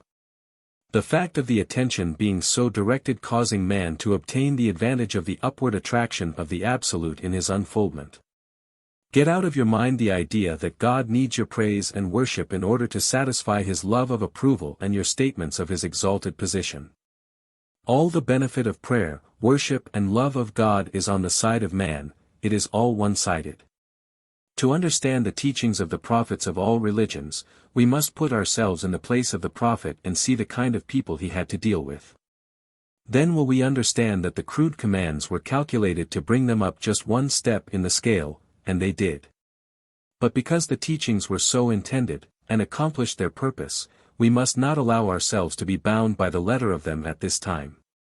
If we grow to an understanding of the matter, along the lines pointed out, we will be able to discard the chaff of the teachings, which was the wheat in the past, and to seize upon the scattered grains of wheat still to be found in the measure. Let us make use of all the good in the old teachings, for there is still much good to be found in them, they have not as yet outlived their usefulness. But let us not bind ourselves with the worn-out teachings of the past, let us not forget the spirit of all teachings and tie ourselves to the dead letter of the old law. Let us not commit the folly of claiming that because a teaching was inspired, that it is an infallible rule of conduct for all time, and all people. Let us remember the other two pillars of Dharma, intuition and reason. But, at the same time, let us not sneer at the old teachings, and deny their inspiration, simply because they belong to a long past age and time. Let us recognize the thing for what it is, and govern ourselves accordingly. And let us not suppose that the day of revelation and inspiration has passed. There is as much inspiration in Emerson as there was in the Hebrew prophets, each was ahead of the times, and the message of each is but imperfectly understood by the multitude, each struck a higher note in the scale. We select Emerson merely as an instance, there are many others in our own times. But there is this difference between the prophet of old and the modern seer and teacher. The ancient prophet had a following that were compelled to accept the teaching in blind faith, illuminated with but a faint degree of spiritual insight. While the people of today are able to measure the value of the teachings by the light of their souls, and the aid of the reason, that is, some of the modern people may do this, the others must be content with the old teachings. For they belong to a past age of development, and not having kept pace with their brothers must remain content with the tales of the spiritual childhood. And even this is good. The yogi philosophy recognizes the theory of intuition or conscience as the second pillar supporting the edifice of Dharma. As we have already said in the consideration of this particular theory, many persons who have devoted thought to the question of ethics are repelled by the difficulties surrounding the theory of revelation, considered by itself, and not being willing to accept as authoritative, infallible, and final. The so-called revelations given to primitive peoples in the past ages, they deny the inspiration of these revelations and look around them for some other theory and rule of conduct. Many of such people accept the utilitarian theory, as appealing to their reason, although it does not seem to fill the needs of their souls so full as might be desired. Others being repelled by the coldness and selfishness of the last-mentioned theory, and yet not being willing to go back to the old theory of revelation, adopt the theory of intuition or conscience. And accept the idea that conscience or intuition is the direct and sole arbiter of morality and conduct, and believe that the human laws are really based upon the same. Some take the radical position that the voice of conscience or intuition is really the voice of God speaking to man, and should be obeyed implicitly, that God makes his revelations to each man. As we have stated before, this position has been severely attacked upon the ground that the conscience of no two people agree, and that it is dependent upon environment, age, race, public opinion, education, etc. And that therefore it cannot be an infallible guide nor one safe to follow, as every man would have his own laws which no other man would be bound to take into consideration, etc., etc. Dharma reconciles these two apparently conflicting opinions. Let us see what it has to say about intuition or conscience. We had hoped to take up the question of the theory of conscience or intuition, and also the theory of utility, in this lesson, reserving the next lesson for an elaboration of Dharma, but we find that we have exceeded our space. Therefore, we will be compelled to postpone the consideration of conscience and utility until our next lesson, in which these features will be combined with the remarks upon the practical phases of Dharma. We trust that our students will not pass over these two lessons as too dry for careful study.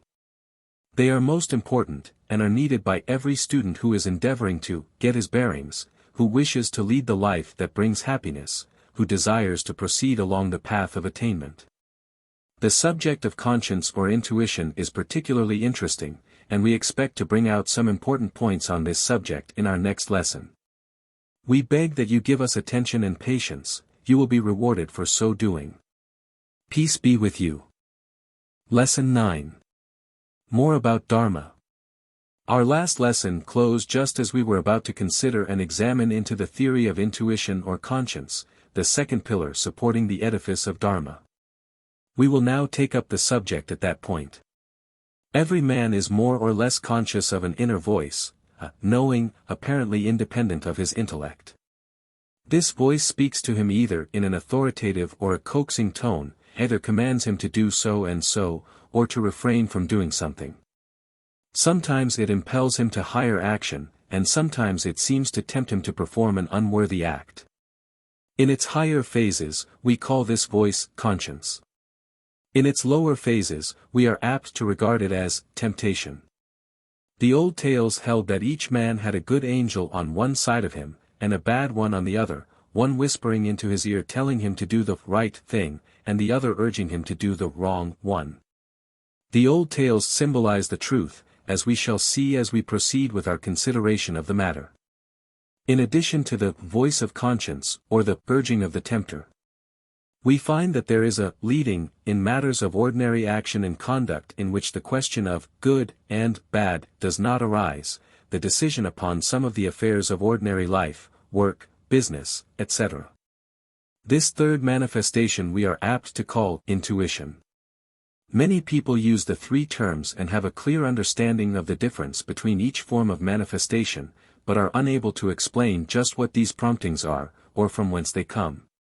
The yogi philosophy offers an explanation, and Dharma depends to some extent upon that explanation, as it rests partially upon the pillar of conscience or intuition, the second pillar, the first pillar being revelation, the third being utility. These three pillars represent, respectively, the voice of the Lord, the voice of man's intuitive faculties, and the voice of man's reason. Let us now see what the yogi philosophy has to say regarding this question of intuition, and the nature of the message coming from that part of the soul. In order to understand the nature of conscience, intuition, temptation and other feelings coming into the field of consciousness from the subconscious regions of the mind, we must turn back a few pages in our lessons. In the first series of the yogi lessons, generally known as the 14 lessons, in the second and third lessons, we told you something about the different minds in man, the different planes along which the mind of man functions. You will remember what we said about the instinctive mind, the intellect, and the spiritual mind. We have spoken of them repeatedly in the several lessons comprising the first course, and the present course, of lessons, and we trust that you have a fair understanding of the nature of each. Temptations, or the impulse to do evil or wrong things, come from the lower regions of the mind, that part of the instinctive mind that has to do with the animal passions, tendencies, emotions, etc. These passions, emotions, tendencies, etc. are our inheritance from the past. They are not bad in themselves, except that they belong to a part of our soul history which we have left behind us, or out of which we are now emerging.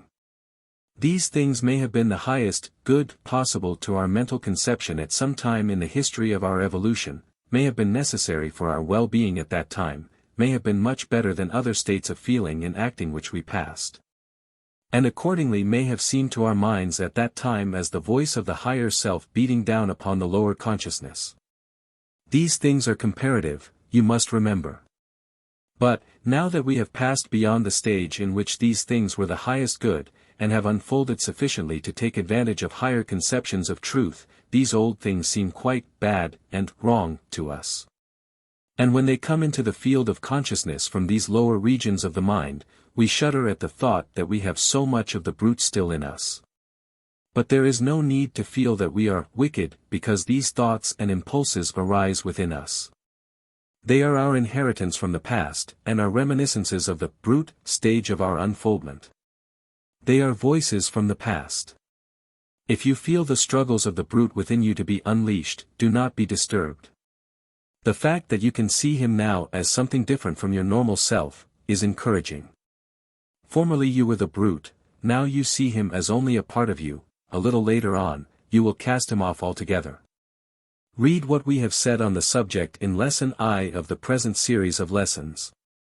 In other pages of the present lesson we will take up the subject of the comparative nature of right and wrong, so that you may see how it is that a thing that was once right may now be wrong, how what seems to be very good and right just now will appear bad and wrong later on in our unfoldment, that is speaking relatively. For when we unfold we begin to see that right and wrong and good and bad are relative terms, and that there is no such thing as bad viewed from the absolute.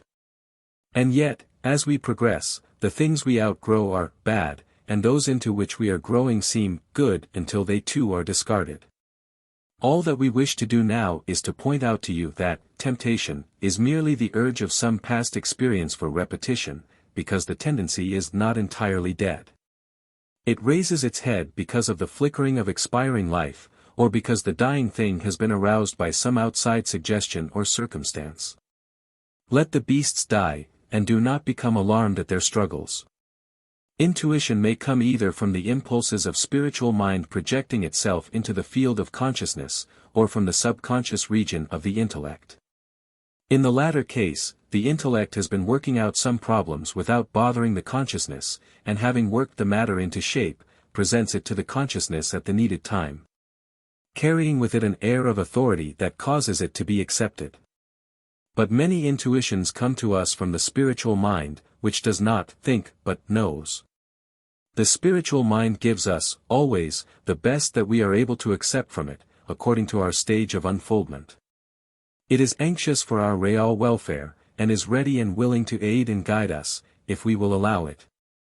We cannot go into the subject now, and merely mention it to show the shades of difference between intuition and conscience.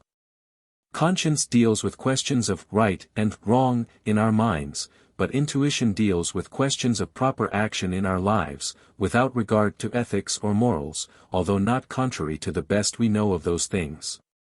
Conscience informs us as to whether or not a thing conforms to the highest ethical standards possible to us in our present unfoldment. Intuition tells us whether a certain step or course is wise for our best good. Do you see the difference? Conscience is the light of the spiritual mind, passing through the screen of the enfolding sheaths of our soul. This is a clumsy definition, which we must endeavor to make clearer. The light of the spiritual mind is constantly endeavoring to work its way to the lower mental planes, and some of its light reaches even the lowest regions, but the light is seen but dimly at such times, owing to the confining sheaths of the lower nature which prevent the light from working through. As sheath after sheath is cast off, the light is seen more clearly, not that it moves toward the soul, but because the center of consciousness is moving toward the spirit. It is like a flower that is casting off its outer petals, and dropping them to the ground as they unfold. In the center of the flower let us suppose there is something possessing light, which light is endeavoring to force its way through to the extreme rim or row of petals, and beyond. As the successive layers, or petals, fall off, the light is enabled to reach the remaining ones, and at the end all is light. This is a forced figure of speech, but we are compelled to use such. Let us take another, equally clumsy, but which may be plainer to you. Imagine a tiny, but strong, electric light bulb confined in many wrappings of cloth. The light is the spirit, the glass bulb the spiritual mind, through which the spirit shines with a minimum of resistance and obstruction. The outer layers of cloth are very thick, but each layer is thinner than the one next further away from the light. The layers nearest the light are quite thin, until they grow almost transparent. Try to fix this figure in your mind. Now, very little light reaches the outside layer of cloth, but still that which does reach it is the best light it is capable of receiving or conceiving. We remove the first layer of cloth. The second layer is found to receive and show forth more light than the one just cast aside. We remove the second one, and we find the third one still brighter, and able to radiate considerably more light. And so on, each layer when removed bringing to view more light and brighter light, until at last all the layers are removed and the light of the spirit is seen shining brightly through the glass bulb of the spiritual mind. If the layers of cloth had been able to think, they would have thought of the whole bundle of cloth, with the lamp in the center, as I.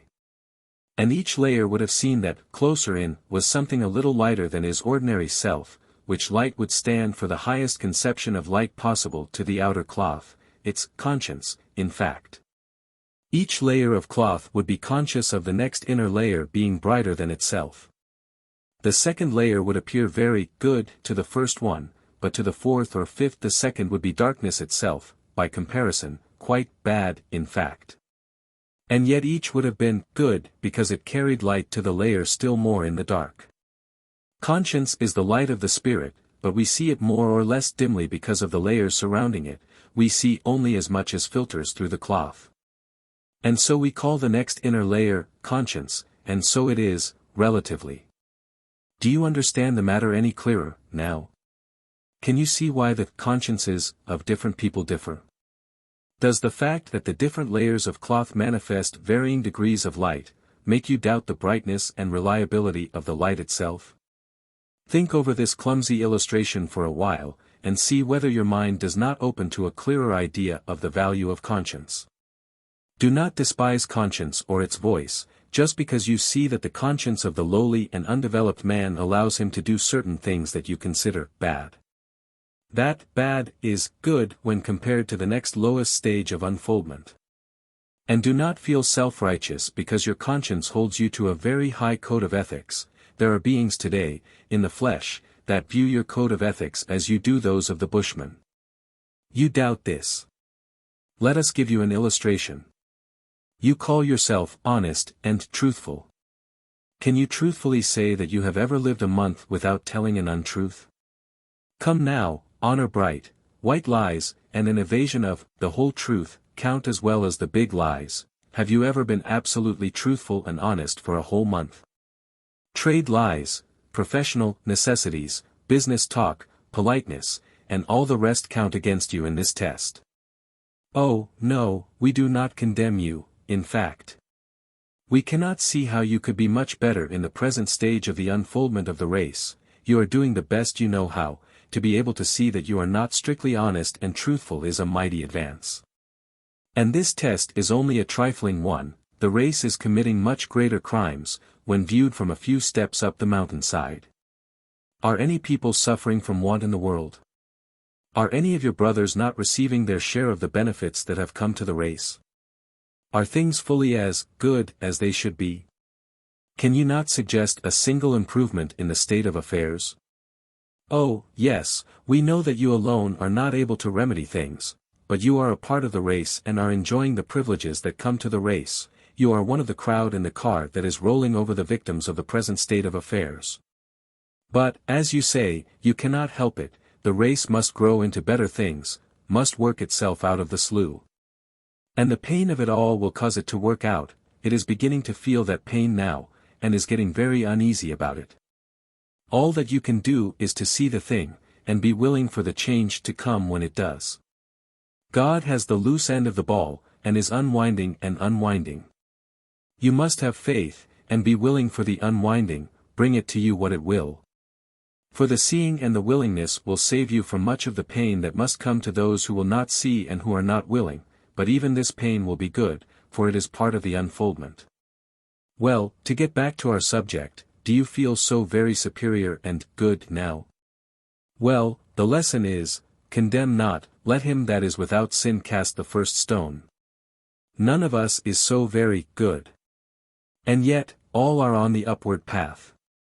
Let us live friends, one day at a time, doing the best we know how, sowing a word here and a deed there. Let us not be self-righteous, let us not condemn, let us do our best, but give to every other man the same privilege. Let us mind our own business, let us cease to persecute, let us be filled with love, tolerance and compassion, let us see all as part of the all, let us see that each is doing the best he knows how, considering the stage of his unfoldment. Let us see the divine in the humblest, vilest, and most ignorant person. It is there, hidden but pressing forward toward unfoldment, and, finally, let us be kind, let us be kind. This is the lesson of the electric light within the bulb, covered with layer after layer of the cloth. Take it with you, make it a part of yourself. And peace will be yours. A consideration of the above illustration will show you that conscience is the voice of the spirit as heard through the confining walls of the lower principles of man's nature. Or, to state in another way, conscience is the result of man's past experience, growth and unfoldment, plus such light of the spirit as is possible for him to perceive. Man in his unfoldment has profited by past experiences, has formed new ideals, has recognized certain needs of the growing soul, has felt new impulses arising within him, leading him to higher things, has recognized his relationship with other men and to the whole. These things have accompanied the growth of the soul. And each stage of the soul's growth has given man a higher conception of what is right, has exacted a higher ideal on his part. And this highest ideal is what he feels to be right, even though he does not always live up to it. The light of the Spirit illuminates this highest peak of ideality possible to him, and makes it stand out clearly to the soul as a point to be aimed at, to be climbed toward. This highest peak, thus illumined, is as a goal for him to march toward. It is the highest thing that he is able to perceive. It is true that as he advances, the light mounts higher and shows him still higher peaks, the existence of which has not been suspected by him. When he attains to what now seems to be the highest possible point, he will see that he has merely gained the top of a foothill, while far above him, towering higher and higher, rise the peaks of the real mountains. The topmost point being brightly illumined by the light of the sun of the Spirit. There are other intelligences whose task it is to surmount heights unseen by us. The goal of those far behind us, that is the highest peak seen by them, seems far beneath us, for we have left it behind long since. So we must understand these things, this state of affairs, if we would form a clear idea of the acts, ideals, and conscience of others. We must cease to condemn. Our duty toward others is not to blame them for not having reached the heights that we have attained, but to send them a cheering message of hope and joy, and to help to point out the way. That is what the elder brothers are doing for us. Let us do the same for those behind us on the path. In conclusion, we call your attention to the fact that conscience is but one of the pillars supporting the edifice of Dharma.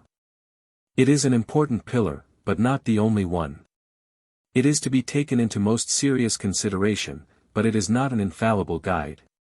It points out the highest we have grown to see, but the point seen by us is not necessarily the highest, nor must we rest content with what we see.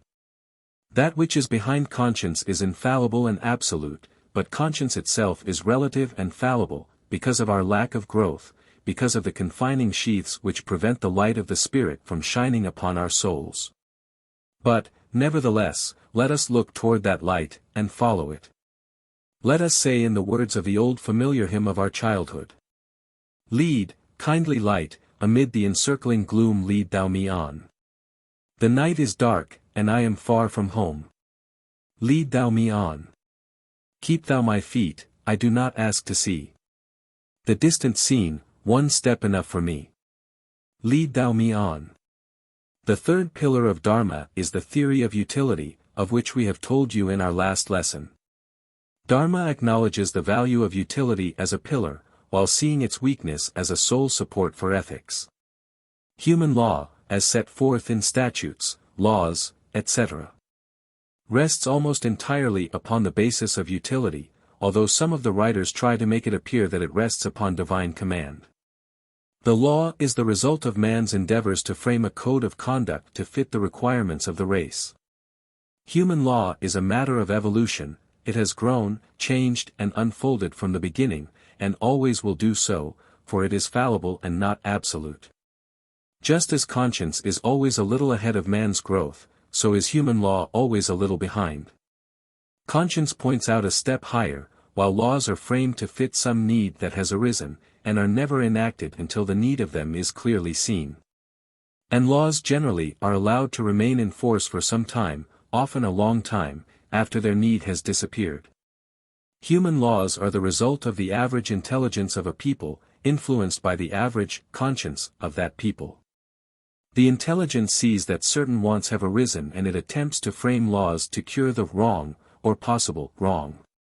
The conscience of the race may cause it to see that certain laws that have been in force are unjust, unreasonable, and burdensome, and when this is clearly seen an attempt is made to have such laws repealed, altered, improved upon, or superseded by others better adapted to the new wants of the race.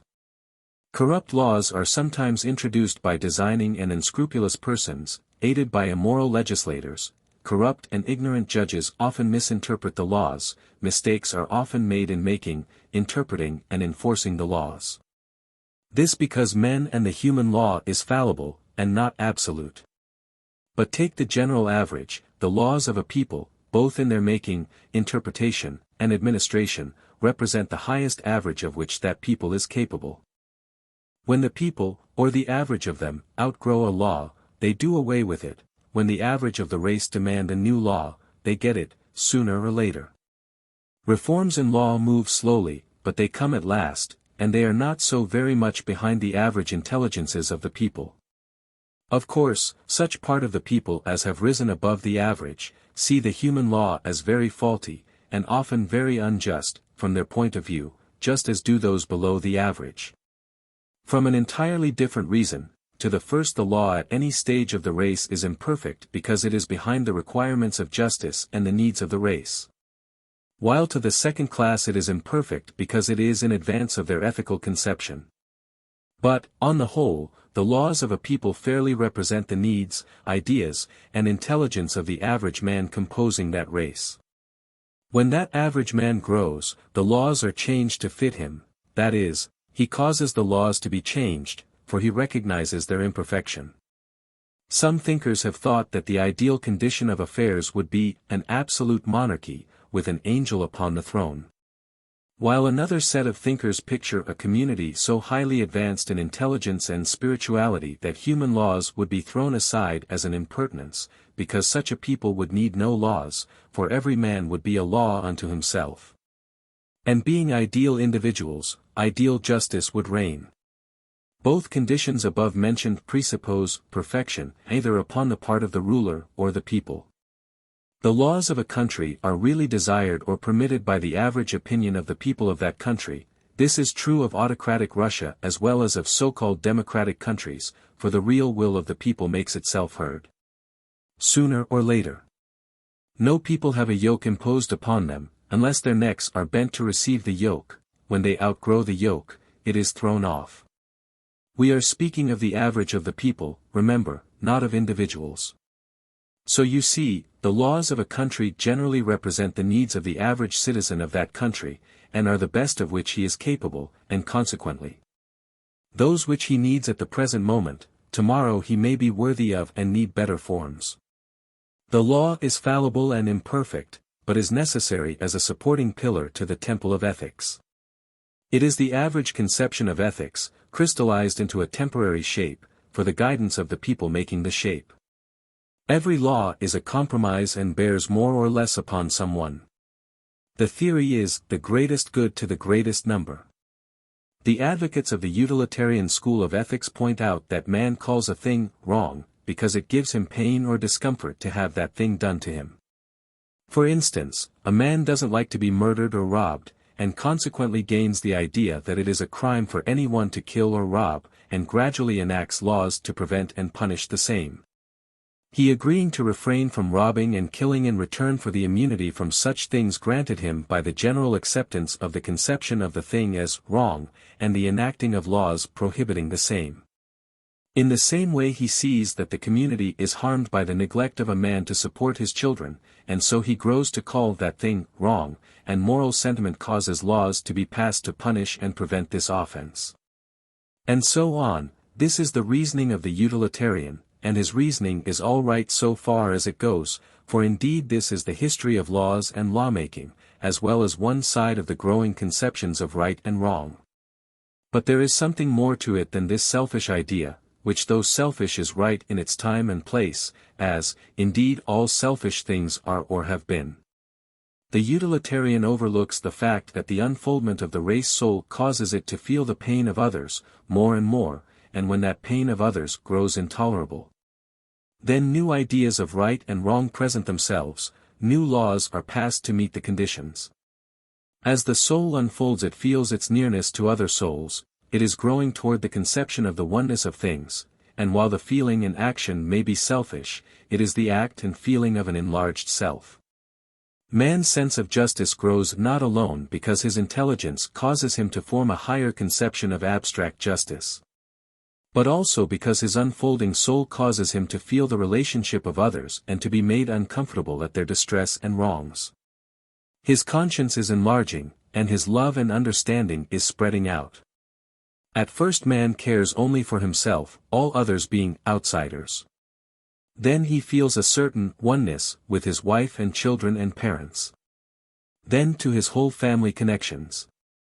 Then to his tribe. Then to the confederation of tribes. Then to his nation. Then to other nations speaking the same language, or having the same religion. Then to all of his own color. Then to the whole human family. Then to all living things. Then to all things animate and inanimate. As man's sense of oneness enlarges and unfolds, he experiences growing conceptions of justice and right. It is not all a matter of the intellect, the spiritual mind rays are becoming brighter and brighter, and the intellect becomes more and more illumined. And as the illumination increases, man's sense of justice grows and broadens out, and new ideas of right and wrong present themselves. So you see, the utilitarian idea is correct so far as it goes, but to understand it intelligently one must take into consideration the higher principles of the mind, as well as the intellect. Man finds that it is not only the happiness of the majority, but the happiness of all that is the ideal. He finds that until all are happy he cannot be perfectly happy. He realizes that until all get justice, none get it. And so he goes on, doing the best he can, blundering, stumbling, committing follies, impelled always by that growing thing in his mind. That he understands not, until his eyes are opened, but which makes him mighty uncomfortable and restless, that makes him press forward in search of he knows not what.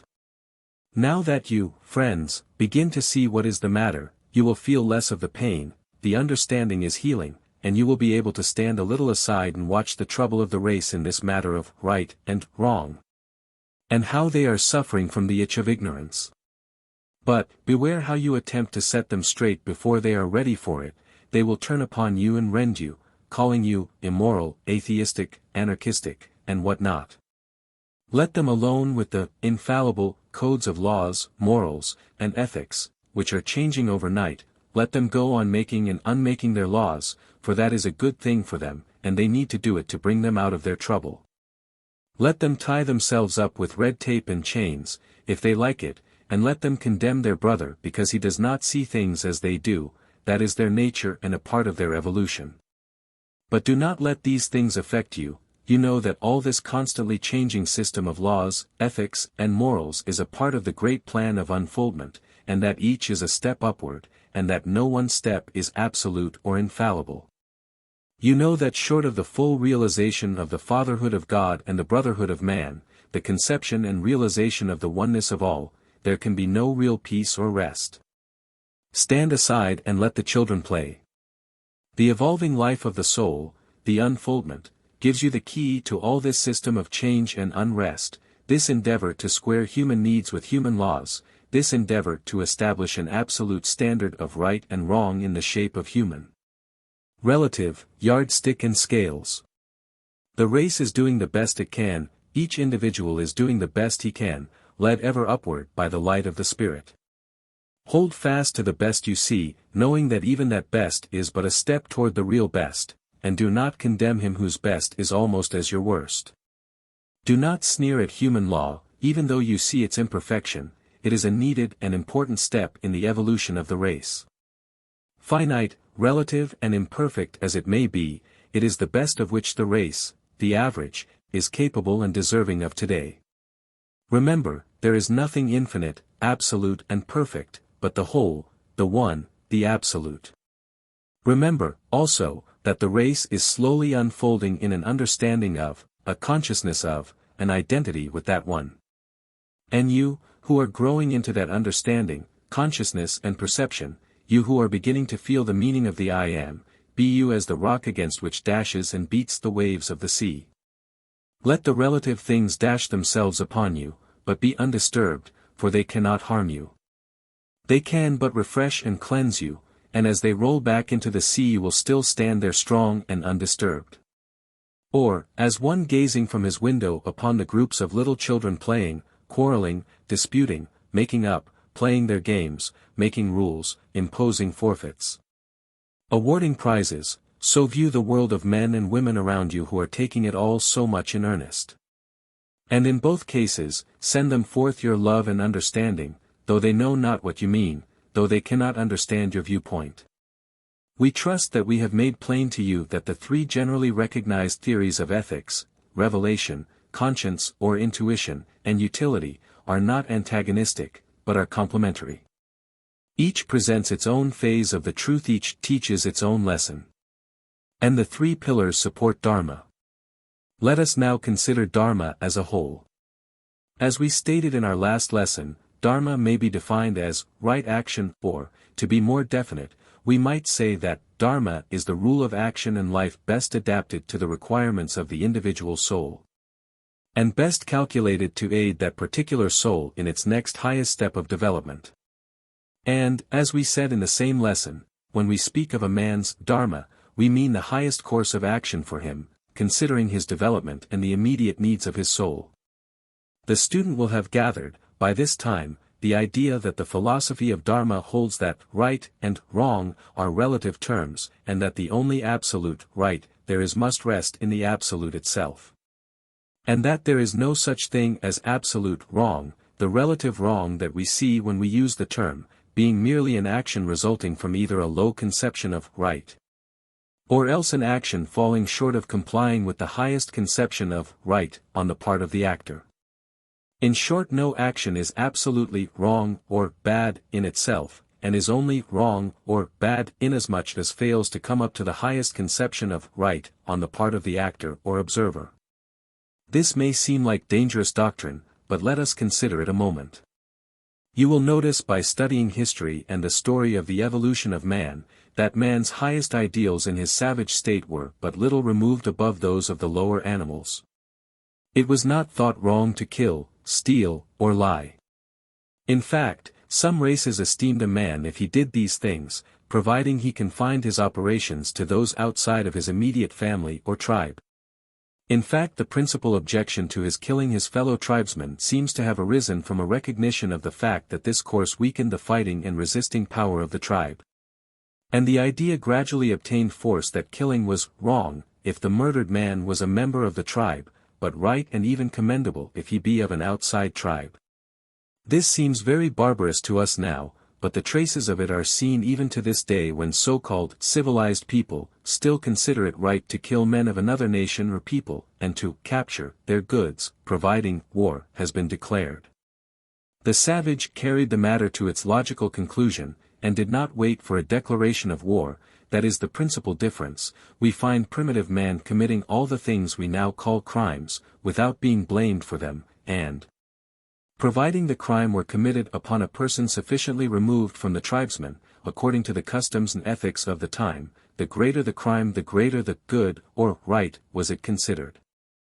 As the race evolved, many of these right things began to be considered wrong and bad, according to the revelations made by the priests and prophets. According to the awakening conscience in the people arising from an unconsciousness recognition of their relationship to one another. And according to the working of the idea of utility and public policy in the developing intellect of the race. And as the race evolved and unfolded, the ideals enlarged and grew higher. Things that were considered perfectly right and justifiable a few hundred years ago, even to the best people of the times, are now regarded as very wrong and base. And many of the things that seem perfectly right to us today, will be regarded by our descendants as barbarous, wrong, and almost incredible. Read a chapter of life in the Middle Ages, for instance, and see how ideals and ethics have changed.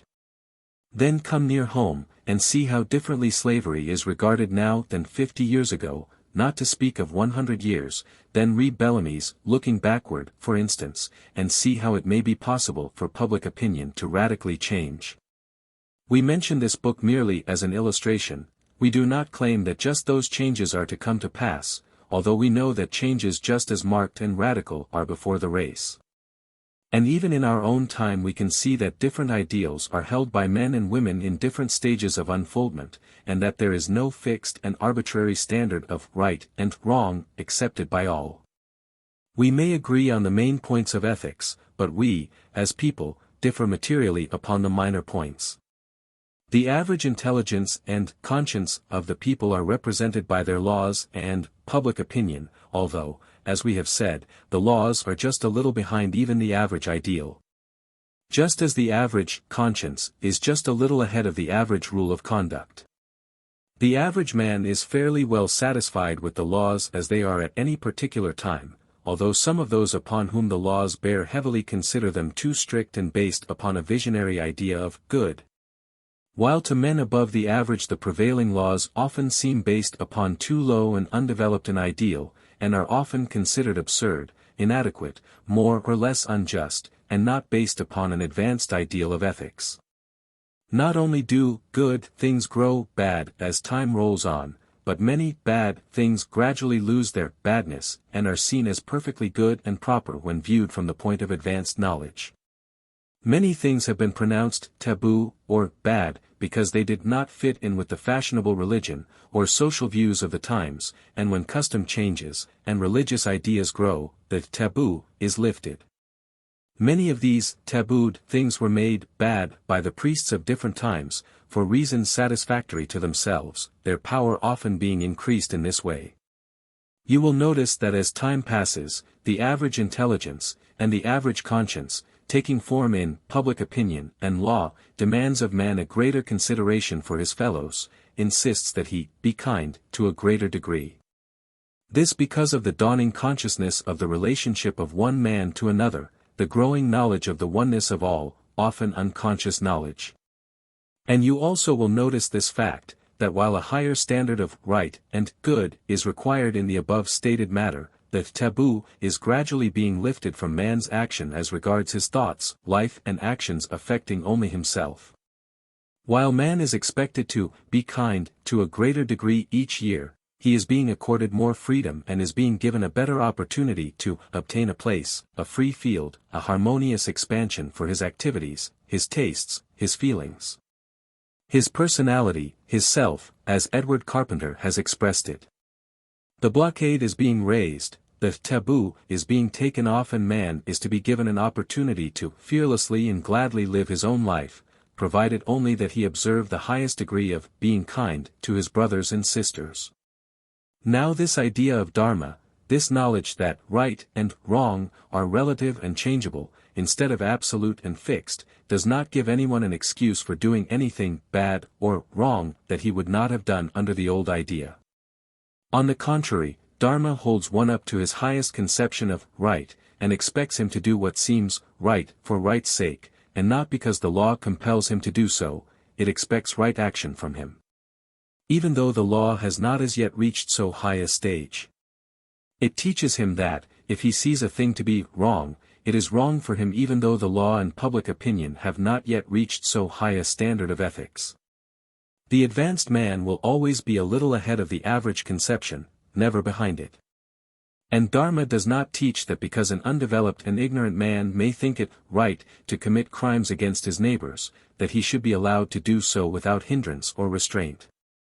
While no one would call a cat bad who would steal, or a fox bad who would kill chickens, still one is perfectly justified in restraining these animals from pursuing their natural instincts to the injury of man.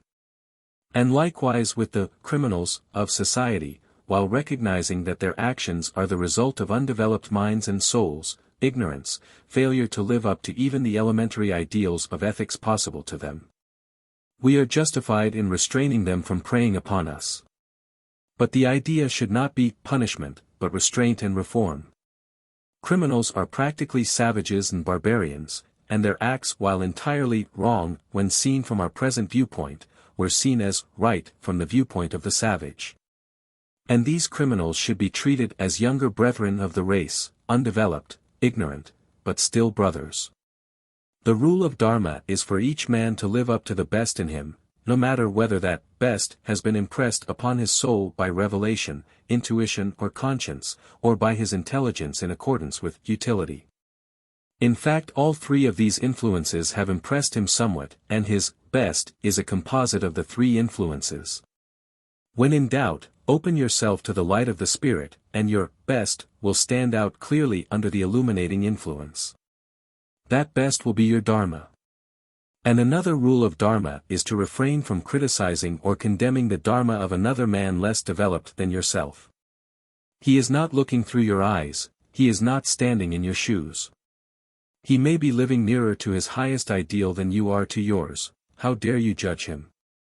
Are you so near perfect that you set your standard up as the absolute? Will your highest ideal, and your best action, measure up creditably when laid next to the yardstick of the absolute? Did you ever stop to consider that if you were in exactly the condition of that lowly brother or sister you would do exactly as does he or she? You cannot imagine yourself in exactly their condition, for you can think only of yourself as you are. And when you try to put yourself in their place, you are able only to think of yourself, with all your past experiences and present attainments, clothed in the flesh and garments of the other. It is not the same at all. To be exactly like them you would have to cast aside all your past experiences and present attainments, and take the experience and attainment of the other instead. And, in that case, would you not be the other instead of yourself, and could you then, being that other, act differently from him? The student who has followed us in our consideration of the schools of ethics, the three pillars of Dharma, very naturally asks us what crowns the structure, what ideal of conduct Dharma holds out to those who are ready to perceive it. When one has mounted into the temple supported by the three pillars, what does he find there? Let us see what answer Dharma gives to these questions. The main point to remember in the consideration of right action, as seen from the point of view of Dharma, is that the soul of man is in a state of evolution or unfoldment. It is moving, stage by stage, from the lowest to the highest, from the idea of separation to the knowledge of oneness. This unfoldment is the aim of life, the divine plan. This being the case, can you not see that anything in the line of that unfoldment that aids it and tends to forward the work is good or right? And then, equally true must be the statement that anything that retards that unfoldment or tends to delay or frustrate it must be bad or wrong, when measured by the same standard. It is true that you may say not good or not right, instead of bad and wrong, or you may say less good or less right, if you prefer the terms, but the meaning is the same, no matter what words are used. The right or good falls in with the plan of unfoldment, while the wrong or bad tends to retard it, or to frustrate its work. It is right for the tiger to be bloodthirsty and revengeful, for that is not contrary to his stage of development, but for a developed man to revert to that stage, or stages corresponding to it is wrong, because it is a going back. Or retrogression. For an advanced soul to harbor feelings of hate, revenge, jealousy, and the like, would be wrong, for it would be a going back to stages long since past, and would be contrary to the knowledge and intuition of that man. In climbing the steps of the temple of Dharma, one man may be on the third step, and a second man on the fifth. Now if the man on the fifth step descends to the fourth one, it is a going back for him, which is wrong. While if the man on the third step advances to the fourth one, it is a going ahead for him, which, consequently, is right and desirable for him, for he is advancing. The law of evolution and unfoldment leads upward. Whatever falls in with that law is desirable and right, whatever goes contrary is undesirable and wrong. If a teacher has a dull or willful scholar, and after working hard with him she finds that he is doing just a little better, she praises him for the improvement and is greatly pleased. But that same teacher would be greatly distressed if one of her brightest and best behaved pupils would do just the same thing for which she had just praised the poor scholar. And yet both acts would be the same, when seen from one point of view, and yet how different from the broader outlook. Do you see what we mean? Go on, dear friends and scholars, living up to your best. Read what we have written in Lesson I of this series and learn to seek in the heart the source of evil and expunge it. Be a tamer of the wild beasts within you. Learn to cast out these relics of the past.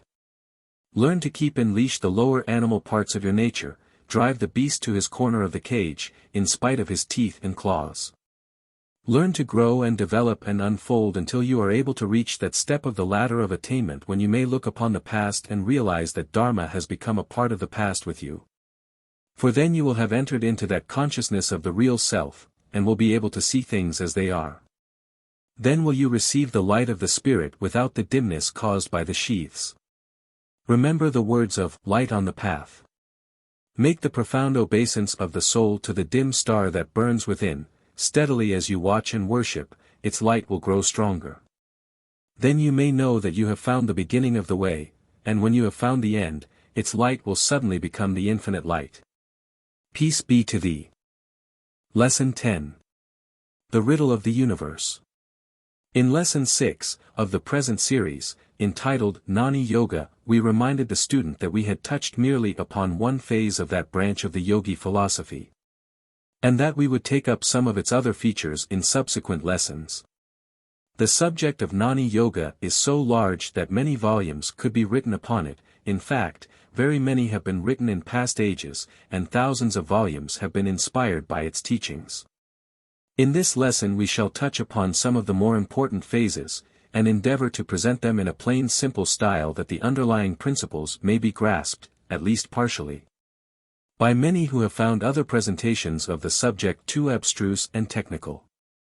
As we stated in Lesson 6, all existence, conscious or unconscious, is an emanation of one being. This underlying being has been called by many names by philosophers, the terms best adapted to it being spirit or the absolute. The word absolute is used in the sense unconditioned, free from limitation, complete in itself, depending upon nothing else, actual, real. In other words, it is the real thing. We wish you to understand how we use the word, as much misunderstanding arises from a confusion of terms, and their meanings. In our consideration of the subject we shall use the word relative quite frequently. This word is opposed in meaning to absolute, to the extent that it implies that it arises from the absolute, it is incomplete, conditioned, limited, depending upon something else. Partial, not in the sense of a separate part, but in the sense of an incomplete view or conception. In our consideration of things as they are, we may cast aside one after another relative feature or quality, that which remains at the last, incapable of further analysis, exclusion, or division, is the thing in itself, the absolute thing.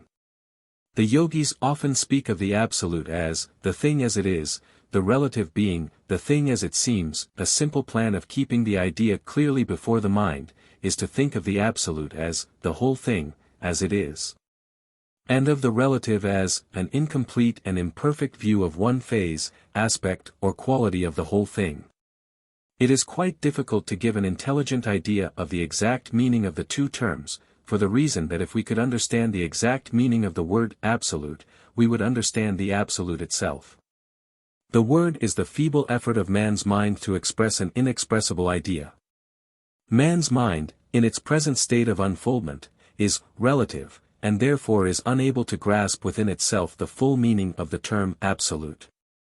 So all it can do is to form an idea of its own limitations and boundaries, and then, realizing the relativeness of its own conceptions, it calls that which is without the boundary absolute. Man's mind cannot grasp the full sense of absolute space, infinity, absolute time, eternity, absolute intelligence. Although it may be able to understand the general meanings of the terms by reason of its understanding of the relative phases of the things. For instance, man is able to draw a circle on a piece of paper, the circle enclosing a measure of space. By thus expressing relative space he forms a conception of absolute space, infinity, as all the space lying outside of the circle, in all directions, to infinity. In the same way he knows time, he measures off a second, a minute, an hour, or a year, all relative terms. Having done this, he is able to think and say that all that lies on either side of the measured time, back of it, or ahead of it, is absolute time, infinite time, or eternity. In the above illustrations, the absolute time, and absolute space, of course include the relative thing that man has measured off or set aside, the separation or setting aside existing wholly within the mental conception of the man, and having no actuality or reality in truth. One may form a mental conception of a part of the absolute, in the sense that his attention is limited to that particular presentation of the thing apparent to his immediate consciousness, just as one may see a part of the ocean by looking through a telescope pointed at it, but that part is not a part in the sense of a separate or divided thing, that separateness or division being wholly a matter of his consciousness, due to his inability to see the whole. Likewise, one cannot separate a portion of space or time from the whole. All that he can do is to form a relative conception of time or space and give it a name. He cannot detach either from the whole, in reality. In fact, both time and space are purely relative terms, used by man to help him to form a finite idea of eternity and infinity. Both words presuppose, of necessity, a measuring, or setting apart, while infinity and eternity having no limits, cannot be measured at either end, and are absolute terms. This being, reality, spirit, absolute, the thing that is, the real thing, the whole thing, of course is inconceivable to the finite human intellect. Man's higher states of consciousness, as they unfold, help him to understand the matter more fully, but none may understand the Absolute fully, unless he be the Absolute himself. The final secret is insoluble to our ordinary consciousness, or any consciousness outside of the Absolute consciousness. But as our consciousness unfolds, we may obtain, and do obtain, further and fuller knowledge, as sheath after sheath is thrown off, and the rays of the spiritual mind beat upon our consciousness. We are able to know many things formerly thought to be unknowable. And, we may make good use of the intellect in this matter. We have been told, so often, that we must take certain things, on faith, and that it was, no use bothering our minds concerning them, but this is only a partial statement of truth. For the intellect does give us a reliable report concerning the real nature of things, and which reports, although only partial and incomplete, are worthy of respect. This is particularly true when the intellect has received the beneficent light from the spiritual mind resulting from the recognition of the higher principle and the willingness to accept light from it. Although our first realization of God does come in the way of a blind faith, caused by a feeble ray of the Spirit breaking through even the dense material sheaths of the soul. And although much of the following knowledge of the supreme something that is back of and under it all is intuitive, and not from the intellect, still the intellect is able to give us valuable information. And is a proper instrument for such inquiry into truth. The higher teaching, the spiritual knowing, is not contrary to intellect, but simply goes further along the line. It does not contradict intellect, but simply transcends it. And intellect will bear it out from its own store of knowledge, if properly asked. The intellect is not a mocker, a liar, although many metaphysicians would have us to so consider it. It gives us accurate reports of matters coming before it, although often our undeveloped powers of judgment and discrimination cause us to misinterpret its message. When the intellect is held to a clear answer, it will show us that it is forced to admit certain things from certain premises, that it is unable to conceive the opposite conclusion. Let us not fear the conclusions of the intellect, let us not fear to apply its tests to our faith. The intellect has its limitations, but it is true so far as it goes, although our imperfect and mistaken judgment of its messages often leads us astray. In our search for knowledge we must call on all planes of the mind. Let us not, with many denominational teachers, consider the intellect foreign and antagonistic to religious knowledge. Let us not, with many of the material teachers, consider intellect everything in the higher states of consciousness mere illusions, and false witnesses. Each phase of the mind has its province, they are sisters, let them walk hand in hand, helping, explaining, agreeing, instead of declaring themselves sworn enemies. Let us see what the relative intellect can tell us regarding the Absolute, what the finite intellect can inform us regarding the infinite. It is true that we cannot see the thing in itself by the intellect, but inasmuch as the intellect is a partial manifestation of that thing, and inasmuch as unless we use the intellect, we, in our present state of unfoldment, cannot think of the thing at all, we may feel fully justified in asking the intellect the question, what can you tell us concerning this thing? And in the following pages we will endeavor to tell what is the answer of the intellect. Later on, we will offer the evidence of the higher plane of the mind, the message of the spiritual mind, so far as it has been shown us. The mind of man when it unfolds sufficiently to reason at all about the universe, life, existence.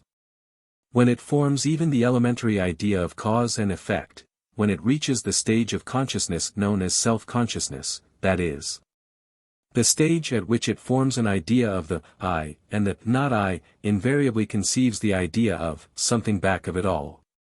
The man's first ideas are crude, but he grows in understanding and constantly improves upon his idea of the underlying cause of life and the universe. In addition to his intellectual conception, he is impressed by a feeling of a higher power, which feeling he afterward called faith, and the manifestation of it, religion. He evolves fanciful theories, according to the direction of his religious thought and teaching, and invents gods without number, not to speak of devils, to explain that which the mind and feeling insisted upon. After a bit the thought on the subject split into two forms, the thought of the priests, and the thought of the philosophers. The priests contented themselves with assertions that their particular god or gods created everything, and invented fanciful tales to illustrate the same, as time went along.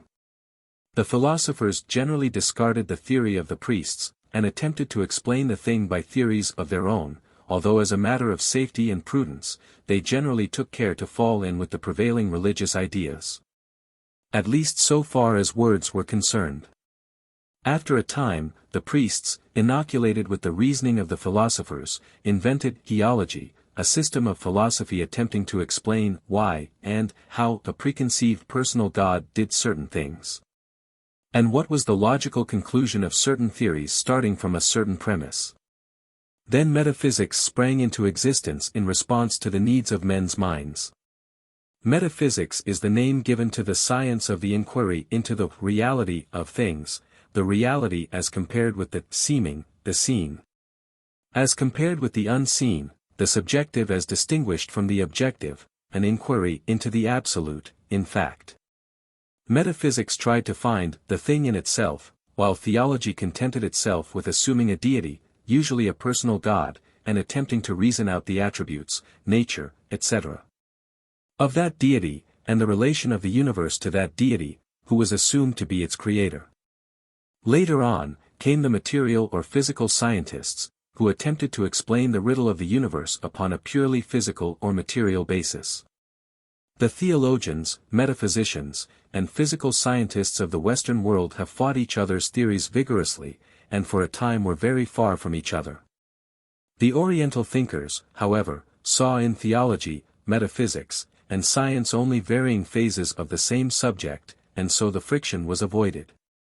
In passing, however, let us say that the advanced theologians are fast coming to an understanding with the advanced metaphysicians, and the advanced scientists are meeting the other two on many points.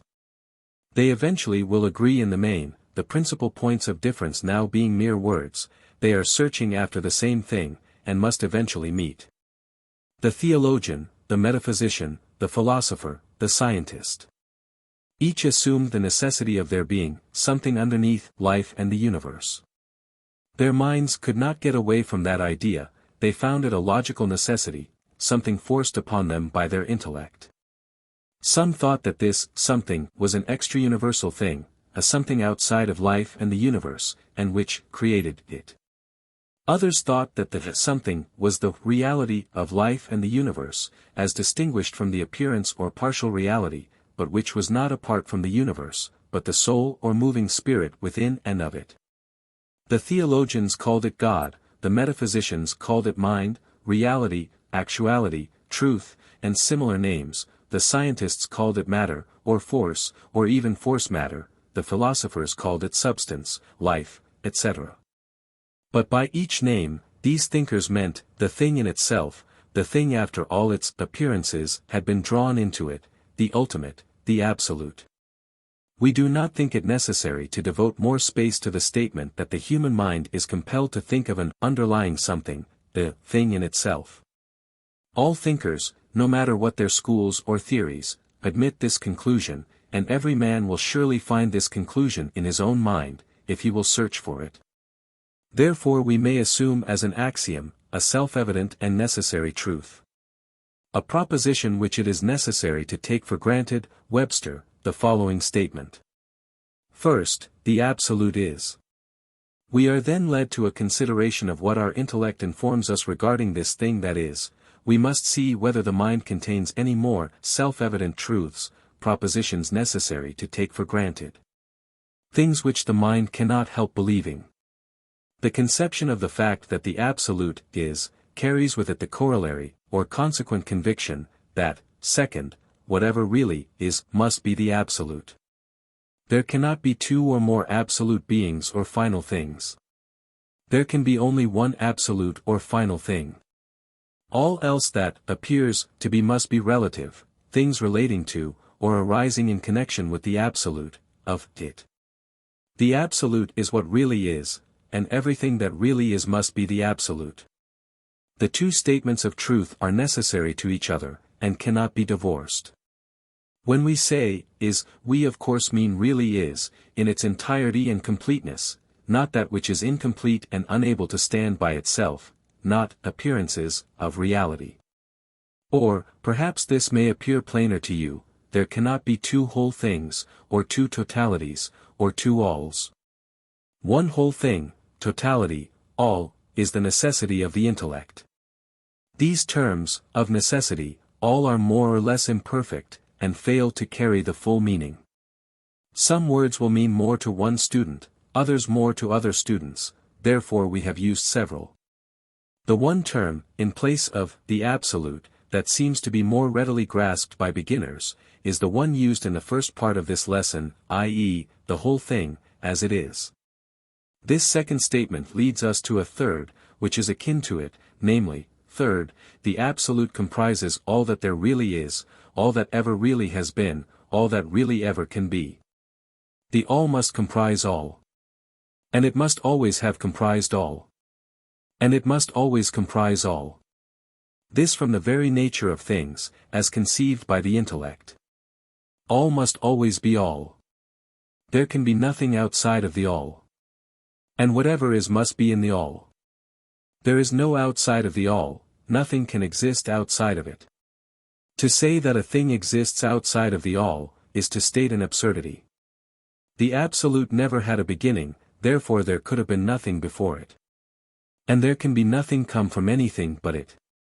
And as it has no ending there can be nothing to come after it. So it must comprise all there is, has been, or will be. With this idea in mind, let us consider the fourth statement. Fourth, the absolute is omnipresent, present everywhere at the same time. This statement is self-evident. There can be no place outside of the all. There can be no existence or presence except in the all. The all must be everywhere. There cannot be a place with nothing in it. The intellect is unable to grasp a conception of nothing as an actuality, a reality, an absolute fact. An absolute nothing is unthinkable, for an absolute thing is something, and something is opposed to nothing. Nothing is a negative term, and is used to denote the absence, or apparent absence, or of some relative thing.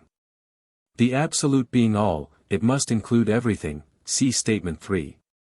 That which we call space, time, matter, mind, energy, etc., are but relative manifestations of the absolute. Therefore it must be present everywhere, at the same time. Any other idea is unthinkable. Fifth. The absolute is omnipotent, all-powerful, possessing unlimited power, possessing all the power there is. This statement must be self-evident, if we admit the statements that the absolute is all, is everywhere, is universal, and providing that we admit that there is such a thing as power or strength. Of course, it may be argued that power and strength are relative terms, being things relative to or incidental to the absolute, rather than absolute things in themselves. This reasoning is correct, at the last, but we are conscious of something that we call power or strength, which we are justified in considering a relative manifestation of the absolute. If there is power, even relative, it must be of the absolute. There can be no other power. The absolute must be given credit for all power, not partial power, not simply more power than something else possesses, but all power, all the power there is, unlimited power, power enough to accomplish anything. Later on, we shall speak of power as an appearance or manifestation of the absolute, and as relative in that sense. This axiom conveys the self-evident truth that all of that which we call power, is a manifestation of the absolute, and that there is no power possible from any other source, for there is no other source from which it can come. Some metaphysicians make the statement, the absolute is all power, God is power, but we regard power as a relative manifestation of God or the absolute, instead of a name for the thing in itself. We regard matter and mind in the same way, as shall more fully and at large appear, in this and following lessons. Sixth. The absolute is omniscient, all-wise, all-knowing, possessing all knowledge, knowing everything, having infinite knowledge. This means that there is nothing not known by the absolute, nothing not absolutely understood. If there is a single thing that is not fully known by, and understood by, the Absolute, then the words absolute and omniscient are meaningless and absurd. This, of course, applies to all knowledge appertaining to and concerning the past, present, and future, if we may be permitted to use these relative terms. The knowing must be complete to be omniscience, complete down to the smallest detail, to the final point.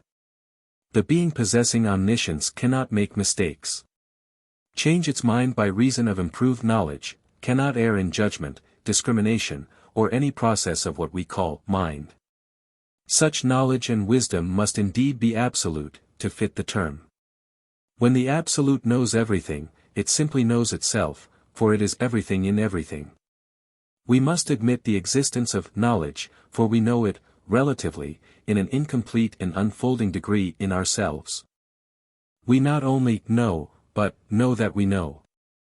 And admitting the existence of knowledge, or intelligence, we of necessity must admit that such knowledge, or intelligence, must pertain to the Absolute and be possessed by it or within it, or at least be of it.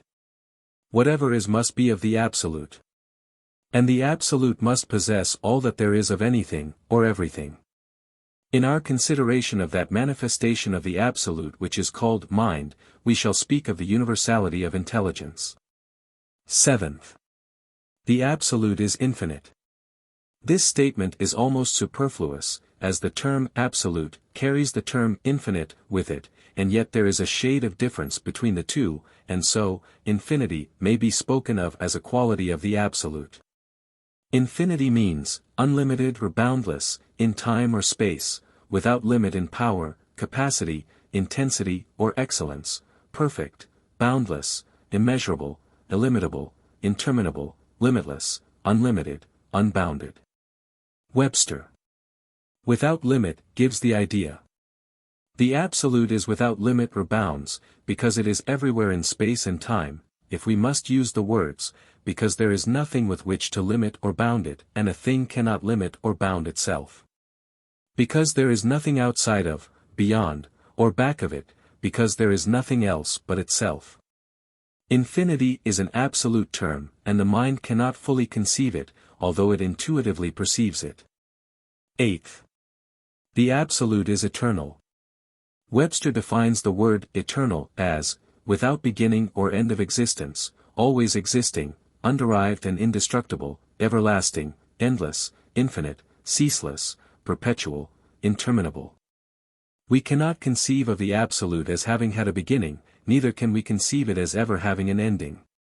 If we try to think of it as having had a beginning, we must think of it as proceeding from something else, and in thus thinking we make the Absolute a relative, and set up a new Absolute a little farther back, and so on ad infinitum. The mind is unable to think of the Absolute as having a beginning, for a beginning presupposes a cause, and that cause another cause, and so on. The mind cannot admit such an idea, and so must be forced to admit that back of all the effects arising from causes there must be a something without a cause, a something that always existed, causeless cause, the Absolute. It is true that in the world of relativity we have never seen a thing without a cause, because the law of cause and effect is in operation in that relative world, but all these so-called causes and effects are within and of the Absolute. There is no cause outside of the Absolute to affect it, there is nothing outside, there is no outside. This is hard for the untrained mind to grasp, but every mind must be forced to this conclusion, for there is no escape for it, the mind cannot help itself, and must admit the truth, although not able to understand it. The intellect likes to cling to the idea of cause and effect, and is loath to part with it, even in considering the Absolute. But abandon it must, for it is compelled to admit an exception, and a single exception breaks the law, and shows its relativity. For instance, if one admits that there is a first cause, the chain of cause and effect is broken, for then the first cause is something without a cause, and therefore the law cannot be an absolute one, the exception breaks it. Or, on the other hand, if one claims that the law of cause and effect is infinite, the answer comes that an infinite thing can have no beginning, and a thing without a beginning, a beginningless thing, can have no cause. And so in this case, also, the chain is broken, and the mind must admit that there must be something without a cause. In the last case, the intellect, in using an absolute term, infinite, which it cannot understand, has knocked the bottom out of its own argument, and is forced to assume that there is a causeless cause. Although it is unable to illustrate that thing by anything in its own experience. It does the best it can, and so, at least, is frank to admit the existence of something which it cannot understand. In fact, it is compelled to do so if it is honest with itself. Cause and effect are relative things, not a necessity to the absolute. Eternity is an absolute term, and the intellect cannot fully conceive it, although the mind intuitively perceives it. Time is a relative term used by man because of his inability to grasp the absolute truth. Man is never able to grasp a moment of time, for before the mind can fasten upon it, it has passed into the past. Time is relative, and the greatest period of time that the human mind is capable of imagining or thinking about, when compared to eternity or absolute time, is but as a strand of spider web when stretched before the lens of a telescope, the field of which embraces infinite space. In fact, the spider web would have to be reduced an infinity of degrees before it would begin to answer for the purpose of comparison. An aeon of countless millions of years, when compared with eternity, or absolute time, comes so near being absolutely nothing, that only the absolute mind could distinguish it. Advanced minds in their teachings inform us that they often lose their sense of relative time entirely, in their consideration of eternity or absolute time, and a million years seem as but a moment, in the thought. The same thing happens when the advanced mind explores the mental regions pertaining to space. The relative is lost in the absolute, and relative space melts into infinity. Time and space are relative terms, belonging to the finite mind of man of today. When the absolute thinks, it thinks in terms of infinity and eternity, its own terms. From the absolute, even our puny intellect can grasp this. Everywhere is here, every time is now. 9th. The absolute is indivisible. The absolute is the all, the whole thing. It cannot be divided into parts, because there is nothing to divide it with, and nothing to fill in the cracks. There can be no real partition, division, or separation of the absolute. It always has been the whole, always will be the whole, is the whole now. It is an ultimate thing, not capable of being separated, divided, or parted. The mind is incapable of conceiving of the absolute as being broken into bits, separated, divided, etc., for the reasons given above. The mind refuses to form the picture, and is forced to acknowledge the truth of the above statement.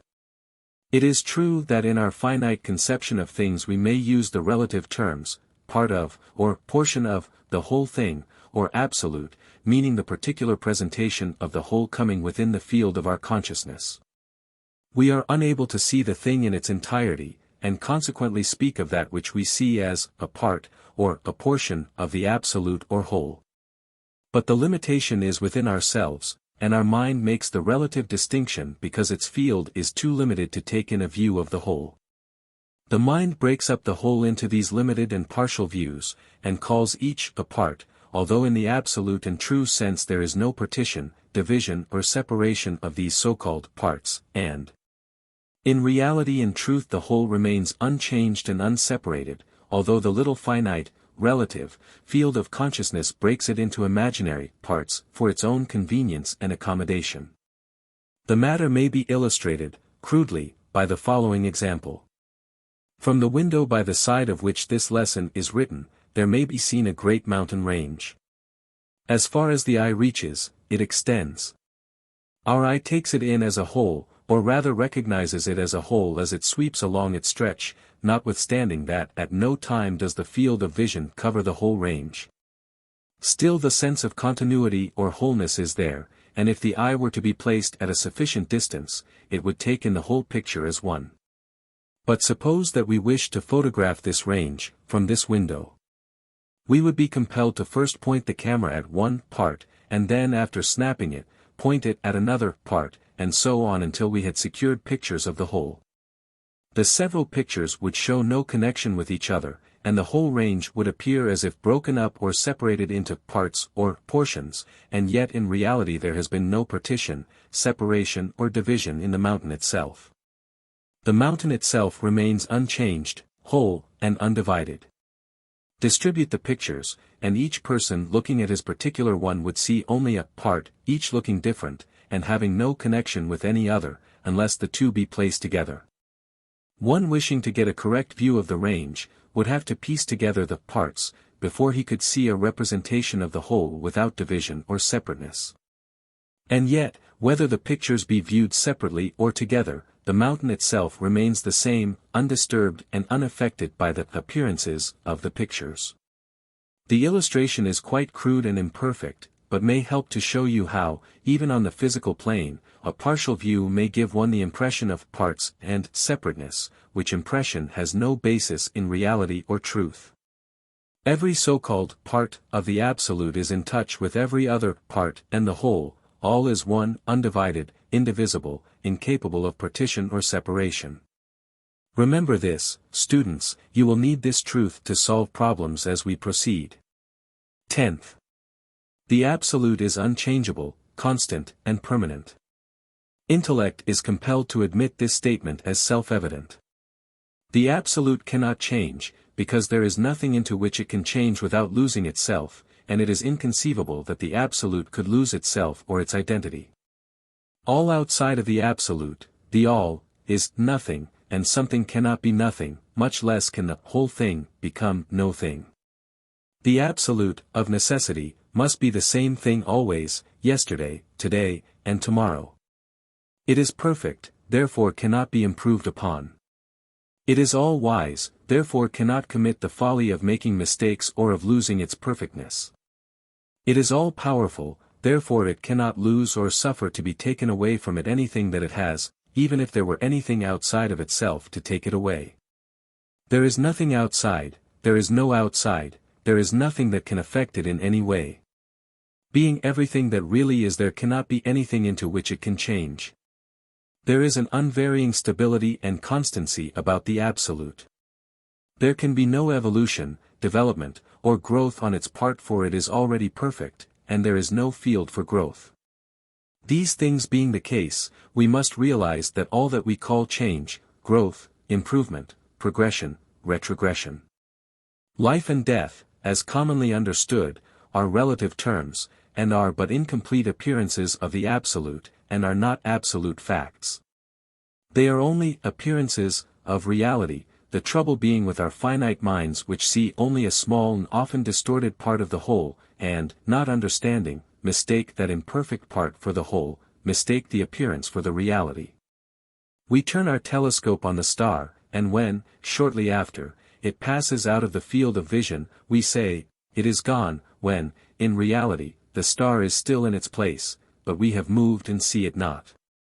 The shifting and changing that we think are real, are but the waves, foam and bubbles on the bosom of the ocean, mere surface appearances. The ocean is unchanged. The Absolute is outside of the law of cause and effect. Cause and effect cannot touch it, because they are but relative things, dealing with other relative things, and touching not the reality or Absolute at all. The Absolute has no beginning, can have no ending, has no cause, and is not the effect of anything. From the position of the Absolute, there is no such thing as the law of cause and effect, such law being a relative thing having only the world of relativity for its field of operation. Cause and effect are relative appearances within the Absolute, and having no control over it, they are creations, mere instruments or tools of the Absolute, serving some divine purpose of the moment, but possessing no reality to the Absolute. The Absolute is free. 11th. That which is not absolute must be relative to the Absolute, or else nothing at all. That which is not the Absolute being, the thing in itself, must be of it, or else must be nothing at all. This statement is a corollary of statements I, 2, and 3. All reality, and all relativity, must be either the Absolute itself, or else of the Absolute. In other words, it must be either the Absolute, the whole thing as it is, or else the relative, an imperfect and incomplete view or aspect of the whole thing. If it is neither of these two things, which are really one thing, you must remember, then it is nothing, a lie, an illusion of an illusion, a mistaken judgment of a relative thing, or a series of such mistaken judgments. Or a positive lie having no foundation either in the absolute or the relative. The ordinary intellect is unable to see plainly, or comprehend fully, the absolute in itself. But the relative aspects of the absolute are apparent to the ordinary consciousness, and a glimpse of the thing in itself, spirit, may be had through the spiritual mind as the consciousness unfolds so as to admit its rays. Although a little ahead of that part of our subject, we think it better to make the following statement in order that the student's mind may rest for a moment in the asking of the question that must inevitably come after a consideration of the above 11 statements. The question we mean is this: coming from man, and where am I in this absolute and relative? Or, as an American recently asked, where do I come in? The question will be taken up in our final lesson, but we have this to say here: man, as he seems to himself today, has within him both the absolute, the relative.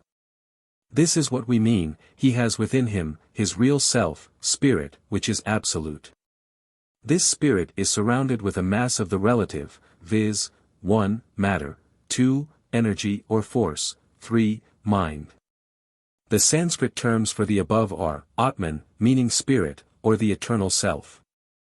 Akasa, meaning matter, or the all-pervading material of the universe, Prana, meaning force, energy, etc., and Chit, meaning mind substance.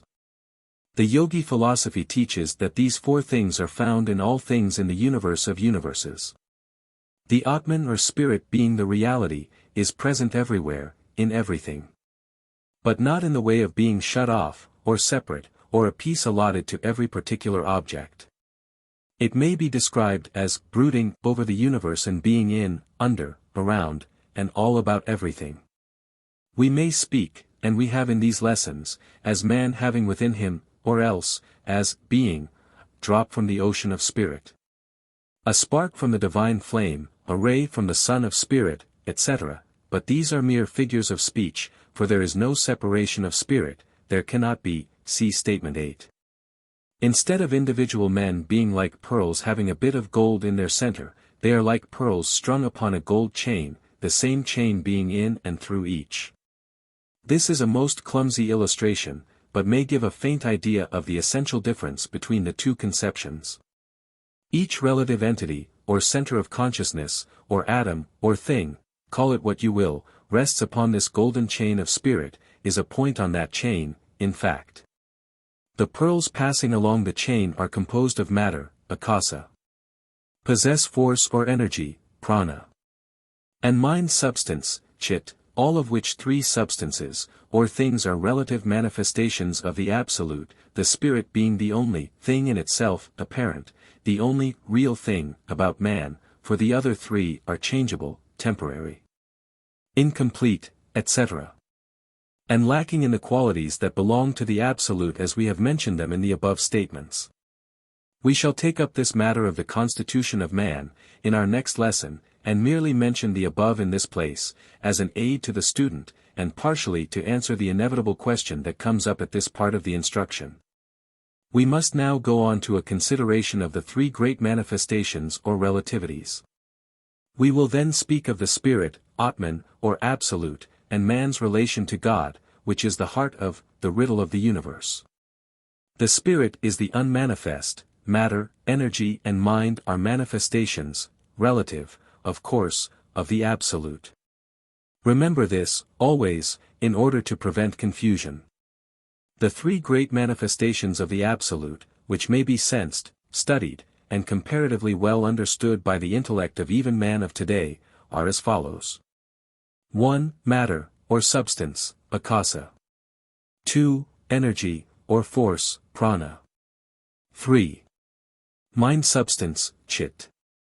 These three divisions are recognized by the modern advanced Western physical scientists, although some of them try to dodge the last mentioned form. In our consideration of the subject, we shall give you the views of the best Western thinkers, or rather the result of their speculations and investigations, so that you may see how closely they are approaching the yogi philosophy. At least so far as the relative world of form is concerned. The yogis know that the three above-mentioned manifestations are really not three, but are three phases of one manifestation, their teachings being that matter is a grosser form of energy or force, gradually shading and melting into the latter. Also that force or energy is a grosser form of mind substance, gradually shading and melting into this last-mentioned manifestation. And the mind substance in its highest phases and operations almost reaches the plane of spirit, from which it has emerged. In fact, it becomes so fine at the point of its emergence, that the human mind, even the mind of the most advanced souls, cannot point to the exact line of difference. These things we shall consider later. Our first concern is a consideration of the manifestation of matter. 1. Matter. Akasa. Matter is a word or term used by scientists to designate that substance of which the material and physical universe is composed, which substance is claimed to have extension in space which it occupies, and to be perceptible to the senses, the body of things, the substance of things. It is usually divided into three classes, or phases, i.e., solid, liquid and aeriform. Solid matter is matter whose parts firmly cohere and resist impression, such as stone, metal, wood, etc. Liquid matter is matter having free motion among its parts and easily yielding to impression, such as melted metals, tar, treacle, oil, water, etc., in short, matter that flows. Aeriform matter is matter that may be called elastic fluids, such as vapor, gas, air, etc. Of course, these three forms of matter are really variations of one form, for all matter may be placed into either and all of the three classes by a change of temperature. For instance, ice is a kind of matter in solid form. Water the same kind of matter in liquid form, steam the same kind of matter in aeriform. The degrees of temperature, producing any of the three mentioned forms vary, but any and all forms of matter are capable of changing their form, as above, upon being subjected to the proper temperature. For instance, air, which is generally thought of as being aeriform, has been liquidified and changed into liquid air by the application of a very low degree of temperature, and science knows that if a sufficiently low temperature be produced, the liquid air would freeze and become solid. Likewise, take lead, which appears as a solid in our ordinary temperature, and subject it to sufficient heat, and it melts and becomes a liquid, and if a still higher temperature be applied it will pass off into a gas and become aeriform. This is true of all the elements of matter, the degree of heat regulating the form. Heat is known to science as a form of force, the degree depending on the rate of its vibrations, so that the change in the apparent form of matter is the result of the playing upon it of energy or force, the second manifestation. Certain gases combining in certain proportions produce liquids. For instance, water is composed of 2 parts of hydrogen gas, combined with 1 part of oxygen gas. And certain other aeriform substances are composed of other gases. For instance, air is composed of oxygen and nitrogen, combined in certain proportions. Of course, both water and air may, and do, hold other substances in solution, but the elements named are the only ones necessary, and the matter held in solution may be subtracted without impairing the virtue and nature of the solvent. The same form of matter may assume apparently different phases. For instance, the rocks composing the earth's surface crumble, disintegrate and are resolved into earth, dust, dirt, etc. Then the plant seed, sprouting and sending forth roots and shoots, draws upon this dirt, taking from it certain elements needed for its welfare and life, transmuting these elements into its own substance, cells, etc. And so thus that was once a part of a rock, is now a part of a plant. Then comes along man, who eats the plant, and its matter is transformed into bone, muscle, blood, and even brain of the man. If an ox eats the plant, and man eats the ox, the result is the same. The element in the rock is now the element in the man. And throughout all this change, although the form, shape, and character of the matter has changed, not a single atom of the original matter has been destroyed. Constant change and infinite combinations, but eternal existence is what physical science claims for the atom of matter. That which was once an atom of the rock, and is now an atom of matter in your body, will, in time, be a part of the plant or animal life of some other form of creature, and will always be so, and has always been so, according to science. Science, seeing this apparent eternity of matter, naturally jumps to the conclusion that matter is the absolute thing, ignoring the fact that it is but the relative manifestation of something behind it, the absolute being.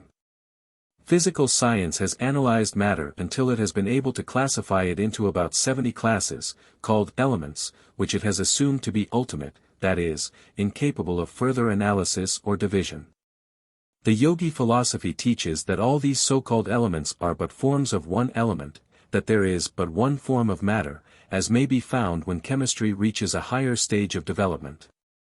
Modern science is reaching the same conclusion, although it has not been able to positively demonstrate it by experiment. Then science has assumed that matter is composed of minute atoms, not visible to the sight, and that the ultimate atom is incapable of further division, and is therefore the real thing, in matter. Some have held that this ultimate atom is the absolute, from which all the elements, and then all the forms of matter have sprung, and also all that we call energy and mind are incidents and qualities of this atom. They would have made this atom their God, but alas. Still more recent discoveries have shown them that their ultimate atom is not ultimate at all, and they are now hunting for another ultimate something in matter.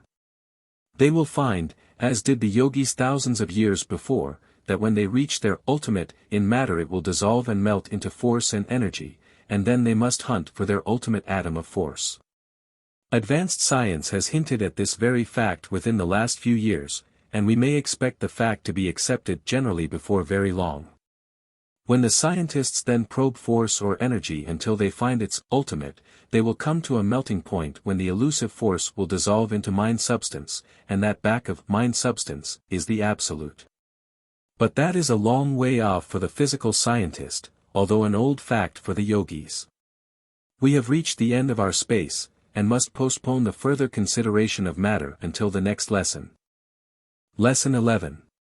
Matter and Force. Our last lesson closed in the midst of an inquiry into the manifestation known as matter. As we stated there, science has assumed that matter is composed of atoms, and that these atoms may be divided and redivided until, finally, there will appear an atom incapable of further division, an ultimate atom. In fact, something in the nature of absolute matter. Various theories have been advanced by scientists to account for the atom. You must remember that this ultimate atom is a purely theoretical and hypothetical thing, no one has ever found it, and it could not be seen even with the strongest microscope. Even if it were found. Recent discoveries, notably that of the X-rays, and radium, have disturbed these theories, and scientists just now are very much at sea regarding this question of the atom.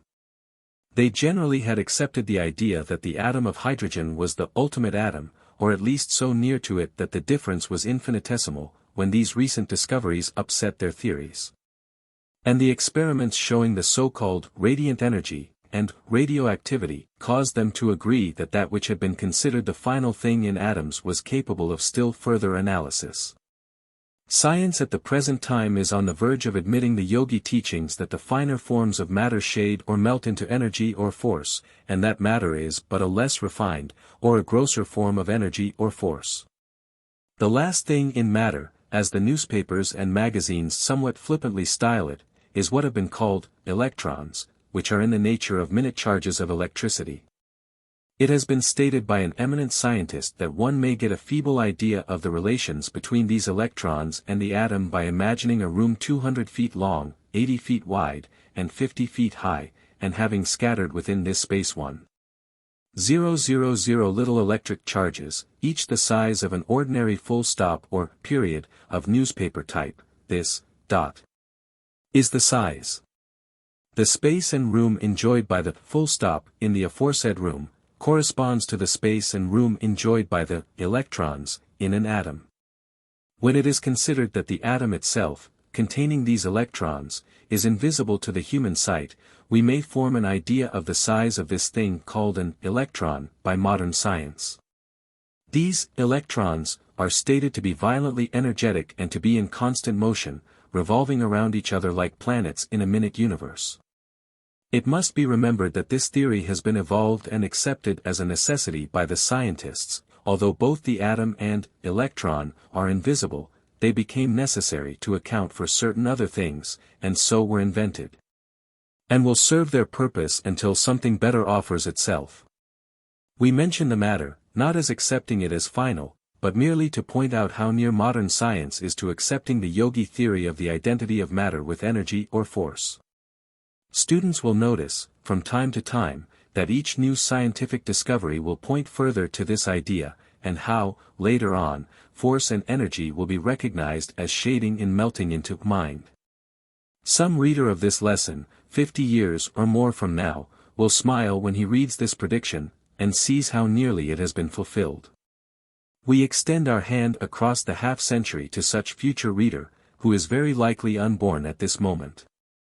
And even in that day, there will be no understanding of mind, unless it be considered as a manifestation of the absolute, instead of being itself absolute, for spirit is as much higher than mind as we know it. As mind is higher than force or energy, and as force or energy is higher than matter. Mind, force and matter are three forms of one manifestation, and the absolute underlies all, it is the manifester of manifestations. Let us rapidly run over the accepted theories of modern science, regarding matter, so that we may see how closely it is touching the yogi teachings. Modern science regards matter as occupying infinite space continuously, and being everywhere in some form. It also holds that the sum of matter is eternal and unchangeable, that is, that there neither can be an addition to, or subtraction from, the sum total of matter, that there never can be more matter, or less matter, than there is at the present time. And that the total quantity now has always been the total quantity. This theory, of course, holds that matter must have always existed, as it could not have been made out of nothing, and must always exist because it cannot be destroyed, for something can never become nothing. It is held by science that although matter may change its form, and work into countless combinations, as it does constantly, still matter, in itself, never really changes, loses anything, or gains anything. And that it is the same yesterday, today, and tomorrow. That it is, in fact, infinite and eternal. You see that science has been making a god of matter, has been attributing to it qualities of the absolute, instead of qualities belonging to a manifestation of the absolute. Such qualities being merely loaned it instead of being the property of matter. The yogis hold that matter, in itself, does not exist, but is a form of energy, which energy is a form of mind, which mind is a manifestation of the absolute. For the purpose of teaching, however, it speaks of the three, mind, force, and matter, as the three manifestations, shading into each other, and we will so speak of them in our lessons. Some scientists have held that matter was the whole thing, and that force and mind were but qualities and incidents of matter.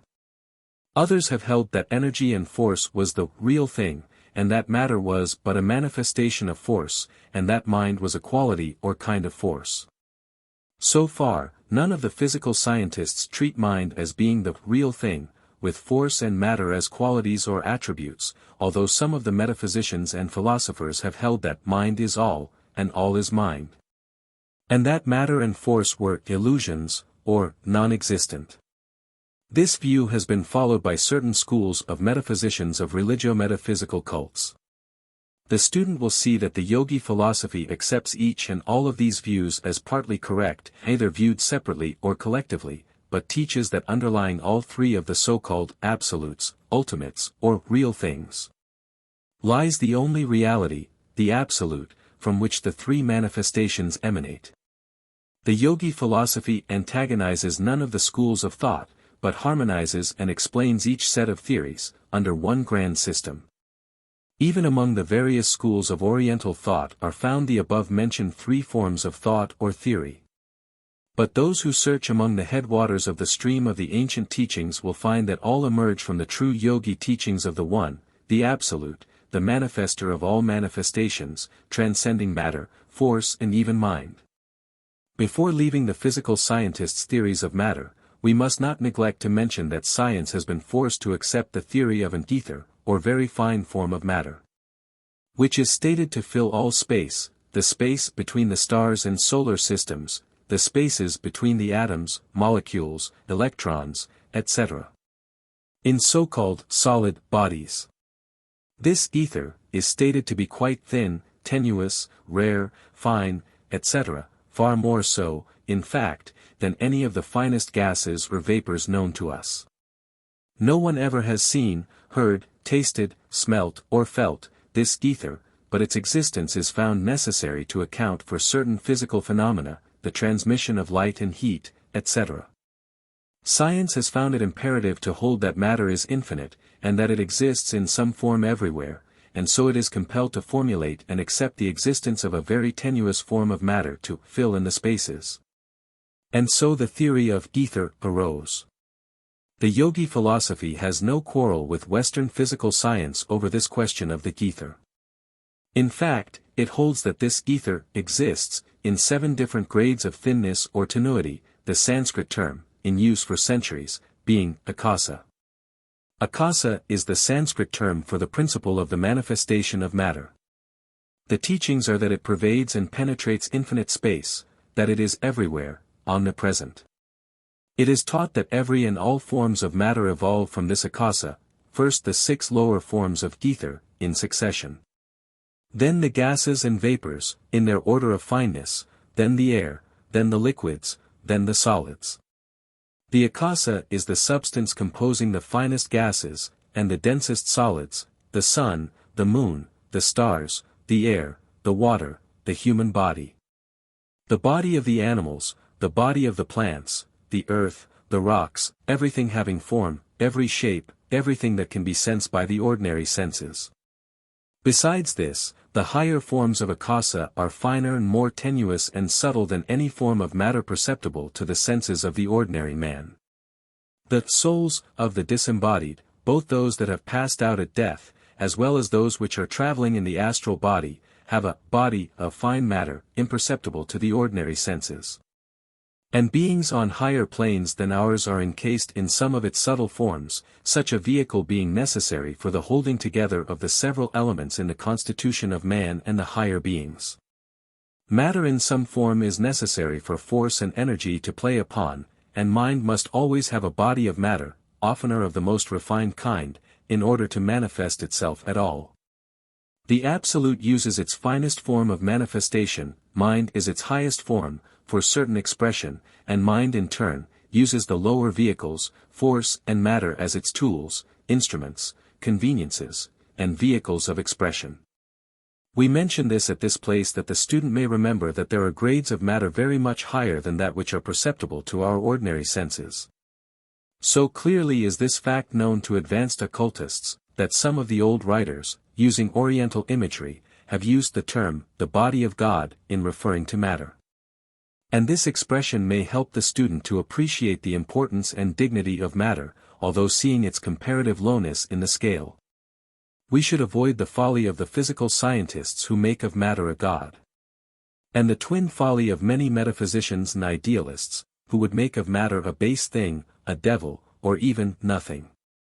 We did not intend to take you into the details regarding akasa in this lesson, but we may mention this much at this point.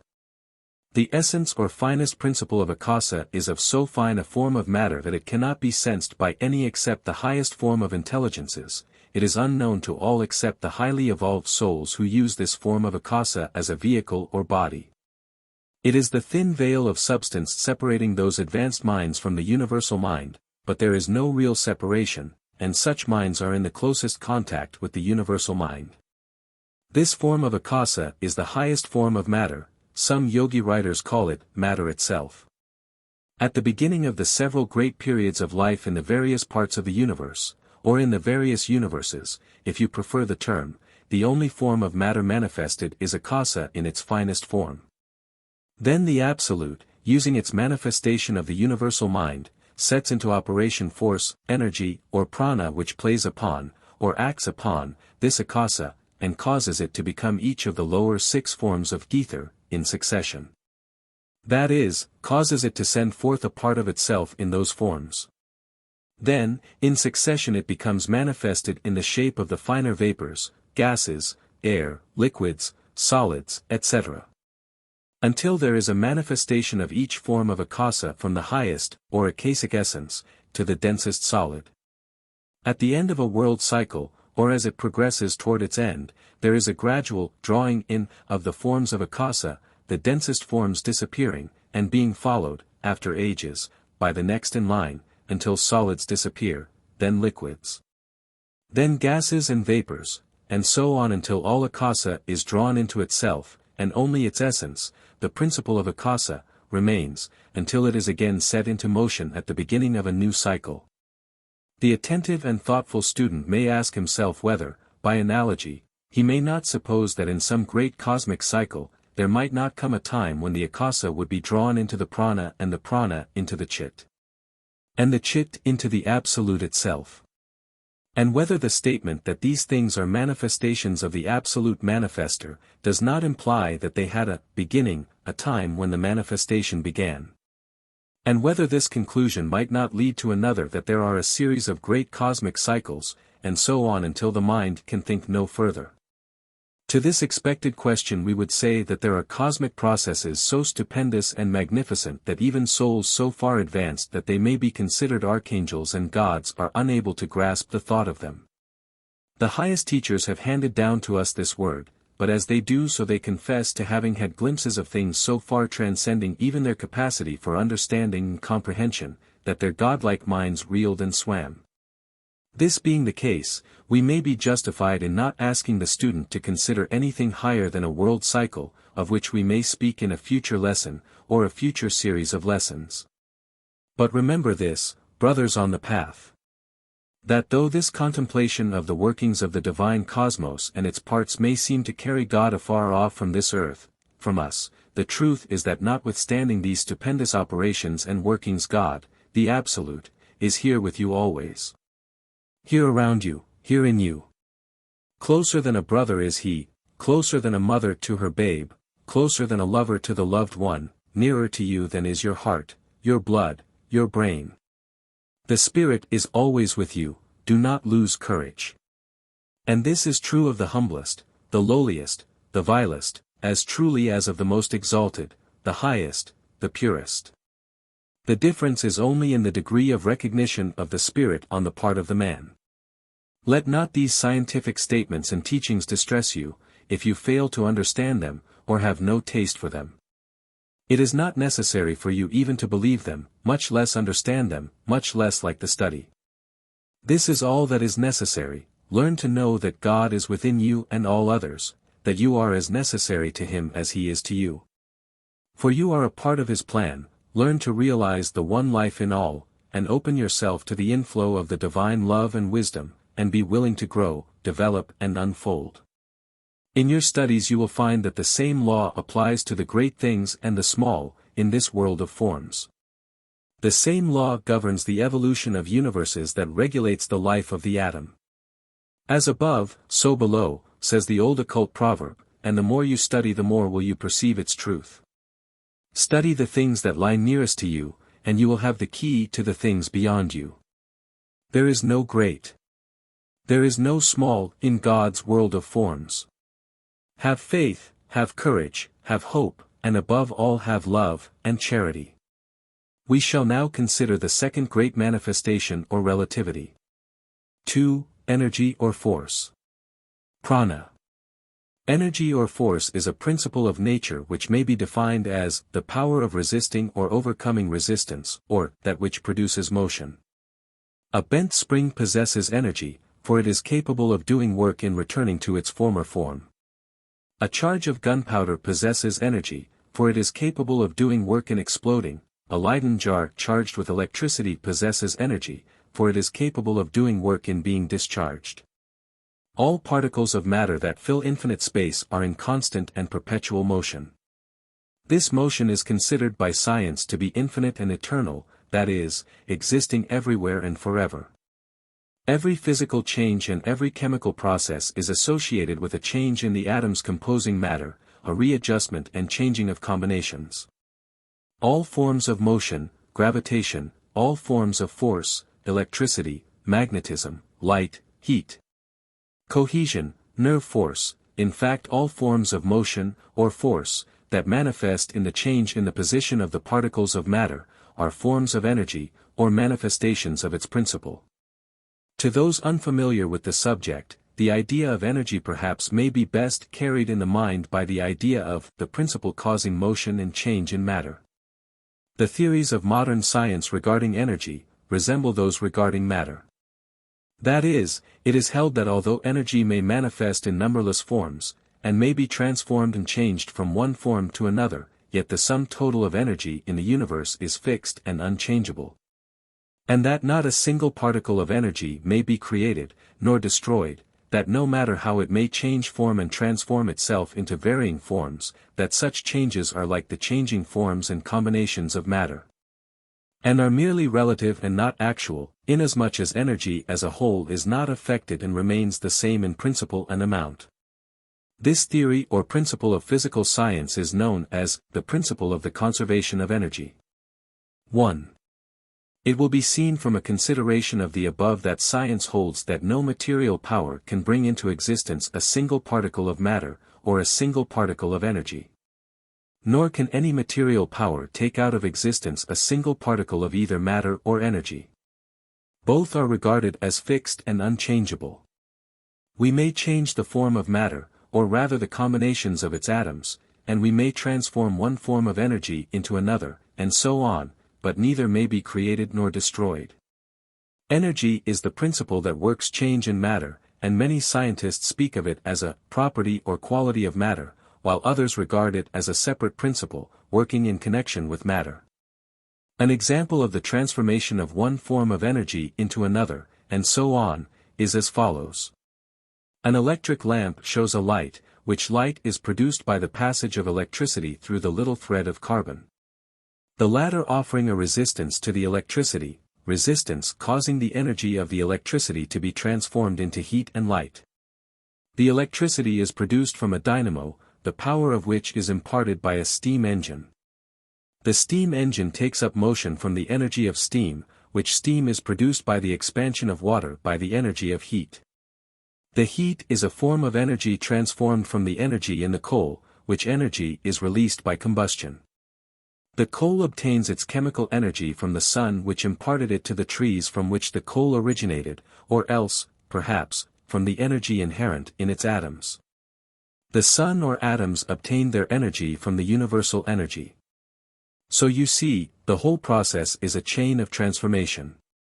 It might be carried much further. For instance, the electricity might have been used to run a belt, and the belt to impart its motion to certain machinery, and so on. But the principle is the same in all cases. The student is advised to read some elementary work on natural philosophy, or physics, in order to get a more detailed idea of energy, force, motion, etc. Examples of the transforming of energy from one form of motion to another may be seen in every act. We pick up a ball, and sending a nerve current from the brain, cause certain muscles of the arm to contract and expand, which process imparts motion to the ball and throws it from the hand. The ball strikes another object, and throws it down, and so on. A row of bricks extending around the world could be toppled over, one after the other, by imparting a slight motion to the first one, which would pass it on to the next, and so on. The energy in gunpowder, when released in a close chamber, is imparted to the bullet in the shape of motion, and the bullet travels through space, until the energy in the earth, known as the attraction of gravitation, overcomes the imparted motion of the powder, and eventually imparts to the ball a new motion which causes it to be drawn toward the earth. Science, both physical and occult, teaches that all matter is in constant motion, that is, the atoms are in constant vibration. This motion or vibration of course is imparted by the principle of energy. We cannot perceive this motion, but it is known to exist, and life as it is would be impossible without it. Each form of matter has its own rate of vibration. We cannot spare the space for a consideration of this part of the subject, and must refer the student who wishes to investigate the theories and facts of material science to the many textbooks on the subject which may be found at any bookstore or public library. We have stated the principal theory, and will now pass on to the yogi teaching of prana, which corresponds very closely with the teachings of physical science regarding energy. In fact, there is very little ground for difference on general principles possible to investigators of the subject. The yogi philosophy teaches that in the world of forms, or relativity, all matter, or forms of akasa, is in perpetual motion. There is no rest in the world of matter. The apparent rest of material objects is only relative and not a fact. Heat and light are merely forms of motion, a manifestation of energy. Suns and worlds rush through space, their particles are constantly changing and moving, chemical composition and decomposition is constant and unceasing, building up and breaking down are invariable incidents of cell life, atom life, and molecular being. There is no rest in nature at any point. Work is constantly being done, and something is always being produced, in the sense of new combinations being formed, for there is no creation of something from nothing. This energy or force, the cause of motion, change and action, is known by the Sanskrit word, prana. Prana, like matter or akasa, is present everywhere. Modern physical science holds that both are eternal in themselves, but the yogi philosophy teaches that they are both emanations or manifestations of the Absolute, and are eternal only through the Absolute. And not in themselves they are relative and not eternal. They were expressed, manifested or projected from the Absolute, and again may be withdrawn within the unmanifest, but with this explanation, they are what physical science supposes them to be, when it speaks of them as infinite and eternal. Modern science, as a rule, considers them as separate principles, but the yogi philosophy teaches that matter or akasa is a grosser form of energy or prana, and was projected from the latter. But to all intents and purposes, they may be regarded as two separate principles, in our consideration of the universe. Prana manifests in all forms of action, energy, motion, and force, as we have explained in our consideration of energy. It has many grades, forms and degrees, but the principle underlying each is the same. These different forms may be transformed from one to another, as we have seen in our consideration of energy, the Eastern and Western teaching agreeing perfectly in this respect. They also agree, in the main, in the theory of the conservation of energy, inasmuch as the yogi teachings are that the sum total of the prana in the universe cannot be added to or taken away from. But here, note the difference. The yogis teach that prana is a grosser form of mind, and is expressed by the Absolute through mind, and may be withdrawn eventually in the same way. But in the general consideration of the subject, the Western theory may be accepted as a reasonable, working hypothesis. Western science teaches that there can be no matter without energy, and no energy without matter. The yogi philosophy agrees that matter without energy is inconceivable, but that there is such a thing as energy without matter, for there was energy or prana before there was matter or akasa. Although in that case there was merely the real principle of energy, latent and not manifested in motion, which is far from being the same as that something caused by the play of energy upon matter, which we call motion or force. One was non-acting, while the other is manifest action. As we sense the universe, however, there is no matter without energy, and no energy not manifested in and through matter. So, in this case also, the Western theory may be accepted by the student as a working hypothesis, although he must not lose sight of the real teaching. We have spoken of prana, or rather, of that form of prana known as vital energy, etc. In our little manual, Science of Breath, and in some of our 14 lessons, and in Hatha Yoga. In our next series of lessons, which will be on the subject of Raja Yoga, we will take up many important questions regarding prana in its other forms, that is, apart from vital force, etc., and its control by the mind and will. The student may see, from what we have said, that prana being a grosser manifestation than chit or mind substance, and, in fact, a projection or form of same. That one who understands the laws and principles of the matter may exercise a great control over prana through the mind, under the direction of the will. This subject comes under the head of Raja Yoga, and will be considered in our treatment of that subject in our next lessons as above stated. We cannot dwell upon the matter at this point, but in order that you may form a general idea of it, we may say that the positive can always control the negative. Chit stands to prana in the relation of the positive to the negative, and the control is possible, with knowledge, under the direction of the will. What the yogis know as pranayama is the science or art of controlling the prana by the mind, or will. This is a feature of the science of Raja Yoga, and in its highest form, as possessed and exercised by the advanced spiritual men of the East and West, constitutes the basis of the power of the adepts and masters, as they are known to the world. The greater teachings on the subject are carefully kept within the knowledge of the few, lest mankind would basely misuse the power were it to be made known generally.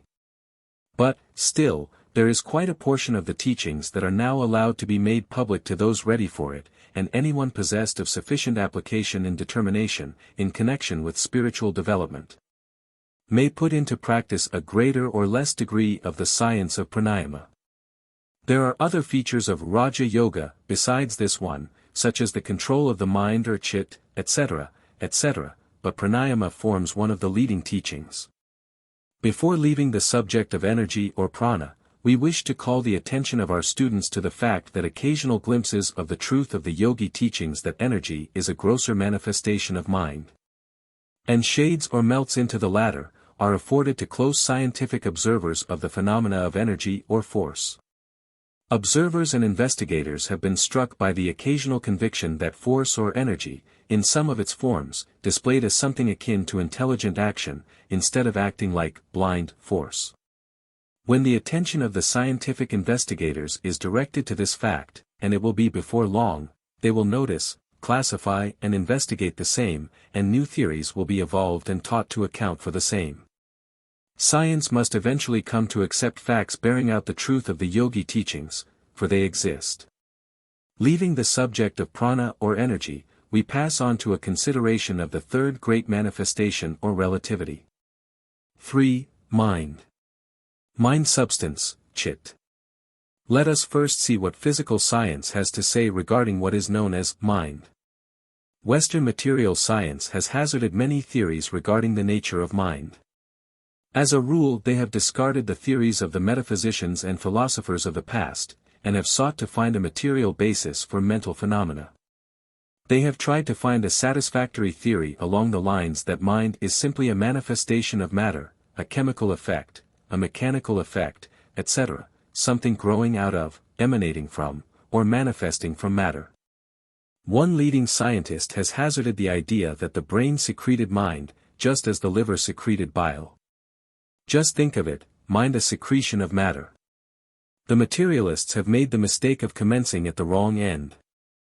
They would make matter the ultimate and absolute, and energy and mind something springing from it, when the reverse of that process would be far nearer correct according to the yogi teachings. However, advanced science is beginning to see its error, and is inclining to the idea that mind, energy, and matter are one thing, different forms of something that they are calling substance, and similar names. They are drawing much nearer to the dreams of the occultists, whom they formerly despised. Webster defines mind as follows: the intellectual or rational faculty in man, the understanding. The power that conceives, judges or reasons, which definition entirely overlooks the fact that mind is manifest in the lower animals, and in plant life, and even in minerals. However, those holding the idea that mind belongs to man alone, call the mind of animals, instinct, appetency, etc., and the mind in minerals, chemical affinity, etc. Instinct is the term generally applied to the mental operations of the lower animals. And appetency is defined as follows by the authority above mentioned. Appetency is the tendency of organized bodies to select and imbibe such portions of matter as serve to support and nourish them, or such particles as are designed through their agency, to carry on the animal or vegetable economy. So that those holding the theory of man's monopoly of mind, nevertheless have to admit the possession of something like mind, in the lower animal and vegetable kingdoms. Recent scientific observers regard the chemical or molecular action of minerals as a form of mind, which view, of course, is that of the yogis who hold that mind is an invariable accompaniment of matter and energy. This being true of every atom as well as the combinations of atoms. The yogis hold that all forms of consciousness from mere sensation to the highest forms of spiritual consciousness, are all manifestations and forms of mind. In this lesson we shall not have space to consider questions of psychology. In fact, such a course would be foreign to the purpose of the lesson. But in order to convey to the student our idea of the meaning of mind, we must say that by a manifestation of mind, we mean any act of consciousness, and by consciousness, we mean any evidence or manifestation of awareness. From mere sensation to the highest forms of consciousness. The student presently will see why we make this explanation. Sensation, the lowest form of consciousness known to us, is defined by Webster as an impression made upon the mind through the medium of the organs of sense. Feeling awakened by external objects, or by some change in the internal state of the body. Sensation is that form of awareness or consciousness, known as a feeling. It is not exactly the same as perception, for sensation is a feeling, while perception is a knowing of the sensation. The perception interprets the sensation. For instance, we may feel the presence of a fly on our hand, that is sensation. When our mind realizes that something is on the hand causing a sensation, that is perception. One's sense of smell may make him aware of an odor, then his mind turns its attention to the odor, in response to the stimulus of the sensation, and realizes that he is smelling a rose. Do you note the distinction? However, this is not a lesson in psychology. We merely want you to realize what sensation is, when we speak of it as an evidence of mind. There can be no sensation without some bit of mind substance to accept it. Just as there can be no sensation unless there is something to cause it, so there can be no sensation unless there is something to receive it, and that receiving thing is mind substance in some degree or form. This is the point we wish you to remember. Simple consciousness and self-consciousness are higher forms of awareness than sensation, but the difference is only in degree, not in kind. The sensation of the most undeveloped form of life differs only in degree from the highest form of consciousness or mental effort on the part of man. Or even beings much higher in the scale than man, for such beings exist. They are as much more advanced than man, as man is than the beetle, but they were once men, and men will be like them some day. Outside of the absolute, all degrees of knowing are acts of the mind, and the forms are mere matters of degree. Mind is a universal principle, just as is matter or energy, and it resembles them very closely regarding its manifestations and combinations. Let us return to the views of modern physical science. We will take Ernest Haeckel as representing the front rank of advanced science of today. His works are regarded as extreme and radical, and he embodies in them the advanced theories of the materialistic thought of the age. Haeckel does not recognize anything higher than substance, and believes the universe to be self-existing, and without any preceding cause. His works show, however, that modern science has gotten away from the old materialist idea of dead matter, and raw matter, and that he, himself has reached the highest materialistic conception known to the mind of man. In fact, the school of thought that he has founded, advancing along the lines laid down by him, will soon be separated by only the thinnest partition from the school of advanced, spiritual, thought. One is reminded of the creation of the great tunnel through the Alps, in which the work was begun from each of the two sides, the two sets of workers meeting exactly in the middle. And the two halves of the tunnel being found to fit exactly to each other's lines. Each set of these mental workers will meet the other, and will find the absolute in the center, although they may call it by different names. Haeckel in his great work, The Wonders of Life, lays down the doctrine of a monism composed of a trinity of substance. He formulates it in the following three propositions: 1. No matter without force and without sensation. 2. No force without matter and without sensation. 3. No sensation without matter and without force. He goes on to say of the above, these three fundamental attributes are found inseparably united throughout the whole universe, in every atom and every molecule. This is a most wonderful admission coming from one of the leaders, if not the leader of modern materialistic thought. Its significance will be appreciated by those of our students who are familiar with the old materialistic point of view, as contrasted with that of the yogi teachings. Haeckel in his consideration of the threefold aspect of substance, holds that matter is an extended substance, occupying infinite space, and being eternal and unchangeable. That energy or force is also infinite, in eternal motion, and unchangeable in its sum total, according to the law of the conservation of energy.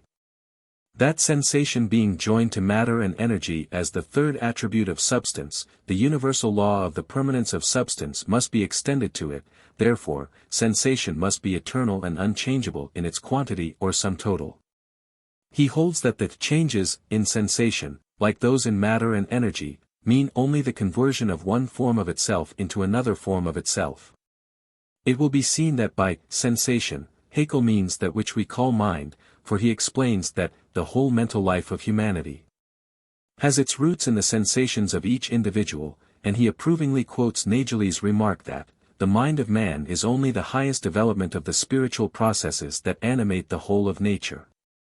Consider this as coming from the center of advanced materialistic thought.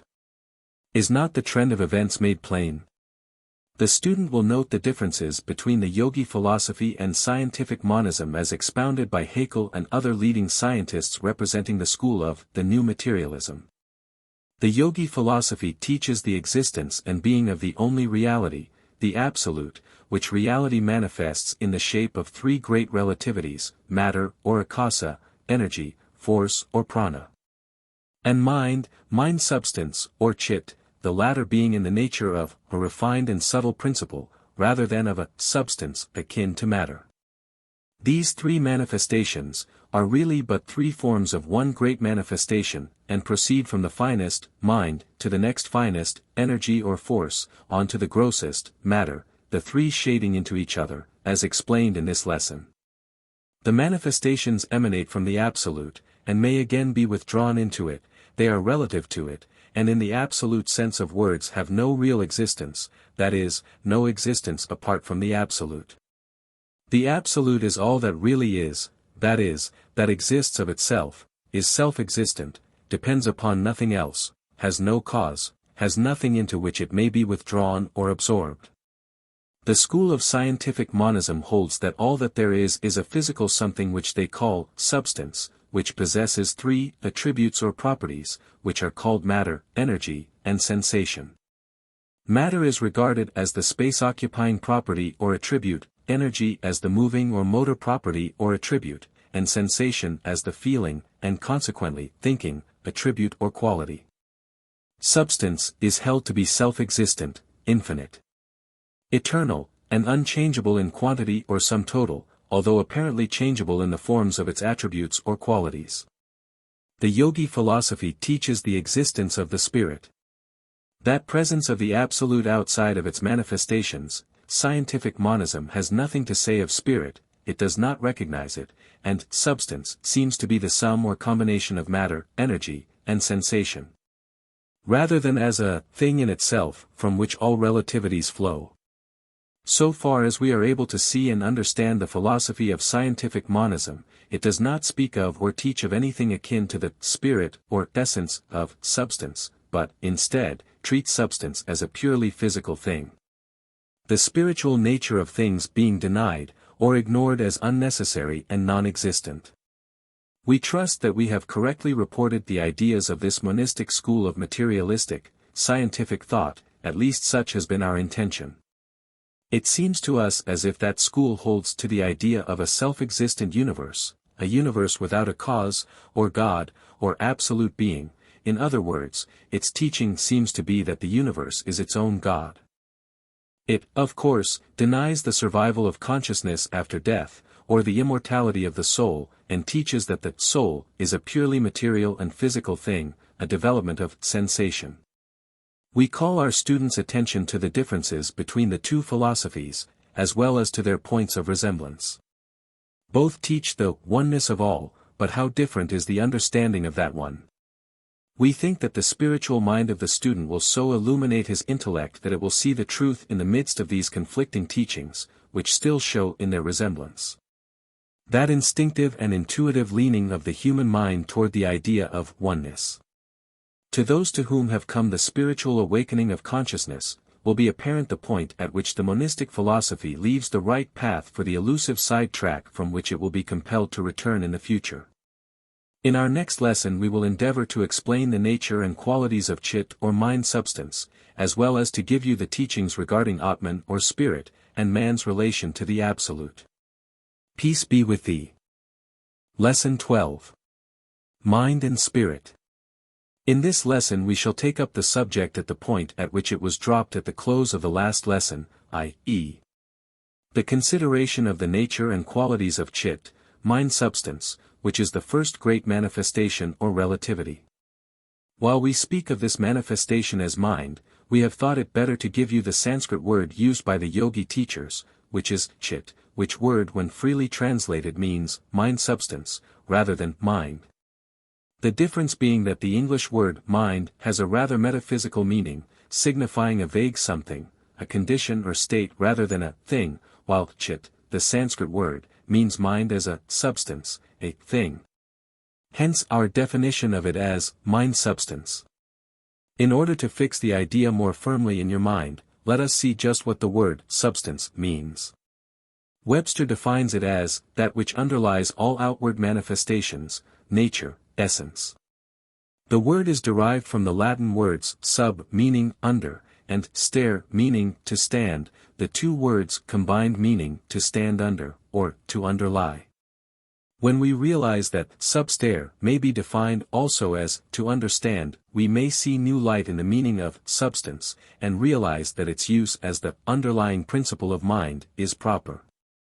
So you see chit means mind substance, or that which underlies the outward manifestations that we know as mind. It is mind in itself, the universal mind, not the absolute, however, as you must remember. The yogis teach that this chit or mind substance is universal and omnipresent, that is, exists everywhere, and is found at every place in the universe. Its sum total is fixed and cannot be added to or taken away from, and therefore it is unchangeable in its sum total, although like matter and energy many apparent changes may occur within itself, resulting from the forming of new combinations. Mind substance may be considered as a higher phase of energy or matter, just as matter may be considered as a grosser form of mind substance or energy. You will remember that mind substance was the first manifestation, and from it emanated energy, and from energy emanated matter, so you see that all form parts of one real substance. Varying in degrees, all are parts of the great threefold manifestation of or emanation of the Absolute. Mind substance somewhat resembles energy, but still it is more so. It bears the same relation to energy that energy does to matter. Let us see if we cannot describe it better. In some of the higher forms of matter one sees that the characteristics of matter melt into those belonging to energy. Take electricity or magnetism for example. You may see there a combination of energy and matter that is most interesting, and are enabled to see energy appearing as a thing that can almost be cut with a knife. And in the same way, in some of the higher forms of electrical energy, one may be compelled to feel that the thing almost thinks, so near does it come to the blending line between energy and mind substance. In a few years physical science will discover forms of energy which will give us still more striking evidence of thinking or rational action than any now known. The discoveries that will follow that of radium will cause a most startling revolution of scientific thought. Science is almost on the borderline separating mind and matter. They will soon be seen as one in the final analysis, with energy forming the center. We are unable to exhibit to the physical senses of students a piece of mind substance as proof of its existence, and although the student of advanced psychology or occultism may have seen many manifestations of it as a force, still this evidence is not as yet accepted by material science. And yet everyone is conscious of that activity of mind substance that we call thought. Mind substance, as well as energy and matter, must be accepted by the student in somewhat of an abstract way, for all these three manifestations may be known only by their forms of outward expression. Thus, the ether, the highest form of matter, cannot be sensed by man, and only when its atoms combine in the shape of solids, liquids or aeriform matter do the senses take cognizance of it. In the same way energy itself is not in evidence to the human mind, and only is sensed when it manifests through matter in what we know as forms of force or motion. And the mind substance is known to us only as thoughts, thought force, etc. Matter is the thing the soul uses to clothe itself in, energy is the thing the soul uses to act, mind substance is the thing the soul uses to think with. Mind substance is the thing by which is set into operation the energy that causes matter to be in motion. The theory of the material scientists, which they call the vortex ring theory, is very close to the facts as taught by the yogi philosophy, and the latter carries the theory into the region of mind as well as in that of matter. The yogi teaching is that the ultimate atom of matter is really a little whirlpool of ether, in the ether, formed by the action of energy upon the ether. The ether itself, being frictionless, the ring loses none of its motion, and becomes permanent, in the relative sense of course, when the absolute is considered, and possesses all the properties generally ascribed to matter, i.e. dimension, volume, elasticity, attraction, extension, etc., and also possesses motion in itself. These rings are of various sizes and rates of vibration, which fact accounts for the different kinds of atoms that have been puzzling science, which explanation of kinds may throw some light on the question of the 70-odd ultimate elements of matter that have confronted science. It may be seen that if the rate of vibration or motion of these rings be changed, the dream of the alchemists may be realized, and one element be transmuted into another, and gold produced from lead. Woe unto high finance, if some dreamer stumbles upon this secret, which is fully known to the adepts and masters, but for which they have no need or use, unless, indeed, they may see fit to use it as a means of upsetting prevailing economic conditions, and bringing mankind back to first principles of living. Science, in its consideration of the vortex ring theory of Helmholtz and others, has run up against the stone wall regarding the cause of the original motion imparted to these rings, which lie at the bottom of the question of matter as it is known to science. They could not imagine the ether as having sufficient intelligence to move of its own accord, even if it had the power to do so. Here is where the yogis come to the rescue of their Western brethren, and lend a hand in the hour of need. It is questionable whether the Western brother will be so willing to accept the extended hand just now, though. The yogi philosophy teaches that mind substance, of course knowing itself, manifests itself in thought. This thought is really a motion in the chit or mind substance caused by its calling to its aid energy, which energy remember has originally been manifested from it.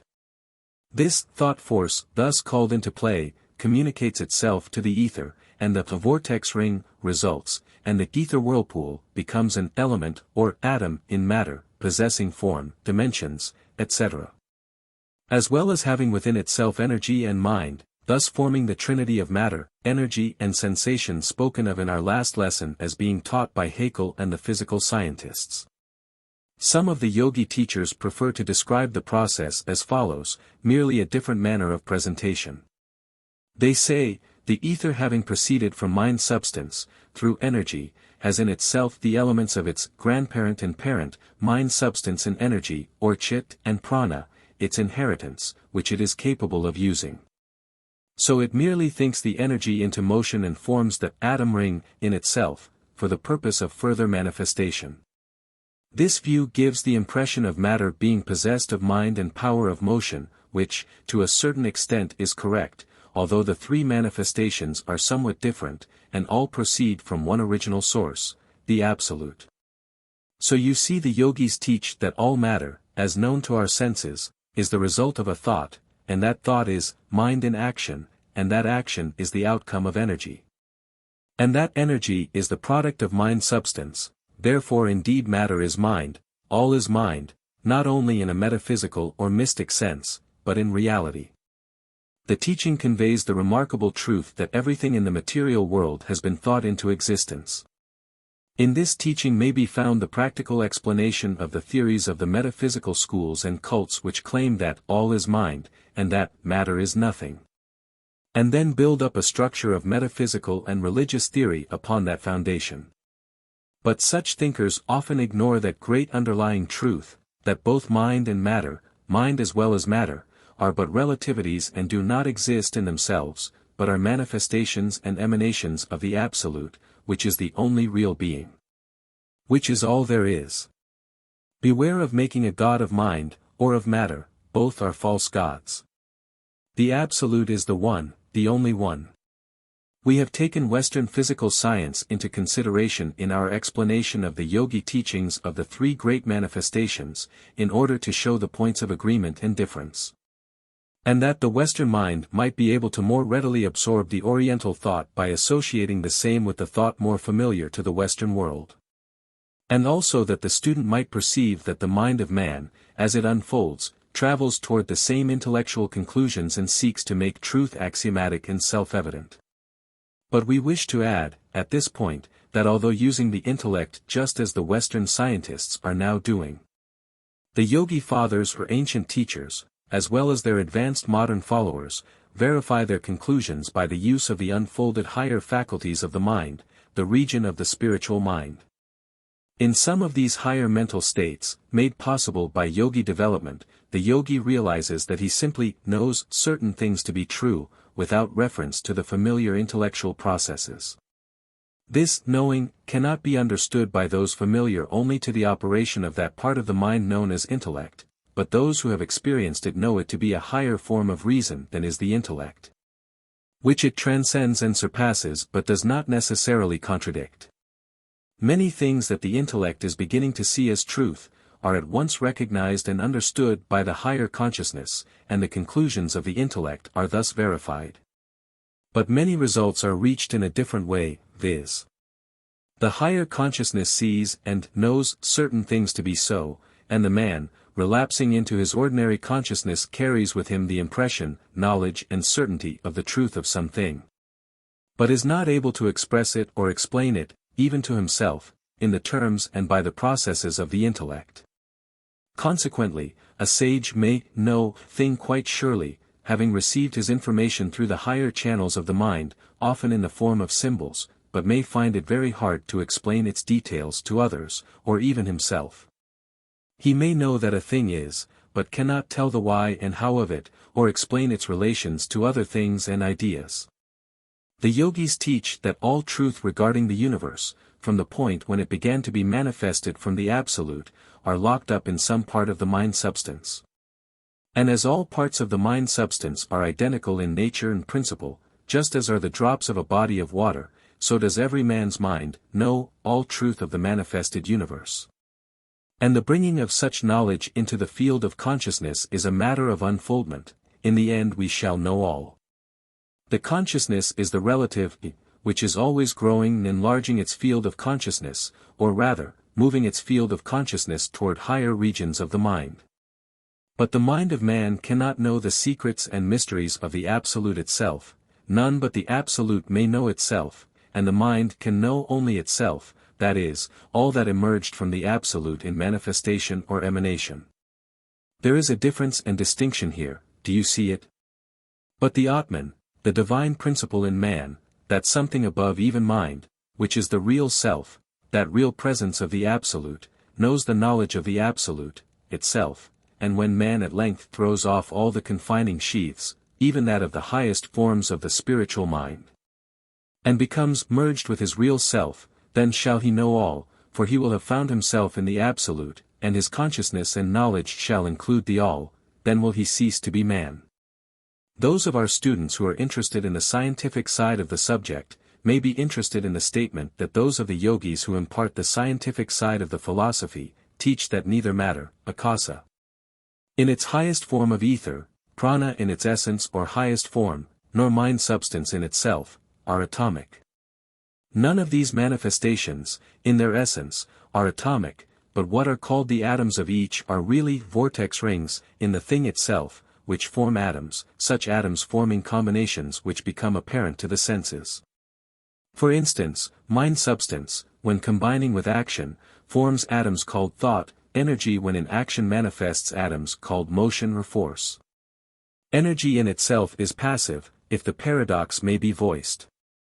And the essence of matter which we called the highest ether, when acted upon by energy under the direction of mind, is formed into vortex rings called atoms, which form into the grosser forms of matter, i.e., solid, liquid, and aeriform. Lest we be accused of fitting a new Western scientific theory to the old yogi philosophy, we refer the student to the Sanskrit word vritta, found in the Vedas or ancient yogi writings, which means waves or vibrations of mind, forming thought. The literal translation of the word vritta being whirlpool. As vortex, the word used in Western science, also means whirlpool, and as both refer to a movement in substance, presumably causing the formation of atoms. It will be seen that the yogi is merely voicing his ancient teachings when his theories crowd the vortex ring theory very close. In this lesson we cannot attempt to go into the subject of the workings of the mind, the principles underlying the same, or the physical effects producible by thought. These things, the psychology of the yogis, as well as the teachings regarding the dynamics of thought, belong to that part of the philosophy known as Raja Yoga, which will be taken up in our next course of lessons. We wish to say here, however, that students must not mistake the brain or the brain matter for mind substance. The brain matter is merely the material or matter through which mind substance manifests itself. The student will find it better to think of mind substance as a force, rather than as a form of matter. The word substance, when used in connection with mind, seems to give the idea of a material, substance or form of matter, which is far from being a true idea of its nature. And yet, we cannot very well say, mind force, for that would indicate either a combination of mind and force, or that form of force used by the mind when in activity. Mind substance is a higher form of energy, and remains, like energy itself, in a quiet or passive state in its essence. Only when aroused into thought does it form a union with active force. Remember these points please. Concluding this consideration of mind substance, we would say that it is omnipresent, that is present everywhere, and like energy and matter, its progeny, it cannot be changed, added to, or taken away from. Moreover, it cannot be really divided or separated, although in appearance it may be. That is, although the mind of each ego or soul represents so much mind substance, apparently separated from other mind substance by a thin wall of the finest kind of matter, yet, in reality, each mind is in touch with other separated minds. And with the universal mind, of which it forms a part. All mind substance is not separated or expressed in the shape of individual minds any more than is all ether manifested in gross matter, or all energy converted into force or motion. We would also have you remember that there is no such thing as dead matter, for all the universe is alive. And every particle of matter contains energy and mind substance. The universe is a great big vibrating, thinking thing, from atom to sun. Although its thinking may vary from the faintest form of mere sensation or feeling, even chemical attraction and repulsion being a form of sensation, up to the highest form of mental effort known to man or beings much higher than man. The Atman, or Spirit. We now pass on to a consideration of the Atman, the real self, the Spirit, and its expression in man. In the consideration of it, we shall drop the Sanskrit term Atman, and will use the word Spirit to convey the same meaning. We mention the Sanskrit term only that you may recognize and understand it when you see it in other writings on the subject. To grasp the idea of spirit, we must turn the mind upon the subject of the Absolute. In a previous lesson we have tried to give you the report of the intellect upon its consideration of the Absolute. In that report we have tried to tell you what the intellect finds itself compelled to believe or acknowledge. We may say here that this testimony of the intellect is confirmed by the testimony of the higher faculties of the mind, and the advanced souls of all ages, who have acquired spiritual insight. Corroborate the report of the intellect regarding its conceptions of the Absolute. The highest reports are along the same lines. But, student, remember this fact which is lost sight of by many investigators: the mind, even the mind of the most advanced souls, can report only that which it finds within itself. And even the universal mind. The sum total of all the mind that has been projected by the Absolute, and this includes such part of the mind as is now manifested in conscious intelligence as well as mind not so manifested, is not able to go outside of itself for knowledge. It is conditioned and limited, the limitations and conditions having been placed upon it by the Absolute. So, you see that even the universal mind, the sum total of all the mind there is, can report only what it knows in itself, and can give no report concerning the nature of the Absolute. other than that which the Absolute allows it to have and has deposited in it. The universal mind is not the Absolute, remember, but merely an emanation of it. The mind, the intellect and the higher phases, gives us a report of what it finds within itself regarding the Absolute, and we are able to say that according to the testimony of the mind we must believe that the Absolute is certain things, and has certain qualities and attributes. But, the advanced student will see readily that even this conception and testimony is relative and not absolute. It is only truth as we see it, and not truth absolute, for the latter belongs to the Absolute itself, and is not capable of being thought of by finite mind, even the universal mind. The universal mind is not omniscient, it does not know everything. It knows every particle of knowledge, down to the finest detail, of itself, and of the universe. It must do this, for it is the mind of the universe, and knows itself and all through which it works, itself and its tools. But it cannot transcend or go beyond its own limits, and it is confined on all sides by the dead line separating it from the Absolute. This separation is only relative and not real, that is, it is real to the universal mind, but not real to the Absolute. The universal mind, however, knows positively the existence of the Absolute, for it recognizes its presence at the point of apparent separation, and thus has every evidence of the reality of the Absolute. It is able also to know that it does not know, because it knows that it knows all within its own province, and, of course, sees that which it sees but cannot understand is the unknowable to it. So that there are some things that the universal mind does not know, not in the sense of not having as yet found out, but in the sense of their being beyond knowledge, as the mind understands knowledge, but which, of course, are fully understood and known to the Absolute itself. The Absolute must know itself, and all things, for it is omniscient or all-knowing. Omniscience is vested in the Absolute, and all other knowledge is relative, imperfect, and incomplete.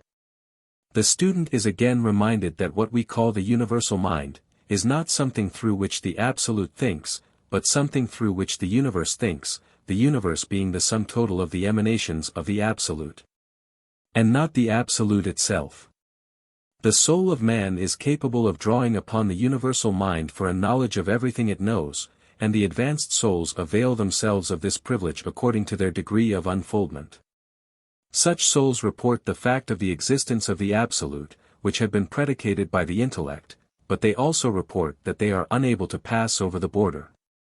So you see that the Absolute in itself is unknowable, all that we can know of it, is what the universal mind knows of it, and that knowledge, of necessity, must come from the outside, the inside knowledge being found within the Absolute itself. We may be able to solve the riddle of the universe, as we unfold, but we can never hope to know the real nature of the Absolute until we pass beyond the limits of even the highest manifestation of mind, and pass into a consciousness and realization of our real self, spirit. For this is the truth, that in each and all of us is to be found a particle of the Absolute itself, unconditioned and unlimited, and that the real self of each of us is the real self of all, the Spirit, Atman. The drop from the ocean of the Absolute, the ray of the sun of the Absolute, the particle of the sacred flame. This Spirit, being the Absolute, of course knows the Absolute and its mysteries and secrets, and when we finally enter into a consciousness of that Spirit we shall then know all, for we shall be at one with the Absolute, at union with God. This is one of the highest teachings of the yogi philosophy. The teaching is that this tiny bit of the Absolute, which is apparently separated, but is not really separated, from the One, is the highest principle within each soul.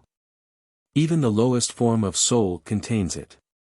It is always there, and we may perceive its light to a greater and still greater degree as we unfold and our consciousness moves up a degree toward it.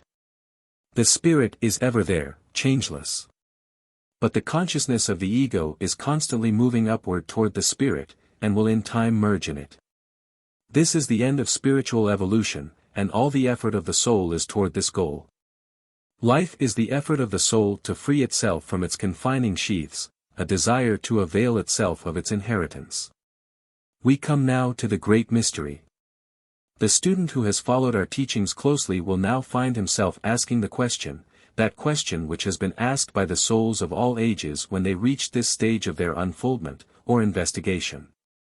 The question may be expressed in this way: why did the Absolute separate itself, or a portion of itself, into parts, or apparent parts, or apparently so separate itself?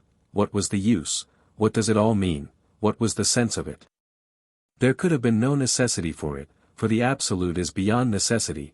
There could have been no object, for the Absolute possesses all there is, and is perfect. It could not have been the result of any desire, for the Absolute must be desireless. Therefore, why did it emanate into the universe at all, and why did it cause that which we call souls to exist, and why did it place a portion, or apparent portion, of itself within each soul? As everything must have emanated from the Absolute, and as everything must return to it, what is the use of it all? What does it all mean? We have expressed this question as clearly as we can conceive it, and we cheerfully admit that we are unable to answer it, and have seen no answer or explanation worthy of serious consideration. The answer is locked up in the Absolute, and mind, being a manifestation, cannot grasp that which is beyond the plane of manifestation. Many thinkers have attempted to answer this question, and the schools of thought of the East and West have indulged in various speculations regarding it. Some say that the separation has not even a shadow of truth in reality, and that Maya, or ignorance and illusion, causes us to see the one as many. But this does not answer the question, it merely puts it back another stage: for whence comes the illusion, and how could the Absolute be made a subject of illusion? And if we, the projection of the Absolute, fail to see our identity or relationship, then the Absolute must be the cause of the non-seeing. Some would say that we are self-hypnotized into seeing ourselves as separated, but this is no real answer, for if we are hypnotized then the Absolute must be the cause of it, unless we assume that the Absolute is self-hypnotized. Which thought is ridiculous. Similar to this is the explanation that this world, the universe, is but the dream of the Absolute. How could the Absolute dream?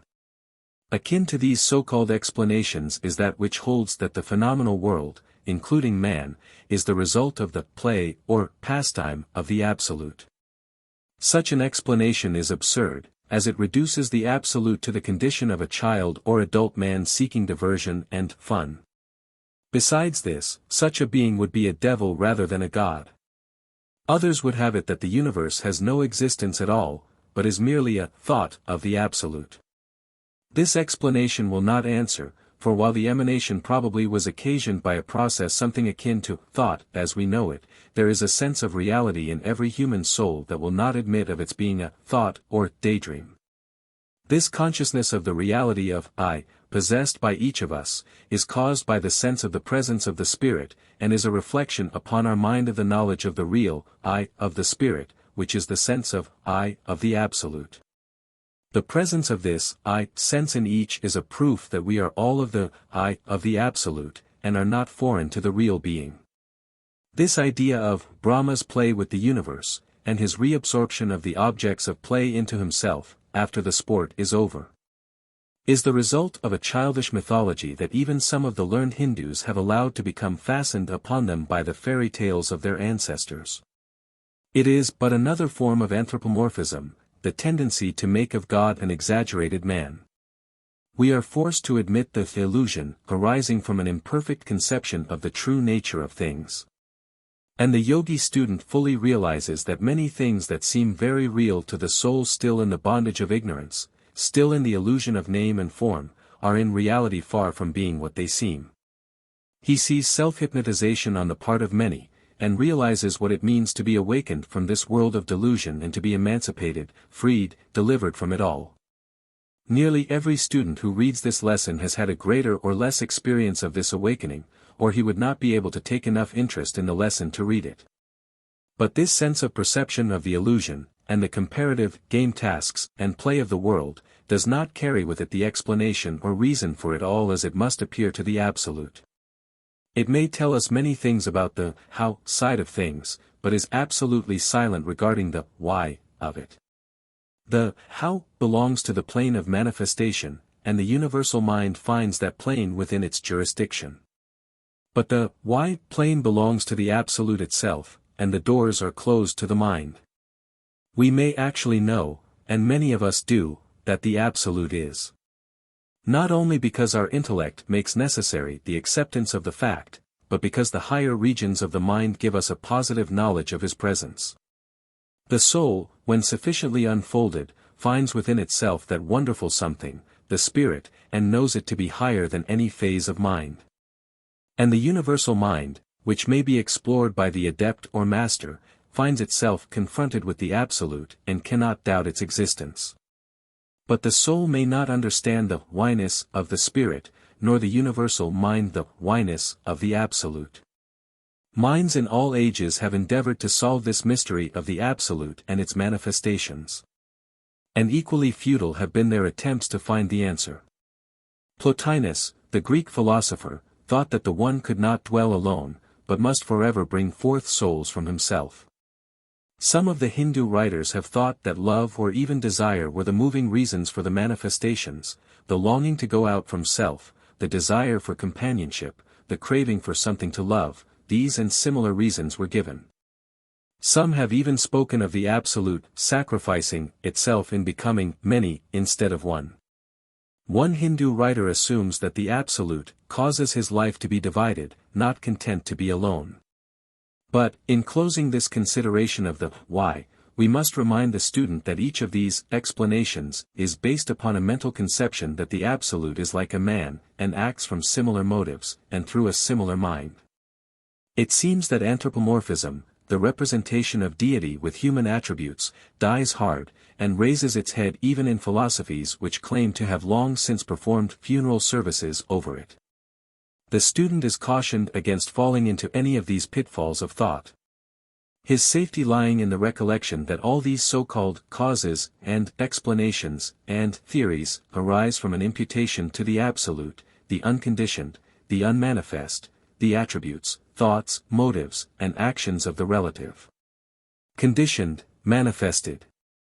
The answer to this why can come only from the absolute, and will be ours only when we reach the consciousness of the spirit. In the meantime let us be men. And acknowledge that, I, in my present state, do not know. But though we may not know the why, we have the whole field of the universe at our disposal in investigating the how. And every detail of the working of the universe is possible to the knowledge of the human mind. In fact, it is already known to the universal mind, and to those who are able to explore that vast region to its limits. And every human soul contains, potentially, the knowledge of the universal mind. In solution, in every mind, is all the knowledge of the universe, and the exploration of the whole ocean is but the exploration of the drop. The adept is able to ascertain every bit of knowledge possessed by the universal mind by the exploration of his own drop of mind substance. And he is able to come in contact with all thought, vibration or waves in the great ocean of mind, because each drop has relation to every other drop and with the whole.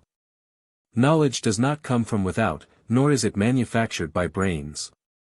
It comes from within, and is simply the ability to grasp that which already exists.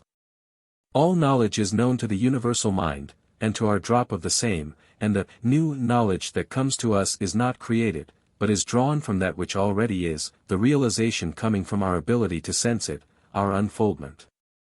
And so, while even the highest developed soul must take on faith certain questions regarding the absolute, still it may assure itself of the existence of that absolute and acquaint itself with the how of the machinery of the universe.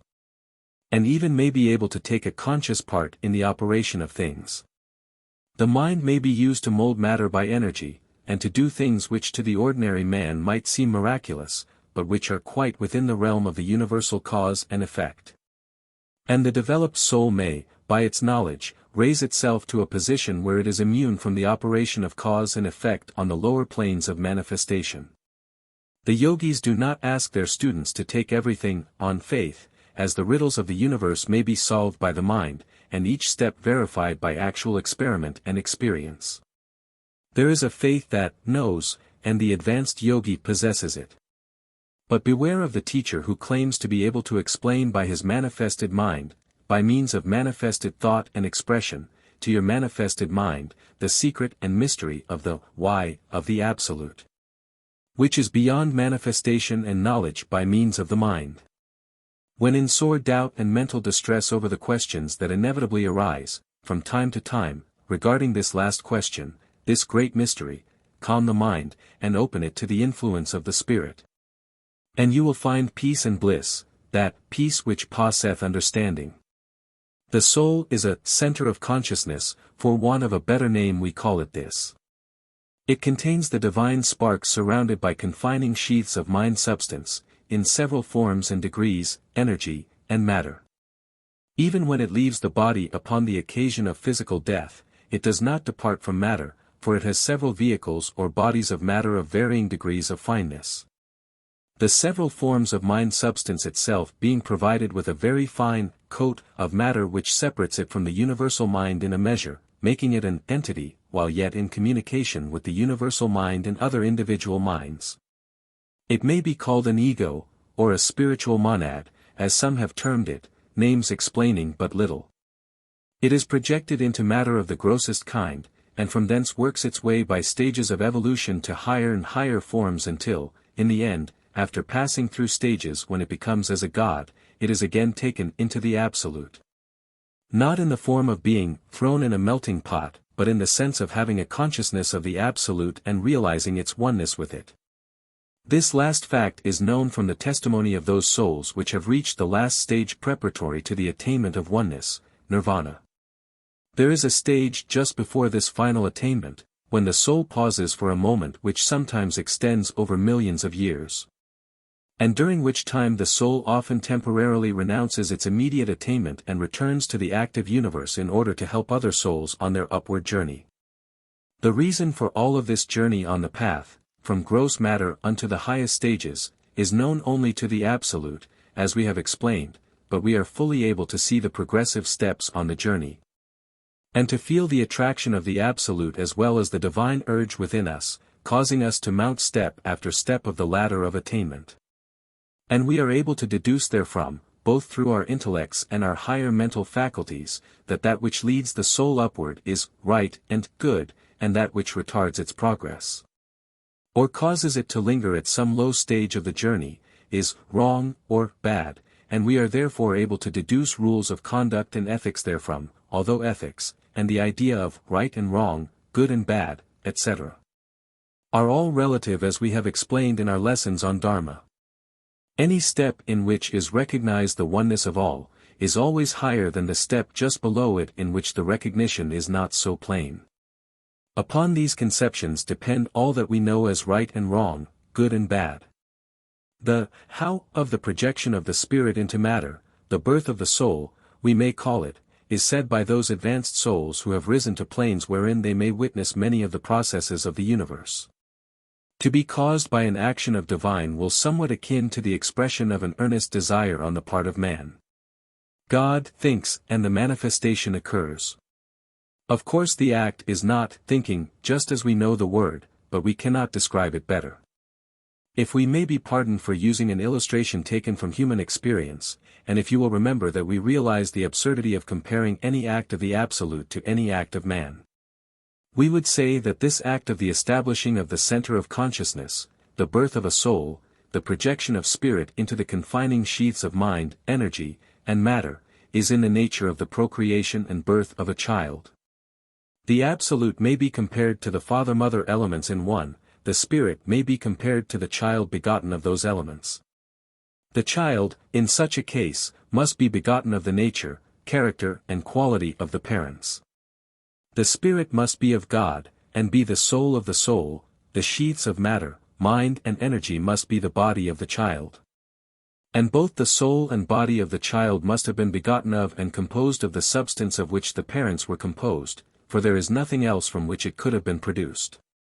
A Western writer named Calthrop hath truly said, of the very substance of God, in perfect accordance with the law of all parenthood, we, his children, body as well as soul, come. Verily we are begotten, not made. Being of one substance, and children because we are so in very deed and truth. Like the human child that is plunged into low material form at the beginning, only to grow by degrees into consciousness, self-consciousness, manhood, until it is one with its Father in power, form and intelligence. So is this divine child projected into the lowest form of matter, which may be called the body of God, and as it unfolds it rises from lower to higher form, and then on to still higher and higher and higher, until the mind reels at the thought. And at the end, when maturity is reached, the soul finds itself before the mansion of the Father, and the doors are opened for it. And it enters and flings itself upon the breast of the Father that is waiting to receive it, and then the doors are closed and we may not see what follows. Safe in the bosom of its Father, the soul, now grown to maturity, is resting. It has come home after many weary years of wandering, it has come home. Another illustration, that has a meaning that will be apparent to the more advanced of our students, is as follows: as the sun is reflected in the ocean, and in every tiny drop of the ocean if they be separated, so is the Absolute, God, reflected in the bosom of the great universal mind and in each individual manifestation of that mind as a soul. The sun, when reflected in the ocean of the universal mind, is called the Absolute, God. When it is reflected in the center of the drop called the individual soul, it is called the Spirit. The reflection is not the sun itself, and yet it is not an illusion or a false thing, for the sun has sent forth a part of itself, its energy, its heat, its light, its substance. And so, both the ocean and the drop really partake of the self of the Absolute. The spirit of the drop is real. And this is the miracle and the mystery, that while the presence is in the drop, still the sun itself, as a whole, is not there, except in appearance. One seeing the reflection in the drop, sees the shape and light of the sun, and yet the sun is in the heavens. So that while the sun is in the drop it is in the heavens, and while it is in the heavens it is in the drop. This is the divine paradox, that contains within it the explanation of the many which is one, and the one which is many, each being real, each being apparently separated, and yet really not separated. And the sun may shine on millions of drops, and the drops may reflect millions of suns in that way. Yet while each drop contains the sun, still there is only one sun, and it still remains in the heavens. He who can grasp this parable has grasped the secret of the relation of the Spirit to the Absolute, of the many to the one. This is our message to our students as we close this series of lessons. Hark ye to it. May each drop understand that it has within it the sun of life, and learn to grow into an actual realization of its presence. Peace be with you. The end.